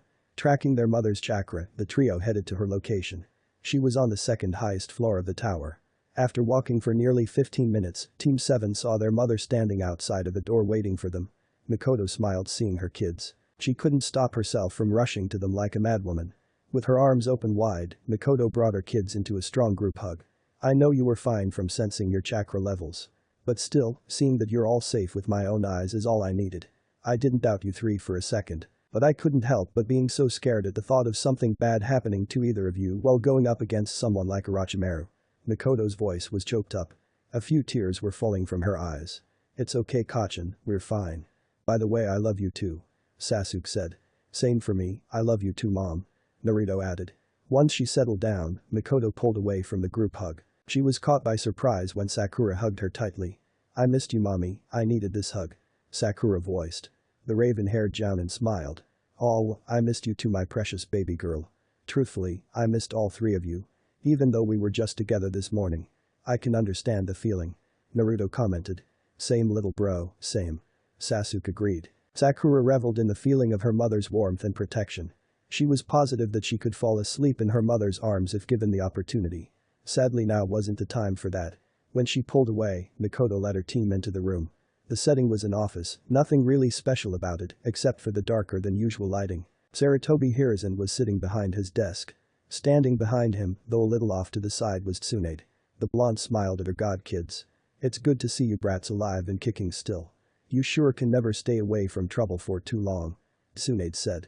When your team is full of badasses like ours. It comes with a lifestyle. Naruto smirked. Only for Mikoto to chop him on top of his head. He yelped lightly from the contact. Oh, believe me, I know, it used to happen to me, Mikoto and Kushina, all the time back in the day. Tsunade replied. It was the truth. The three of them always ended up being involved in troublesome situations. Hiruzen coughed to get everyone's attention. He spoke when he saw that he had it. Now then, first and foremost, it's good to see you three are unharmed. More importantly, alive, as I'm sure you know, most who encounter Orochimaru usually end up losing their life. Yeah, and I wonder who's to blame for letting walk right through the door to become as dangerous as he is. Naruto muttered in a low tone. His comment earned him an elbow to the ribs by his older sister. She was the only one who seemed to have heard it. Not now, Naru, you can bash him later. Sakura told him telepathically. Your concern is appreciated, Hokage-sama. Sakura politely said to Sarutobi. Hiruzen nodded, he took a puff out of his pipe. Please report from the beginning. Naruto went first. This morning during the introduction of the second exam, the proctor Mitarashi Anko just finished explaining the test. I made a small comment about it, which led to a kunai grazing past my cheek from Anko. She used Shunshin to get behind me, then tried to intimidate me. From her assumption, I was being cocky, however that was not the case. A couple seconds later is when I sensed someone else was behind us. I quickly came to the conclusion that this person was not a genin by any means. His chakra was malicious, he carried a strong scent of snakes, as well as a couple other factors. After coming to the conclusion that it was Orochimaru in disguise, I waited until Anko and Orochimaru to walk away. That's when I went over the situation with my team. From that point, Sakura came up with the best way to go about handling the situation. It was decided that due to Anko's past with Orochimaru, telling her would possibly cause her to react in a way that would let Orochimaru know that we were onto him. The other Konoha shinobi around the area were just Chunins. Besides us, the only one who would stand a chance against Orochimaru is Gaara of the Sand. Unfortunately, because of his status as the Ichibi Jinchuriki, he's definitely a flight risk. And even if we did warn someone, no sufficient backup would have arrived in time. If Orochimaru happened to get suspicious of us, more than likely he would have slaughtered unnecessary lives before escaping. Sasuke continued. When the test started, we went into the forest and kept track on his movements. For almost 2 hours, he traveled at a slow pace. All of his movements were him randomly going around the forest like every other team. Then it made a sudden shift into our direction. This time he increased his pace dramatically. Once we confirmed that he was coming after us specifically, we contacted our Jounin instructor through the use of our shared communication seal. We informed her of the situation, and she gave us the okay to handle the situation like we planned on doing. Then she said that she was going to report the situation to you. After we cut the line. A few moments later is when Orochimaru appeared. Sakura finished. Here is inside. He really regretted that he didn't take out his former student when he had the chance. I see, I know this may be much. But did you figure out the reason as to why he infiltrated Konoha? He asked. Originally we thought that he was after Naruto because of his Jinchuriki status. Sasuke replied. The thought of him coming after her baby boy annoyed Mikoto immensely. However, instead Orochimaru stated that he was after Sasuke because he failed to take over Itachi's body. Orochimaru came to test Sasuke to see if he qualified as a perfect vessel for him. His intention was to mark Sasuke with his cursed seal of heaven. Sakura stated. Hiruzen, Mikoto and Tsunade's eyes widen in shock at hearing this fact. Hiruzen sighed in disappointment. Tsunade cursed her traitorous teammate for causing trouble for her family. If Mikoto was pissed before, she was fucking livid now. Her chakra and Sharingan flared intensely. What? She yelled in anger. Tsunade understood her anger, she really did. That fucking bastard was trying to give that disgusting seal to my Sasuke. He's a deadman Sarutobi. That I can promise you. Mikoto snarled. Hiruzen could feel his legs shaking slightly. The dark chakra Mikoto was producing is enough to make a man of his status intimidated. Thankfully for him, Naruto placed a hand on his mother's shoulder, which caused the raven-haired Jounin to calm down. Mom, relax, you know Sasuke would never let that bastard sink his fangs into him. Me and Sakura sure as hell wouldn't let it happen either. Even if Sasuke was marked, I'm positive I could remove it given time to study it. Plus I can also cut off its access to Sasuke's chakra before the process finishes. That way it won't be able to affect Sasuke in no way. Naruto assured her with confidence in his tone. Mikoto nodded, she knew Naruto was the best seal master Konoha has produced since Minato. Konoha can't take credit for Kushina since she was born in Uzushio.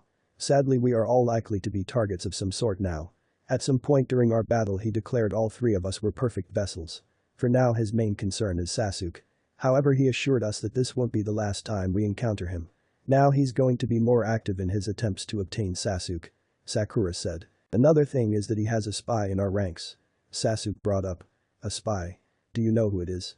Hiruzen questioned. His name is Kabuto Yakushi. Now that I think about it, he's the adoptive son of Satoshi Yakushi, the head of the hospital. At least until Tsunade or Shizune takes over. We met Kabuto during the first part of the exams yesterday. He greeted us and the other rookies, offering us information on the competition using his ninja info cards.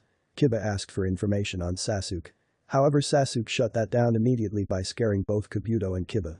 We had thought of him as suspicious from his Jounin level reserves, but we figured that was due to him being a few years older. However, his scent of snakes was undeniable. Offering information already made him spy material. When we asked Orochimaru about it, he confirmed that Kabuto is his assistant. Unfortunately, trying to capture Kabuto is useless now. I'm sure he's already been informed that we know about him. It's likely that he won't show up at the tower. If he does, it'll be as a clone who will probably drop out. Sakura answered. Damn, isn't that something? Tsunade said. Oh yeah, Orochimaru is plotting something against Konoha. He said if you or mom do anything to cancel the exams, it's over for Konoha. Naruto said. Hiruzen sighed, he felt a massive heading coming on. Sadly, he couldn't cancel the exams even if he wanted to. It would damage Konoha's image as the strongest of the 5 great nations. Anything else? Hiruzen hoped not. Nothing besides him retreating after he realized how badly he underestimated us. Sasuke voiced. Very well, thank you for your report. I will make sure to take the proper measures against Orochimaru. You are dismissed. Sarutobi said. Not so fast, Sarutobi-sensei, my god, kids deserve something for this. They not only detected a S-rank missing nin in our village and prevented many innocent lives from being killed, but they fought against Orochimaru and lived to tell about it. Came back with vital information. As well as finding a spy in the ranks. Most jounin can't even say they did half of that in their entire career as a shinobi. Swan spoke up. I second that, this exceeds the requirement of the exams. Mikoto agreed. Tsunade, Mikoto, I can't just reward them that easily. All of this happened during the course of the exams. It wasn't an official mission.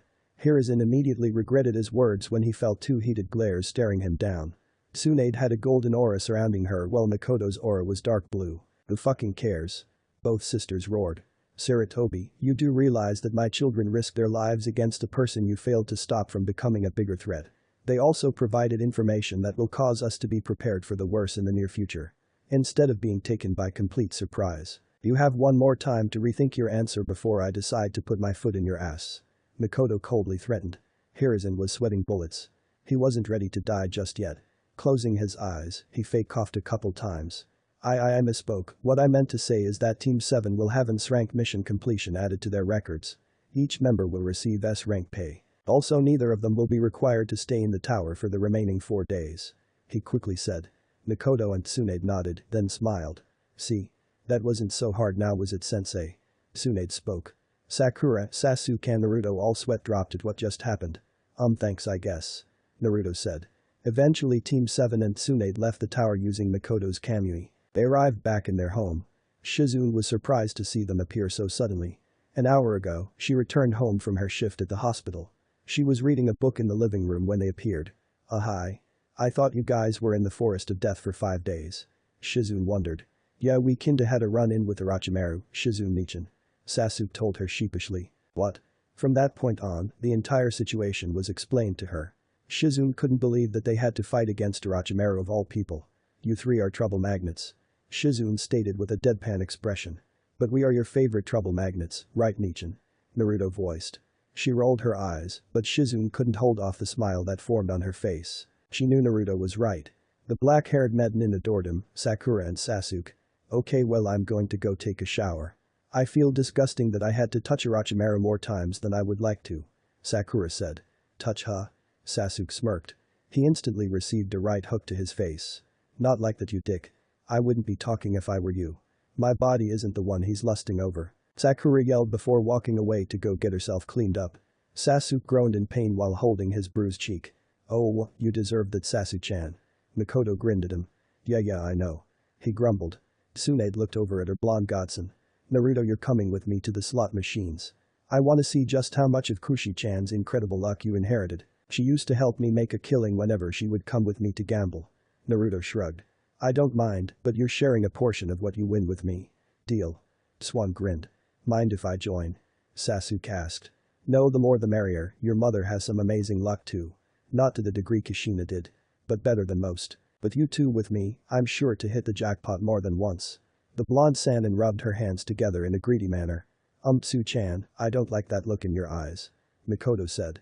Nonsense, Miko-chan, everything will be fine. I promise not to get shit drunk. Only a little buzzed at the max. Tsunade assured her. Mikoto just sighed. Fine, whatever, but shouldn't you wait for Sakura? Actually, it's best to leave her behind. I doubt she would want to come anyways. Besides, I'm sure she wants to be babied by mom if that hug from earlier is any indication. Sasuke replied. Just like you and Naruto enjoyed being smothered by me. Mikoto smirked. You three are nothing short of adorable. Sasuke and Naruto blushed in slight embarrassment.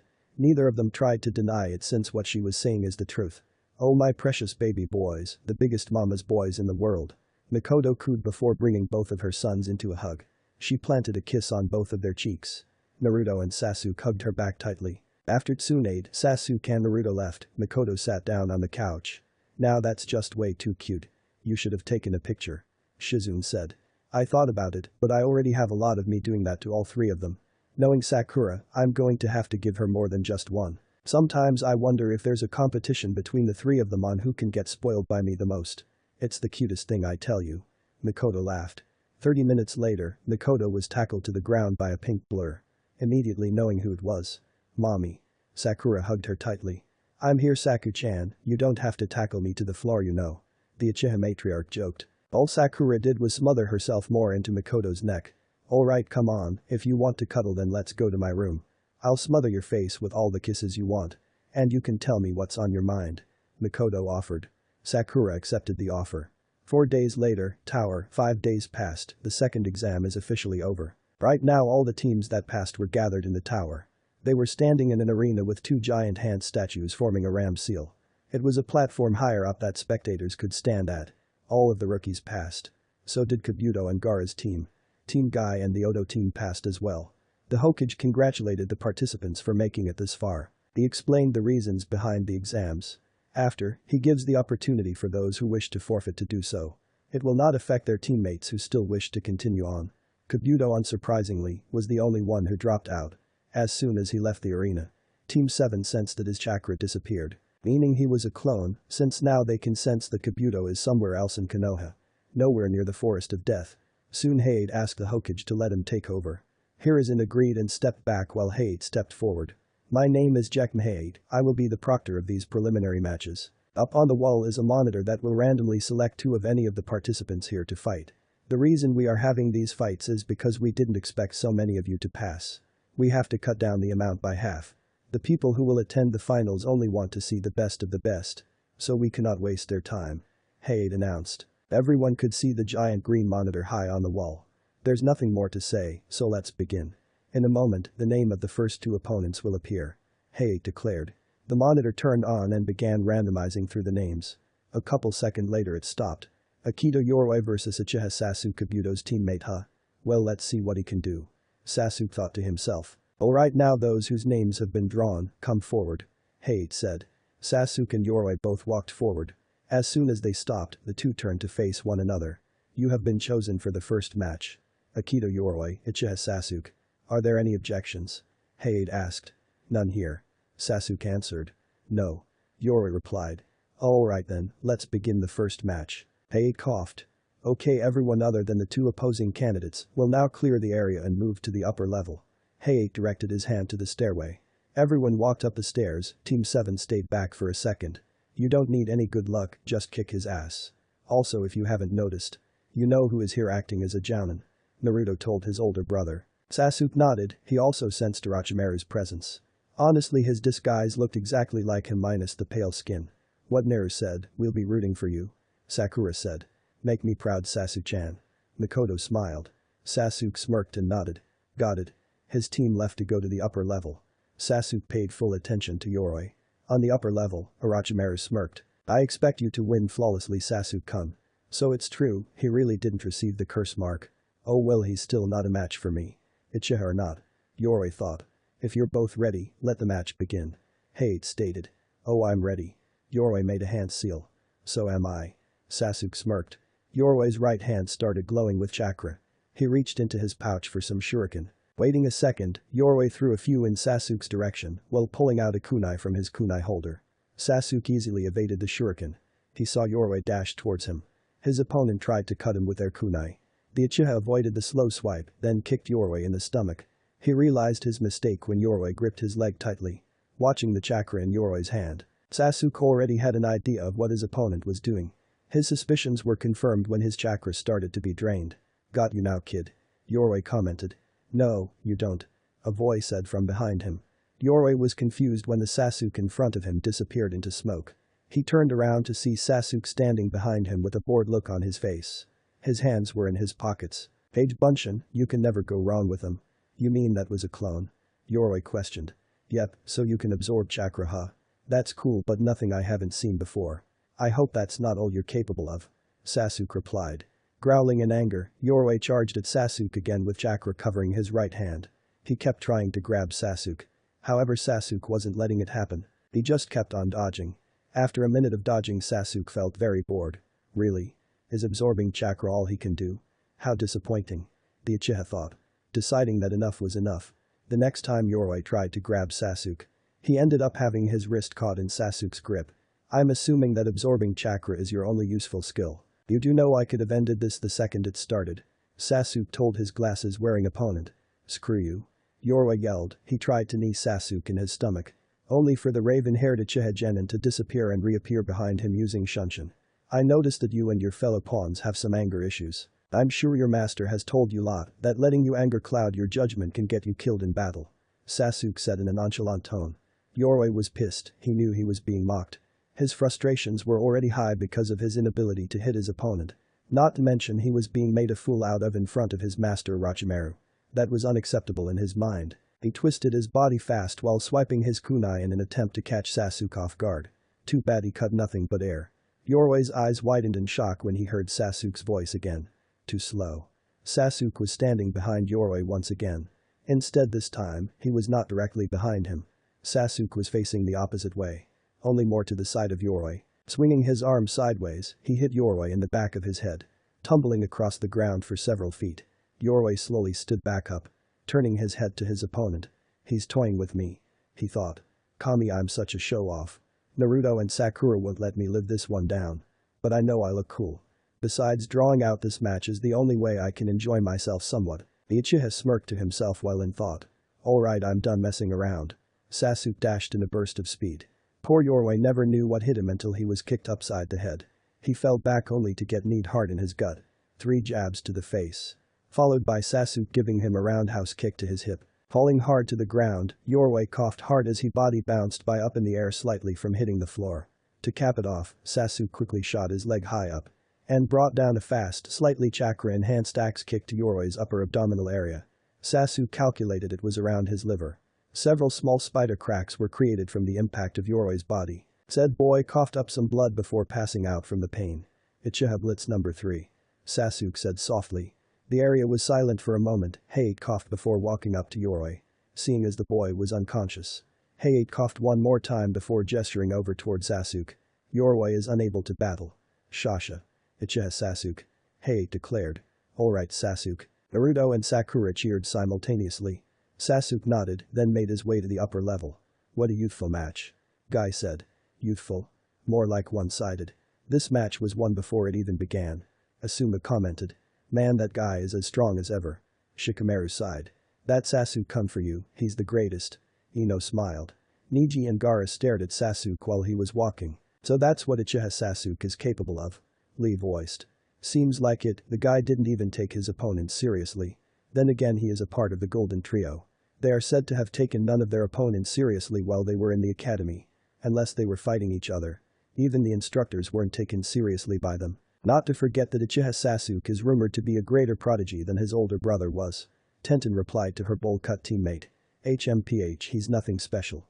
Kiba voiced. You're only saying that because you almost urinated on yourself from just his glare. Shino said to the Inuzuka. Whose side are you on? Kiba yelled at Shino. The logical side. Shino answered. That kid is good. Enkuro noted. Let's see how the other two do. Tamari said. Good job Sasuke-chan. Mikoto ruffled her son's hair. Thanks, sensei. Sasuke replied. Show off much? Sakura smirked. Sasuke shrugged. I had to in order to make the fight last longer. You gotta admit though, I did look cool out there. Hey, I've seen you done better. Naruto commented. Damn it. Sasuke cursed. The monitor went through a selection of names again. Abumi Zaku vs Shino Aburam. This fight did not last long for the most part. Zaku blasted Shino with his airwaves. Only to end up hitting a bug clone. Soon after he found himself surrounded by poison parasites. When Zaku attempted to blow them away by using his Zankikuha. It backfired when his arms exploded with chakra coming out of him. Shino explained how he filled Zaku's airways while he wasn't paying attention. Zaku tried to attack Shino again by charging after him. But Shino knocked him out with a single punch. Tsurugi Misumi vs Kankuro. Misumi thought he had won the match when his body was wrapped around Kankuro's. He was proven wrong when instead of snapping Kankuro's neck like he assumed, Misumi actually was holding Kankuro's puppet Karasu. Once Kankuro was revealed to be hidden in the wrapped-up bandages, he used the chakra strings to control Karasu. Misumi felt himself being wrapped up by Karasu's arms. He quickly forfeited when he felt his bones being crushed. Rock Lee vs Yamanaka Ino. Sadly, the match didn't last more than 30 seconds. I tried to attack Lee. However, Lee effortlessly blocked her attacks. By the time Ino attempted to use her clan jutsus, Lee knocked her out with a karate chop to the neck. Tenten vs Tamari. Tenten was a horrible matchup for Tamari because of Tamari's wind element. All of Tenten's weapons were blown away by Tamari's fan. It didn't help that the brunette was caught in a cyclone. She landed hard on the metal part of Tamari's fan. Lee carries his teammate back to the spectators area. Tsuchi Kin vs Nara. Shikamaru. Shikamaru dodged most of Kin's senbons. Some of them ended up hitting him. Eventually he discovered her jinjutsu that rebels on her senbon's trigger. Nara was able to break from her jinjutsu to catch her in his shadow.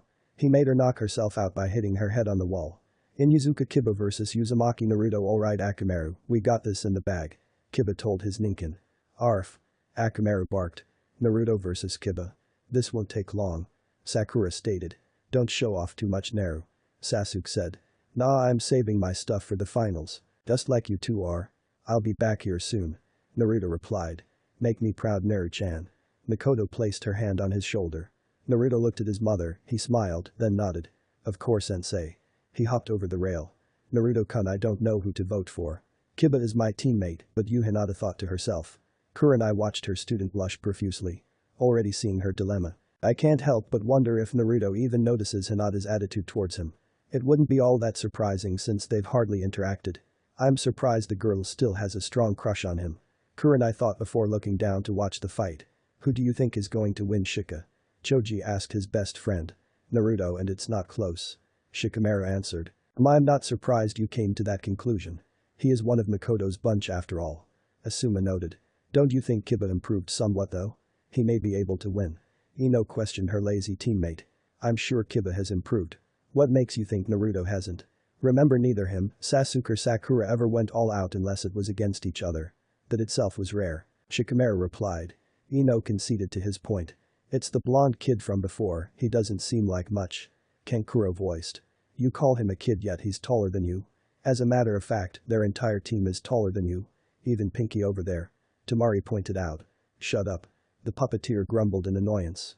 Kiba and Naruto were standing across from each one. Are both contestants ready? Hayate asked. Seeing the two nod. Very well, let the 7th match begin. This will be a piece of cake. Kiba smirked. Says the guy who never beat me in a Taijutsu spar during our entire time in the academy. Naruto retorted. The academy doesn't matter anymore. We're real shinobi now. No more games, you're just lucky I could never use my clan jutsu on you before. But now you don't stand a chance. I may not be better than Sasuke, even so I know I'm stronger than you Uzumaki. Kiba yelled. Is he delusional or something? Sasuke asked his sister. Sakura shrugged. Maybe, or he's just in denial that Naruto is an alpha. Well, he isn't.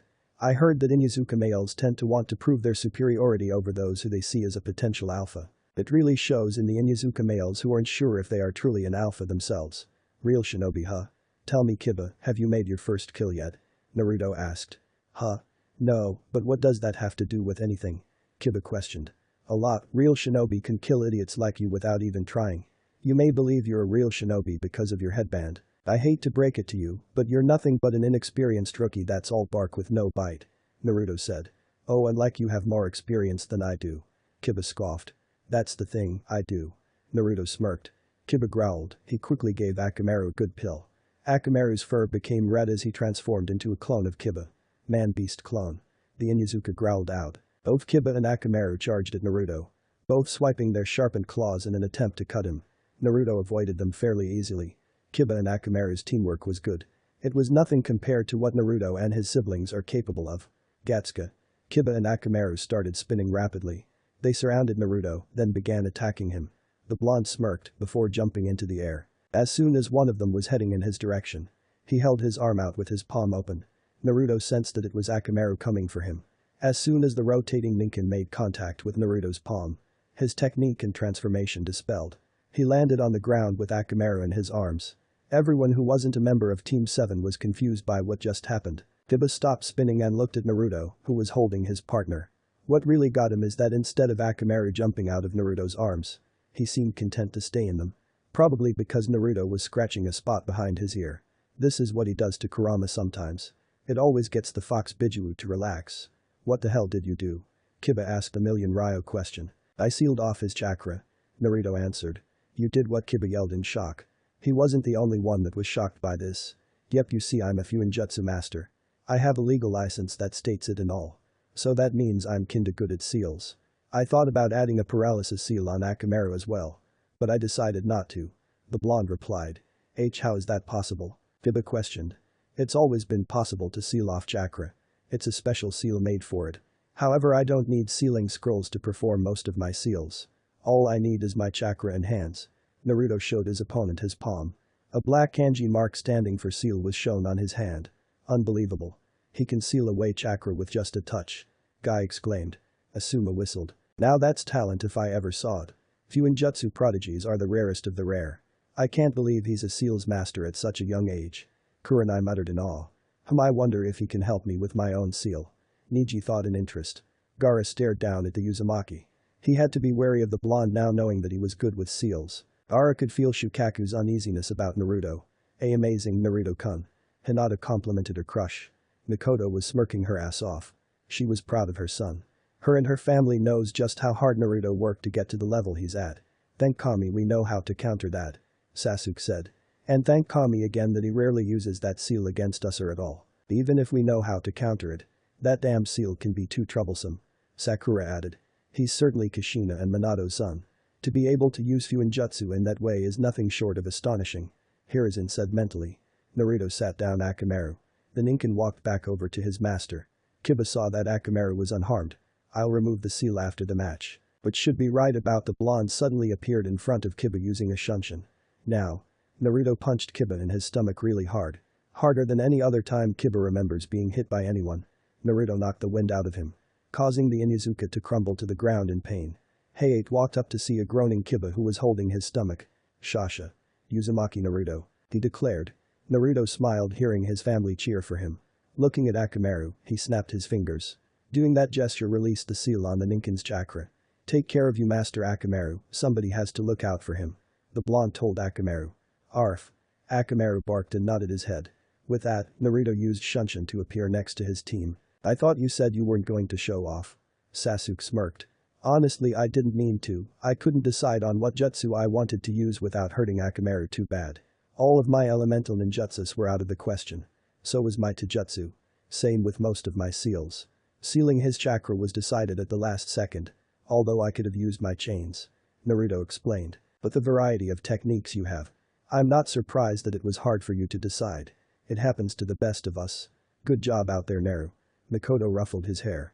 Hika Hinata versus Haruno Sakura Hinata sighed in relief. It's not to say Sakura is an easier opponent to defeat. Because by all means she's not. The brunette is relieved that she won't have to face her cousin Niji or Gaara after what she witnessed him do in the forest. You'll do fine Hinata. Kurenai tried to encourage her. Hinata smiled at her sensei. She turned to walk down the stairs. I know she's never beaten you, but still watch out for her gentle fist. Sasuke warned his sister. I'll be fine Sasuke, you know it'll take more than gentle fist to stop me. Sakura responded. I know, it's just that someone has to say it. Sasuke shrugged. Thanks for the advice anyways. Sakura grinned. You're going to scare her aren't you? Naruto asked. No, just hopefully push her in the right direction. Sakura answered. Alright Saku-chan, bring back the win. Mikoto told her daughter. Yes, sensei. She smiled at her mom before using Shunshin to appear in the arena. Hinata couldn't help but feel nervous standing in front of Sakura. She always felt that Sakura was a prime example of what a strong kunoichi should be. Sakura would always have Hinata's respect and admiration for her iron will and protectiveness over his siblings. Sakura was known for not taking any nonsense from anyone. Never losing a single fight in the academy. It's a reason why the instructors let her fight against the boys. No girls in their graduation class could hold a candle to the pinkette. Same could be said for the boys. As soon as Sakura was given the okay to spar against them, she dominated every one of them. The only ones who could give her a proper challenge were her brothers. It amazed Hinata on how Sakura could face her gentle fist head-on without any fear. Are both contestants ready? Heiate asked. Yeah I'm good to go. Sakura stated. Hi. Hinata said. Alright let the 8th match begin. Heiate declared. Hey Hinata. Sakura spoke. Why yes. The brunette replied. Give up on Naruto. Sakura got right to the point. Hinata felt her heart drop. What? But how? It really wasn't that much of a secret. I'm positive others noticed. All of my team knew. Sakura replied. Even, and Naruto-kun? Hinata dared to ask. The pinkette nodded. Even Naruto, he knows that you like to follow and watch him from a distance. He's known for years now, just never said anything because he knew you would pass out before he got out 4 words. Me and Sasuke caught you in your hiding spot several times. It helps that we are all sensors. So we always could sense your chakra signature. Hinata blushed profusely, she wanted nothing more than to crawl in a hole to hide away from the world for the rest of her life. This is so embarrassing for her. She never realized that Naruto actually paid attention to her if he knew she had feelings for him. Why? Hinata spoke in a low tone. Why am I telling you to give up on him? Because, as kind-hearted as you are, you don't have any backbone to lean on. You're too weak-willed. Naruto needs someone who is able to keep him in check. Someone he knows won't be walked all over. He needs a strong woman to stand by his side. Where he knows that she can handle herself without him having to worry about her all the time. He doesn't need someone who will pass out every time he tries to talk to her. And he needs a woman who takes her career seriously. This is why I won't let Ino have Sasuke. She's still a damn fangirl. I'll admit that you are better qualified than she is. However, I refuse to leave my baby brother in the care of any weak-ass woman. Regardless if it's physically or mentally. Same goes for Sasuke. I will never let any weak female have my precious brothers. Sakura declared strongly. Hinata couldn't stop herself from being in awe of the kunoichi in front of her. Sakura's voice was strong, her words were harsh yet honest. Her stance was strong, the aura radiating off of her was strong. The will Sakura possessed was unbreakable. What Hinata saw in front of her is a proud kunoichi. Something that Hinata always aspired to be. She always wanted to be strong like Naruto. Strong like Sakura. Damn, I like her. Anko said while nodding in approval. Ibiki smirked. Of course you would, you don't see too many like her these days. Even some Joun and I know couldn't hold a candle to that brat. If I didn't know any better, I would swear that's Mikoto down there instead of Sakura. Hiruzen said to himself before shuddering slightly. She's inherited Mikoto's will. Mikoto's will with strength that rivals Tsunade's. Interesting. Girl, just like she proved to be in the forest. Can't forget about Naruto either. It's very possible he surpasses me and maybe Jiraiya in Fuinjutsu. Orochimaru thought to himself. It's scary how much she's like mom. Naruto commented. He had a feeling Sakura was going to confront Hinata about her stalking. Scary. Try terrifying. She hasn't even done anything yet and she's already this intimidating. And it's only going to get worse as the years go on. Sasuke voiced. Although he was looking down at his sister with pride. He was proud to be her younger brother. Sasuke knew that Naruto felt similar. He didn't even have to think of how much pride his mother was feeling. That's my fucking baby girl. Standing strong like the proud kunoichi you are. Mikoto smirked. She felt immense pride in her daughter. Tamari was also smirking. Well, looks like me and Pinky aren't so different. Maybe I can be friends with her when it's all said and done. I'm supposed to be angry at her for berating Hinata like that. But I can't be mad, I even feel some admiration for the girl. Kurenai thought to herself. See Lee? That's a true kunoichi. Tenten pointed down to Sakura. Sakura-chan. Lee stared in awe. Damn Ino, you need to get your shit together. Shikamaru said. Go to hell Shika. Ino retorted. Hearing Sakura's words made her think about herself. Compared to Sakura, Ino might as well be a first-year academy student. I have to prove myself. Hinata told herself. I will prove myself to you Sakura-san. Hinata spiked without stuttering. Oh? I like your response. Well, show me your pride as a kunoichi. Show me why I should consider you as a potential girlfriend for my brother. Sakura grinned. Hinata got into her gentle fist stance. She activated her Byakugan. Hi. Both girls charged at one another. Hinata aimed a palm strike to Sakura's chest. Only to be deflected by Sakura's wrist. The Pinket gave her own palm strike, but it was blocked by Hinata. Said Blanette was surprised by the chakra that expelled out of Sakura's palm. She couldn't be. Hinata thought.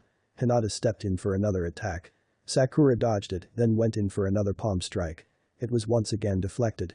Then Hinata's next attack was deflected. Back and forth, the two girls kept at it. Neither landing a decisive blow. Each hit was intense. Expelling chakra each time their limbs touch. Hinata tried a combo by lashing out quick palm strikes, then crouched low to sweep kick her opponent's ankles. Sakura avoided the sweep kick and countered with another round of palm strikes. The Blanette blocked most of them, however one made contact with her arm. She immediately responded by attacking Sakura. But Sakura jumped and spinned out the way while kicking Hinata. When she landed, Sakura rushed in for another two palm strikes. Hinata met them head-on with her own. The Pinket did a double roundhouse kick, which Hinata avoided by doing a backflip. She and Sakura aimed at the similar angles as their palms collided hard against one another, expelling a fair amount of chakra. Hinata spinned around to throw another kick at Sakura. It was blocked, then Hinata came at her opponent with 4 quick strikes that Sakura deflected. Hinata stopped to gain some distance. She was so into her fight that she didn't realize how intense it actually was. Now where was this fire at back when I needed a challenge from the girls? Sakura smirked. I wish I knew, Sakura-san. How do you know the gentle fist? Hinata asked. She knows what Kiba exclaimed loudly. Incredible, she's talented in Taijutsu, that's for sure. Guy complimented. So I wasn't seeing things after all. She's quite proficient for someone who is not a Hikage. Niji thought to himself. I knew you would notice it sooner or later. Well, it's a funny story. Someone threw some old Hikage clan scrolls away years ago. Hanging around Sasuke and Naruto, we came across them one day. That's when our sensei explained the whole Haikyuu history to us. Neither Sasuke or Naruto were interested in learning from the scroll. But I was, so I did more research on the Haikyuu clan myself. I saw a few of your clan members sparring, and I got the general idea on how you guys fight. The scroll was actually instructions on Gentle Fist. So for years I taught myself how to use your clan's taijutsu. The reason why I can use it as well as I do is because of my perfect chakra control. Also I have a way of enhancing my vision to get a deeper look at the body. Did I forget to mention I'm a medic? So I can to know where all of the vital areas in the human body are located. Sakura explained. Hinata was amazed, she never heard of anyone teaching themselves the Gentle Fist. It made her admiration and respect for Sakura rise even more. Sorry if I disrespected your clan in any way. Sakura apologized. Hinata shook her head. No, you're fine, I'm actually amazed at how you learned it. It's like I'm fighting against one of my clan members. I'll take that as a compliment of my skills with Juken. Let's not stop now, I wasn't expecting to get my blood boiling. The Pincat grinned. Hinata also smiled. She needed to work on her stamina. She would not be able to keep going for much longer. The Blunette immediately had to jump back. Sakura moved too quickly for her to follow. Hinata had to defend herself from Sakura's sudden onslaught.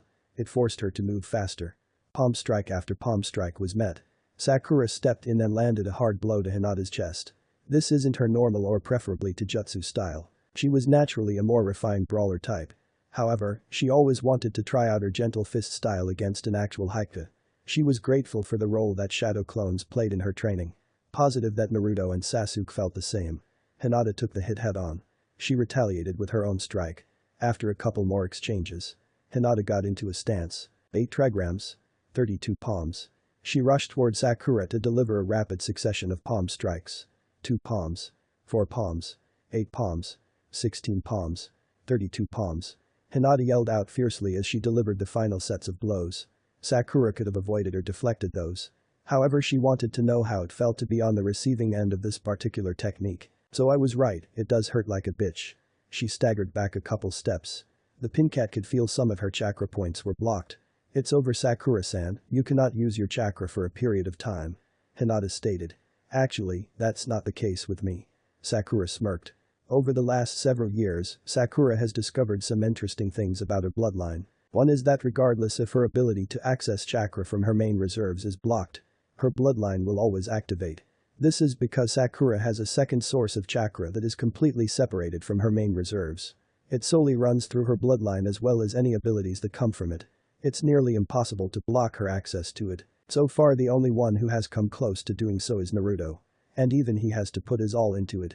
Something as simple as a strike to her tenketsu that her normal chakra runs nowhere enough to stop her. Second, her bloodline gives her a minor healing factor. Sakura is already well versed in the medical arts. So all this does is let her heal her own injuries faster than what she could heal someone else's.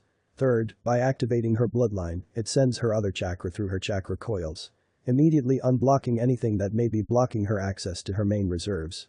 Even if it's a seal that's blocking her access, it will be either bypassed or destroyed. If it's made by Naruto, then she'll have some major resistance that'll take an effort to overcome. Fourth, her eyesight while her bloodline is active gives her much finer detailed vision. She doesn't have 360-degree vision like the Byakugan. However, she is able to use it similarly. For example, Sakura can increase her sight distance, as well as being able to see the chakra points of a body. However, it depends on how much chakra she gives to her eyes. Also, she has night vision when her bloodline is active. Her sense of smell and hearing is heightened greatly, but she's able to bring it down to a normal level. Fifth, all of her techniques increase in power dramatically, including her speed. Sixth, would be considered a warrior mode. She still hasn't found a proper name for her bloodline. So she continues to call it warrior mode until she finds a perfect name. Mikoto told Sakura that she has a strong feeling that Sakura is only scratching the surface of her bloodline. While it offers very unique abilities as it is now, Mikoto feels that it can be taken much further. All Sakura needs is more time to mess around with it. She was still young. Even though she is incredibly strong for her age. Just like her younger brothers are. It still amazes her that they are able to keep up with her when she uses her bloodline abilities to her current max. Of course, she still wins most of the time. It amazes her how strong her mother is. Because Mikoto always somehow kicks her ass no matter what. It's some abilities of the Gentle Fist that will always be out of her reach because she doesn't have the ability to expel chakra from all of her tenketsu at once. It's a work in progress. But she doubts she will ever be able to do it fully. She's pretty sure that's an ability for the Haikyuu clan specifically. although it still doesn't hurt to try. However, the abilities she can use of the gentle fist should be more than enough to end this fight with a bang. Not even her family knew she could do the move she planned on doing. What do you mean? Hinata asked.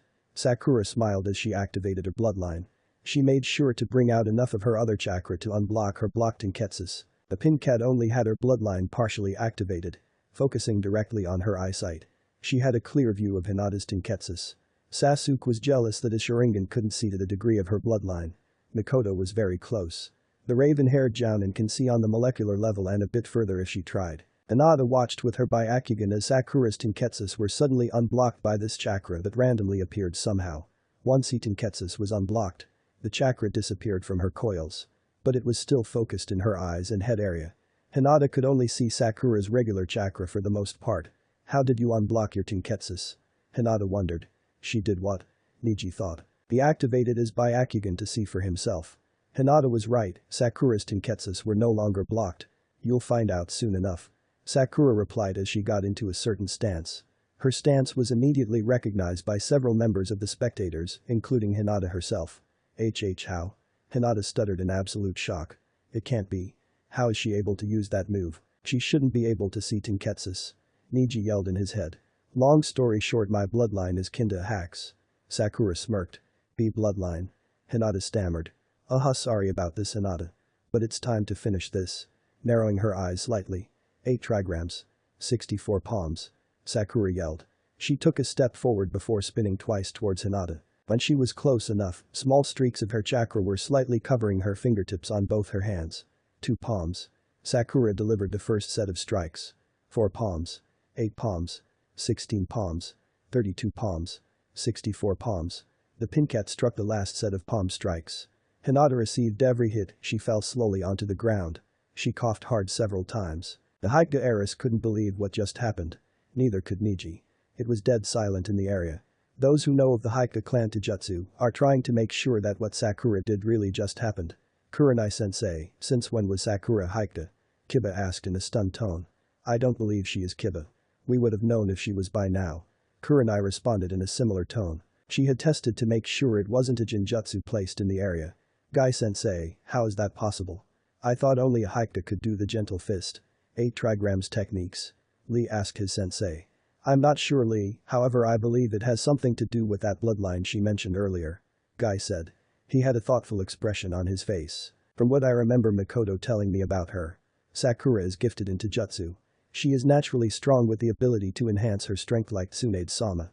Along with a couple other things. But it's a 95% chance. Mikoto and Lai told me the bare minimum. And I'm willing to bet on that 95% every time. This girl is truly a prodigy in Taijutsu. It would be a blessing if she faces Lee in the finals. Holy shit. Anko exclaimed. Mikoto's kids are truly one of a kind. Sarutobi said to himself. Somehow he knew this was going to cause him a headache later. He certainly hoped not. Unbelievable. Asuma voiced. She beat Hinata in her own clan Taijutsu. Shikamaru said. Sensei, did you know she can do that? Naruto asked in confusion. No, I did not. It seems like Sakura was further along in the gentle fist art than we originally thought. Wow, all of my kids are badasses. It's only natural since I am one as well. Mikoto answered her son. Well, she sure as hell gave us a show. This was definitely the best fight of the day. Sasuke said. Hinata slowly stood up on her feet. She was in pain and couldn't use her chakra for a while. How are you able to see Tenketsu, Sakura-san? One ability from my bloodline allows me greater depth in my vision. No, I don't have 360 vision like your clan does. But I can see just as good if not better. Also, I'm able to see far distances just like the Byakugan. No, I can't expel my chakra through all my Tenketsus at once like your clan is able to. That's a working process that will take a long time for me to learn. And I doubt I'll ever be able to do it if I'm being honest. Sakura explained. I see, so that's how you were able to aim precisely for my chakra points. I assume you taught yourself the 64 palm technique? Hinata asked. Sakura nodded. Yeah, although that's the best I can do when it comes to gentle fist. I have other areas of my skills that I focus on training more. I'm sure I'll learn another gentle fist technique one day. Not really too pressed about it. I just practice what I know for now. Hinata accepted that. It was astounding that Sakura could do a technique that's reserved for the main branch family members of the Haiga clan. All without any formal training in the art. It made her wonder how her clan would react to learning this. Looking over at the proctor. She smiled slightly. I give up Proctor-san. Hey nodded. Shasha. Haruno Sakura. Sakura was happy to hear her team cheering for her. She walked over to Hinata. Hey follow me up so I can unblock your Tenketsus. I'm sure I mentioned this earlier, but I'm a mednin. A pretty good one if I say so myself. Hinata nodded. She followed Sakura back up to the upper level. Once they got up there, the Pincat held up her hand as medical chakra started covering it. She glossed her hand over Hinata's chest to begin unblocking her chakra points. You know Hinata, I'm glad you proved me wrong. Sakura said. Hinata was confused. What do you mean? You proved to me that you aren't weak-willed after all. You can stand up for yourself even when the odds are against you. I'm sorry for my harsh words earlier. But I'm really overprotective of my family. Especially my little brothers. I know how they are better than anybody except for maybe my mom. Boys like them need strong women in their lives. Someone who won't be afraid to disagree with them. Someone who can keep those idiots in check. They need a strong woman to stand by them if they are ever going to get into a relationship. It's just how it is. Also neither of them are interested in a relationship at the moment. I doubt they will be for a long time. But I now know that you would be an excellent choice if Naruto did start to have feelings for you. However that's only if you keep that same fire you had while you were fighting me. That confidence will bring out the best of you Hinata. Sakura explained. But I don't know how, I'm always being looked at as if I'm weak. It makes me truly feel that I am. My father tries to encourage me. But I know he's somewhat disappointed in me. Hinata replied. And that's where I come in. From now on me and you are going to be the best of friends. I don't have any female friends my age so it's a start with you. If that Tamari girl wasn't trying to hit on Naruto a couple days ago. I'm sure me and her could get along really well. I'd rather not deal with Ino though. She's very annoying to be around. Sakura told Hinata. Hinata was surprised by this. You want to be friends with me? I thought you wouldn't have wanted anything to do with me. Because she really didn't want to finish her sentence. Thankfully Sakura did it for her. Stalking my baby brother? Yeah that weirded me out and pissed me off. Sometimes I found it cute. But it got annoying once I realized you weren't ever going to go talk to Naruto. I wanted to say something. However, Naruto said to leave it alone for the time being. So I respected his wishes. But that doesn't matter anymore, all that matters is that you took a step forward. And that's good enough for me. Also I'm not letting you say no. I will get you to be my friend one way or another. The brunette giggled at Sakura's comment. I see, I don't mind being friends with you Sakura-san. In fact I would be honored. You see I don't have any female friends myself either. Wonderful, oh yes Sasuke and Naruto will be your friends too. I'll make them if they try to refuse. But they shouldn't have a problem with having you as a friend. I can't speak for Kiba. Shino was always cool with us. We just never talked to him much. Shikamaru and Choji are also cool with us. I don't really know much about Team Guy. I've met Lee once during the first exam. He asked me out, then Sasuke and Naruto got all overprotective brother mode. I was glad because I have no intentions of ever dating Lee. Not interested in dating right now anyways. I heard about Tenten once or twice in the academy. Obviously Niji was last year's rookie of the year. Sakura told her. It would be nice to get to Kano Sasuke-san and Naruto-kun. Also and Niji Nyasan is my cousin. Although he isn't too fond of me. Hinata replied. Why? Sakura asked. He doesn't like the main branch family because of how the branch family is treated. I don't agree with the treatment of the branch members at all. Also I was kidnapped when I was 4 by a Kumo shinobi. My father caught him and killed him. Kumo demanded for my father's body as compensation. My uncle, Niji's father, offered to take my father's place. Niji blames me partially for his father's death. Hinata explained. That's just stupid, you were a child. You had no control over the situation. Sakura narrowed her eyes. Hinata sighed. I know, but one day I know Niji Nyasan will change. He doesn't know the truth of what happened. My father wants the responsibility of telling him. It feels nice to talk like this with someone. I appreciate you being my friend Sakura-san. Don't sweat it, also enough the san suffix. Either it's Sakura or Sakura-chan. My family calls me Saku. The Pincat waved her off. Oh okay, then Sakura. Hinata blushed slightly. Mikoto smiled while watching her daughter interact with Hinata. Seems like they hit it off. Naruto agreed. Yeah, now hopefully Hinata can stop stalking me and actually talk to me like a friend. I'm sure Saku will make it happen. Give it a few days max. Sasuke said. Kurenai also noticed the interaction. She was pleased that Hinata didn't break down from her loss. The Jinjutsu mistress hopes that Hinata will grow from this. Praying that Sakura's influence will have a positive effect on Hinata. Kanuta Dosu vs Gaara. The moment Dosu sound waves affected Gaara in the slightest. Gaara stared him down with a crazed look on his face. Stretching out his arm with his fingers curled up. The redeed sand instantly took hold on Dosu's leg. Soon the sand was wrapped around the sound nin's whole body. Sabaku kick, sand coffin. Gaara spoke in a cold tone. Wait. Don't do this. Dosu begged his opponent. Gaara watched his opponent beg him for mercy. Just like all the others he's killed. He's done for. Kankuro stated, clutching his hand into a fist. Die, Sabaku SMSM, sand burial. Dosu screamed in pain as his body was crushed by the sand in 1 second. Blood splattered all over the arena. Hayate had to move to avoid any of it from getting on him. Well, that was brutal. Hayate thought. Shasha. Gaara. He declared. Well, that was quick. Sasuke said. I'm certain that's what he plans to do to us. Naruto commented. Definitely, but he won't get the chance if his sand can't keep up with our speed. Besides the rumors of him never being injured. It's also said that his sand acts as some form of defense. An automatic defense. If that's true, it's a good chance he's not that skilled in Taijutsu. Sasuke replied. Exactly, however, don't go off on assumptions, Sasuke-chan. I've taught you 3 better than that. For all we know, Gaara could be very capable in Taijutsu. Mikoto told her son. You're right, also there are ways to slow down his sand. Sasuke pointed out. Let's discuss it later on, Sasuke. I'm more worried about how unstable he is. Naruto voiced. He sure didn't waste time.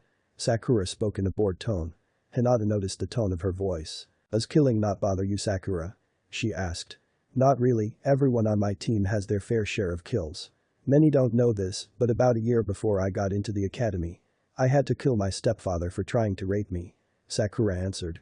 Hinata gasped in shock. That's terrible. I'm so sorry to hear about that, Sakura. Sakura shook her head. Don't worry about it, he did kinda molest me a few times. But he never got the chance to rape me. The day he tried to is when my bloodline activated for the first time. I was only 8 years old, but I was able to kill a retired chunin. My birth mother was a bitch to me. She knew what was going on. I cried and begged her for help. All she did was abuse me verbally and physically. Same with Hiro, that was his name. I had to deal with that for nearly 2 years. The 2 years previous to that. My birth mother was a drug addict. She lost it when my father died. When Hiro came around, he conditioned her to his liking. After I killed Hiro, my birth mother started yelling. She had seen the killing blow I gave to Hiro. The lady cursed me, saying I was a demon and was a mistake. None of it really bothered me. She killed herself in front of me to join him in death. I left my house afterwards and ended up meeting Naruto and Sasuke randomly in a forest. I've never looked back since. Within 6 months I was adopted into the Uchiha clan with Naruto. Uchiha Mikoto might as well have given birth to me. As far as I'm concerned, she's the only mother I've ever had. Hinata felt so ashamed of herself right now. She thought she had problems at home. No, her problems were childish compared to Sakura's. Hinata also remembers the times where she would see Naruto get mistreated by the villagers for no apparent reason. Sasuke and Mikoto had to deal with the Uchiha massacre. Which was done by their own blood. And if Naruto and Sakura were close with Sasuke before the massacre, they likely had to deal with the effects of the massacre as well. Now Hinata truly understands why Sakura is protective over her family. It's because they are all that they have. Their family bond must be incredibly strong. The brunette thought to herself. Hinata felt a surge of determination swell up inside of her. She was determined to be a part of their lives from now on. Even if she never gets to date Naruto. She was determined to be close to him. Hinata was going to be the best friend she could possibly be to Sakura. The brunette swore to herself that she will make the Hyuga clan have close ties with the Uchiha clan.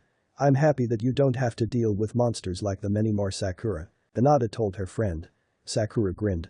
Me and you both, but yeah, to finish answering your question before I went on that tangent. Killing doesn't bother me, as a medical ninja grew used to seeing death.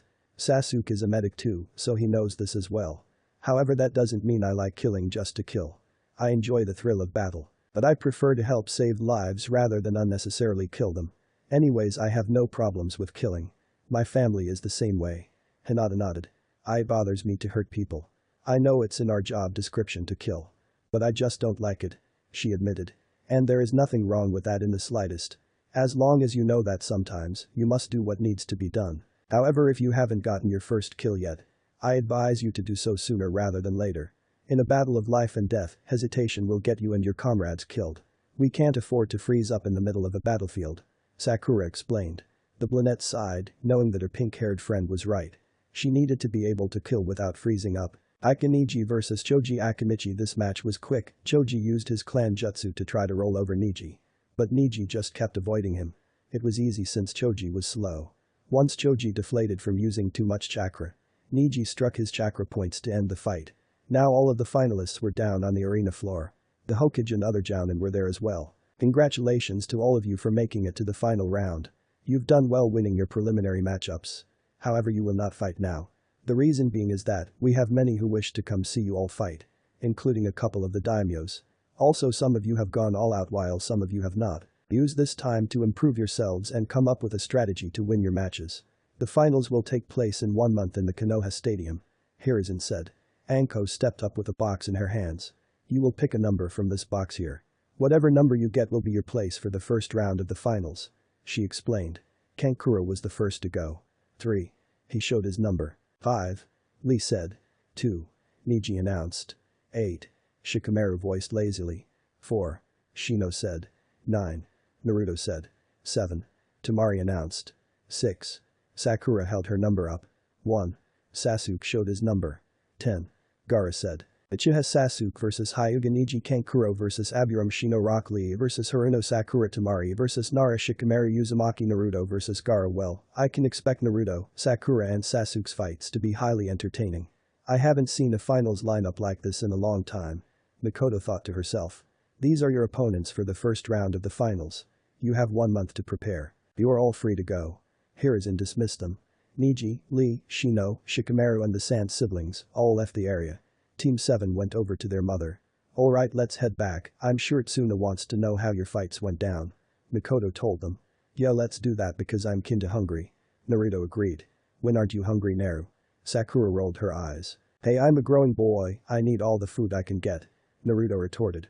I still don't know how you can eat so much ramen. It's good but you treat it like it's Kami's gift from above. Sasuke said.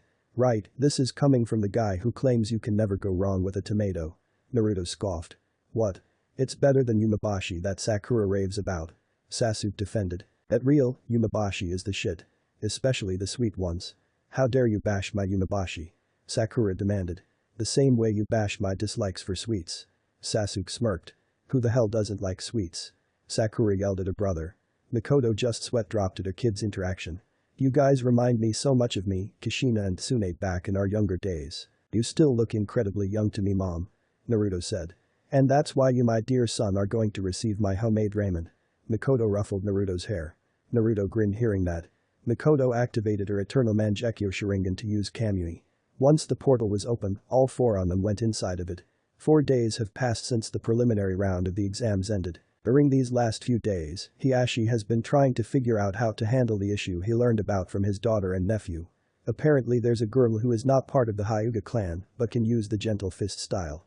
Something that should not be possible. However, he has no reason to believe that his daughter and nephew would just tell him this for the sake of lying. Truthfully, he could not believe that someone would be as careless with their old clan scrolls. Typically a clan would burn old scrolls if they've made new ones to replace the old ones. This is to protect a clan's secrets from leaked out to someone who is not of the clan. It's considered a crime to steal another clan's secrets. However, stealing isn't what took place. Idiocy is, so even if he wanted to, Hiashi can't really fault the girl. Considering that she found them in the trash as Hinata told him. The elders on the other hand are not happy. Not that their reaction was unexpected. They wanted to take action against Sakura. But knowing she was under Mikoto's protection meant she's off limits unless the Hyuga clan wants to risk facing the wrath of Mikoto herself. And Hiashi would be damned if he let that happen. He was not a fool. There's no way he would stand a glimmer of a chance against Mikoto. Thankfully he has a good relationship with her, so the chances of that realistically happening are slim. As of right now he was in his office, the elders felt that Sakura may be making a mockery of their clan's sacred taijutsu, with her inability to not fully utilize it like those of Hyuga blood. Hiashi knew that couldn't be the case judging by Hinata and Niji's description. So to satisfy the elders, he came up with something that should hope to shut them up. He plans on going to the Uchiha residence to talk to Mikoto about it today. Hiashi prays that Mikoto doesn't take this the wrong way. Because if she does, then he's worried greatly about the future of his clan. Well, he was getting himself ready to go see Mikoto. A certain white-haired Sanin just arrived in Konoha. Elsewhere, it seems our chosen ones are progressing much faster than we anticipated. Mayuri spoke to her 2 other friends. They were all in a separate space watching the events of the world take place. I'll say, young Sakura has come far with her bloodline for not knowing too much about it. I wish she would call it second gear instead of warrior mode though. Her bloodline is that of the rare gears of legend. The legend of the wolf tribe. It's amazing how close she is to achieving the true lightning of the wolf tribe. Only those with a bloodline are able to ever achieve it, and it's still rare for those with a bloodline to achieve it. I and my great-great-great-grandfather are the only ones who have so far who are in our tribe. Fenrir voiced his opinion. Archer nodded in agreement. Yes, I'm quite proud of how in touch Naruto is with his inner dragon already. And here I thought he'll need a lot of my help training in the dragon arts. When should we make our existence known to the Martra? Mayuri questioned her longtime friend. Not yet, it's still too early and honestly we might not even be needed yet with how advanced they are at this stage of their lives. I believe it's best to continue letting them be trained by their mother. She's done a hell of a job so far. We have no right even as gods to interfere with a mother's teachings. Archer said. Both Fenrir and Mayuri agreed on that point. All of them are forever grateful towards Mikoto for the role she played and is still playing for their chosen ones. It's too bad I was too late to snatch her up. The Phoenix clan would have loved to have her. Mayuri said more to herself. So if now is too soon then when Artra? Is it really okay to risk them signing different summoning contracts before ours? Fenrir questioned. It shouldn't be an issue, we need them to make allies with other summoning clans anyways. This way less wars between the animal summoning clans can take place if they succeed. Besides you two did mark your chosen ones right. Then regardless of who they sign a contract with, their marks will show that they are already connected with us. Plus I never said they couldn't sign our contracts, I said that we as in us three should not make our existence known to them yet. Archer crossed his arms. You make good points there. However I believe they should receive our contracts first. This way we can make sure that neither of our chosen ones learn Sage Mode from any of the other summoning clans. At least until they learn it from us first. Mayuri said. I agree, since they will begin soon facing even greater challenges. This battle with Orochimaru is only the beginning for them. But it will be highly entertaining to see them prevail. Fenrir voiced. Very well, it's agreed that it's time for them to receive our contracts. During their month of training, we shall make it happen. Archer spoke. It's a good thing each of us have acting leaders of our clans. This way we won't have to show ourselves to approve of them. It also helps that each of our acting leaders know to approve of them once they meet with the chosen ones. Mayuri told them. Archer and Fenrir nodded in agreement.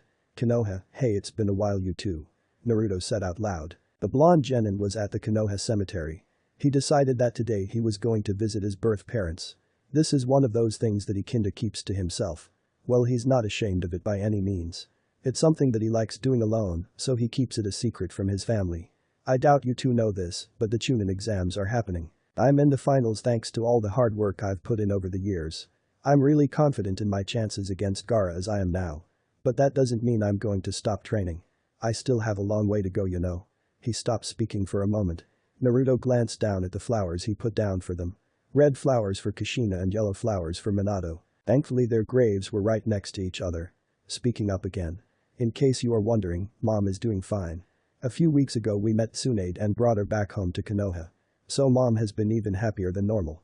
Besides all the Iwa and Orochimaru nonsense, life has been good for all of us.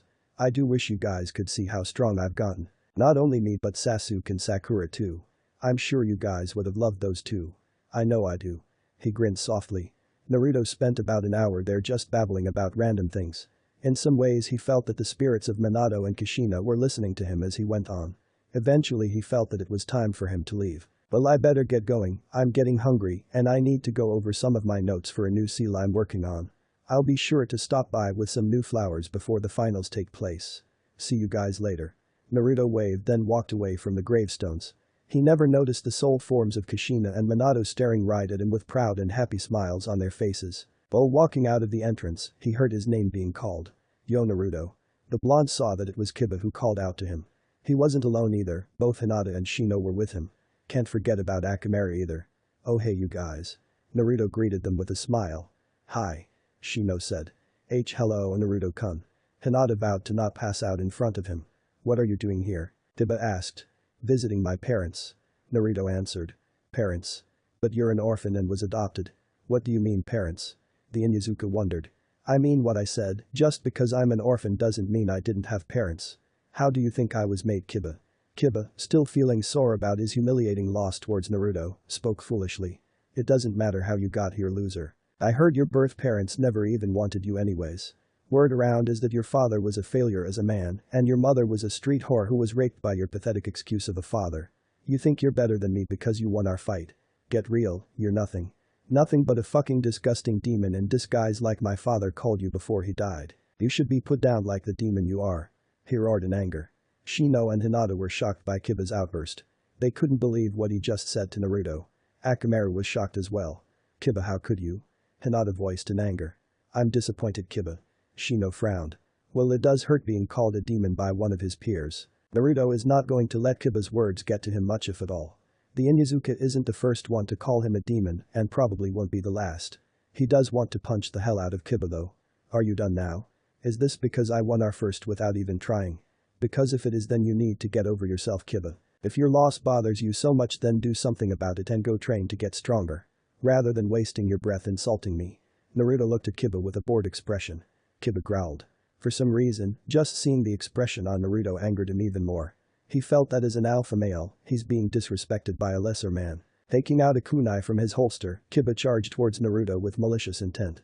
Die, Naruto. Naruto raised an eyebrow at the Inuzuka. Is he serious? How stupid can he get? Doesn't he realize his consequences?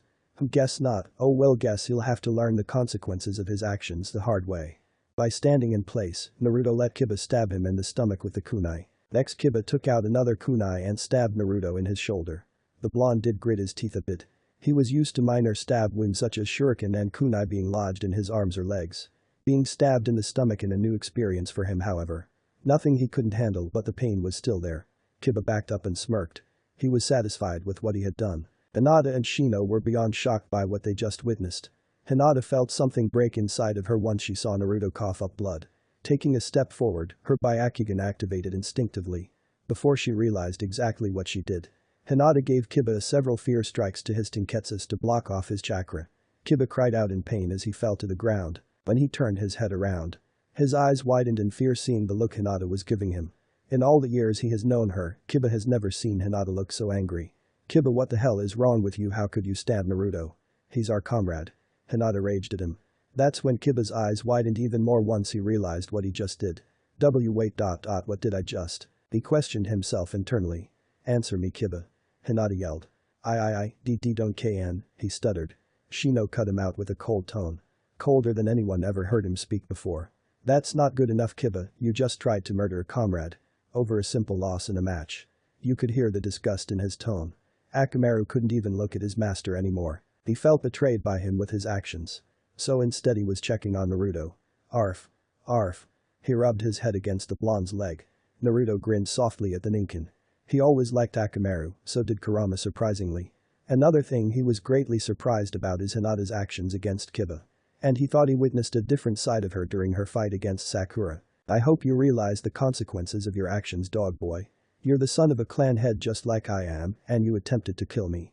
You also know the lore regarding Konoha shinobi attempting to murder another fellow Konoha shinobi. He spit out some blood. Are you okay, Naruto-kun? She instantly felt stupid for asking such an obvious question. To her shock and relief, Naruto waved off her concerns. I'm fine, I'm in Uzumaki, so I have a healing factor that's kicking in. It's stopping the bleeding. Hinata and Shino were pleased to hear that. So what do we do about him? Shino gestured towards Kiba. I'm going to bring him to the Hokage for questioning.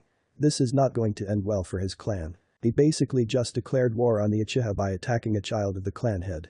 Naruto made a seal-less shadow clone to place a paralysis seal on Kiba and carry him.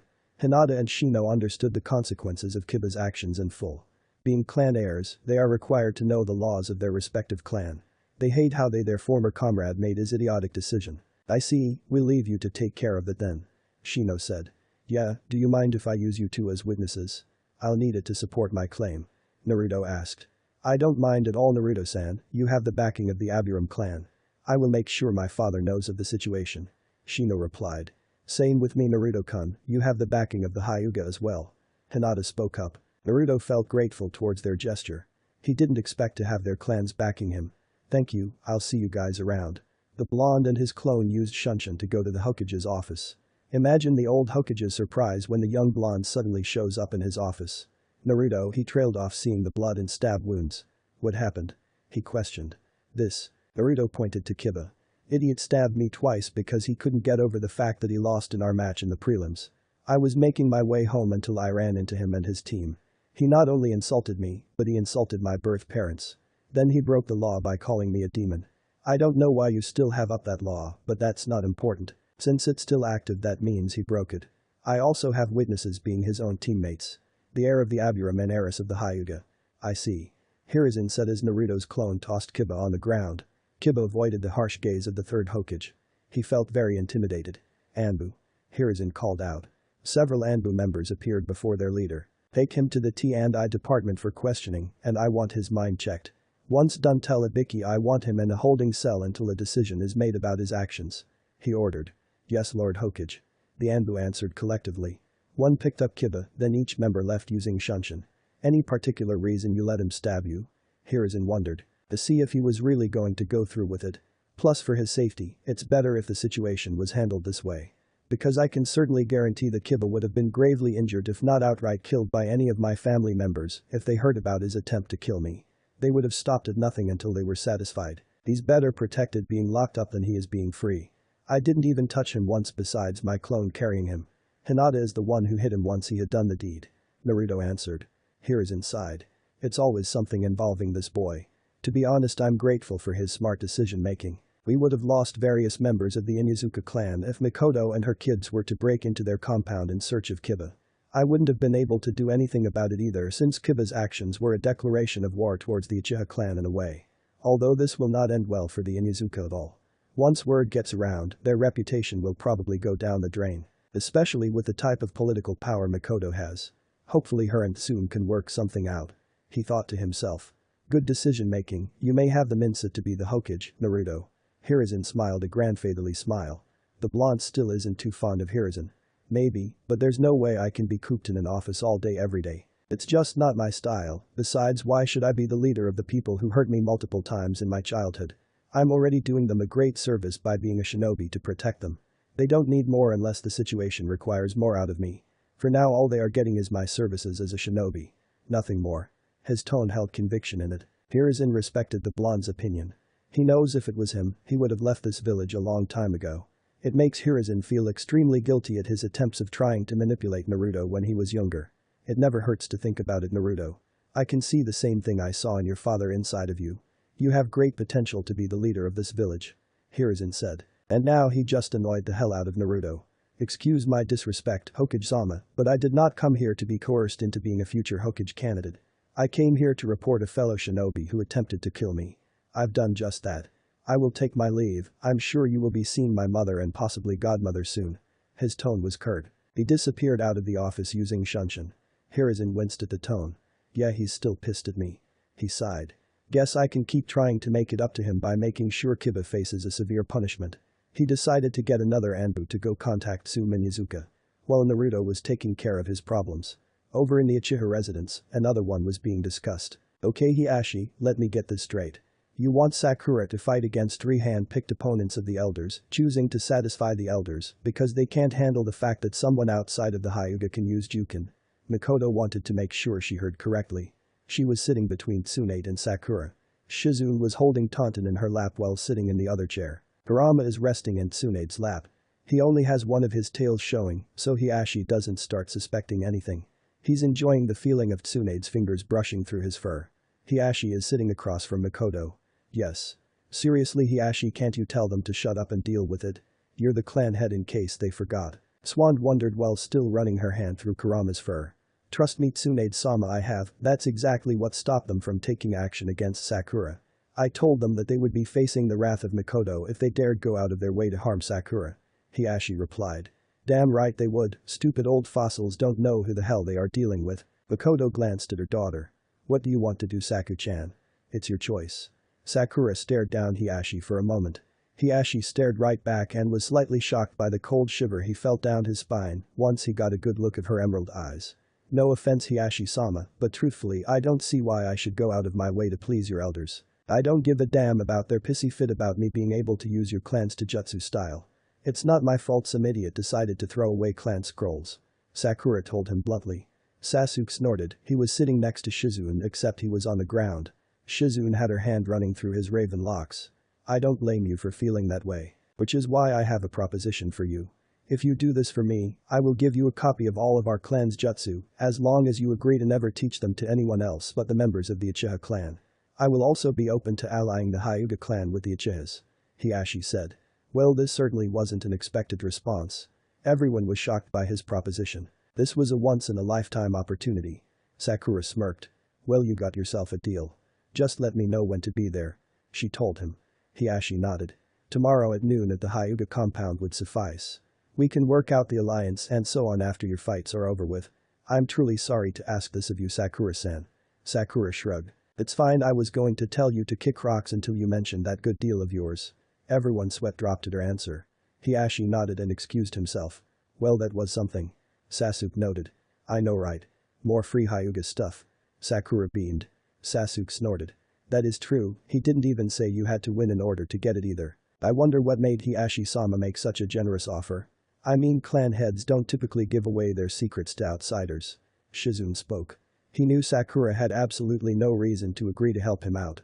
If those old fossils would have tried anything against Sakura, it would have backfired on them greatly. Hiashi had no choice but to offer something worthwhile in order to get Sakura to agree. This is more so the elders will leave Hiashi alone rather than Sakura. Tsunade said. Mikoto sighed. I wish he would handle his own issues instead of coming to my daughter for help. But at least we get more out of this than he does. So how confident are you in your Jukin, Sakura? Think you can beat veteran experienced users of it? The slug Sanin asked. I'm confident, but it's not like I'm a master in it. I only agreed because of the free jutsus and alliance. I should be able to take down at least 2 of them though. I know a way to take them out quickly. Sakura answered. And that means she'll blow them out of the water. Sasuke said. Shizune, Tsunade and Mikoto all nodded in agreement. Who is cooking dinner tonight? Sakura asked. She wanted to change the topic since fighting against members of the Hyuga clan wasn't important to her. It's supposed to be Neri-chan's turn. Her mother answered. Tsunade scoffed. Let's hope he doesn't make ramen this time. He won't, he told me before he left that he wanted to cook steak and rice for dinner. Shizune said to her master. Really? I assumed he was going to really cook ramen. Mikoto sounded surprised. Same here. Sasuke, Sakura and Tsunade agreed simultaneously. They all kept talking for a while until Kurama suddenly shot up in Tsunade's lap. What's wrong, Kurama? Sakura asked. Naruto. Was all he said before he hopped out of Tsunade's lap and ran out of the house. His partner was laying out cold several feet from the house. Kurama could see blood leaking out of his mouth and wounds. He wondered how did Naruto get like this. It's not many people in Konoha who stand a chance against his Jinchuriki. Naruto. Shouted the rest of the family. Immediately they rushed to his side. Mikoto being the first there, followed by Tsunade, then the rest. The slug Sanin did a diagnosis on him. Tsuhime, what's wrong with him? Mikoto had worry etched in her tone. Sasuke, Sakura and Shizune all were worried. Tsunade sighed but grimaced after a moment. He's fine, but he's been poisoned by a mild poison that's already being countered by his healing factor. Iz and Kuramas are working overtime to destroy it. As for his wounds, they are mostly closed up but for some reason stopped. So that's why there is still a small amount of blood leaking from them. One in his stomach and the other in his shoulder. Neither are deep enough to really worry about. Let's get him inside. Everyone nodded. Kurama carried his friend inside and the others followed behind him. It wasn't until an hour later when Naruto woke up. Mikoto was the first to notice him stirring awake. Ooh, stupid Kiba. Naruto groaned as he sat up. Neri-chan. Mikoto pulled him into a tight hug. They brought him to the living room. Hey mom. The blonde relaxed into his mother's arms. Mind explaining what's exactly happened, bro? Sakura asked. Naruto frowned. Kiba tried to kill me. What? Sasuke and Sakura shouted. Naruto nodded. He gave his family a rundown on what happened. None of them were happy in the slightest with Kiba's actions. Sad to say, Naruto made the right choice by doing Kiba this favor. Otherwise the poor fool would be in for a world of pain. Passing out is my fault, I was too reckless and I shouldn't have stopped my healing factor to show evidence to the Hokage. Naruto said. He earned a hit on the head from Mikoto, Tsunade and Sakura. That resulted in him having a bruise on his head. Damn right you were reckless, but it all worked out I guess. Mikoto, you better demand reparations out of Tsun for her son's actions. Swan told her sister. You don't have to tell me, Tsuhime, I already planned on it. Her son just put her in one hell of a bad position. If she knows what happened yet then she must be pissed. Mikoto replied with a smirk. Not as pissed as I'll be the next time I see that mutt Kiba. Sasuke growled. You probably won't see him again. He broke multiple laws. If you do see him it won't be for a long time. Sakura voiced to her brother. Isn't he a clan heir though? Wouldn't they go easy on him? Sasuke asked. His mother shook her head. Perhaps if he was an only child. However he's not, he isn't even the eldest, his sister Hana is by a few years. Technically, she's the rightful heir. I believe Tsume only bestowed the title to Kiba because Hana didn't want to be the heiress. Even if that helped clan heir or not, the stupid boy tried to kill a child of clan head. It's not a simple thing you can just sweep under the rug. In some cases what Kiba did can be seen as a declaration of war to one clan from another. Tsunade continued. That caught the attention of the three genin. All three of them couldn't help but feel bad for the Inuzuka clan if it ever came down to that. Kiba's mom must be about to piss herself if she knows what happened. Naruto voiced in amusement. Kurama laughed. Can you blame her, kid? She must be shaking at the prospect of her entire clan facing the wrath of Mikoto here. Man, I would pay to see her slay some mutts. No humans. Sakura's voice held curiosity. That's a given, mutts are just a bonus. Well, except Akamaru, I won't lie. I like the little pup somewhat. Kurama replied with a smirk. Hey, what kind of monster do you guys take me for? Do you really think I would go as far as to slaughter their clan over this? Mikoto asked, feeling somewhat offended. The flame goddess of destruction received 6 expressions that told her they believed it wholeheartedly. HMPH. She crossed her arms. Okay, so maybe I'll leave some of the kids alive. Mikoto admitted she knew of what she would do just as they did. Yeah, that's if they don't get caught in the crossfire of your Amaterasu flames. Tsunade said with Sasuke, Sakura and Naruto nodding in agreement. How is your relationship with Tsume-sama anyways, Mikoto-chan? Are you two still friends? Shizune wondered. Oh yeah, we are, but Tsume knows how I am when it comes to my babies. Konoha as a whole can burn to ashes if it comes between the village or my kids. I'll pick my kids every time, and if they try anything against them, Konoha will suffer my wrath as far as I'm concerned. I already let the higher-ups get away with the massacre. Next time there isn't a next time. Anyways, yeah, I have a good relationship with Tsume. To be honest, as long as Kiba suffers severe consequences, the only thing I'm going to ask of her is reparations. Tsume already has enough on her plate to deal with. Mikoto answered. Sasuke spoke up. Suodu, you think she's still about to piss herself like Naru said? Mikoto smirked. Oh, Sasuke-chan, she's terrified. Terrified, can't even begin to describe what Tsume is currently feeling. It's been hours since her meeting with the Hokage. Honestly, why did she have to have an idiot as a son? Out of all the stupid things Kiba did in the past, this one definitely takes the cake. Not to mention, out of all of the people Kiba had to have a problem with, it just had to be one of Mikoto's kids. Well, it's true that she and Mikoto are friends. Tsume isn't stupid enough to think that Mikoto will take something like this lightly, even if they are friends. Everyone in Konoha who knows of the Uchiha clan head knows that crossing her is essentially signing off your death certificate. That fact had been reminded to the council years ago when a stupid civilian councillor made a particular offensive comment about the Uchiha clan just a couple weeks after the massacre took place. Her chakra, the dark, intense chakra that rolled off of Mikoto, nearly had her shivering in fear, and it wasn't even directed towards her. And if the rumors about Sasuke are true, he seems to have inherited his mother's powerful dark chakra. One would have assumed that Itachi, for all of his rare talent, would be the one to inherit it. But no, Sasuke is the one who takes after Mikoto. It's been a couple of times where Tsume mentioned to Hiashi, Shikaku, Shibi, Inoichi and Choza on how Sasuke is the male version of Mikoto. You can't find a single speck of Fugaku in the boy's face. It's scary since even Itachi showed some features of Fugaku. A prodigy just like his mother and a greater one than his older brother. The youngest to attain a fully matured Sharingan at only 9 years old. A feat not even Itachi achieved if what Mikoto says is true. Then there's the other two she adopted, Naruto and Sakura.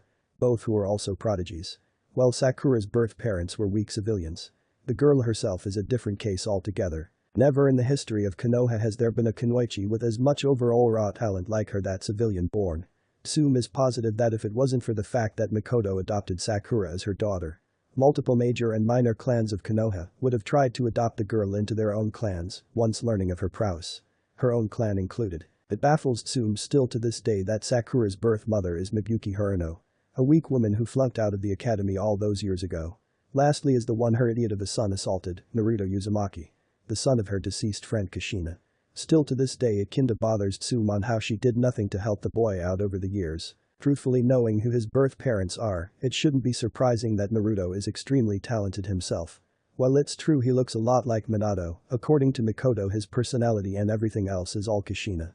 Mikoto has even admitted to her that it's been times where she swore that she's staring directly at Kushina when around Naruto at times, which in itself is a nightmare, especially if he's inherited Kushina's temper. Oh Kami, she doesn't even want to consider facing his wrath. Honestly, with those four alone, Tsume isn't afraid to admit that her clan against them in an all-out battle is suicide on her clan's part. That's not even including Tsunade and Shizune into the equation. Just pure overkill at that point. This is why she's been stressing all night on what to do in case Mikoto is out for blood. According to the Hokage, Naruto's injuries were already healing by the time the blonde brought Kiba in. Well, this can be seen as a good thing, it won't mean shit if Mikoto is still pissed off about the whole ordeal. Even if Tsume wanted to help Kiba, it's pretty much out of her hands now considering what his crimes are. Seriously, why one of Mikoto's kids of all people? She would much rather deal with the entire Hyuga clan than an angry Mikoto. Still up thinking about Kiba, Kasan. Tsume was broken out of her thoughts by her daughter Hana. Being her daughter, Hana was the first one to learn from her mother about her brother's actions. Her reaction. A facepalm to the face while calling Kiba a dumbus. Of course she is worried about him as well. Yeah, though I'm not too worried about Kiba. He may serve some time in prison, though he'll still get out while he's young. I'm more concerned about how the clan head of the Uchiha clan will react. We may be friends, but Mikoto doesn't mess around when it comes to her kids. Same could be said for any parent, however none of them are nowhere near as dangerous as Mikoto. Tsume answered. Hana believed her mother's words. She may have never seen the flame goddess of destruction in action before, though the stories of her legend speak for themselves. Do you think she'll react violently? It's hard to say, honestly I'm pretty sure we can work something out. Everything is really predicated on how pissed she still is by the time I see her. Tsume sighed. The Hokage can't help us? Hana asked. Tsume scoffed. Please, it's true he's the god of shinobi for a reason, but he's not foolish enough to cross Mikoto. He will definitely look the other way if it means avoiding her fury. Sadly, you can't even blame him for it either. Hana shivered. Kami, I hope Kiba didn't just screw our entire clan over a simple loss. Me and you both, Hana. Tsume voiced. Hyuga compound, Hiashi could only sigh. Well, I can see how Hinata lost. The day is the day Sakura fought against 3 older members of the Hyuga clan that are experienced in the gentle fist. All, who were handpicked by the Hyuga clan elders. Which ended in 3 victorious wins for the young Pinket. She demolished each fighter with ease. If you ask Sakura, for being older experienced practitioners of Jukin, Hinata put up a much better fight than they did. Mikoto smirked. Good job, Sakura-chan. The elders on the other hand were not taking this too well at all. Preposterous. One shouted. How can a mere child, not even Hyuga born, defeat some of our most experienced practitioners in Jukin? Another questioned. Walking up to Hiashi. Well, Hiashi-sama, I fulfill my end of the deal. Now it's time for you to pay up. Sakura smirked. The only ones to watch the fights were Hiashi, Mikoto and the elders themselves. Obviously Hiashi wanted to keep this under the wraps from the rest of the clan as much as possible. No need to make a spectacle of it. Yes, I believe it is. Hiashi nodded and reached for a scroll. Hiashi. You mustn't do it. One elder yelled. I will do as I please. Going back on my word as the clan head will make the Hyuga look bad. Hiashi retorted in a stern tone. Don't be foolish, Hiashi. This girl knows the ins and out to our clan's prize technique. If anything, she must be captured to alter her memory or be assassinated for the safety of the Hyuga. The Hyuga will fall if you give her that scroll. Another elder screamed. Suddenly the air around the elders became frighteningly cold. Each of them can feel a shiver traveling down their spines. Looking over, they saw that they were being pinned down by Mikoto's fierce Sharingan glare. You do well to watch your words, fool. Try anything against my daughter and I will send you straight to hell. Her steel tone nearly made each elder piss themselves. To add insult to injury, Sakura smirked at them while flipping them off. Breaking the tense atmosphere, Hiashi coughed. Your beliefs about the clan's downfall are unwarranted. Sakura-san has agreed to not share our techniques with anybody except those of the Uchiha clan. If you want anyone to blame, then blame yourselves. I tried to warn you to leave the matter alone. None of you would listen, so I had to offer something worth her time. A mere alliance simply wouldn't have been enough, since the Uchiha clan has no reason to want an alliance with our clan to begin with. As I said, you all brought this on yourselves. All the elders could do is grumble in defeat, knowing that what Hiashi said is nothing but the truth. The Hyuga clan head handed Sakura the scroll. This scroll is filled with all of the Hyuga clan's techniques as promised. I am sorry for troubling you with this nonsense, Sakura-san. It's fine, at least I got something valuable out of it. Nice doing business with you, Hiashi-sama. Sakura bowed slightly. Hiashi nodded before turning his gaze toward his fellow clan head.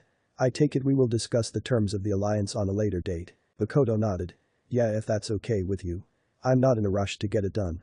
I understand this whole ordeal is an inconvenience for you. Again, I'm sorry for troubling you with this, Mikoto. Hiashi voiced. Mikoto waved him off. No need to be so formal with me, Hiashi. Friends help each other out, right? She grinned. A small curve to the side of Hiashi's lips could be seen. I agree. Hokage's office, so Minato's Gaki made it to finals, huh? Jiraiya said as he just listened to what his sensei just informed him. He has to admit, he's impressed with what he's heard about Naruto so far. From what he's learned, the kid could have graduated the academy his first year if Mikoto hadn't forced him to stay all 4 years. A mistake in Jireya's opinion considering how Itachi graduated at a young age. Naruto should have graduated from the academy much sooner than the age of 13. He wonders what could have made Mikoto make that decision. What's really surprising is finding out that his former teammate is back in Konoha. Apparently she returned a little over a month ago, as unbelievable as that is. Yes, he has. He defeated his opponent in the preliminaries with no difficulty whatsoever. I would like to say he's the second coming of Minato, but he's more Kushina for as much as he looks like Minato. He will be facing Sabaku no Gaara in his finals matchup. Hiruzen answered. That's another thing, why in the hell did Mikoto tell Naruto of his heritage so early? In Jireya's opinion, there's no way the boy is ready to know that kind of information yet. I see, do you know if he's come into contact with the fox yet? Jireya asked. Hiruzen nodded. Yes, Mikoto's did confirm to me that the boy has made contact with the fox.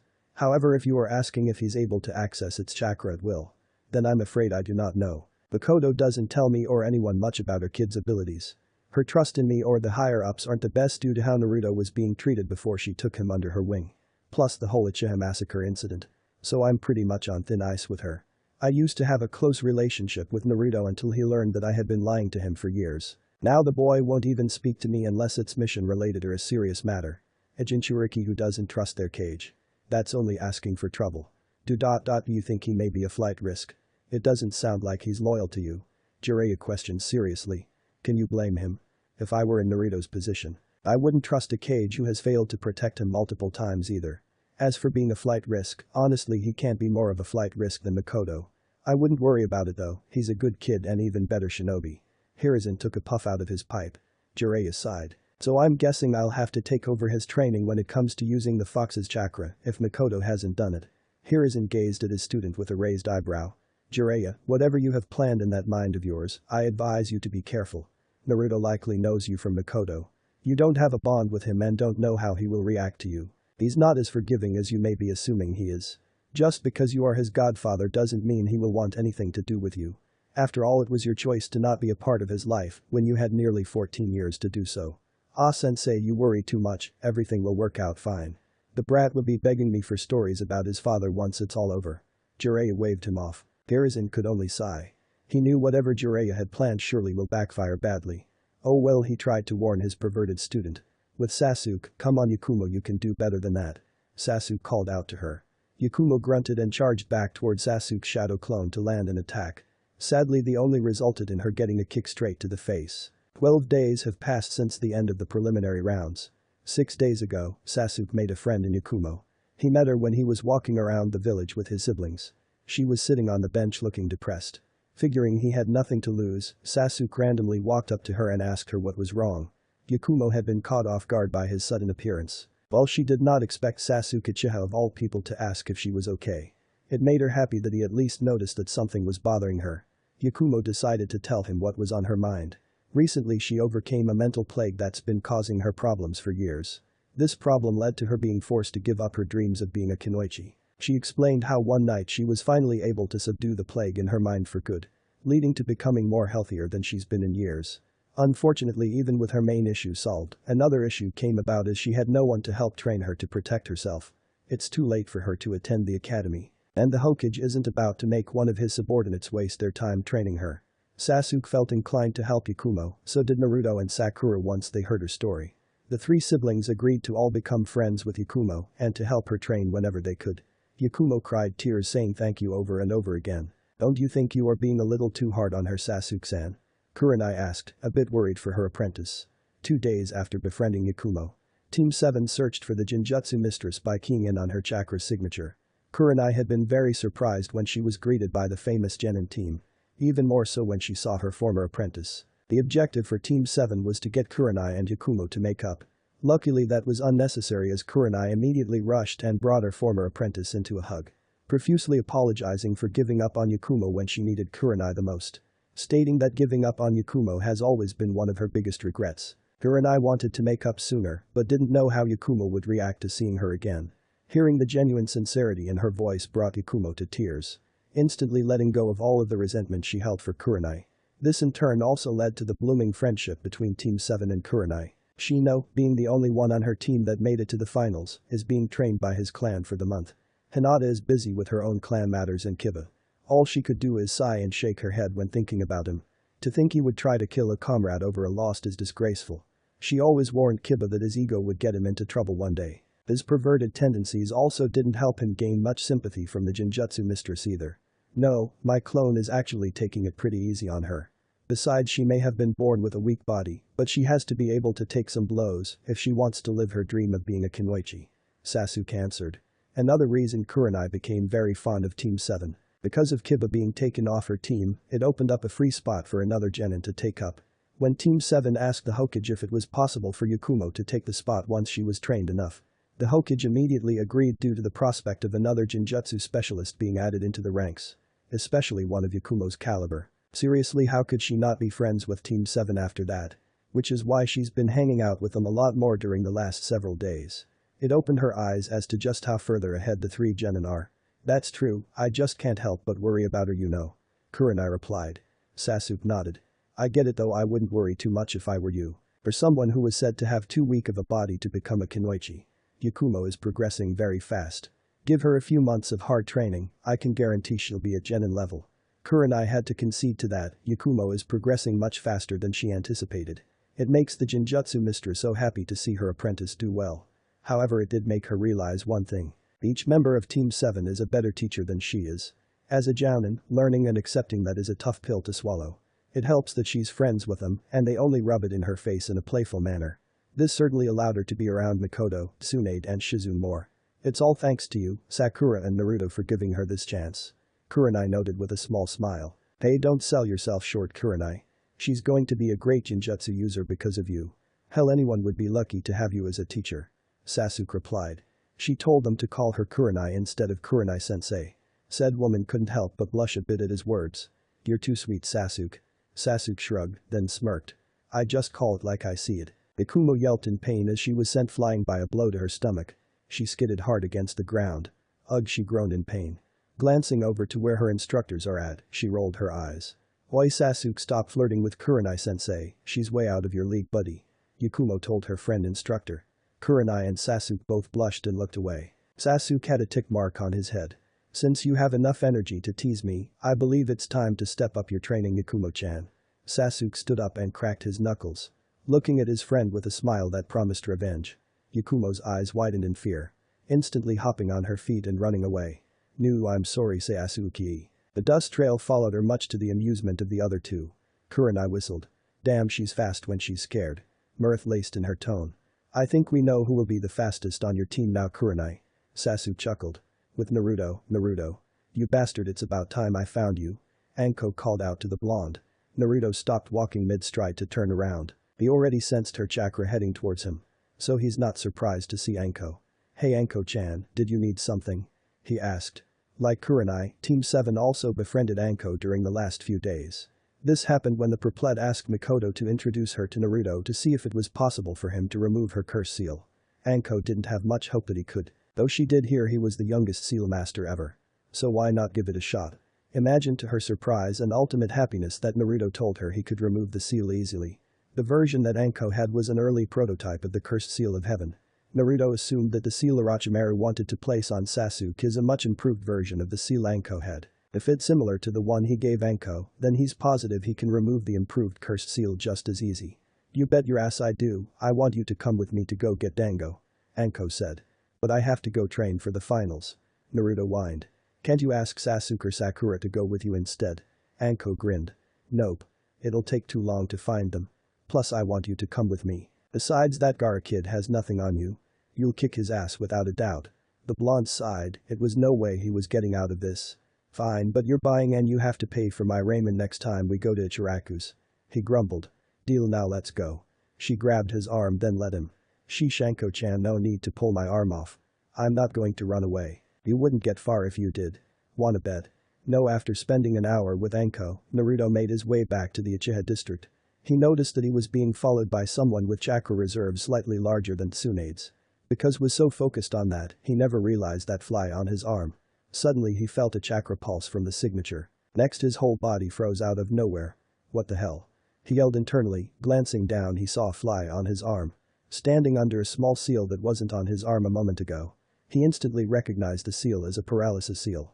A paralysis seal. I can easily break out of this by flexing my cha. His words were cut short as he fell unconscious due to being chopped in the back of his neck. Removing his transparency jutsu, Jiraiya sighed in relief. Shit, that was too close. I didn't think he would notice me as soon as he separated from Anko. He never let his guard down, so any sneak attack would have been pointless against him. I couldn't risk conflict being so close to the Uchiha district. If it wasn't for thinking to henge a shadow clone into a flight to place a paralysis seal on him at the last second, I would have been so screwed. This definitely won't work on him again. He was too close to breaking the paralysis off until I got to him in time. Damn, I got real lucky a second later, and it would have been bad on my part, Jiraiya said to himself. He's too happy that he didn't have to fight Naruto head to head. Definitely would have brought too much unwanted attention. Knowing that he shouldn't waste any more time, Jiraiya picked up and placed the unconscious blonde over his shoulder, making his way outside of the village quickly. Unfortunately for Jiraiya, a certain pink ninja pig saw everything, quickly making her way to go inform the others. Naruto eventually stirred out of his sleep. Through his blurry vision, he immediately noticed that he wasn't in Konoha anymore. However, he can tell he's not far from Konoha at all. Once his vision cleared, he saw that a man was standing several feet away from him.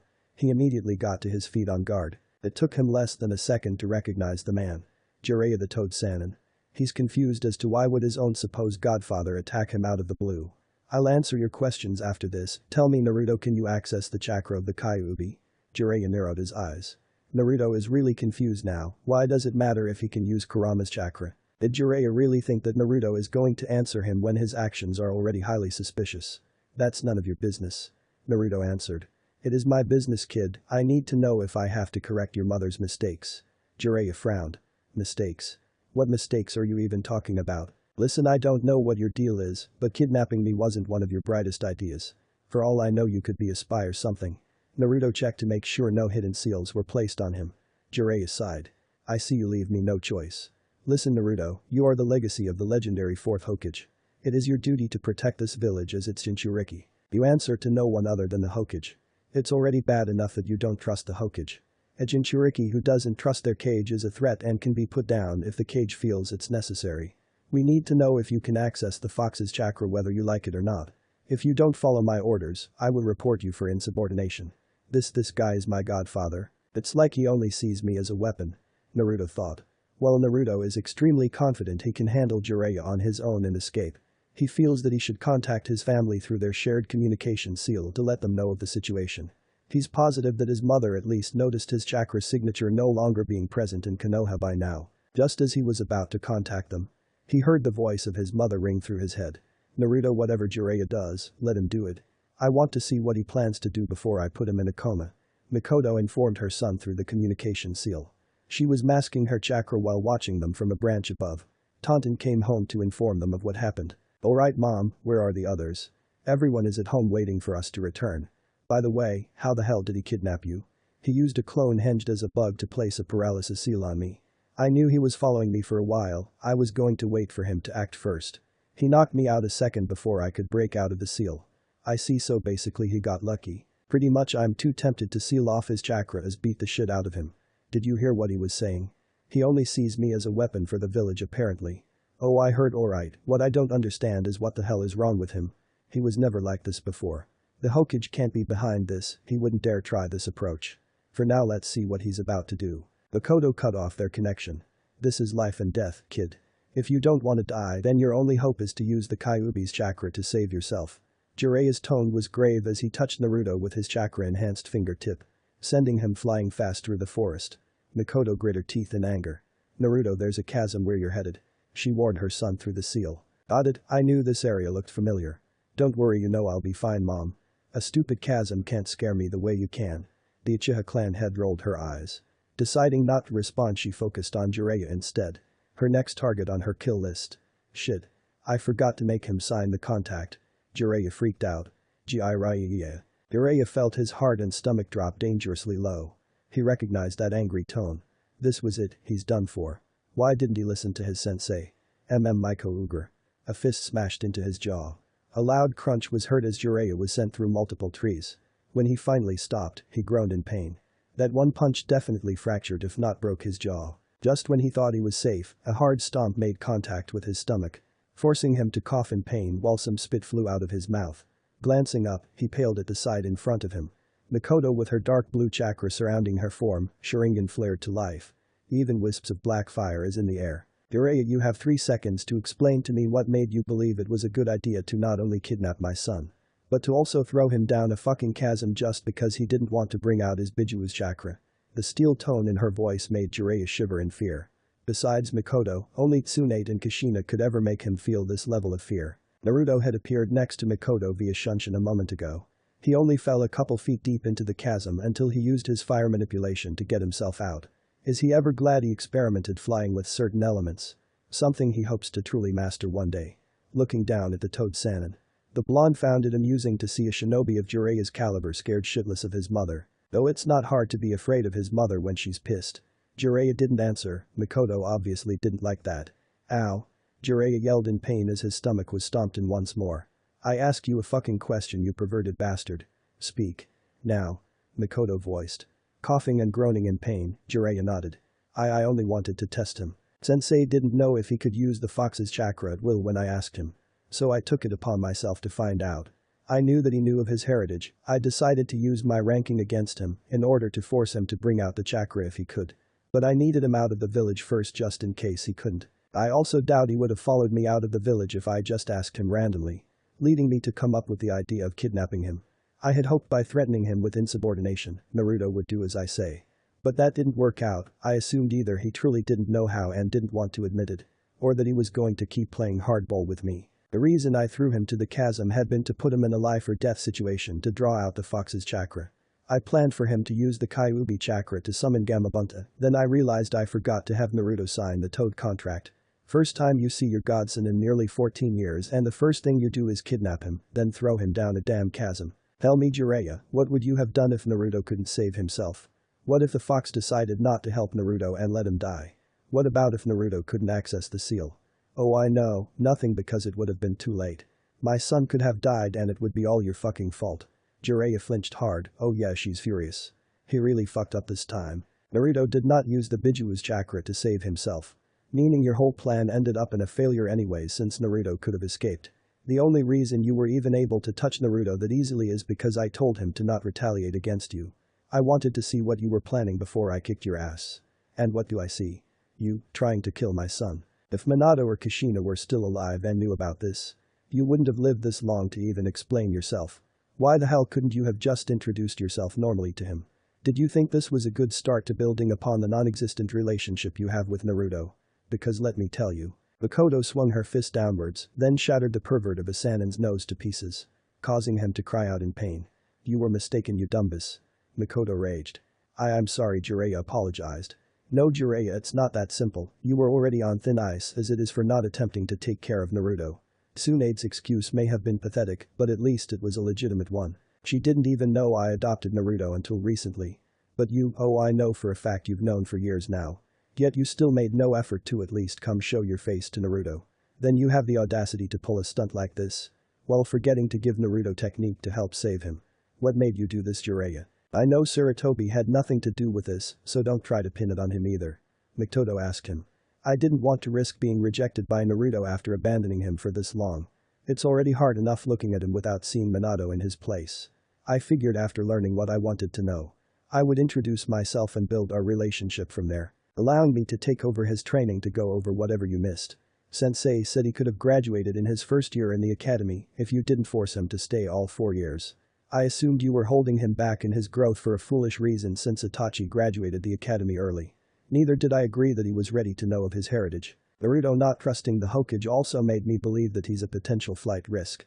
I was going to be keeping a close eye on him in case he needed to be put to ARGHH. Jiraiya was cut off by a harder stomp to his chest this time. The Uchiha clan head as well as Naruto are fuming in anger. Naruto is not only mad for what Jiraiya just said, but the fact that the man assumed he could just waltz into his life and take control over it. Judging my parenting when you have no right, not being man enough to face Naruto normally because you were afraid of being rejected, declaring my son as a flight risk because he doesn't trust a man who was lying to him for years. It's taking a lot for her to just not burn his ass to ashes with her Amaterasu flames. However, that would be too good for him.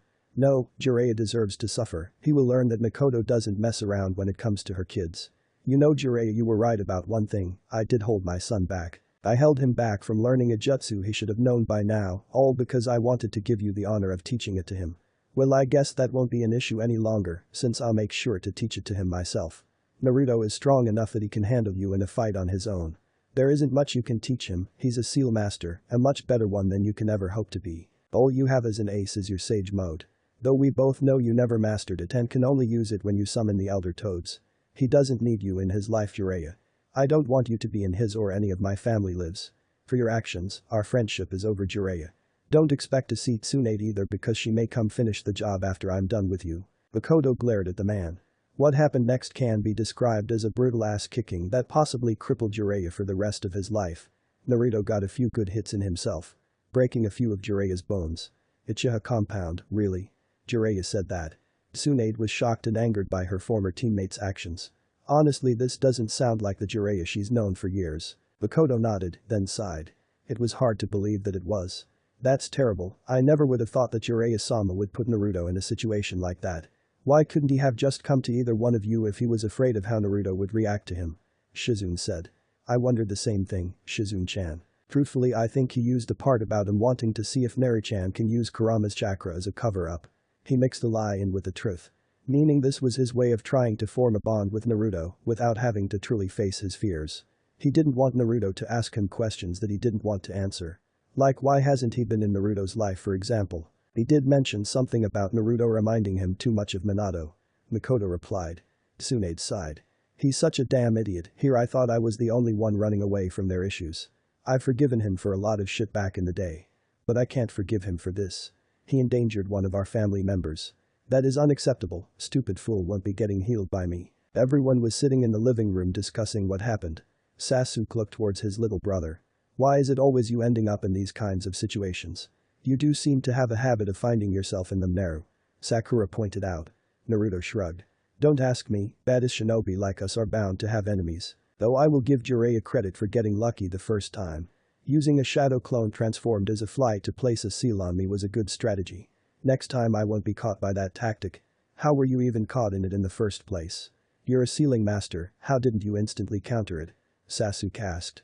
Wasted a second more thinking rather than taking immediate action. I really wasn't expecting that fly, not to mention I was focused more on his actual location. I was on guard ready to take action once he made his move. Unfortunately, the second I was about to break the seal, he knocked me out. Naruto answered sheepishly. Well, he is a Sannin, so it makes sense that he was able to get to you that quick. Though it does sound like he got really lucky. Not like he would have gotten far even if Taunton didn't warn us anyways. Still, be more careful in the future, Naru. We may be extremely strong for our age, but we still lack a lot of experience. Sakura told her brother. Naruto nodded.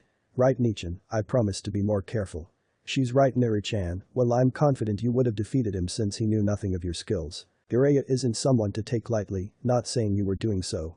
I'm only reminding you to be careful around highly skilled shinobi. That goes for all three of you. Mikoto said. Hey, what did you two do with him after? Drop him off at the hospital? Sakura wondered. No, we left his ass there to suffer.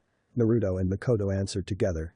Everyone seemed to agree with their decision. So Mikoto-chan, are you going to take over Naruto's Rasengan training? Shizune asked. The Uchiha clan head nodded. Unless Kakashi suddenly shows up to ask if he can do it. Then yeah, I will, since I'm the only other one besides Jiraiya and Kakashi who can perform the technique. In fact, I'm going to teach it to Sasuke and Sakura as well. Tsunade raised an eyebrow. Do you think they can master it? The Rasengan isn't a jutsu that just anybody can learn. Especially not in 2 weeks alone. Yeah, each of them have the chakra control required to do so. It all depends on how much effort they put into training if they want to master it in a short amount of time. Mikoto replied with a smile. Naruto smirked. Hell, I'll have the Rasengan down in a week. He spoke confidently. 6 days for me. Sasuke voiced. 4. The Pinket said, knowing how good her chakra control is. Mikoto grinned. See? All of that overflowing confidence just leaking out of them. They have this in the bag. Tsunade knew better than to doubt these 4. She wisely chose not to goad them into a bet that will only result in her loss. 11 days until the finals, Rasengan. Naruto slammed the sphere of concentrated chakra into a boulder. Destroying said boulder to pieces. Good job, Naruto-sama. Saya hissed out to her summoner. Saya is a snake summon who is mainly blue with purple markings. Her slit eyes are black. During the last week, Sakura, Naruto and Sasuke each received weird markings on their wrist one night.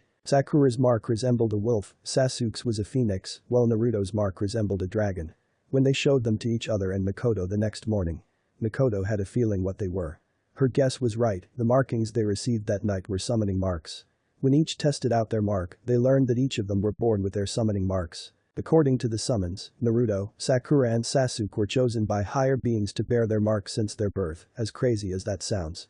Well, they won't meet the ones who chose them for possibly a couple more years. The three of them will be able to learn under their respective summons. Mikoto was amazed that her kids were gifted with such an honor. Granted, her own summons are powerful and rare. But seeing her kids gets their own powerful summons at a young age was really something special. Sakura learned from the wolf summon that her bloodline is actually called second gear.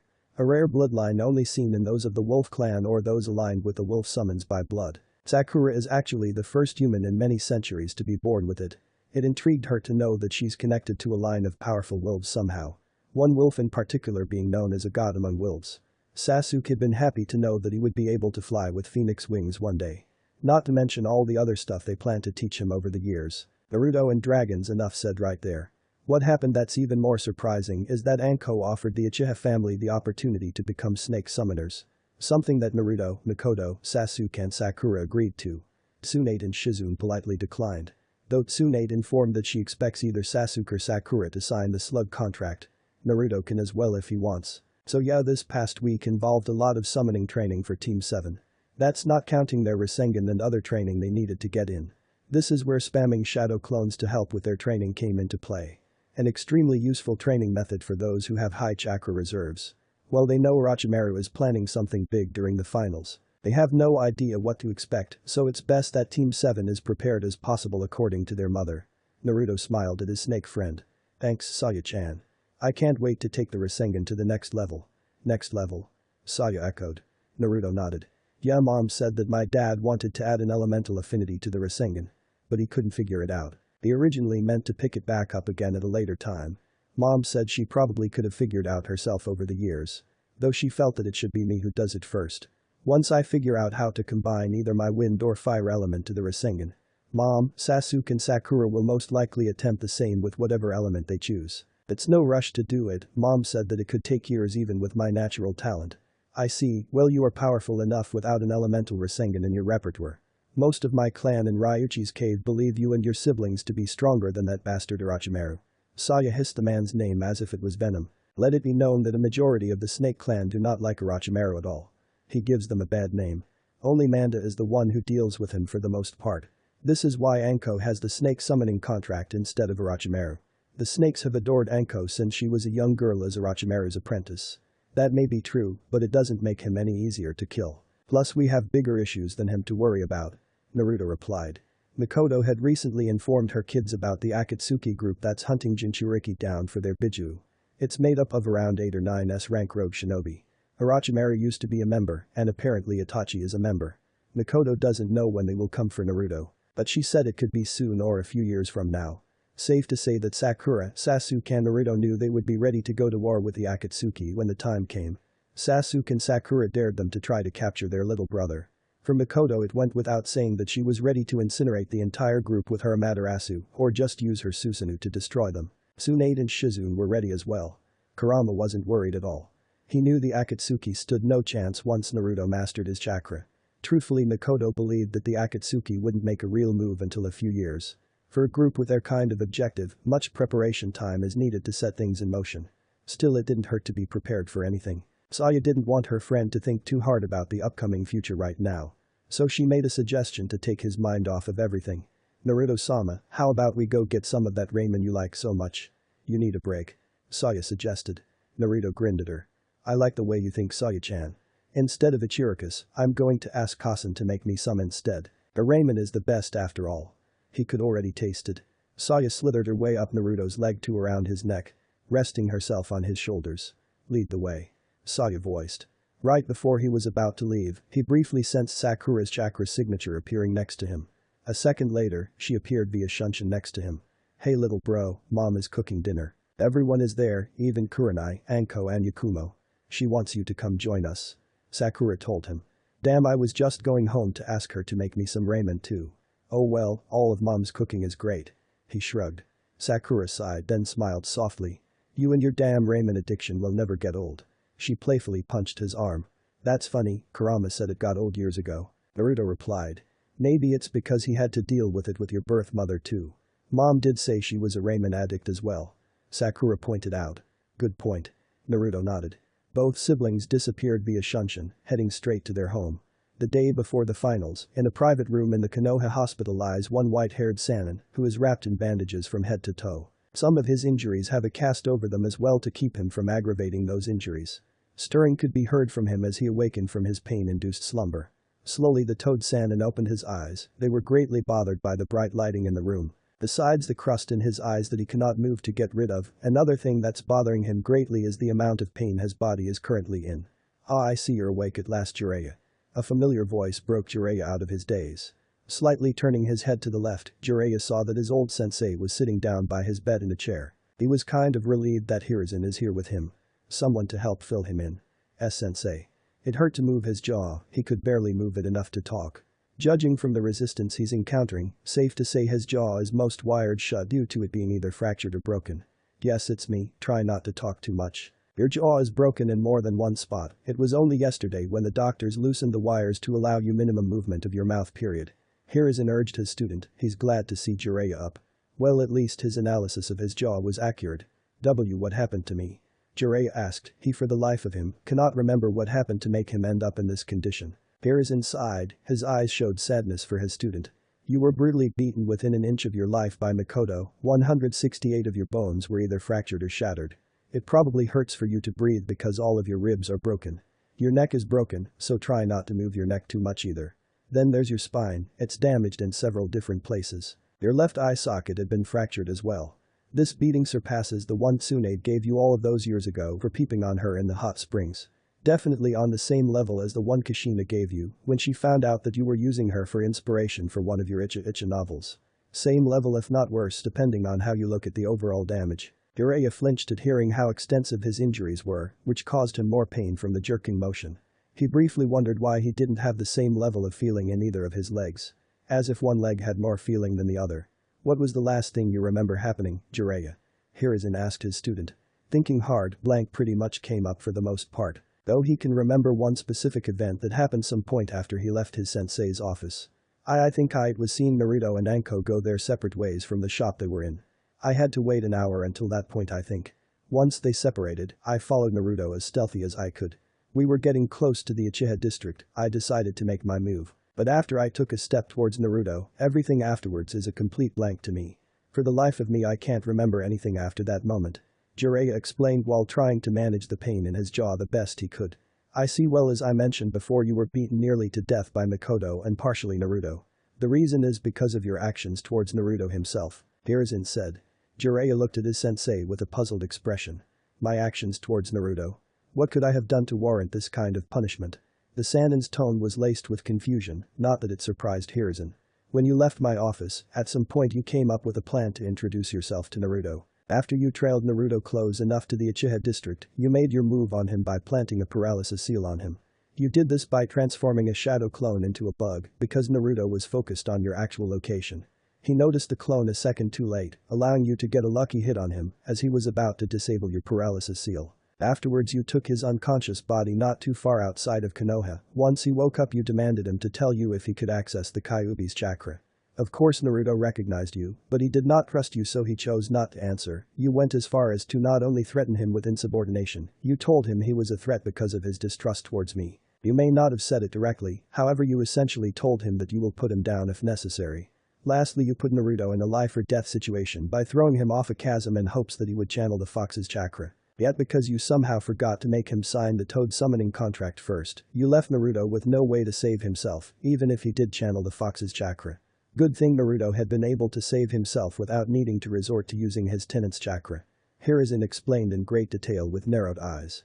Jiraiya was shocked that he actually did all of that. Did he really endanger his own godson's life so carelessly like that? The son of his prized student that he swore to look after. No, he couldn't, there is no way he would ever do such a thing, would he? Deep down Jiraiya can't help but feel that he let his grief and guilt get out of control. Answer me this, Jiraiya, what in Kami's name were you thinking? Do you have any idea of the severity of your actions? You kidnapped a fellow Konoha shinobi without justifiable cause, not to mention said shinobi is not only the village's Jinchuriki, he's a child of a clan head, and not just any clan head.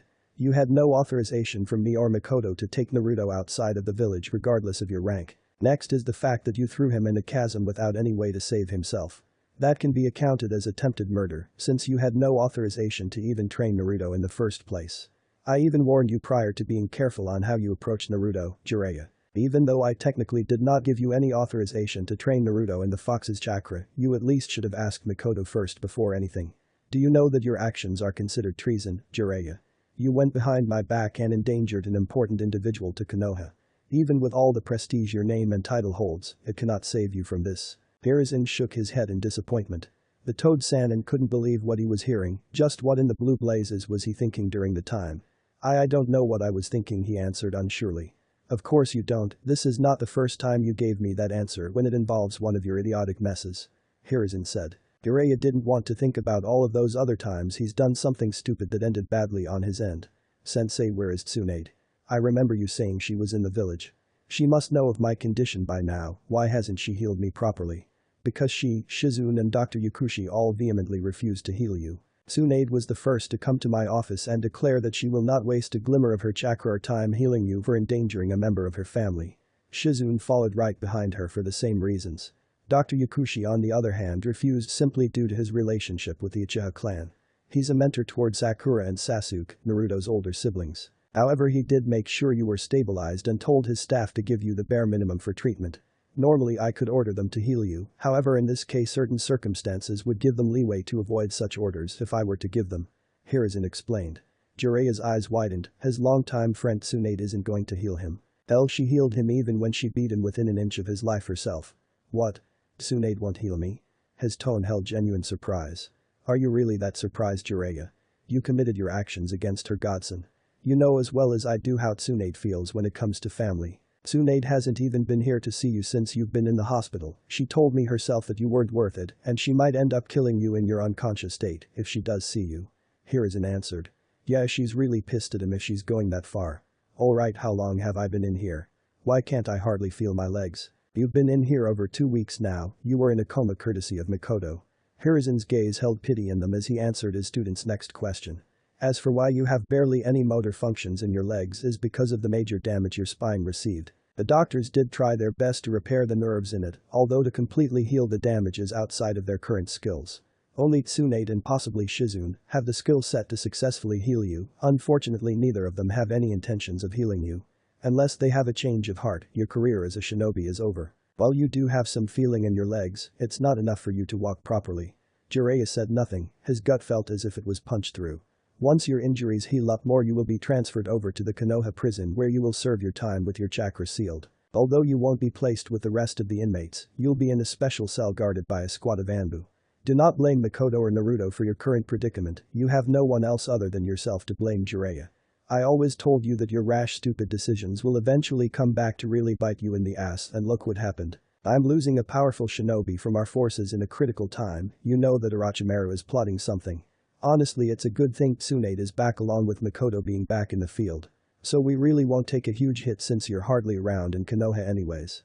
Mikoto assured me that she has her own spy network, so there's no need to rely on yours. You will be paying reparations to both Naruto and the Uchiha clan. Your account has already been charged for the fines. Lastly, the Toad Summon denounced you as the holder of the Toad contract. That's in the hands of the Uchiha clan now. What could he even say? He ruined his own life. His sensei wouldn't be here telling him this whole situation is his fault if it was not the case. Hiruzen sat with Jiraiya for a few more minutes before he had to leave. Anbu was stationed to guard the room. Jiraiya left alone feeling nothing but emptiness. How it all left him so fast. In Yazuka compound, Mikoto couldn't help but be amused at Tsume's nervousness. It's like her fellow clan head is expecting for Mikoto to go on a rampage at any moment. Granted, if she were in Tsume's position, she would probably feel similar. Though Mikoto believes she would do a much better job at hiding her worries. Tsume, relax, you're acting like I'm about to kill you or something. All we are doing is talking. Try as she might, the small smirk that crept on the Uchiha clan head's face could not be kept down. For Tsume, Mikoto's words did help her calm down. Though she couldn't be blamed for her nervousness, especially in this kind of delicate situation. Sorry Mikoto, I don't mean to act this way, but it's hard to not be nervous at the moment considering my clan's position. Tsume said. No need, I have no intentions on harming anyone in your clan because of your son's actions. All I want is reparations for both Naruto and the Uchiha clan. I'll be out of your hair if we can agree on those terms. Mikoto waved off her concerns. It's kinda odd seeing a good friend like Tsume so scared of her. Then again, Mikoto knows how she can be at times, so it's reasonable. Tsume visibly sighed in relief. Her clan was safe. It's not that she outright believed Mikoto would try to massacre her entire clan. Sadly, that doesn't mean some members can't suffer, especially when it was the Inuzuka who were the ones who technically declared war on the Uchiha. Mikoto would be in her right to act according to how she sees fit. That's fine, a lot better than I was originally hoping for. Wait, reparations don't include Hana, right? Tsume wanted to make sure. If you mean as in taking your daughter as some prize for my son, then no. I would never take your child away from you in that manner. Besides, I don't want either of my kids dating yet, and neither are remotely interested in the prospect of dating. They're focused on much bigger things. Mikoto assured the Inuzuka clan head. Nodding in agreement, Tsume spoke up. Sorry about Kiba, Mikoto. I honestly have no idea what that fool was thinking. You don't understand the amount of headaches that boy has caused me over the years. Kiba was sentenced to 7 years of prison with having his chakra sealed off for the rest of his life. Truthfully, he got off easy. If Naruto hadn't asked for Kiba to receive a lighter punishment, Kiba would have served more than 10 years. Tsume is grateful towards the blonde's help. She also apologized to him for her son's actions. I can only imagine, I won't lie to you Tsume, he's lucky Naruto looked for him. Your son may have not survived if Sasuke or Sakura had been with Naruto at the time. It goes without saying what would have happened if Mikoto herself was there. Tsume didn't even want to imagine the possibilities, knowing full well none of them are pretty. After discussion over the reparations and signing a couple documents, Mikoto made her way back home to her family. Tomorrow may be the finals, but tonight is family movie night. It's not her turn to cook, but it's her turn to pick out a movie. She loves movie night. Not only does it result in more precious bonding time with her family, but she's smothered in love due to her kids cuddling her. Mikoto always ends up in the middle while they pick their spots, whether in between her legs or on both sides of her. They get as close as they can to her, and Mikoto welcomes it with open arms. It swells her heart up so much every time. She has a good feeling that even in adulthood her kids will still want to be babied by her a lot, and Mikoto will baby them all they want, no matter how old they are. Day of the finals. Finally, the day of the Chunin exam finals arrived. The Konoha Stadium was filled with not only civilians and shinobi of Konoha. Foreign visitors from other villages also showed up to watch the finals take place, some disguised as spies, in order to inform their leaders of any genin worth mentioning. Royalty figures such as the daimyos of both Fire and Wind were in attendance with their parties. Those are to name a couple. Several potential royalty clients are in attendance. The stadium had been remodeled earlier this year. The battlefield offered much more room to work with, along with the stands being expanded to have more seats filled in to allow more people to attend any other future events that may take place in the stadium. Some spots in the stands had small TVs placed high up in order to give people different angles of the fights. This is a new feature that was suggested by Hiruzen himself. It was also his idea to increase the size of the stadium. People had their bets placed. Surprisingly, none on Team 7 had the betting odds in their favor against their opponents. Mikoto found it laughable while Tsunade and Anko learned that today is the day they will become richer. Hiruzen had already given his opening speech to the finals. Now Genma was addressing the genin on the battlefield. Alright, listen up, the terrain's different, but the rules are the same as before. That means there are no rules. The match continues until one candidate acknowledges defeat or dies. That being said, if I determine that a match is over, I can step in and stop at any time and no arguments permitted, understood? Genma told all of them in a stern tone. He received no replies, though he knew they got the message. The finalists on the battlefield are Gaara, Temari, Kankuro, Shikamaru, Naruto, Sasuke, Sakura, Neji and Lee. Team 7 were all eager for their matches, mainly because all of them wanted to show off some of their skills. Though truthfully their whole team is too overqualified for this competition. Oh well, their fights should still be decent, or at least they hope they are. Genma continued speaking. These are the opponents for the first match. Sasuke Uchiha, Neji Hyuga, those two stay while the rest of you can go to the waiting area. One by one the genin walked towards the stairway. Sakura and Naruto stayed behind to wish their brother luck, even though he really did not need it. Besides obviously watching out for his gentle fist, show this guy how outclassed he really is. Naruto held out his fist. Kick his ass Sasuke. Sakura simply said as she also held out her fist. Sasuke smirked and fists bumped his siblings. You got it. Both Naruto and Sakura returned his smirk before disappearing by using Shunshin. Sasuke turned around to face his opponent. Up in a certain section of the stands were Ino, Choji, Hinata, Yakumo, Tenten. A row above them were Asuma, Kakashi, Guy, Kurenai and Anko. Tsunade, Mikoto and Shizune were there as well. Hinata is sitting between Yakumo and Mikoto, Kurenai directly in the seat behind her. Tsunade is next to Mikoto with Shizune next to her. All were eager to see how the fights are going to go down. Who do you guys think is going to win? Asuma asked his friends. I believe Niji has this one won. Guy had faith in his student's victory, though he doesn't think it will be an easy victory. Kakashi didn't need to think of his answer. Sasuke has this one won. He stated his opinion. You seem confident in Sasuke, Kakashi. If I didn't know any better I would say you trained him over the month. Asuma gave the copy nin a knowing look. Anko and Kurenai rolled their eyes at the notion of Sasuke needing training from Kakashi. Knowing him he would do nothing but waste Sasuke's time. Me training him? Not a chance, he wouldn't accept it even if I offered him. Kakashi lazily answered. Then what makes you so confident in his victory? Guy wondered. Well, how do I say this? It's true Niji is talented and a prodigy, there's no denying his skills. However, he's not on Sasuke's level. I would know since over the month I did spar with Sasuke once. Another thing is that he's the same kid who learned my Chidori by trying to create his own original jutsu. Never did I once instructor show it to him, he learned the Chidori all on his own. As an academy student at that, so correct me if I'm wrong, but that's a completely different level of talent. Let's not forget that Sasuke is said to be an even greater prodigy than Itachi. Kakashi answered as he gazed at the shocked expressions of his colleagues. They certainly had every right to be shocked, an academy student creating his own elemental ninjutsu. An academy student essentially recreated the Chidori, that's just impossible. Kakashi, how can it be that he achieved that level of lightning manipulation as a simple academy student? Asuma asked the silver-haired Jounin in shock. Even Kurenai and Anko were shocked, neither of them knew this little fact about Sasuke. Kakashi shrugged. I don't know, but I saw it with my own eyes. When Sasuke learned that he accidentally recreated my jutsu, he freaked out thinking he was going to get in trouble. Mikoto introduced him to me and explained the situation. I myself couldn't believe what I was seeing. There was no way I couldn't give Sasuke the green light to use Chidori. Now Guy was worried, Chidori is labeled an A rank technique for a reason. You don't think he will use it against Niji, do you?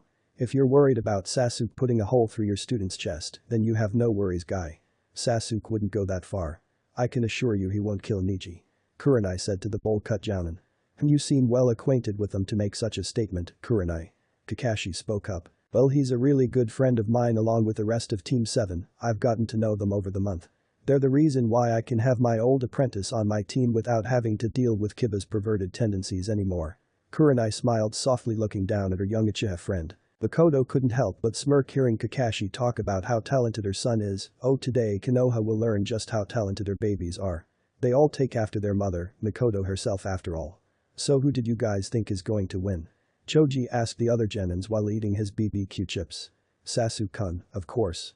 Ino stated confidentially. I agree with Ino-san, as good as Niji Nyasen is, he's not as strong as Sasuke. Hinata agreed, she'd also gotten very close to not just Team 7, but the Uchiha family as a whole. She even brought Hanabi with her over to hang out with them sometimes, her younger sister always enjoys spending time with the Uchiha family. It helps that the relationship between the Hyuga and Uchiha clans are on greater terms than before, due to their recent alliance. Also, after witnessing how Team 7 trains Datya, it's a reason why she chose Sasuke to win over her cousin. Tenten felt inclined to speak up for her teammate. Hey, aren't you supposed to be his cousin? She asked Hinata before continuing on. Sasuke may have been Rookie of the Year this year, but Niji was also Rookie of the Year in last year's graduation class. He's also the prodigy of the Hyuga clan. There's no way Sasuke can win, plus Niji has a whole year's worth of experience over Sasuke. He can't even touch Niji in close range.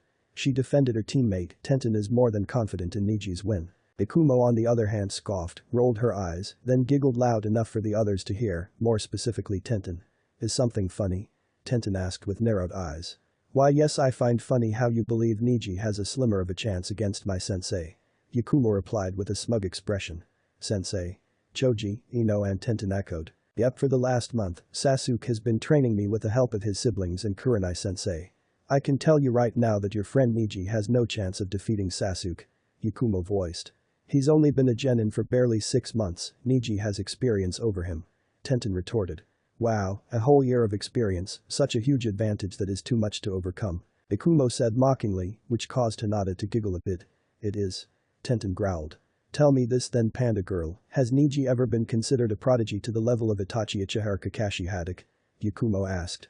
Tenten was about to reply with a yes until she realized that it wouldn't be the truth. No one has ever put Niji on that pedestal. No, she begrudgingly answered. Oh really well, as much as you're hyping him up you would think he would be. Unlike Niji, my sensei Sasuke is said to be an even greater prodigy than Itachi. His team has also never failed a single mission, no matter the ranking of said mission. Lastly, Sasuke has fought against Kakashi Haddock and defeated him. Yakumo said with a smug smirk on her face. Tenten wasn't the only one shocked. Those who were listening and who didn't know that little fact were all shocked when they turned to Kakashi looking for him to deny it. It stunned them even more to see him not in agreement. Tenten widely chose to shut up after that.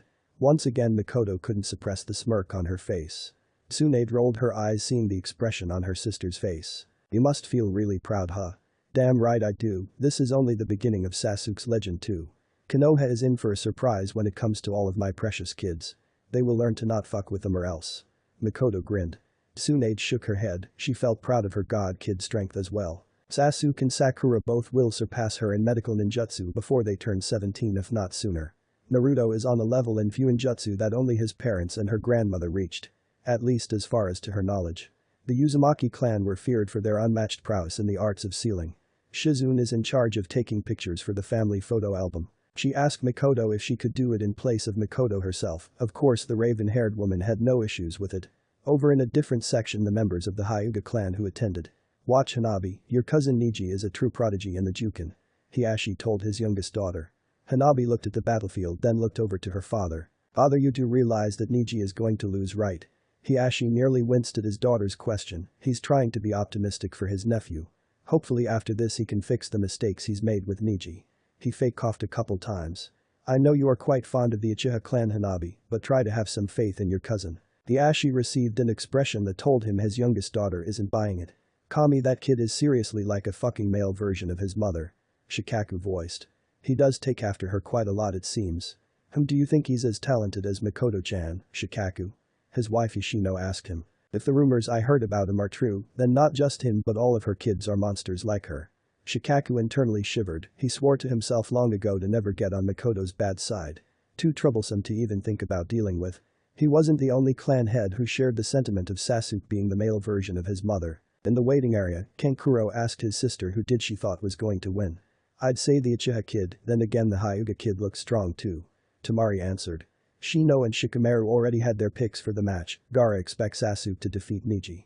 I believe my teammate Niji is going to win. He's the strongest genin in Konoha. Lee said. Sakura and Naruto took offense to that, but decided to let Lee see the end results for himself. In the cage box, Hiruzen and the Kazekage Rasa were waiting for the match to start. What Hiruzen did not know is that his old student Orochimaru is acting in disguise as one of the Kazekage's bodyguards. Orochimaru also made sure to keep his chakra as low as possible in order to prevent himself from being detected. He's pretty sure sooner or later, Mikoto will sense his presence if she hasn't already. I believe this will be an exciting match. It's not every day where you see a Hyuga and a Uchiha face off. Hiruzen commented. Even more so to see them as allies. Hiruzen was stunned when he learned of the alliance between the clans. Yes, I do as well, I've heard that both are prodigies of their year. Rasa said. Yes, both were Rookie of the Year in their respective graduation class. Hiruzen noted. Correct me if I'm wrong, Hokage-sama, but that boy looks an awful lot like the Han no Hakai no Megami, flame goddess of destruction, Rasa inquired. It was moments like these why Hiruzen wanted Team 7 more than any other team to make it far in the finals. He got his wish by having all three members make the cut.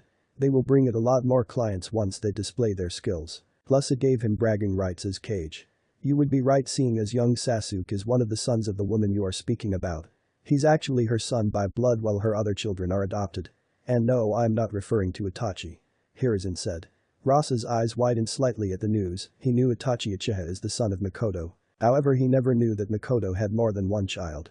If Sasuke is anything like his mother, Rasa will have to make sure to keep an eye on the boy in the future. Orochimaru on the other hand is waiting to see what skills his vessel will display today. On the battlefield, Genma was giving one last look to both fighters. You guys ready? Hajime. Genma declared before jumping back a considerable distance away from the two. It was silent for a solid minute, tension could be felt in the air. Everyone is waiting for the first one to make a move.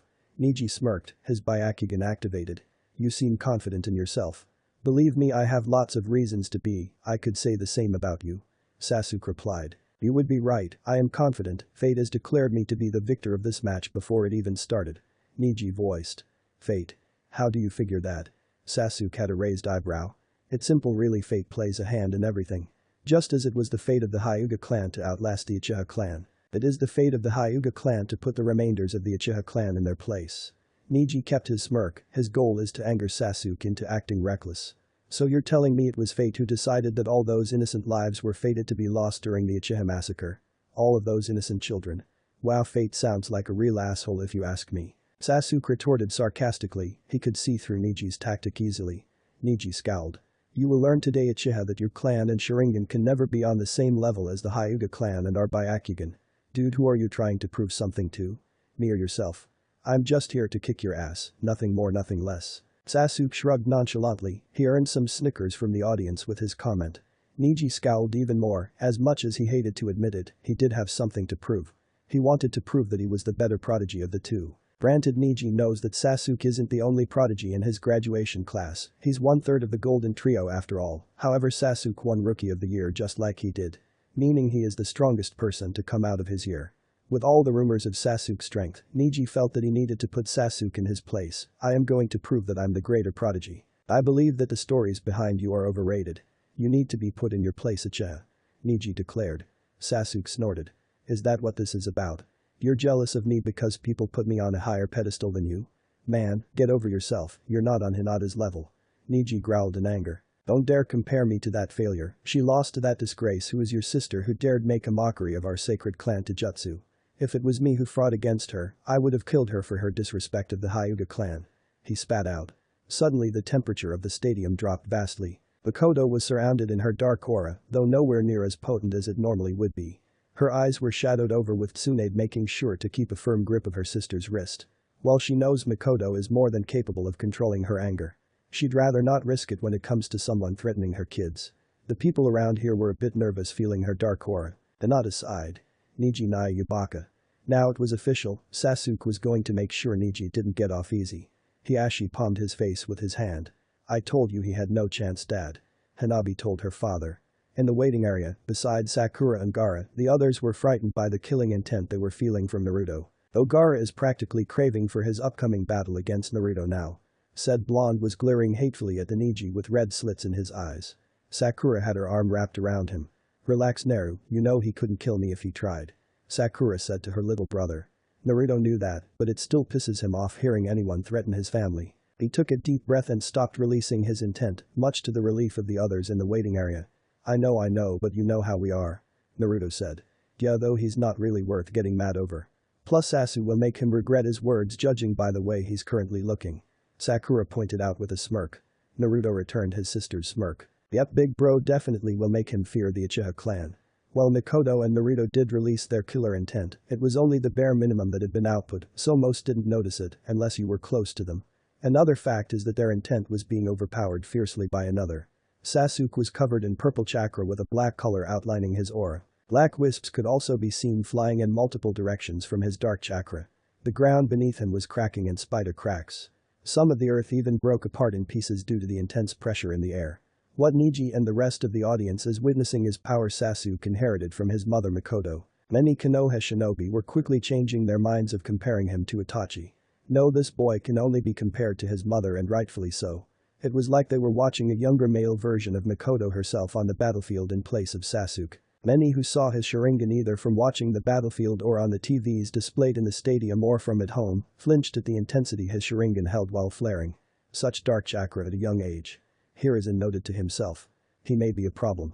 Rasa thought a bit wearily. Orochimaru had to suppress the grin that wanted to break out on his face. My, he really is his mother's son. Such a perfect vessel.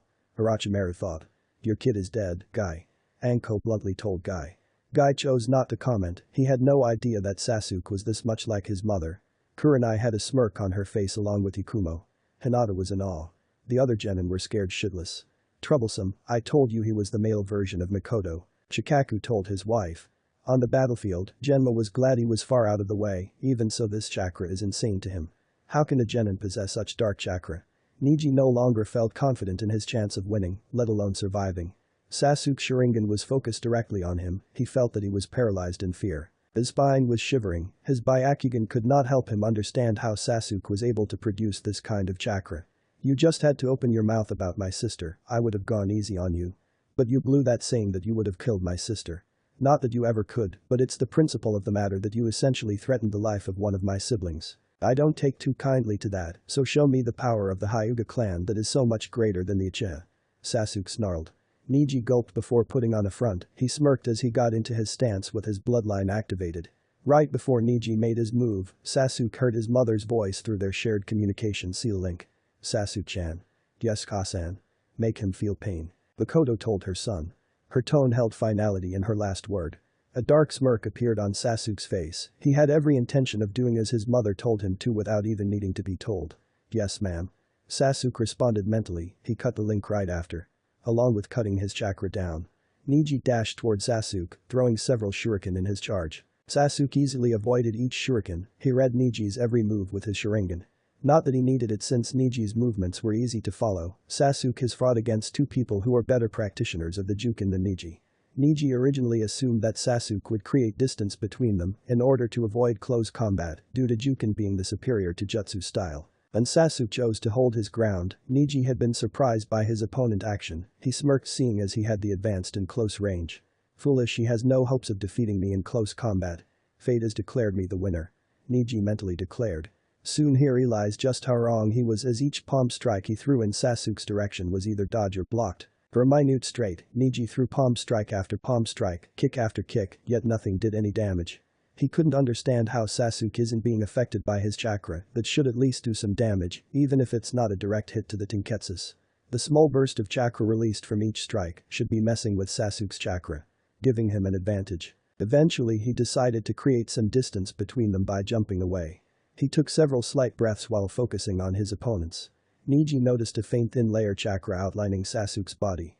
Why would he be wasting chakra by continuously creating a thin outline of it around his body? How can he even manipulate his chakra to such a degree? The Hyuga wondered mentally. Then it hit him like a brick to the face. You're using chakra to protect yourself. That's how none of the excess chakra expelling from my hands aren't affecting you. You're creating a continuous thin layer of chakra that outlines around your body, which acts as a form of protection. So thin that I didn't even notice it with my Byakugan until now. Yet aren't expelling chakra from all of your Tenketsus in order to create it. Neji deducted. He's doing what were thoughts of many Chunin and Jounin. How does a Genin even have that kind of chakra control to do that? Even most Jounin could never attain that type of control just by standing still. Yet Sasuke is continuously creating a thin chakra barrier around himself while fighting at the same time. Asuma wondered out loud. Didn't you guys read his file when checking out this year's academy graduates? It clearly states he's a trained medic, a combat medic at that, who earned his license a year before he graduated the academy. Both him and his sister Sakura achieved this feat. Kurenai said. So you found out my little trick to negating your Juken, huh? Well, not that it was unexpected or anything. Do you have any more moves up your sleeve beside your clan's Taijutsu? Sasuke asked in a bored tone. Neji growled in anger. He got into a stance that some recognized. 8 trigrams. 64 palms. The Bruna charged in to perform his technique, only for it to utterly fail as Sasuke's Sharingan easily telegraphed Neji's first strike, allowing him to effortlessly catch Neji's hand with his own before it made contact. For some great Hyuga prodigy, you're really a dumbus. Did you forget that my sister can also perform this move of yours? Did you really think I wouldn't suspect you to know it and not be prepared to counter it if you did so happen to know it by chance? Sasuke felt inclined to feel insulted by Neji that Neji thought so low of him. Because Neji has been so stunned by how easily he had been stopped, he had no defense against Sasuke's sudden offense. The raven-haired Uchiha had delivered a swift and quick uppercut to the right side of Neji's jaw, followed up by a hard Spartan kick that went so far into the Hyuga's gut that Sasuke's foot could be seen pushing out of Neji's back. People in the audience winced seeing that along hearing Neji's painful yell that echoed across the stadium. Said Hyuga coughed violently while vomiting both saliva and blood. The only reason he hadn't been sent by flying from that attack is because Sasuke attacked him again so fast. This time he received an elbow to the side of his face that made Neji stumble a few steps back. If only he knew Sasuke was holding back a lot of his physical strength. Not only is your overall speed low Chunin level at best. Your hand speed is laughable. I don't even need my Sharingan to predict your movements. Seriously, are these the skills you were bragging so hard about earlier? HN pathetic. The young Uchiha remarked. Sasuke moved at mid-jounin speeds to dash towards his opponent, though to Neji and a good portion of the audience it looked like Sasuke disappeared. He reappeared directly in front of Neji, then delivered a barrage of quick punches and kicks that Neji could not keep track of. He took hit after hit while trying to defend himself at the same time. This is bad. I didn't want to pull this out until a later match, but at this rate. Niji thought frantically. Making his decision, Niji quickly stepped back, emitted chakra from all of his tenketsus, then spun himself around creating a protective shield of chakra. Kaiten. Sasuke stopped his movements before he touched the spinning dome of chakra, the excess wind from it was trying to blow him back. It was weak wind though for the hell of it, he backflipped several feet to create more distance. Once he landed his opponent stopped spinning and smirked victoriously at him as if he's won already. To think he not only knows the 64 palm technique, but Kaiten as well. My brother, your son, is truly gifted. A branch member learning main house techniques without any instruction. Sasuke on the other hand is quite talented to be able to negate Juken like that.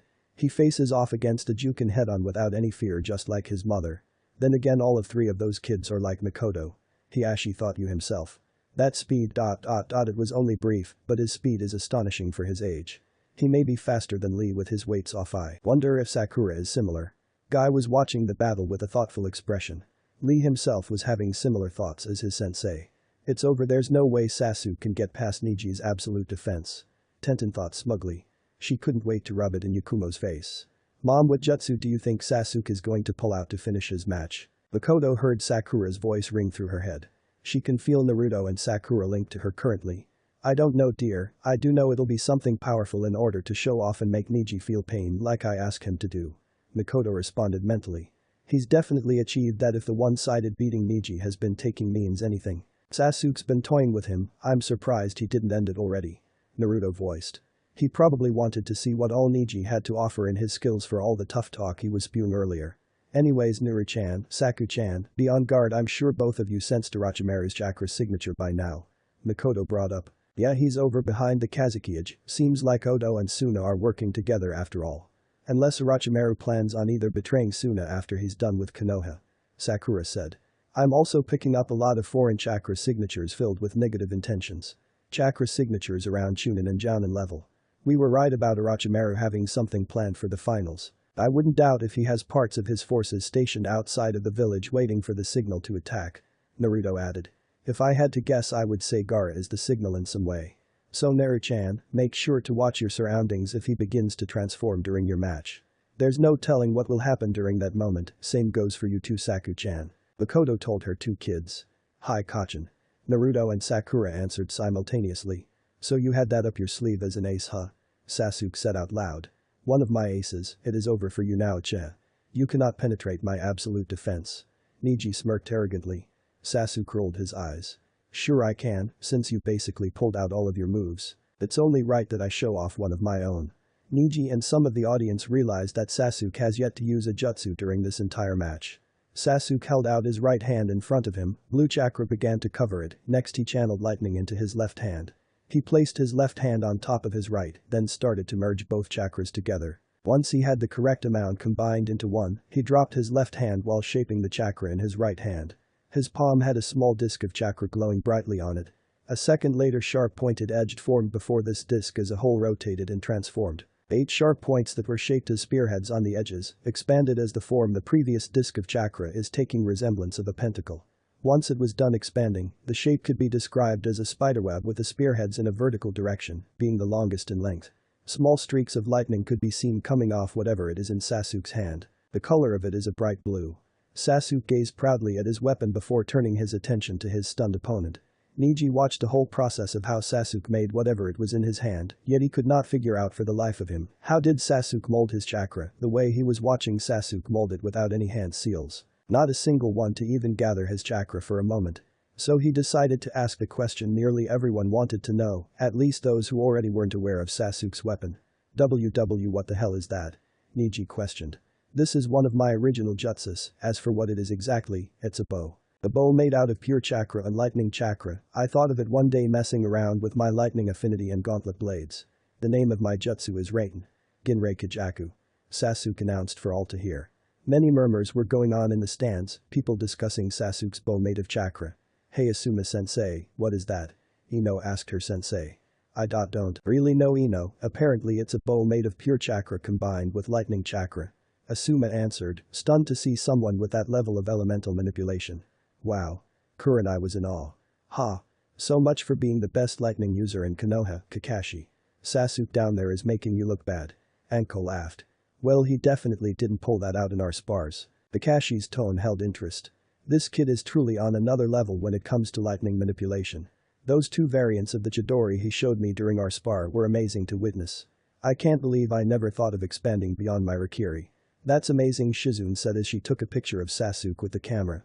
So he pulled out Ginrei Kajaku, eh? That's kinda overkill, don't you think, Sasuke-chan? Then again, nearly our whole family has too many jutsus that seem like overkill. Well, this match is about to end real soon if he brought that out. Mikoto mused to herself. Noticing her sister's unsurprised expression, Tsunade figures Mikoto already knew of this jutsu. Miko-chan, what kind of jutsu is Sasuke using? How is able to give lightning and pure chakra such a solid form? The blonde Senju asked. Mikoto answered instantly. Yes, Ginrei Kajaku is one of Sasuke's original techniques that he created during their last year in the academy. Essentially, he used pure chakra for shape manipulation, while the lightning was used for elemental manipulation. The difference is that Sasuke was able to produce dense enough pure chakra that allowed him to actually mold his lightning chakra into a true solid form, which allows him to actually hold his bow in his hands. Due to how in tune he is with his lightning affinity, he doesn't get electrocuted or burned from holding the bow. He can also prevent either of those from happening by surrounding his hand in a thin layer of chakra to protect himself. The bow of chakra is solid enough to be used as a small shield. Tsunade whistled. Damn, that level of elemental manipulation and chakra control is insane. Then again, all three of those kids have insane levels of elemental manipulation and chakra control, just like a certain Uchiha I know. She referred to Mikoto, of course. Mikoto smirked and shrugged. Hey, what can I say? I'm a badass, so it's only natural that my kids are badasses too. Wait until they see my daughter and youngest son step onto the field. Sasuke already has them going nuts. How impressive. Hiruzen was very impressed with Sasuke's performance so far. Kuku, that's it, Sasuke-kun, show them your worth, my vessel. Orochimaru gazed intensely at Sasuke. This is bad, Neji thought to himself. Neji, Sasuke called out to him, seeing as he had Neji's attention. Sasuke aimed his bow face down to the ground, lighting streaks coming off the spearheads. He put his left hand in the center of his bow, pulling out a small blue chakra string. Then he aimed his bow at his opponent once more. Pay attention. Was all Sasuke said before he released the chakra string, and a single chakra arrow shot out the bow, flying past Neji's head too quickly for his eyes to follow. Once the arrow hit the ground, it exploded in a loud sound, leaving a small crater in its wake. Neji and most of the audience were shocked by the amount of damage a single arrow can cause. The Hyuga's attention was brought back to his opponent when he heard Sasuke's voice again. That attack that just flew by your head is called Heilig Fail, Sacred Destruction Arrows. Now I want to see if they can break past your so-called absolute defense. Don't worry, I can control the amount of power I put into the arrows so you won't die. Sasuke smirked as he took his aim. Neji quickly jumped out of the way as a barrage of arrows shot in his direction. No matter how far he goes to avoid the arrows, they always reach the distance. Soon the battlefield was littered with mini explosions. Neji was starting to believe that fate might not be on his side. Oh, how right he was. He soon saw a continuous stream of hundreds of arrows coming at him. Instead of dodging them like he's been doing, he realizes he won't be able to move fast enough to dodge them. He should have used a substitution, but in his haste, Neji spun himself into a dome of chakra. Kaiten. He called out. He felt hope that his defense would protect him. His hope was utterly crushed as the arrows easily pierced through his defense and struck him in multiple spots numerous times. He cried out in pain until an explosion from the continuous arrows sent him skidding across the battlefield. Bleeding and cut up all over his body with tears in his clothes. Neji couldn't move his body. Sasuke saw that his opponent was incapacitated. He sighed and deactivated his Ginrei Kajaku before walking up to his downed opponent. Still think fate runs everything? Sasuke asked. Neji slowly shook his head no. Good, the next time you mention to harm any of my family I will not go easy on you like I did this time. Also, you better apologize to both Hinata and Hanabi for acting like an asshole. If you don't, Team 7 will make life hell for you and your team. Are we clear? Sasuke said. Crystal. Neji answered. Good. Sasuke looked over at the proctor. He's done. Genma smirked. Shasha. Sasuke Uchiha. The crowd went wild for Sasuke, such an exciting one-sided battle.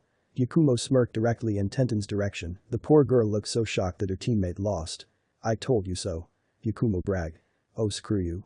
Tenten growled in frustration. How did Neji lose? Sasuke appreciated the cheers, but could honestly care less about them unless they are from his family and friends.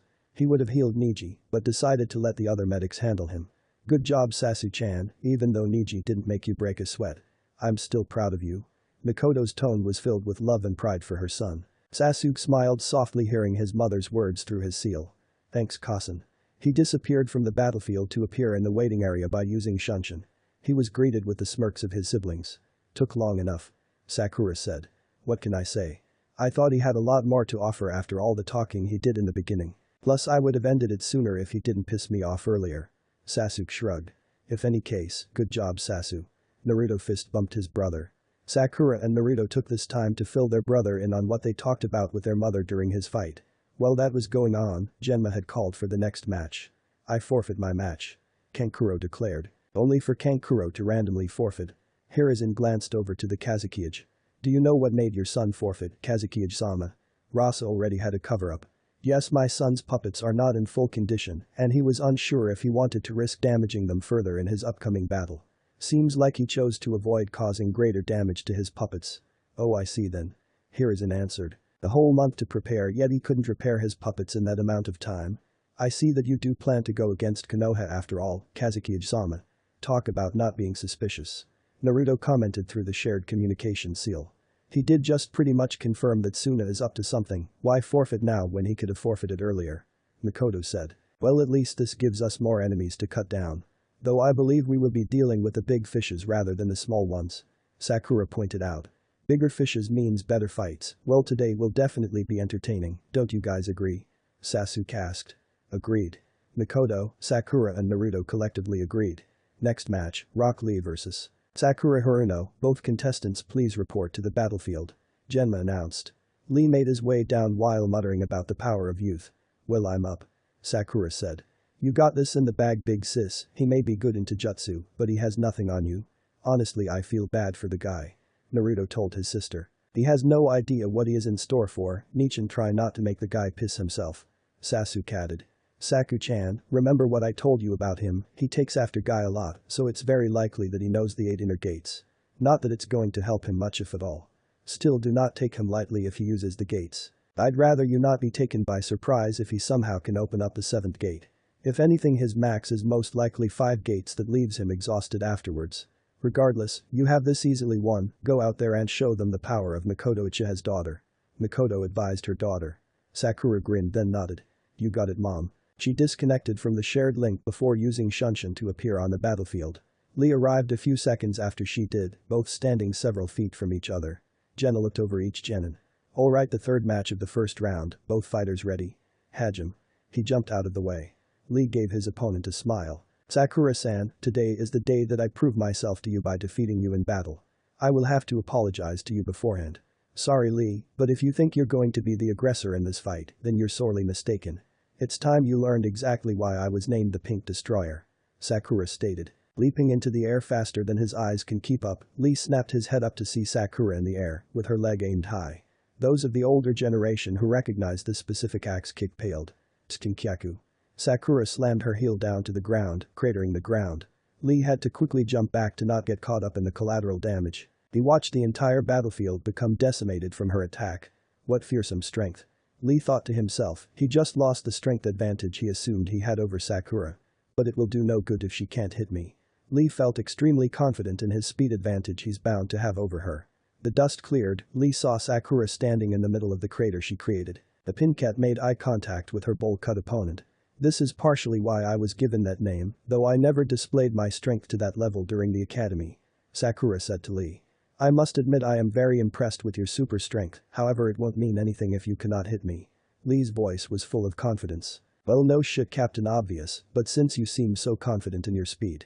Let me inform you of something. Sakura's form disappeared faster than what Lee could track, much to his shock. The poor green-clad Taijutsu user didn't get to blink, because not even a second later he felt a very strong punch directly to his stomach, followed by another strong blow that shattered his nose. Lee's whole body soared across the entire battlefield until his body collided with the stadium wall, creating spider cracks due to the amount of force his body impacted the wall with. He slid to the ground slowly, using one hand to hold his nose, while the other was holding his stomach.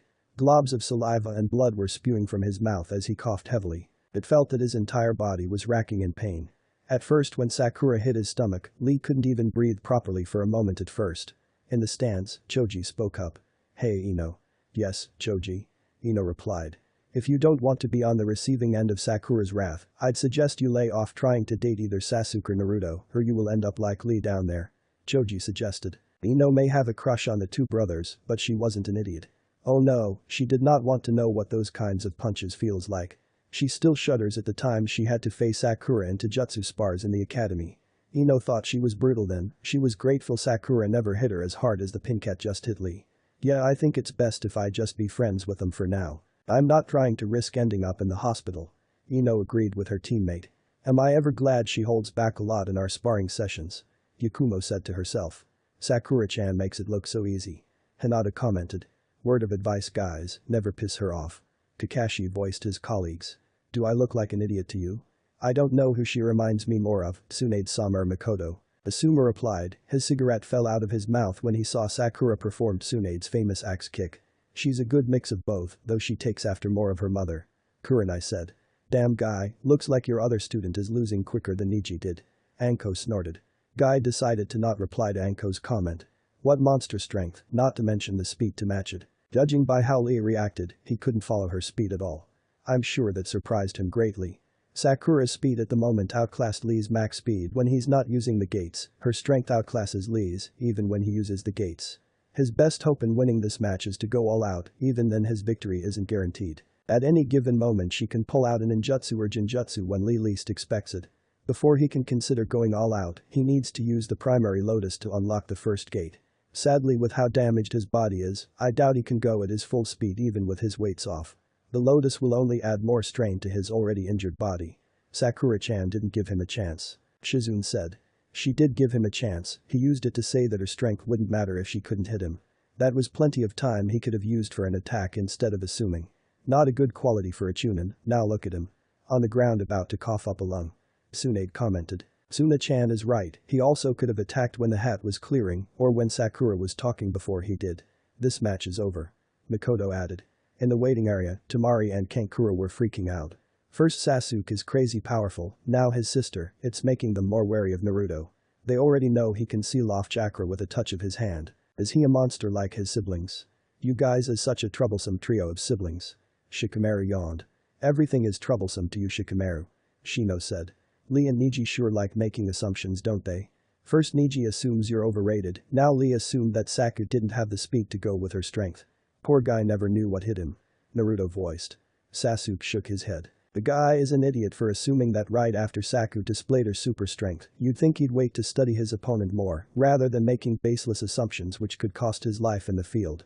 Back on the battlefield, Genma is wondering if he should call the match or not. Sakura kept her gaze on her downed opponent, she held back a lot in those last two blows. Come on Lee, I know you can take more than that, I only gave you a love tap, both of my little brothers would have easily shaken that off by now. Yet here you are on the ground coughing like you're about to die. Sakura spoke out. Lee painfully and slowly pushed himself up onto his knees. Finally you're moving again, listen Lee, I'm going to cut to the chase. I outclass you immensely in both power and speed, from what I've been able to gather about you. You're a Taijutsu specialist who doesn't excel in either ninjutsu or genjutsu. It's known that Guy Sensei is a user of the 8 inner gates, I assume you are as well judging by how much you are emulating him. Though it's possible I could be wrong, my intuition is telling me I'm spot on. If you want a chance at defeating me, unleash as many of the 8 inner gates that you can. Sakura told him. Lee knew he messed up badly, he should have never made an assumption of Sakura's speed so quickly after she displayed her inhuman strength. His sensei taught him better than that, and now he's racking in pain because of his mistake. She's right, there's no way I can overcome the difference in power or speed, even with my weights off. I never came across an opponent who outclassed me so much in my own biggest advantages. Sakura-san truly is a worthy opponent to go all out against, if I want to have a chance at winning, I need to unleash the gates. However I never did so without using primary lotus first to unlock the first gate, luckily it seems Sakura-san did that for me. Whether it was the hard collision with the wall or her fist I do not know, what I do know is that I can access the gates easier this way. I'm glad I seemed to luck out because I highly doubt I would be able to use primary lotus on her, no matter how hard I tried. Lee thought to himself. He removed his weights from his leg warmers, feeling much lighter than a moment ago. Instead of letting them fall, he gently sat them down. Sakura could tell that those weights were a lot heavier than they looked. Lee met her gaze with a smirk, he wiped off the blood from his lip before finally standing on his feet. You are truly a youthful opponent Sakura-san, I have never come across an opponent my age who outclasses me this much in strength and speed. But I will not give up. I will show you the power of the lotus once it blooms twice. I will show you that I am Konoha's beautiful green wild beast. Lee declared proudly. He was glad that Guy gave him the okay to use the gates for the finals. Crossing his arms in an X over his face, pressure began to exude from the bowl-cut genin's body as his eyes shadowed over. His hair rose in the air, veins bulging all over his body, his skin turning red with chakra leaking from his body. The ground was breaking apart into small pieces where he stood from the pressure his body was generating. First gate. Second gate. Third gate. The green aura surrounded Lee with blue chakras circling him. Fourth gate. The aura, chakra and overall pressure picked up even more as more veins started bulging from his head. Sakura was impressed. Lee was definitely showcasing some impressive power. She decided to let him get a free shot to see just how much he improved while releasing 4 gates. Get ready. Lee charged at her, leveling some of the ground from the force of his charge. Little did Lee know, Sakura is tracking his every step towards her. He's fast, that's for sure, but he's still pretty slow to me. I would say he's somewhere around the level of speed I displayed earlier. Only I didn't need to level the battlefield to show it off. I'm too used to fighting against my overpowered family and high-ranking missing nins. Sakura mused. She allowed herself to be kicked in the chin by Lee's upward kick to test his power. The pinket rose into the air and flipped her body backwards several times until she landed on the ground. Not only did her senses pick up on Lee, but she tracked him with her eyes. He appeared in front of her to land another attack, only for Sakura to easily dodge it and responded with a roundhouse kick to his side, making him skid back a few feet. Not bad, your speed and power are both really impressive.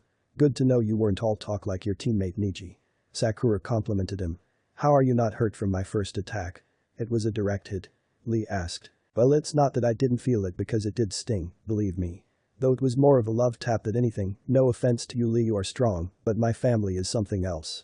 You have great speed, but I was still able to track you with my eyes alone. Sakura answered nonchalantly. Impossible. Lee thought to himself. He winced in pain at the blow he received to the side from Sakura a moment ago. That's not even including her earlier blows that really damaged him. His only hope was the 5th gate. Alright Lee, it's time we end this. I can tell you won't be able to hold the gates for long. So I'll show you a move of mine. Sakura said. She partially activated her bloodline. Green lightning erupted in small streaks from her body. Essentially green bioelectricity was being exuded from parts of her body. Her emerald green eyes were glowing. Turns out one of the perks of her bloodline is being able to produce strong forms of lightning. One of her wolf summons explained it to her when she was learning more about her bloodline over the month. Apparently the strongest form she can produce is black lightning of the wolf god. It's said to be the strongest form of lightning there is. Not the mere imitation that shinobi try to produce. However, it will take a lot of training before she can even begin to access that form of lightning. She was told that not even all who ever possessed her bloodline were able to access the black lightning of the wolf god. Only a handful ever have done so, with only 2 being humans. The green lightning she's currently projecting is her standard lightning whenever her second gear is activated. A stronger form of the regular blue lightning she normally uses. She achieved this stage of her bloodline during her month of training. Between her, Sasuke and their mother, there's no telling who will be the strongest lightning user in the family when it's all said and done many years from now. For some weird reason the smell of ozone emits from her now whenever she uses her bloodline in this way. Lee was amazed. He never saw anyone produce green lightning before. He wasn't the only one amazed either. He quickly opened the 5th gate in hopes of stopping Sakura before she made her move. Too bad it wouldn't help him in the slightest. Lightning style. Wolfang barrage. Sakura disappeared in a burst of tremendous speed, only leaving a trail of green lighting in her wake. She appeared quicker than her opponent could react. What happened next could be described as a blur of lightning-fast punches that came in many.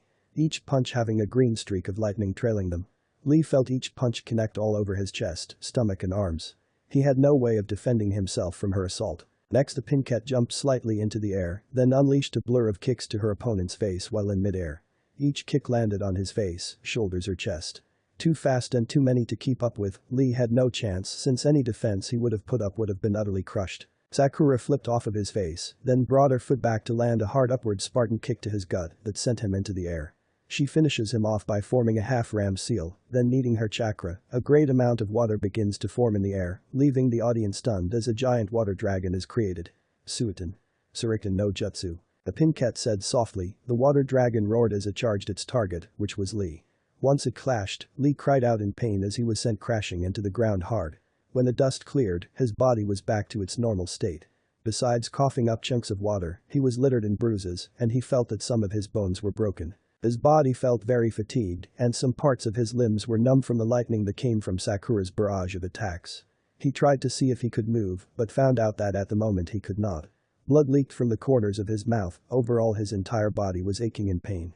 One thing became a realization to Lee: he never stood a chance against Sakura. I see why she's called the Pink Destroyer.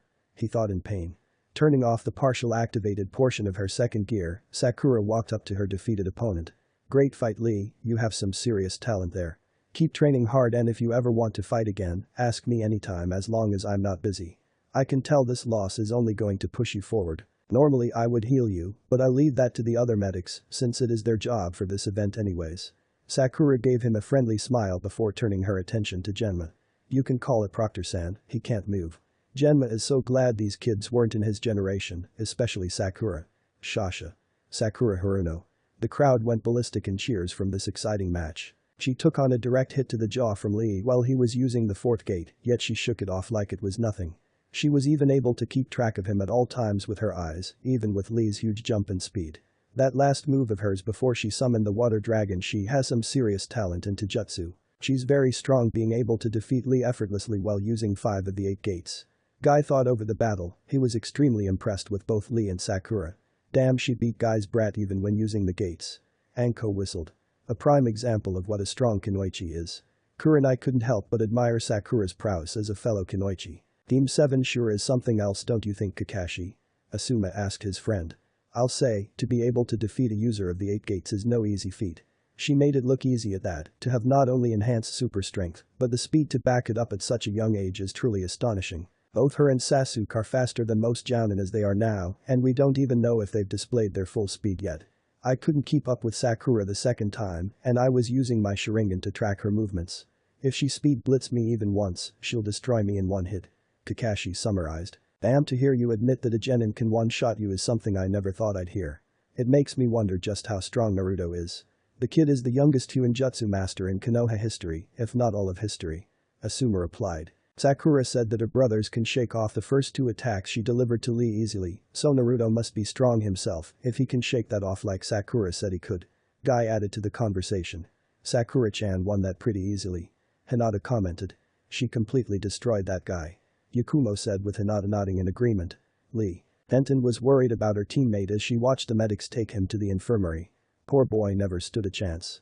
Shizune said as she was going through the pictures she took of Sakura's fight, she really got some good pictures. He's lucky she held back immensely against him. Though the Gaki has got talent to be able to use the 8 gates to the degree he did. Tsunade voiced. You did wonderful, Saku-chan, I'm very proud of you. Mikoto told her daughter through the communication seal. Thanks, Kasen. Sakura felt happy that she made her mother proud.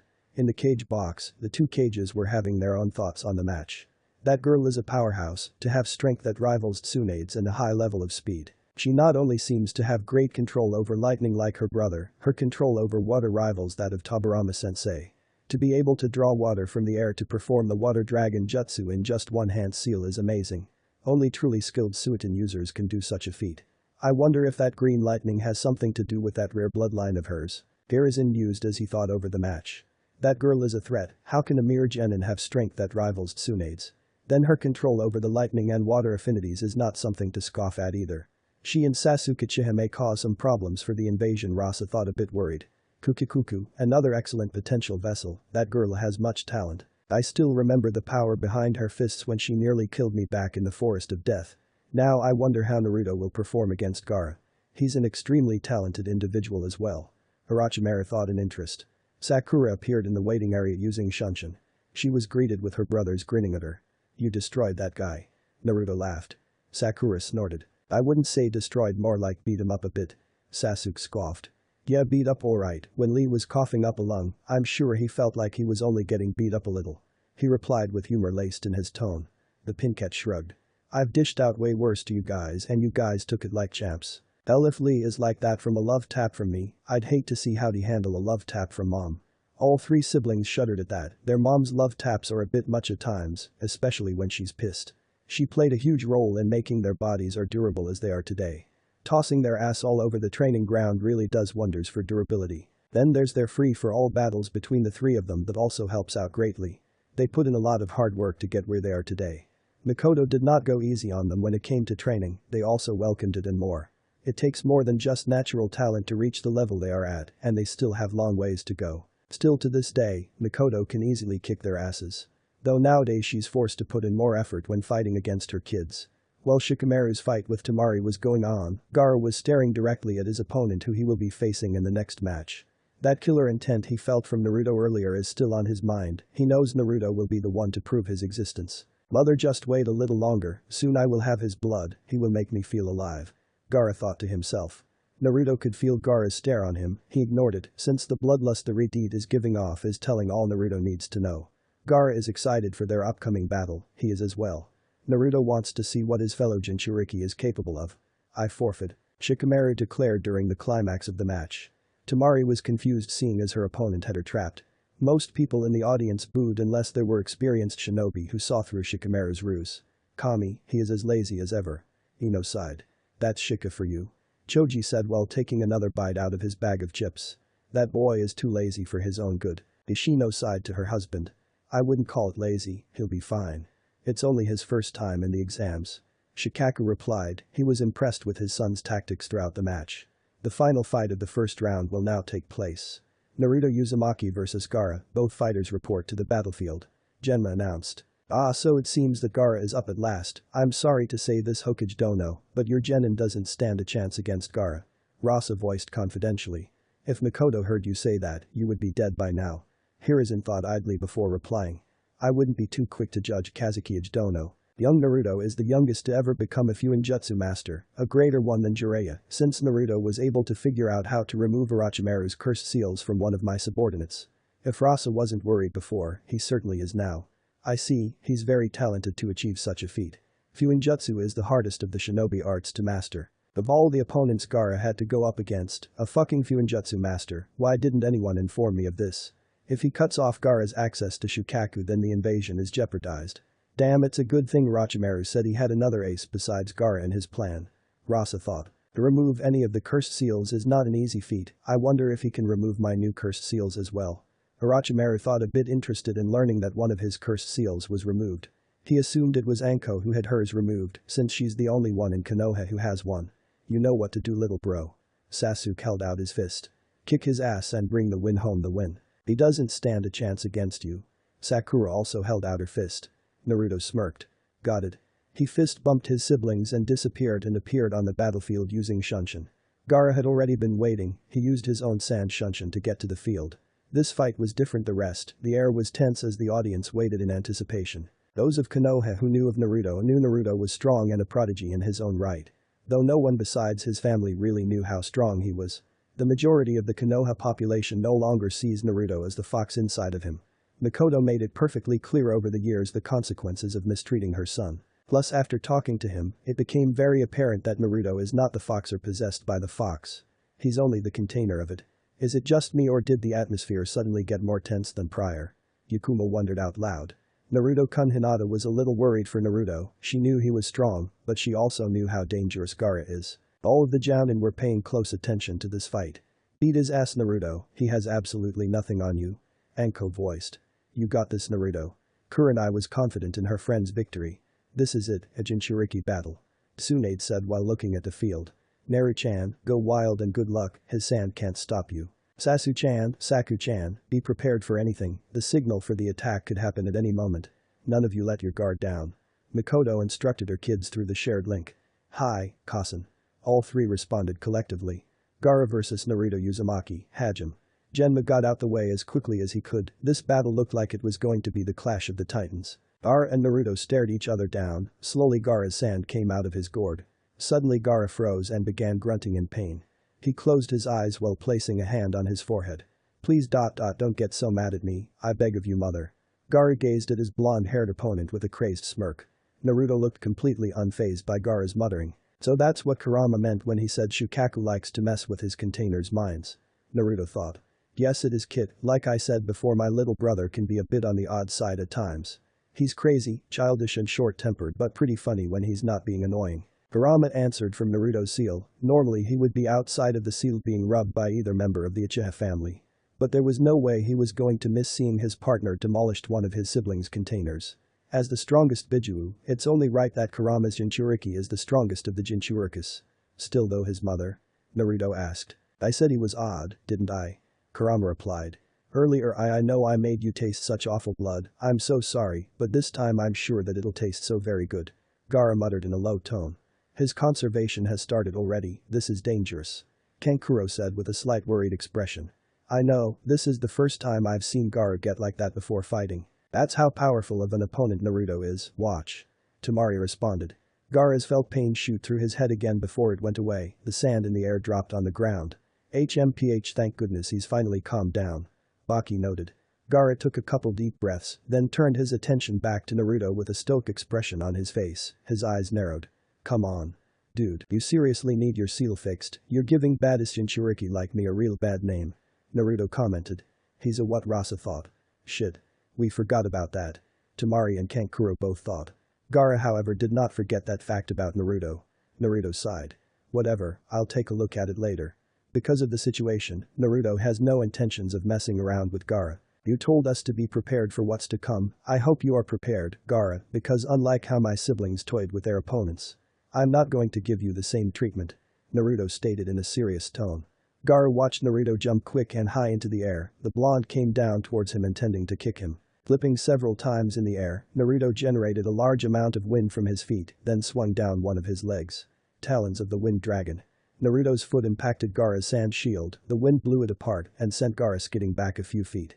Naruto dashed toward his opponent, easily and quickly getting under Gaara's guard. He engulfed his fist in wind as he threw an uppercut. Blind style. Iron Fist of the Wind Dragon.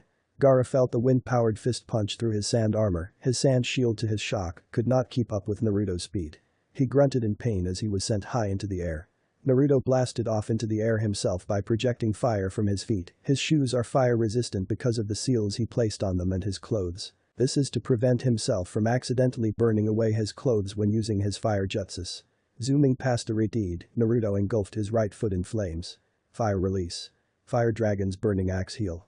He delivered a flaming axe kick to Gaara's chest, causing him to cry out in pain from being burnt by the flames. Gaara soared straight down to the ground like a bullet, luckily his gourd broke apart into sand before he landed harshly on the ground, absorbing most of the impact. His speed allowed him to bypass the sand shield, he was able to bypass my sand armor with no trouble at all. He's not allowing me a chance to attack him either. Even if I did, I'm not sure if my sand would be able to catch him. If it wasn't for my gourd turning into sand, the impact of the fall would have been much worse. Gaara thought. He was too focused in his thoughts to notice the blood leaking off of his chest from the burn marks he received from Naruto's fire axe kick. Gaara did feel the pain in that area though. With the fire expelling from his feet still, Naruto still is flying in the air. Deciding his next course of attack, the blonde inhaled deeply, flames exhaling from his mouth. Roar of the Fire Dragon. Naruto unleashed a massive stream of fire from his mouth. Gaara's eyes widened as the massive stream of fire headed his way, as quickly as he possibly could he manipulated all of his sand to surround him in a dome of sand. Luckily his sand covered him completely in time, literally 1 second later not just Gaara, but a good portion of the battlefield was submerged in roaring flames of a dragon. The continuous streams of flames were so hot that people had to cover their eyes or subconsciously backed away in fear of being burned. They had every right to have that fear, since the stream of continuous flames appeared as a wall of flames across the field. Usually fire jutsus don't get hot to the point where the temperature of the fire can be felt greatly from a distance. Literally everyone in the stadium could feel the intense heat of Naruto's roar, causing a lot of them to sweat profusely. What the hell? Was the collective thought of mainly everyone except Team 7 and Anko. After a few moments, the flames around the battlefield finally dissipated into the air, dust clouding the air. Naruto landed on the ground as the dust cleared, seeing where his opponent was. He was pleased to see that Gaara had been encased in a dome of glass. Gaara. Both Kankuro and Temari yelled in concern for their brother. Never have they seen anyone land a hit on Gaara, let alone toss him around as if he was nothing. Damn troublesome blonde. Shikamaru complained. Why did all of Team 7 have to be so troublesome? I thought I was about to be burnt alive. Ino exclaimed in shock. My chips actually were incinerated. Toji couldn't believe it, well he usually gets mad when someone takes his food away from him. The Akamichi clan heir cannot be mad at Naruto since it was unintentional on his part. Their whole team is freaking overpowered. Tenten yelled. Sheesh, did he really have to make his flames that hot? Yakuma wondered. Though I knew Naruto had this one already. Naruto-kun such beautiful flames. Hinata voiced softly. Like I said, he has nothing on Naruto. Anko stated. I didn't know he had such a powerful attack in his arsenal, such intense heat. Kurenai commented on her friend's last attack. Incredible, he actually turned the sand into glass. Guy exclaimed. Asuma was stunned. His wind manipulation is amazing, he not only engulfed his entire hand in wind chakra, but his foot as well. Kakashi agreed, then added his own opinion on the matter. It's not only his wind manipulation, but his fire manipulation too, to be able to propel himself into the air and levitate by expelling fire from his feet is ingenious. Not even the best of fire users can hope to attain that level of control over the element. Then the heat and intensity of his flames are staggering, to be able to heat sand up to the point where it becomes glass is not an easy feat to accomplish. If anything, it should be extremely chakra taxing. What's even more amazing is that he performed each jutsu without a single hand seal. I never knew Naruto-kun could create such hot flames. Shizune was stunned, she barely got a good picture of that particular moment. Did you know his flames could get that hot, Mikoto-chan? Tsunade asked. Duh, he's my son, of course I knew Tsuna.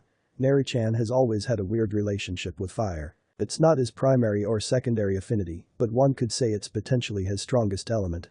Truthfully, after finding out that the kids are deeply connected to their dragon, phoenix and wolf summons, we learned that Naruto inherited some interesting traits from his dragon summons that explained several things we always wondered about. One trait in particular being the ability to use the true flames of a dragon. Hence why many of his techniques have the name dragon in them. However, even before learning of his summons, Naruto always had a thing for foxes and dragons growing up. Back in the day, Sasuke and Sakura liked to joke how Naruto was like a mini dragon. Turns out we weren't too far off. My baby boy is growing up to be a big strong dragon that will instill fear into his enemies. Having all three of my babies growing up to be strong monsters like their mother, I couldn't help but make myself a bit stronger too over the years. Mikoto explained. Tsunade snapped her neck in Mikoto's direction so fast one would think she broke it. You're kidding. How the hell did you manage to get stronger? Mikoto shrugged nonchalantly. What can I say, Tsuna-chan? All it took was a little inspiration. A smirk appeared on her beautiful face. Tsunade was internally freaking the hell out.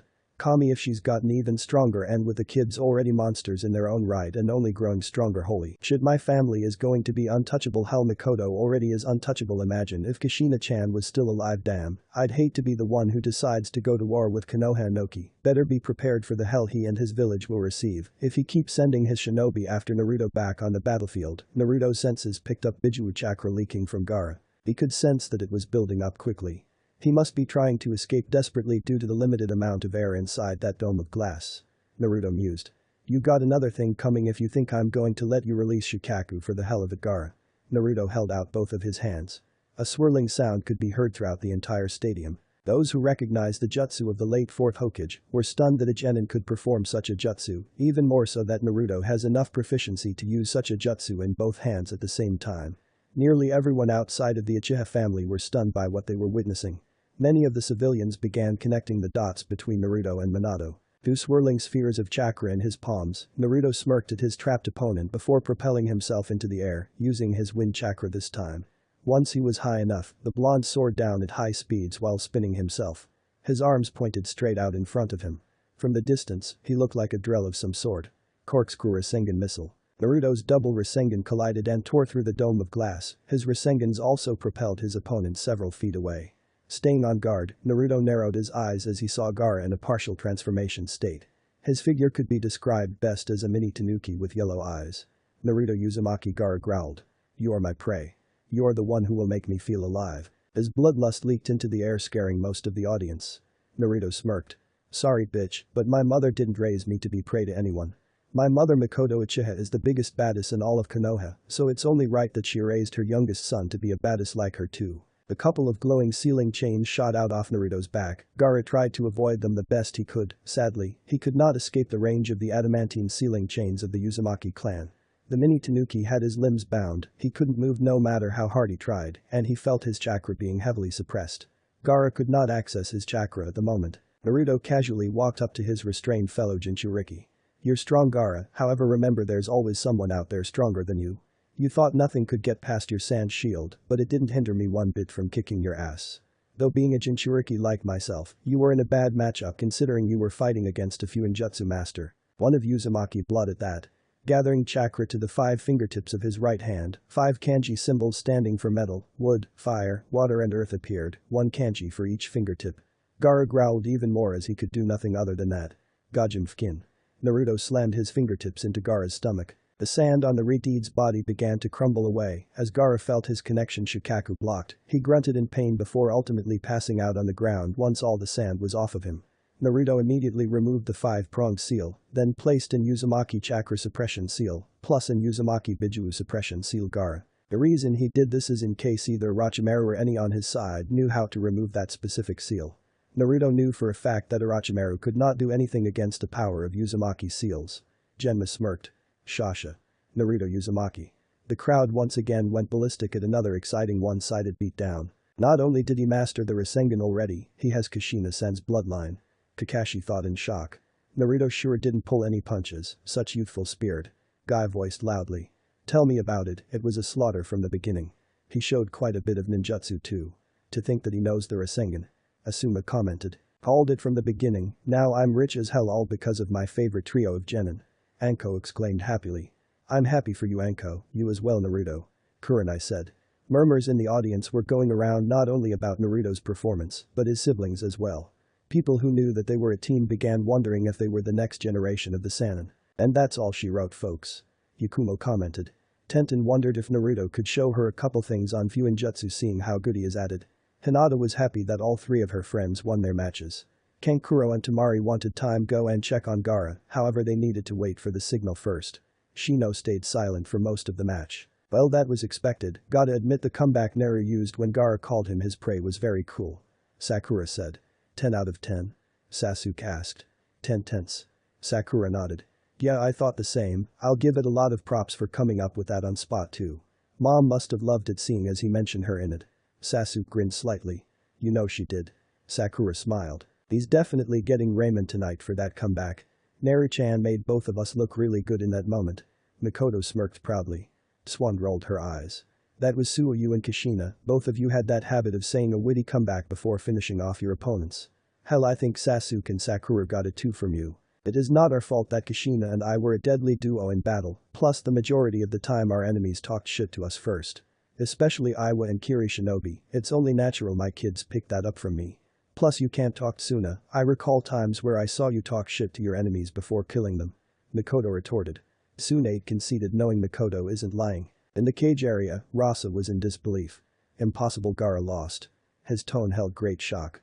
So he's inherited Minato and Kushina's abilities, then his ability to use those techniques of his earlier without any hand seals. The temperature of those flames caught me off guard. It seems that he did do us a favor by neutralizing Gaara.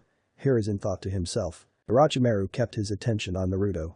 To think he handled Gaara so effortlessly, oh well not that I was reliant on the boy invasion for the invasion to begin with.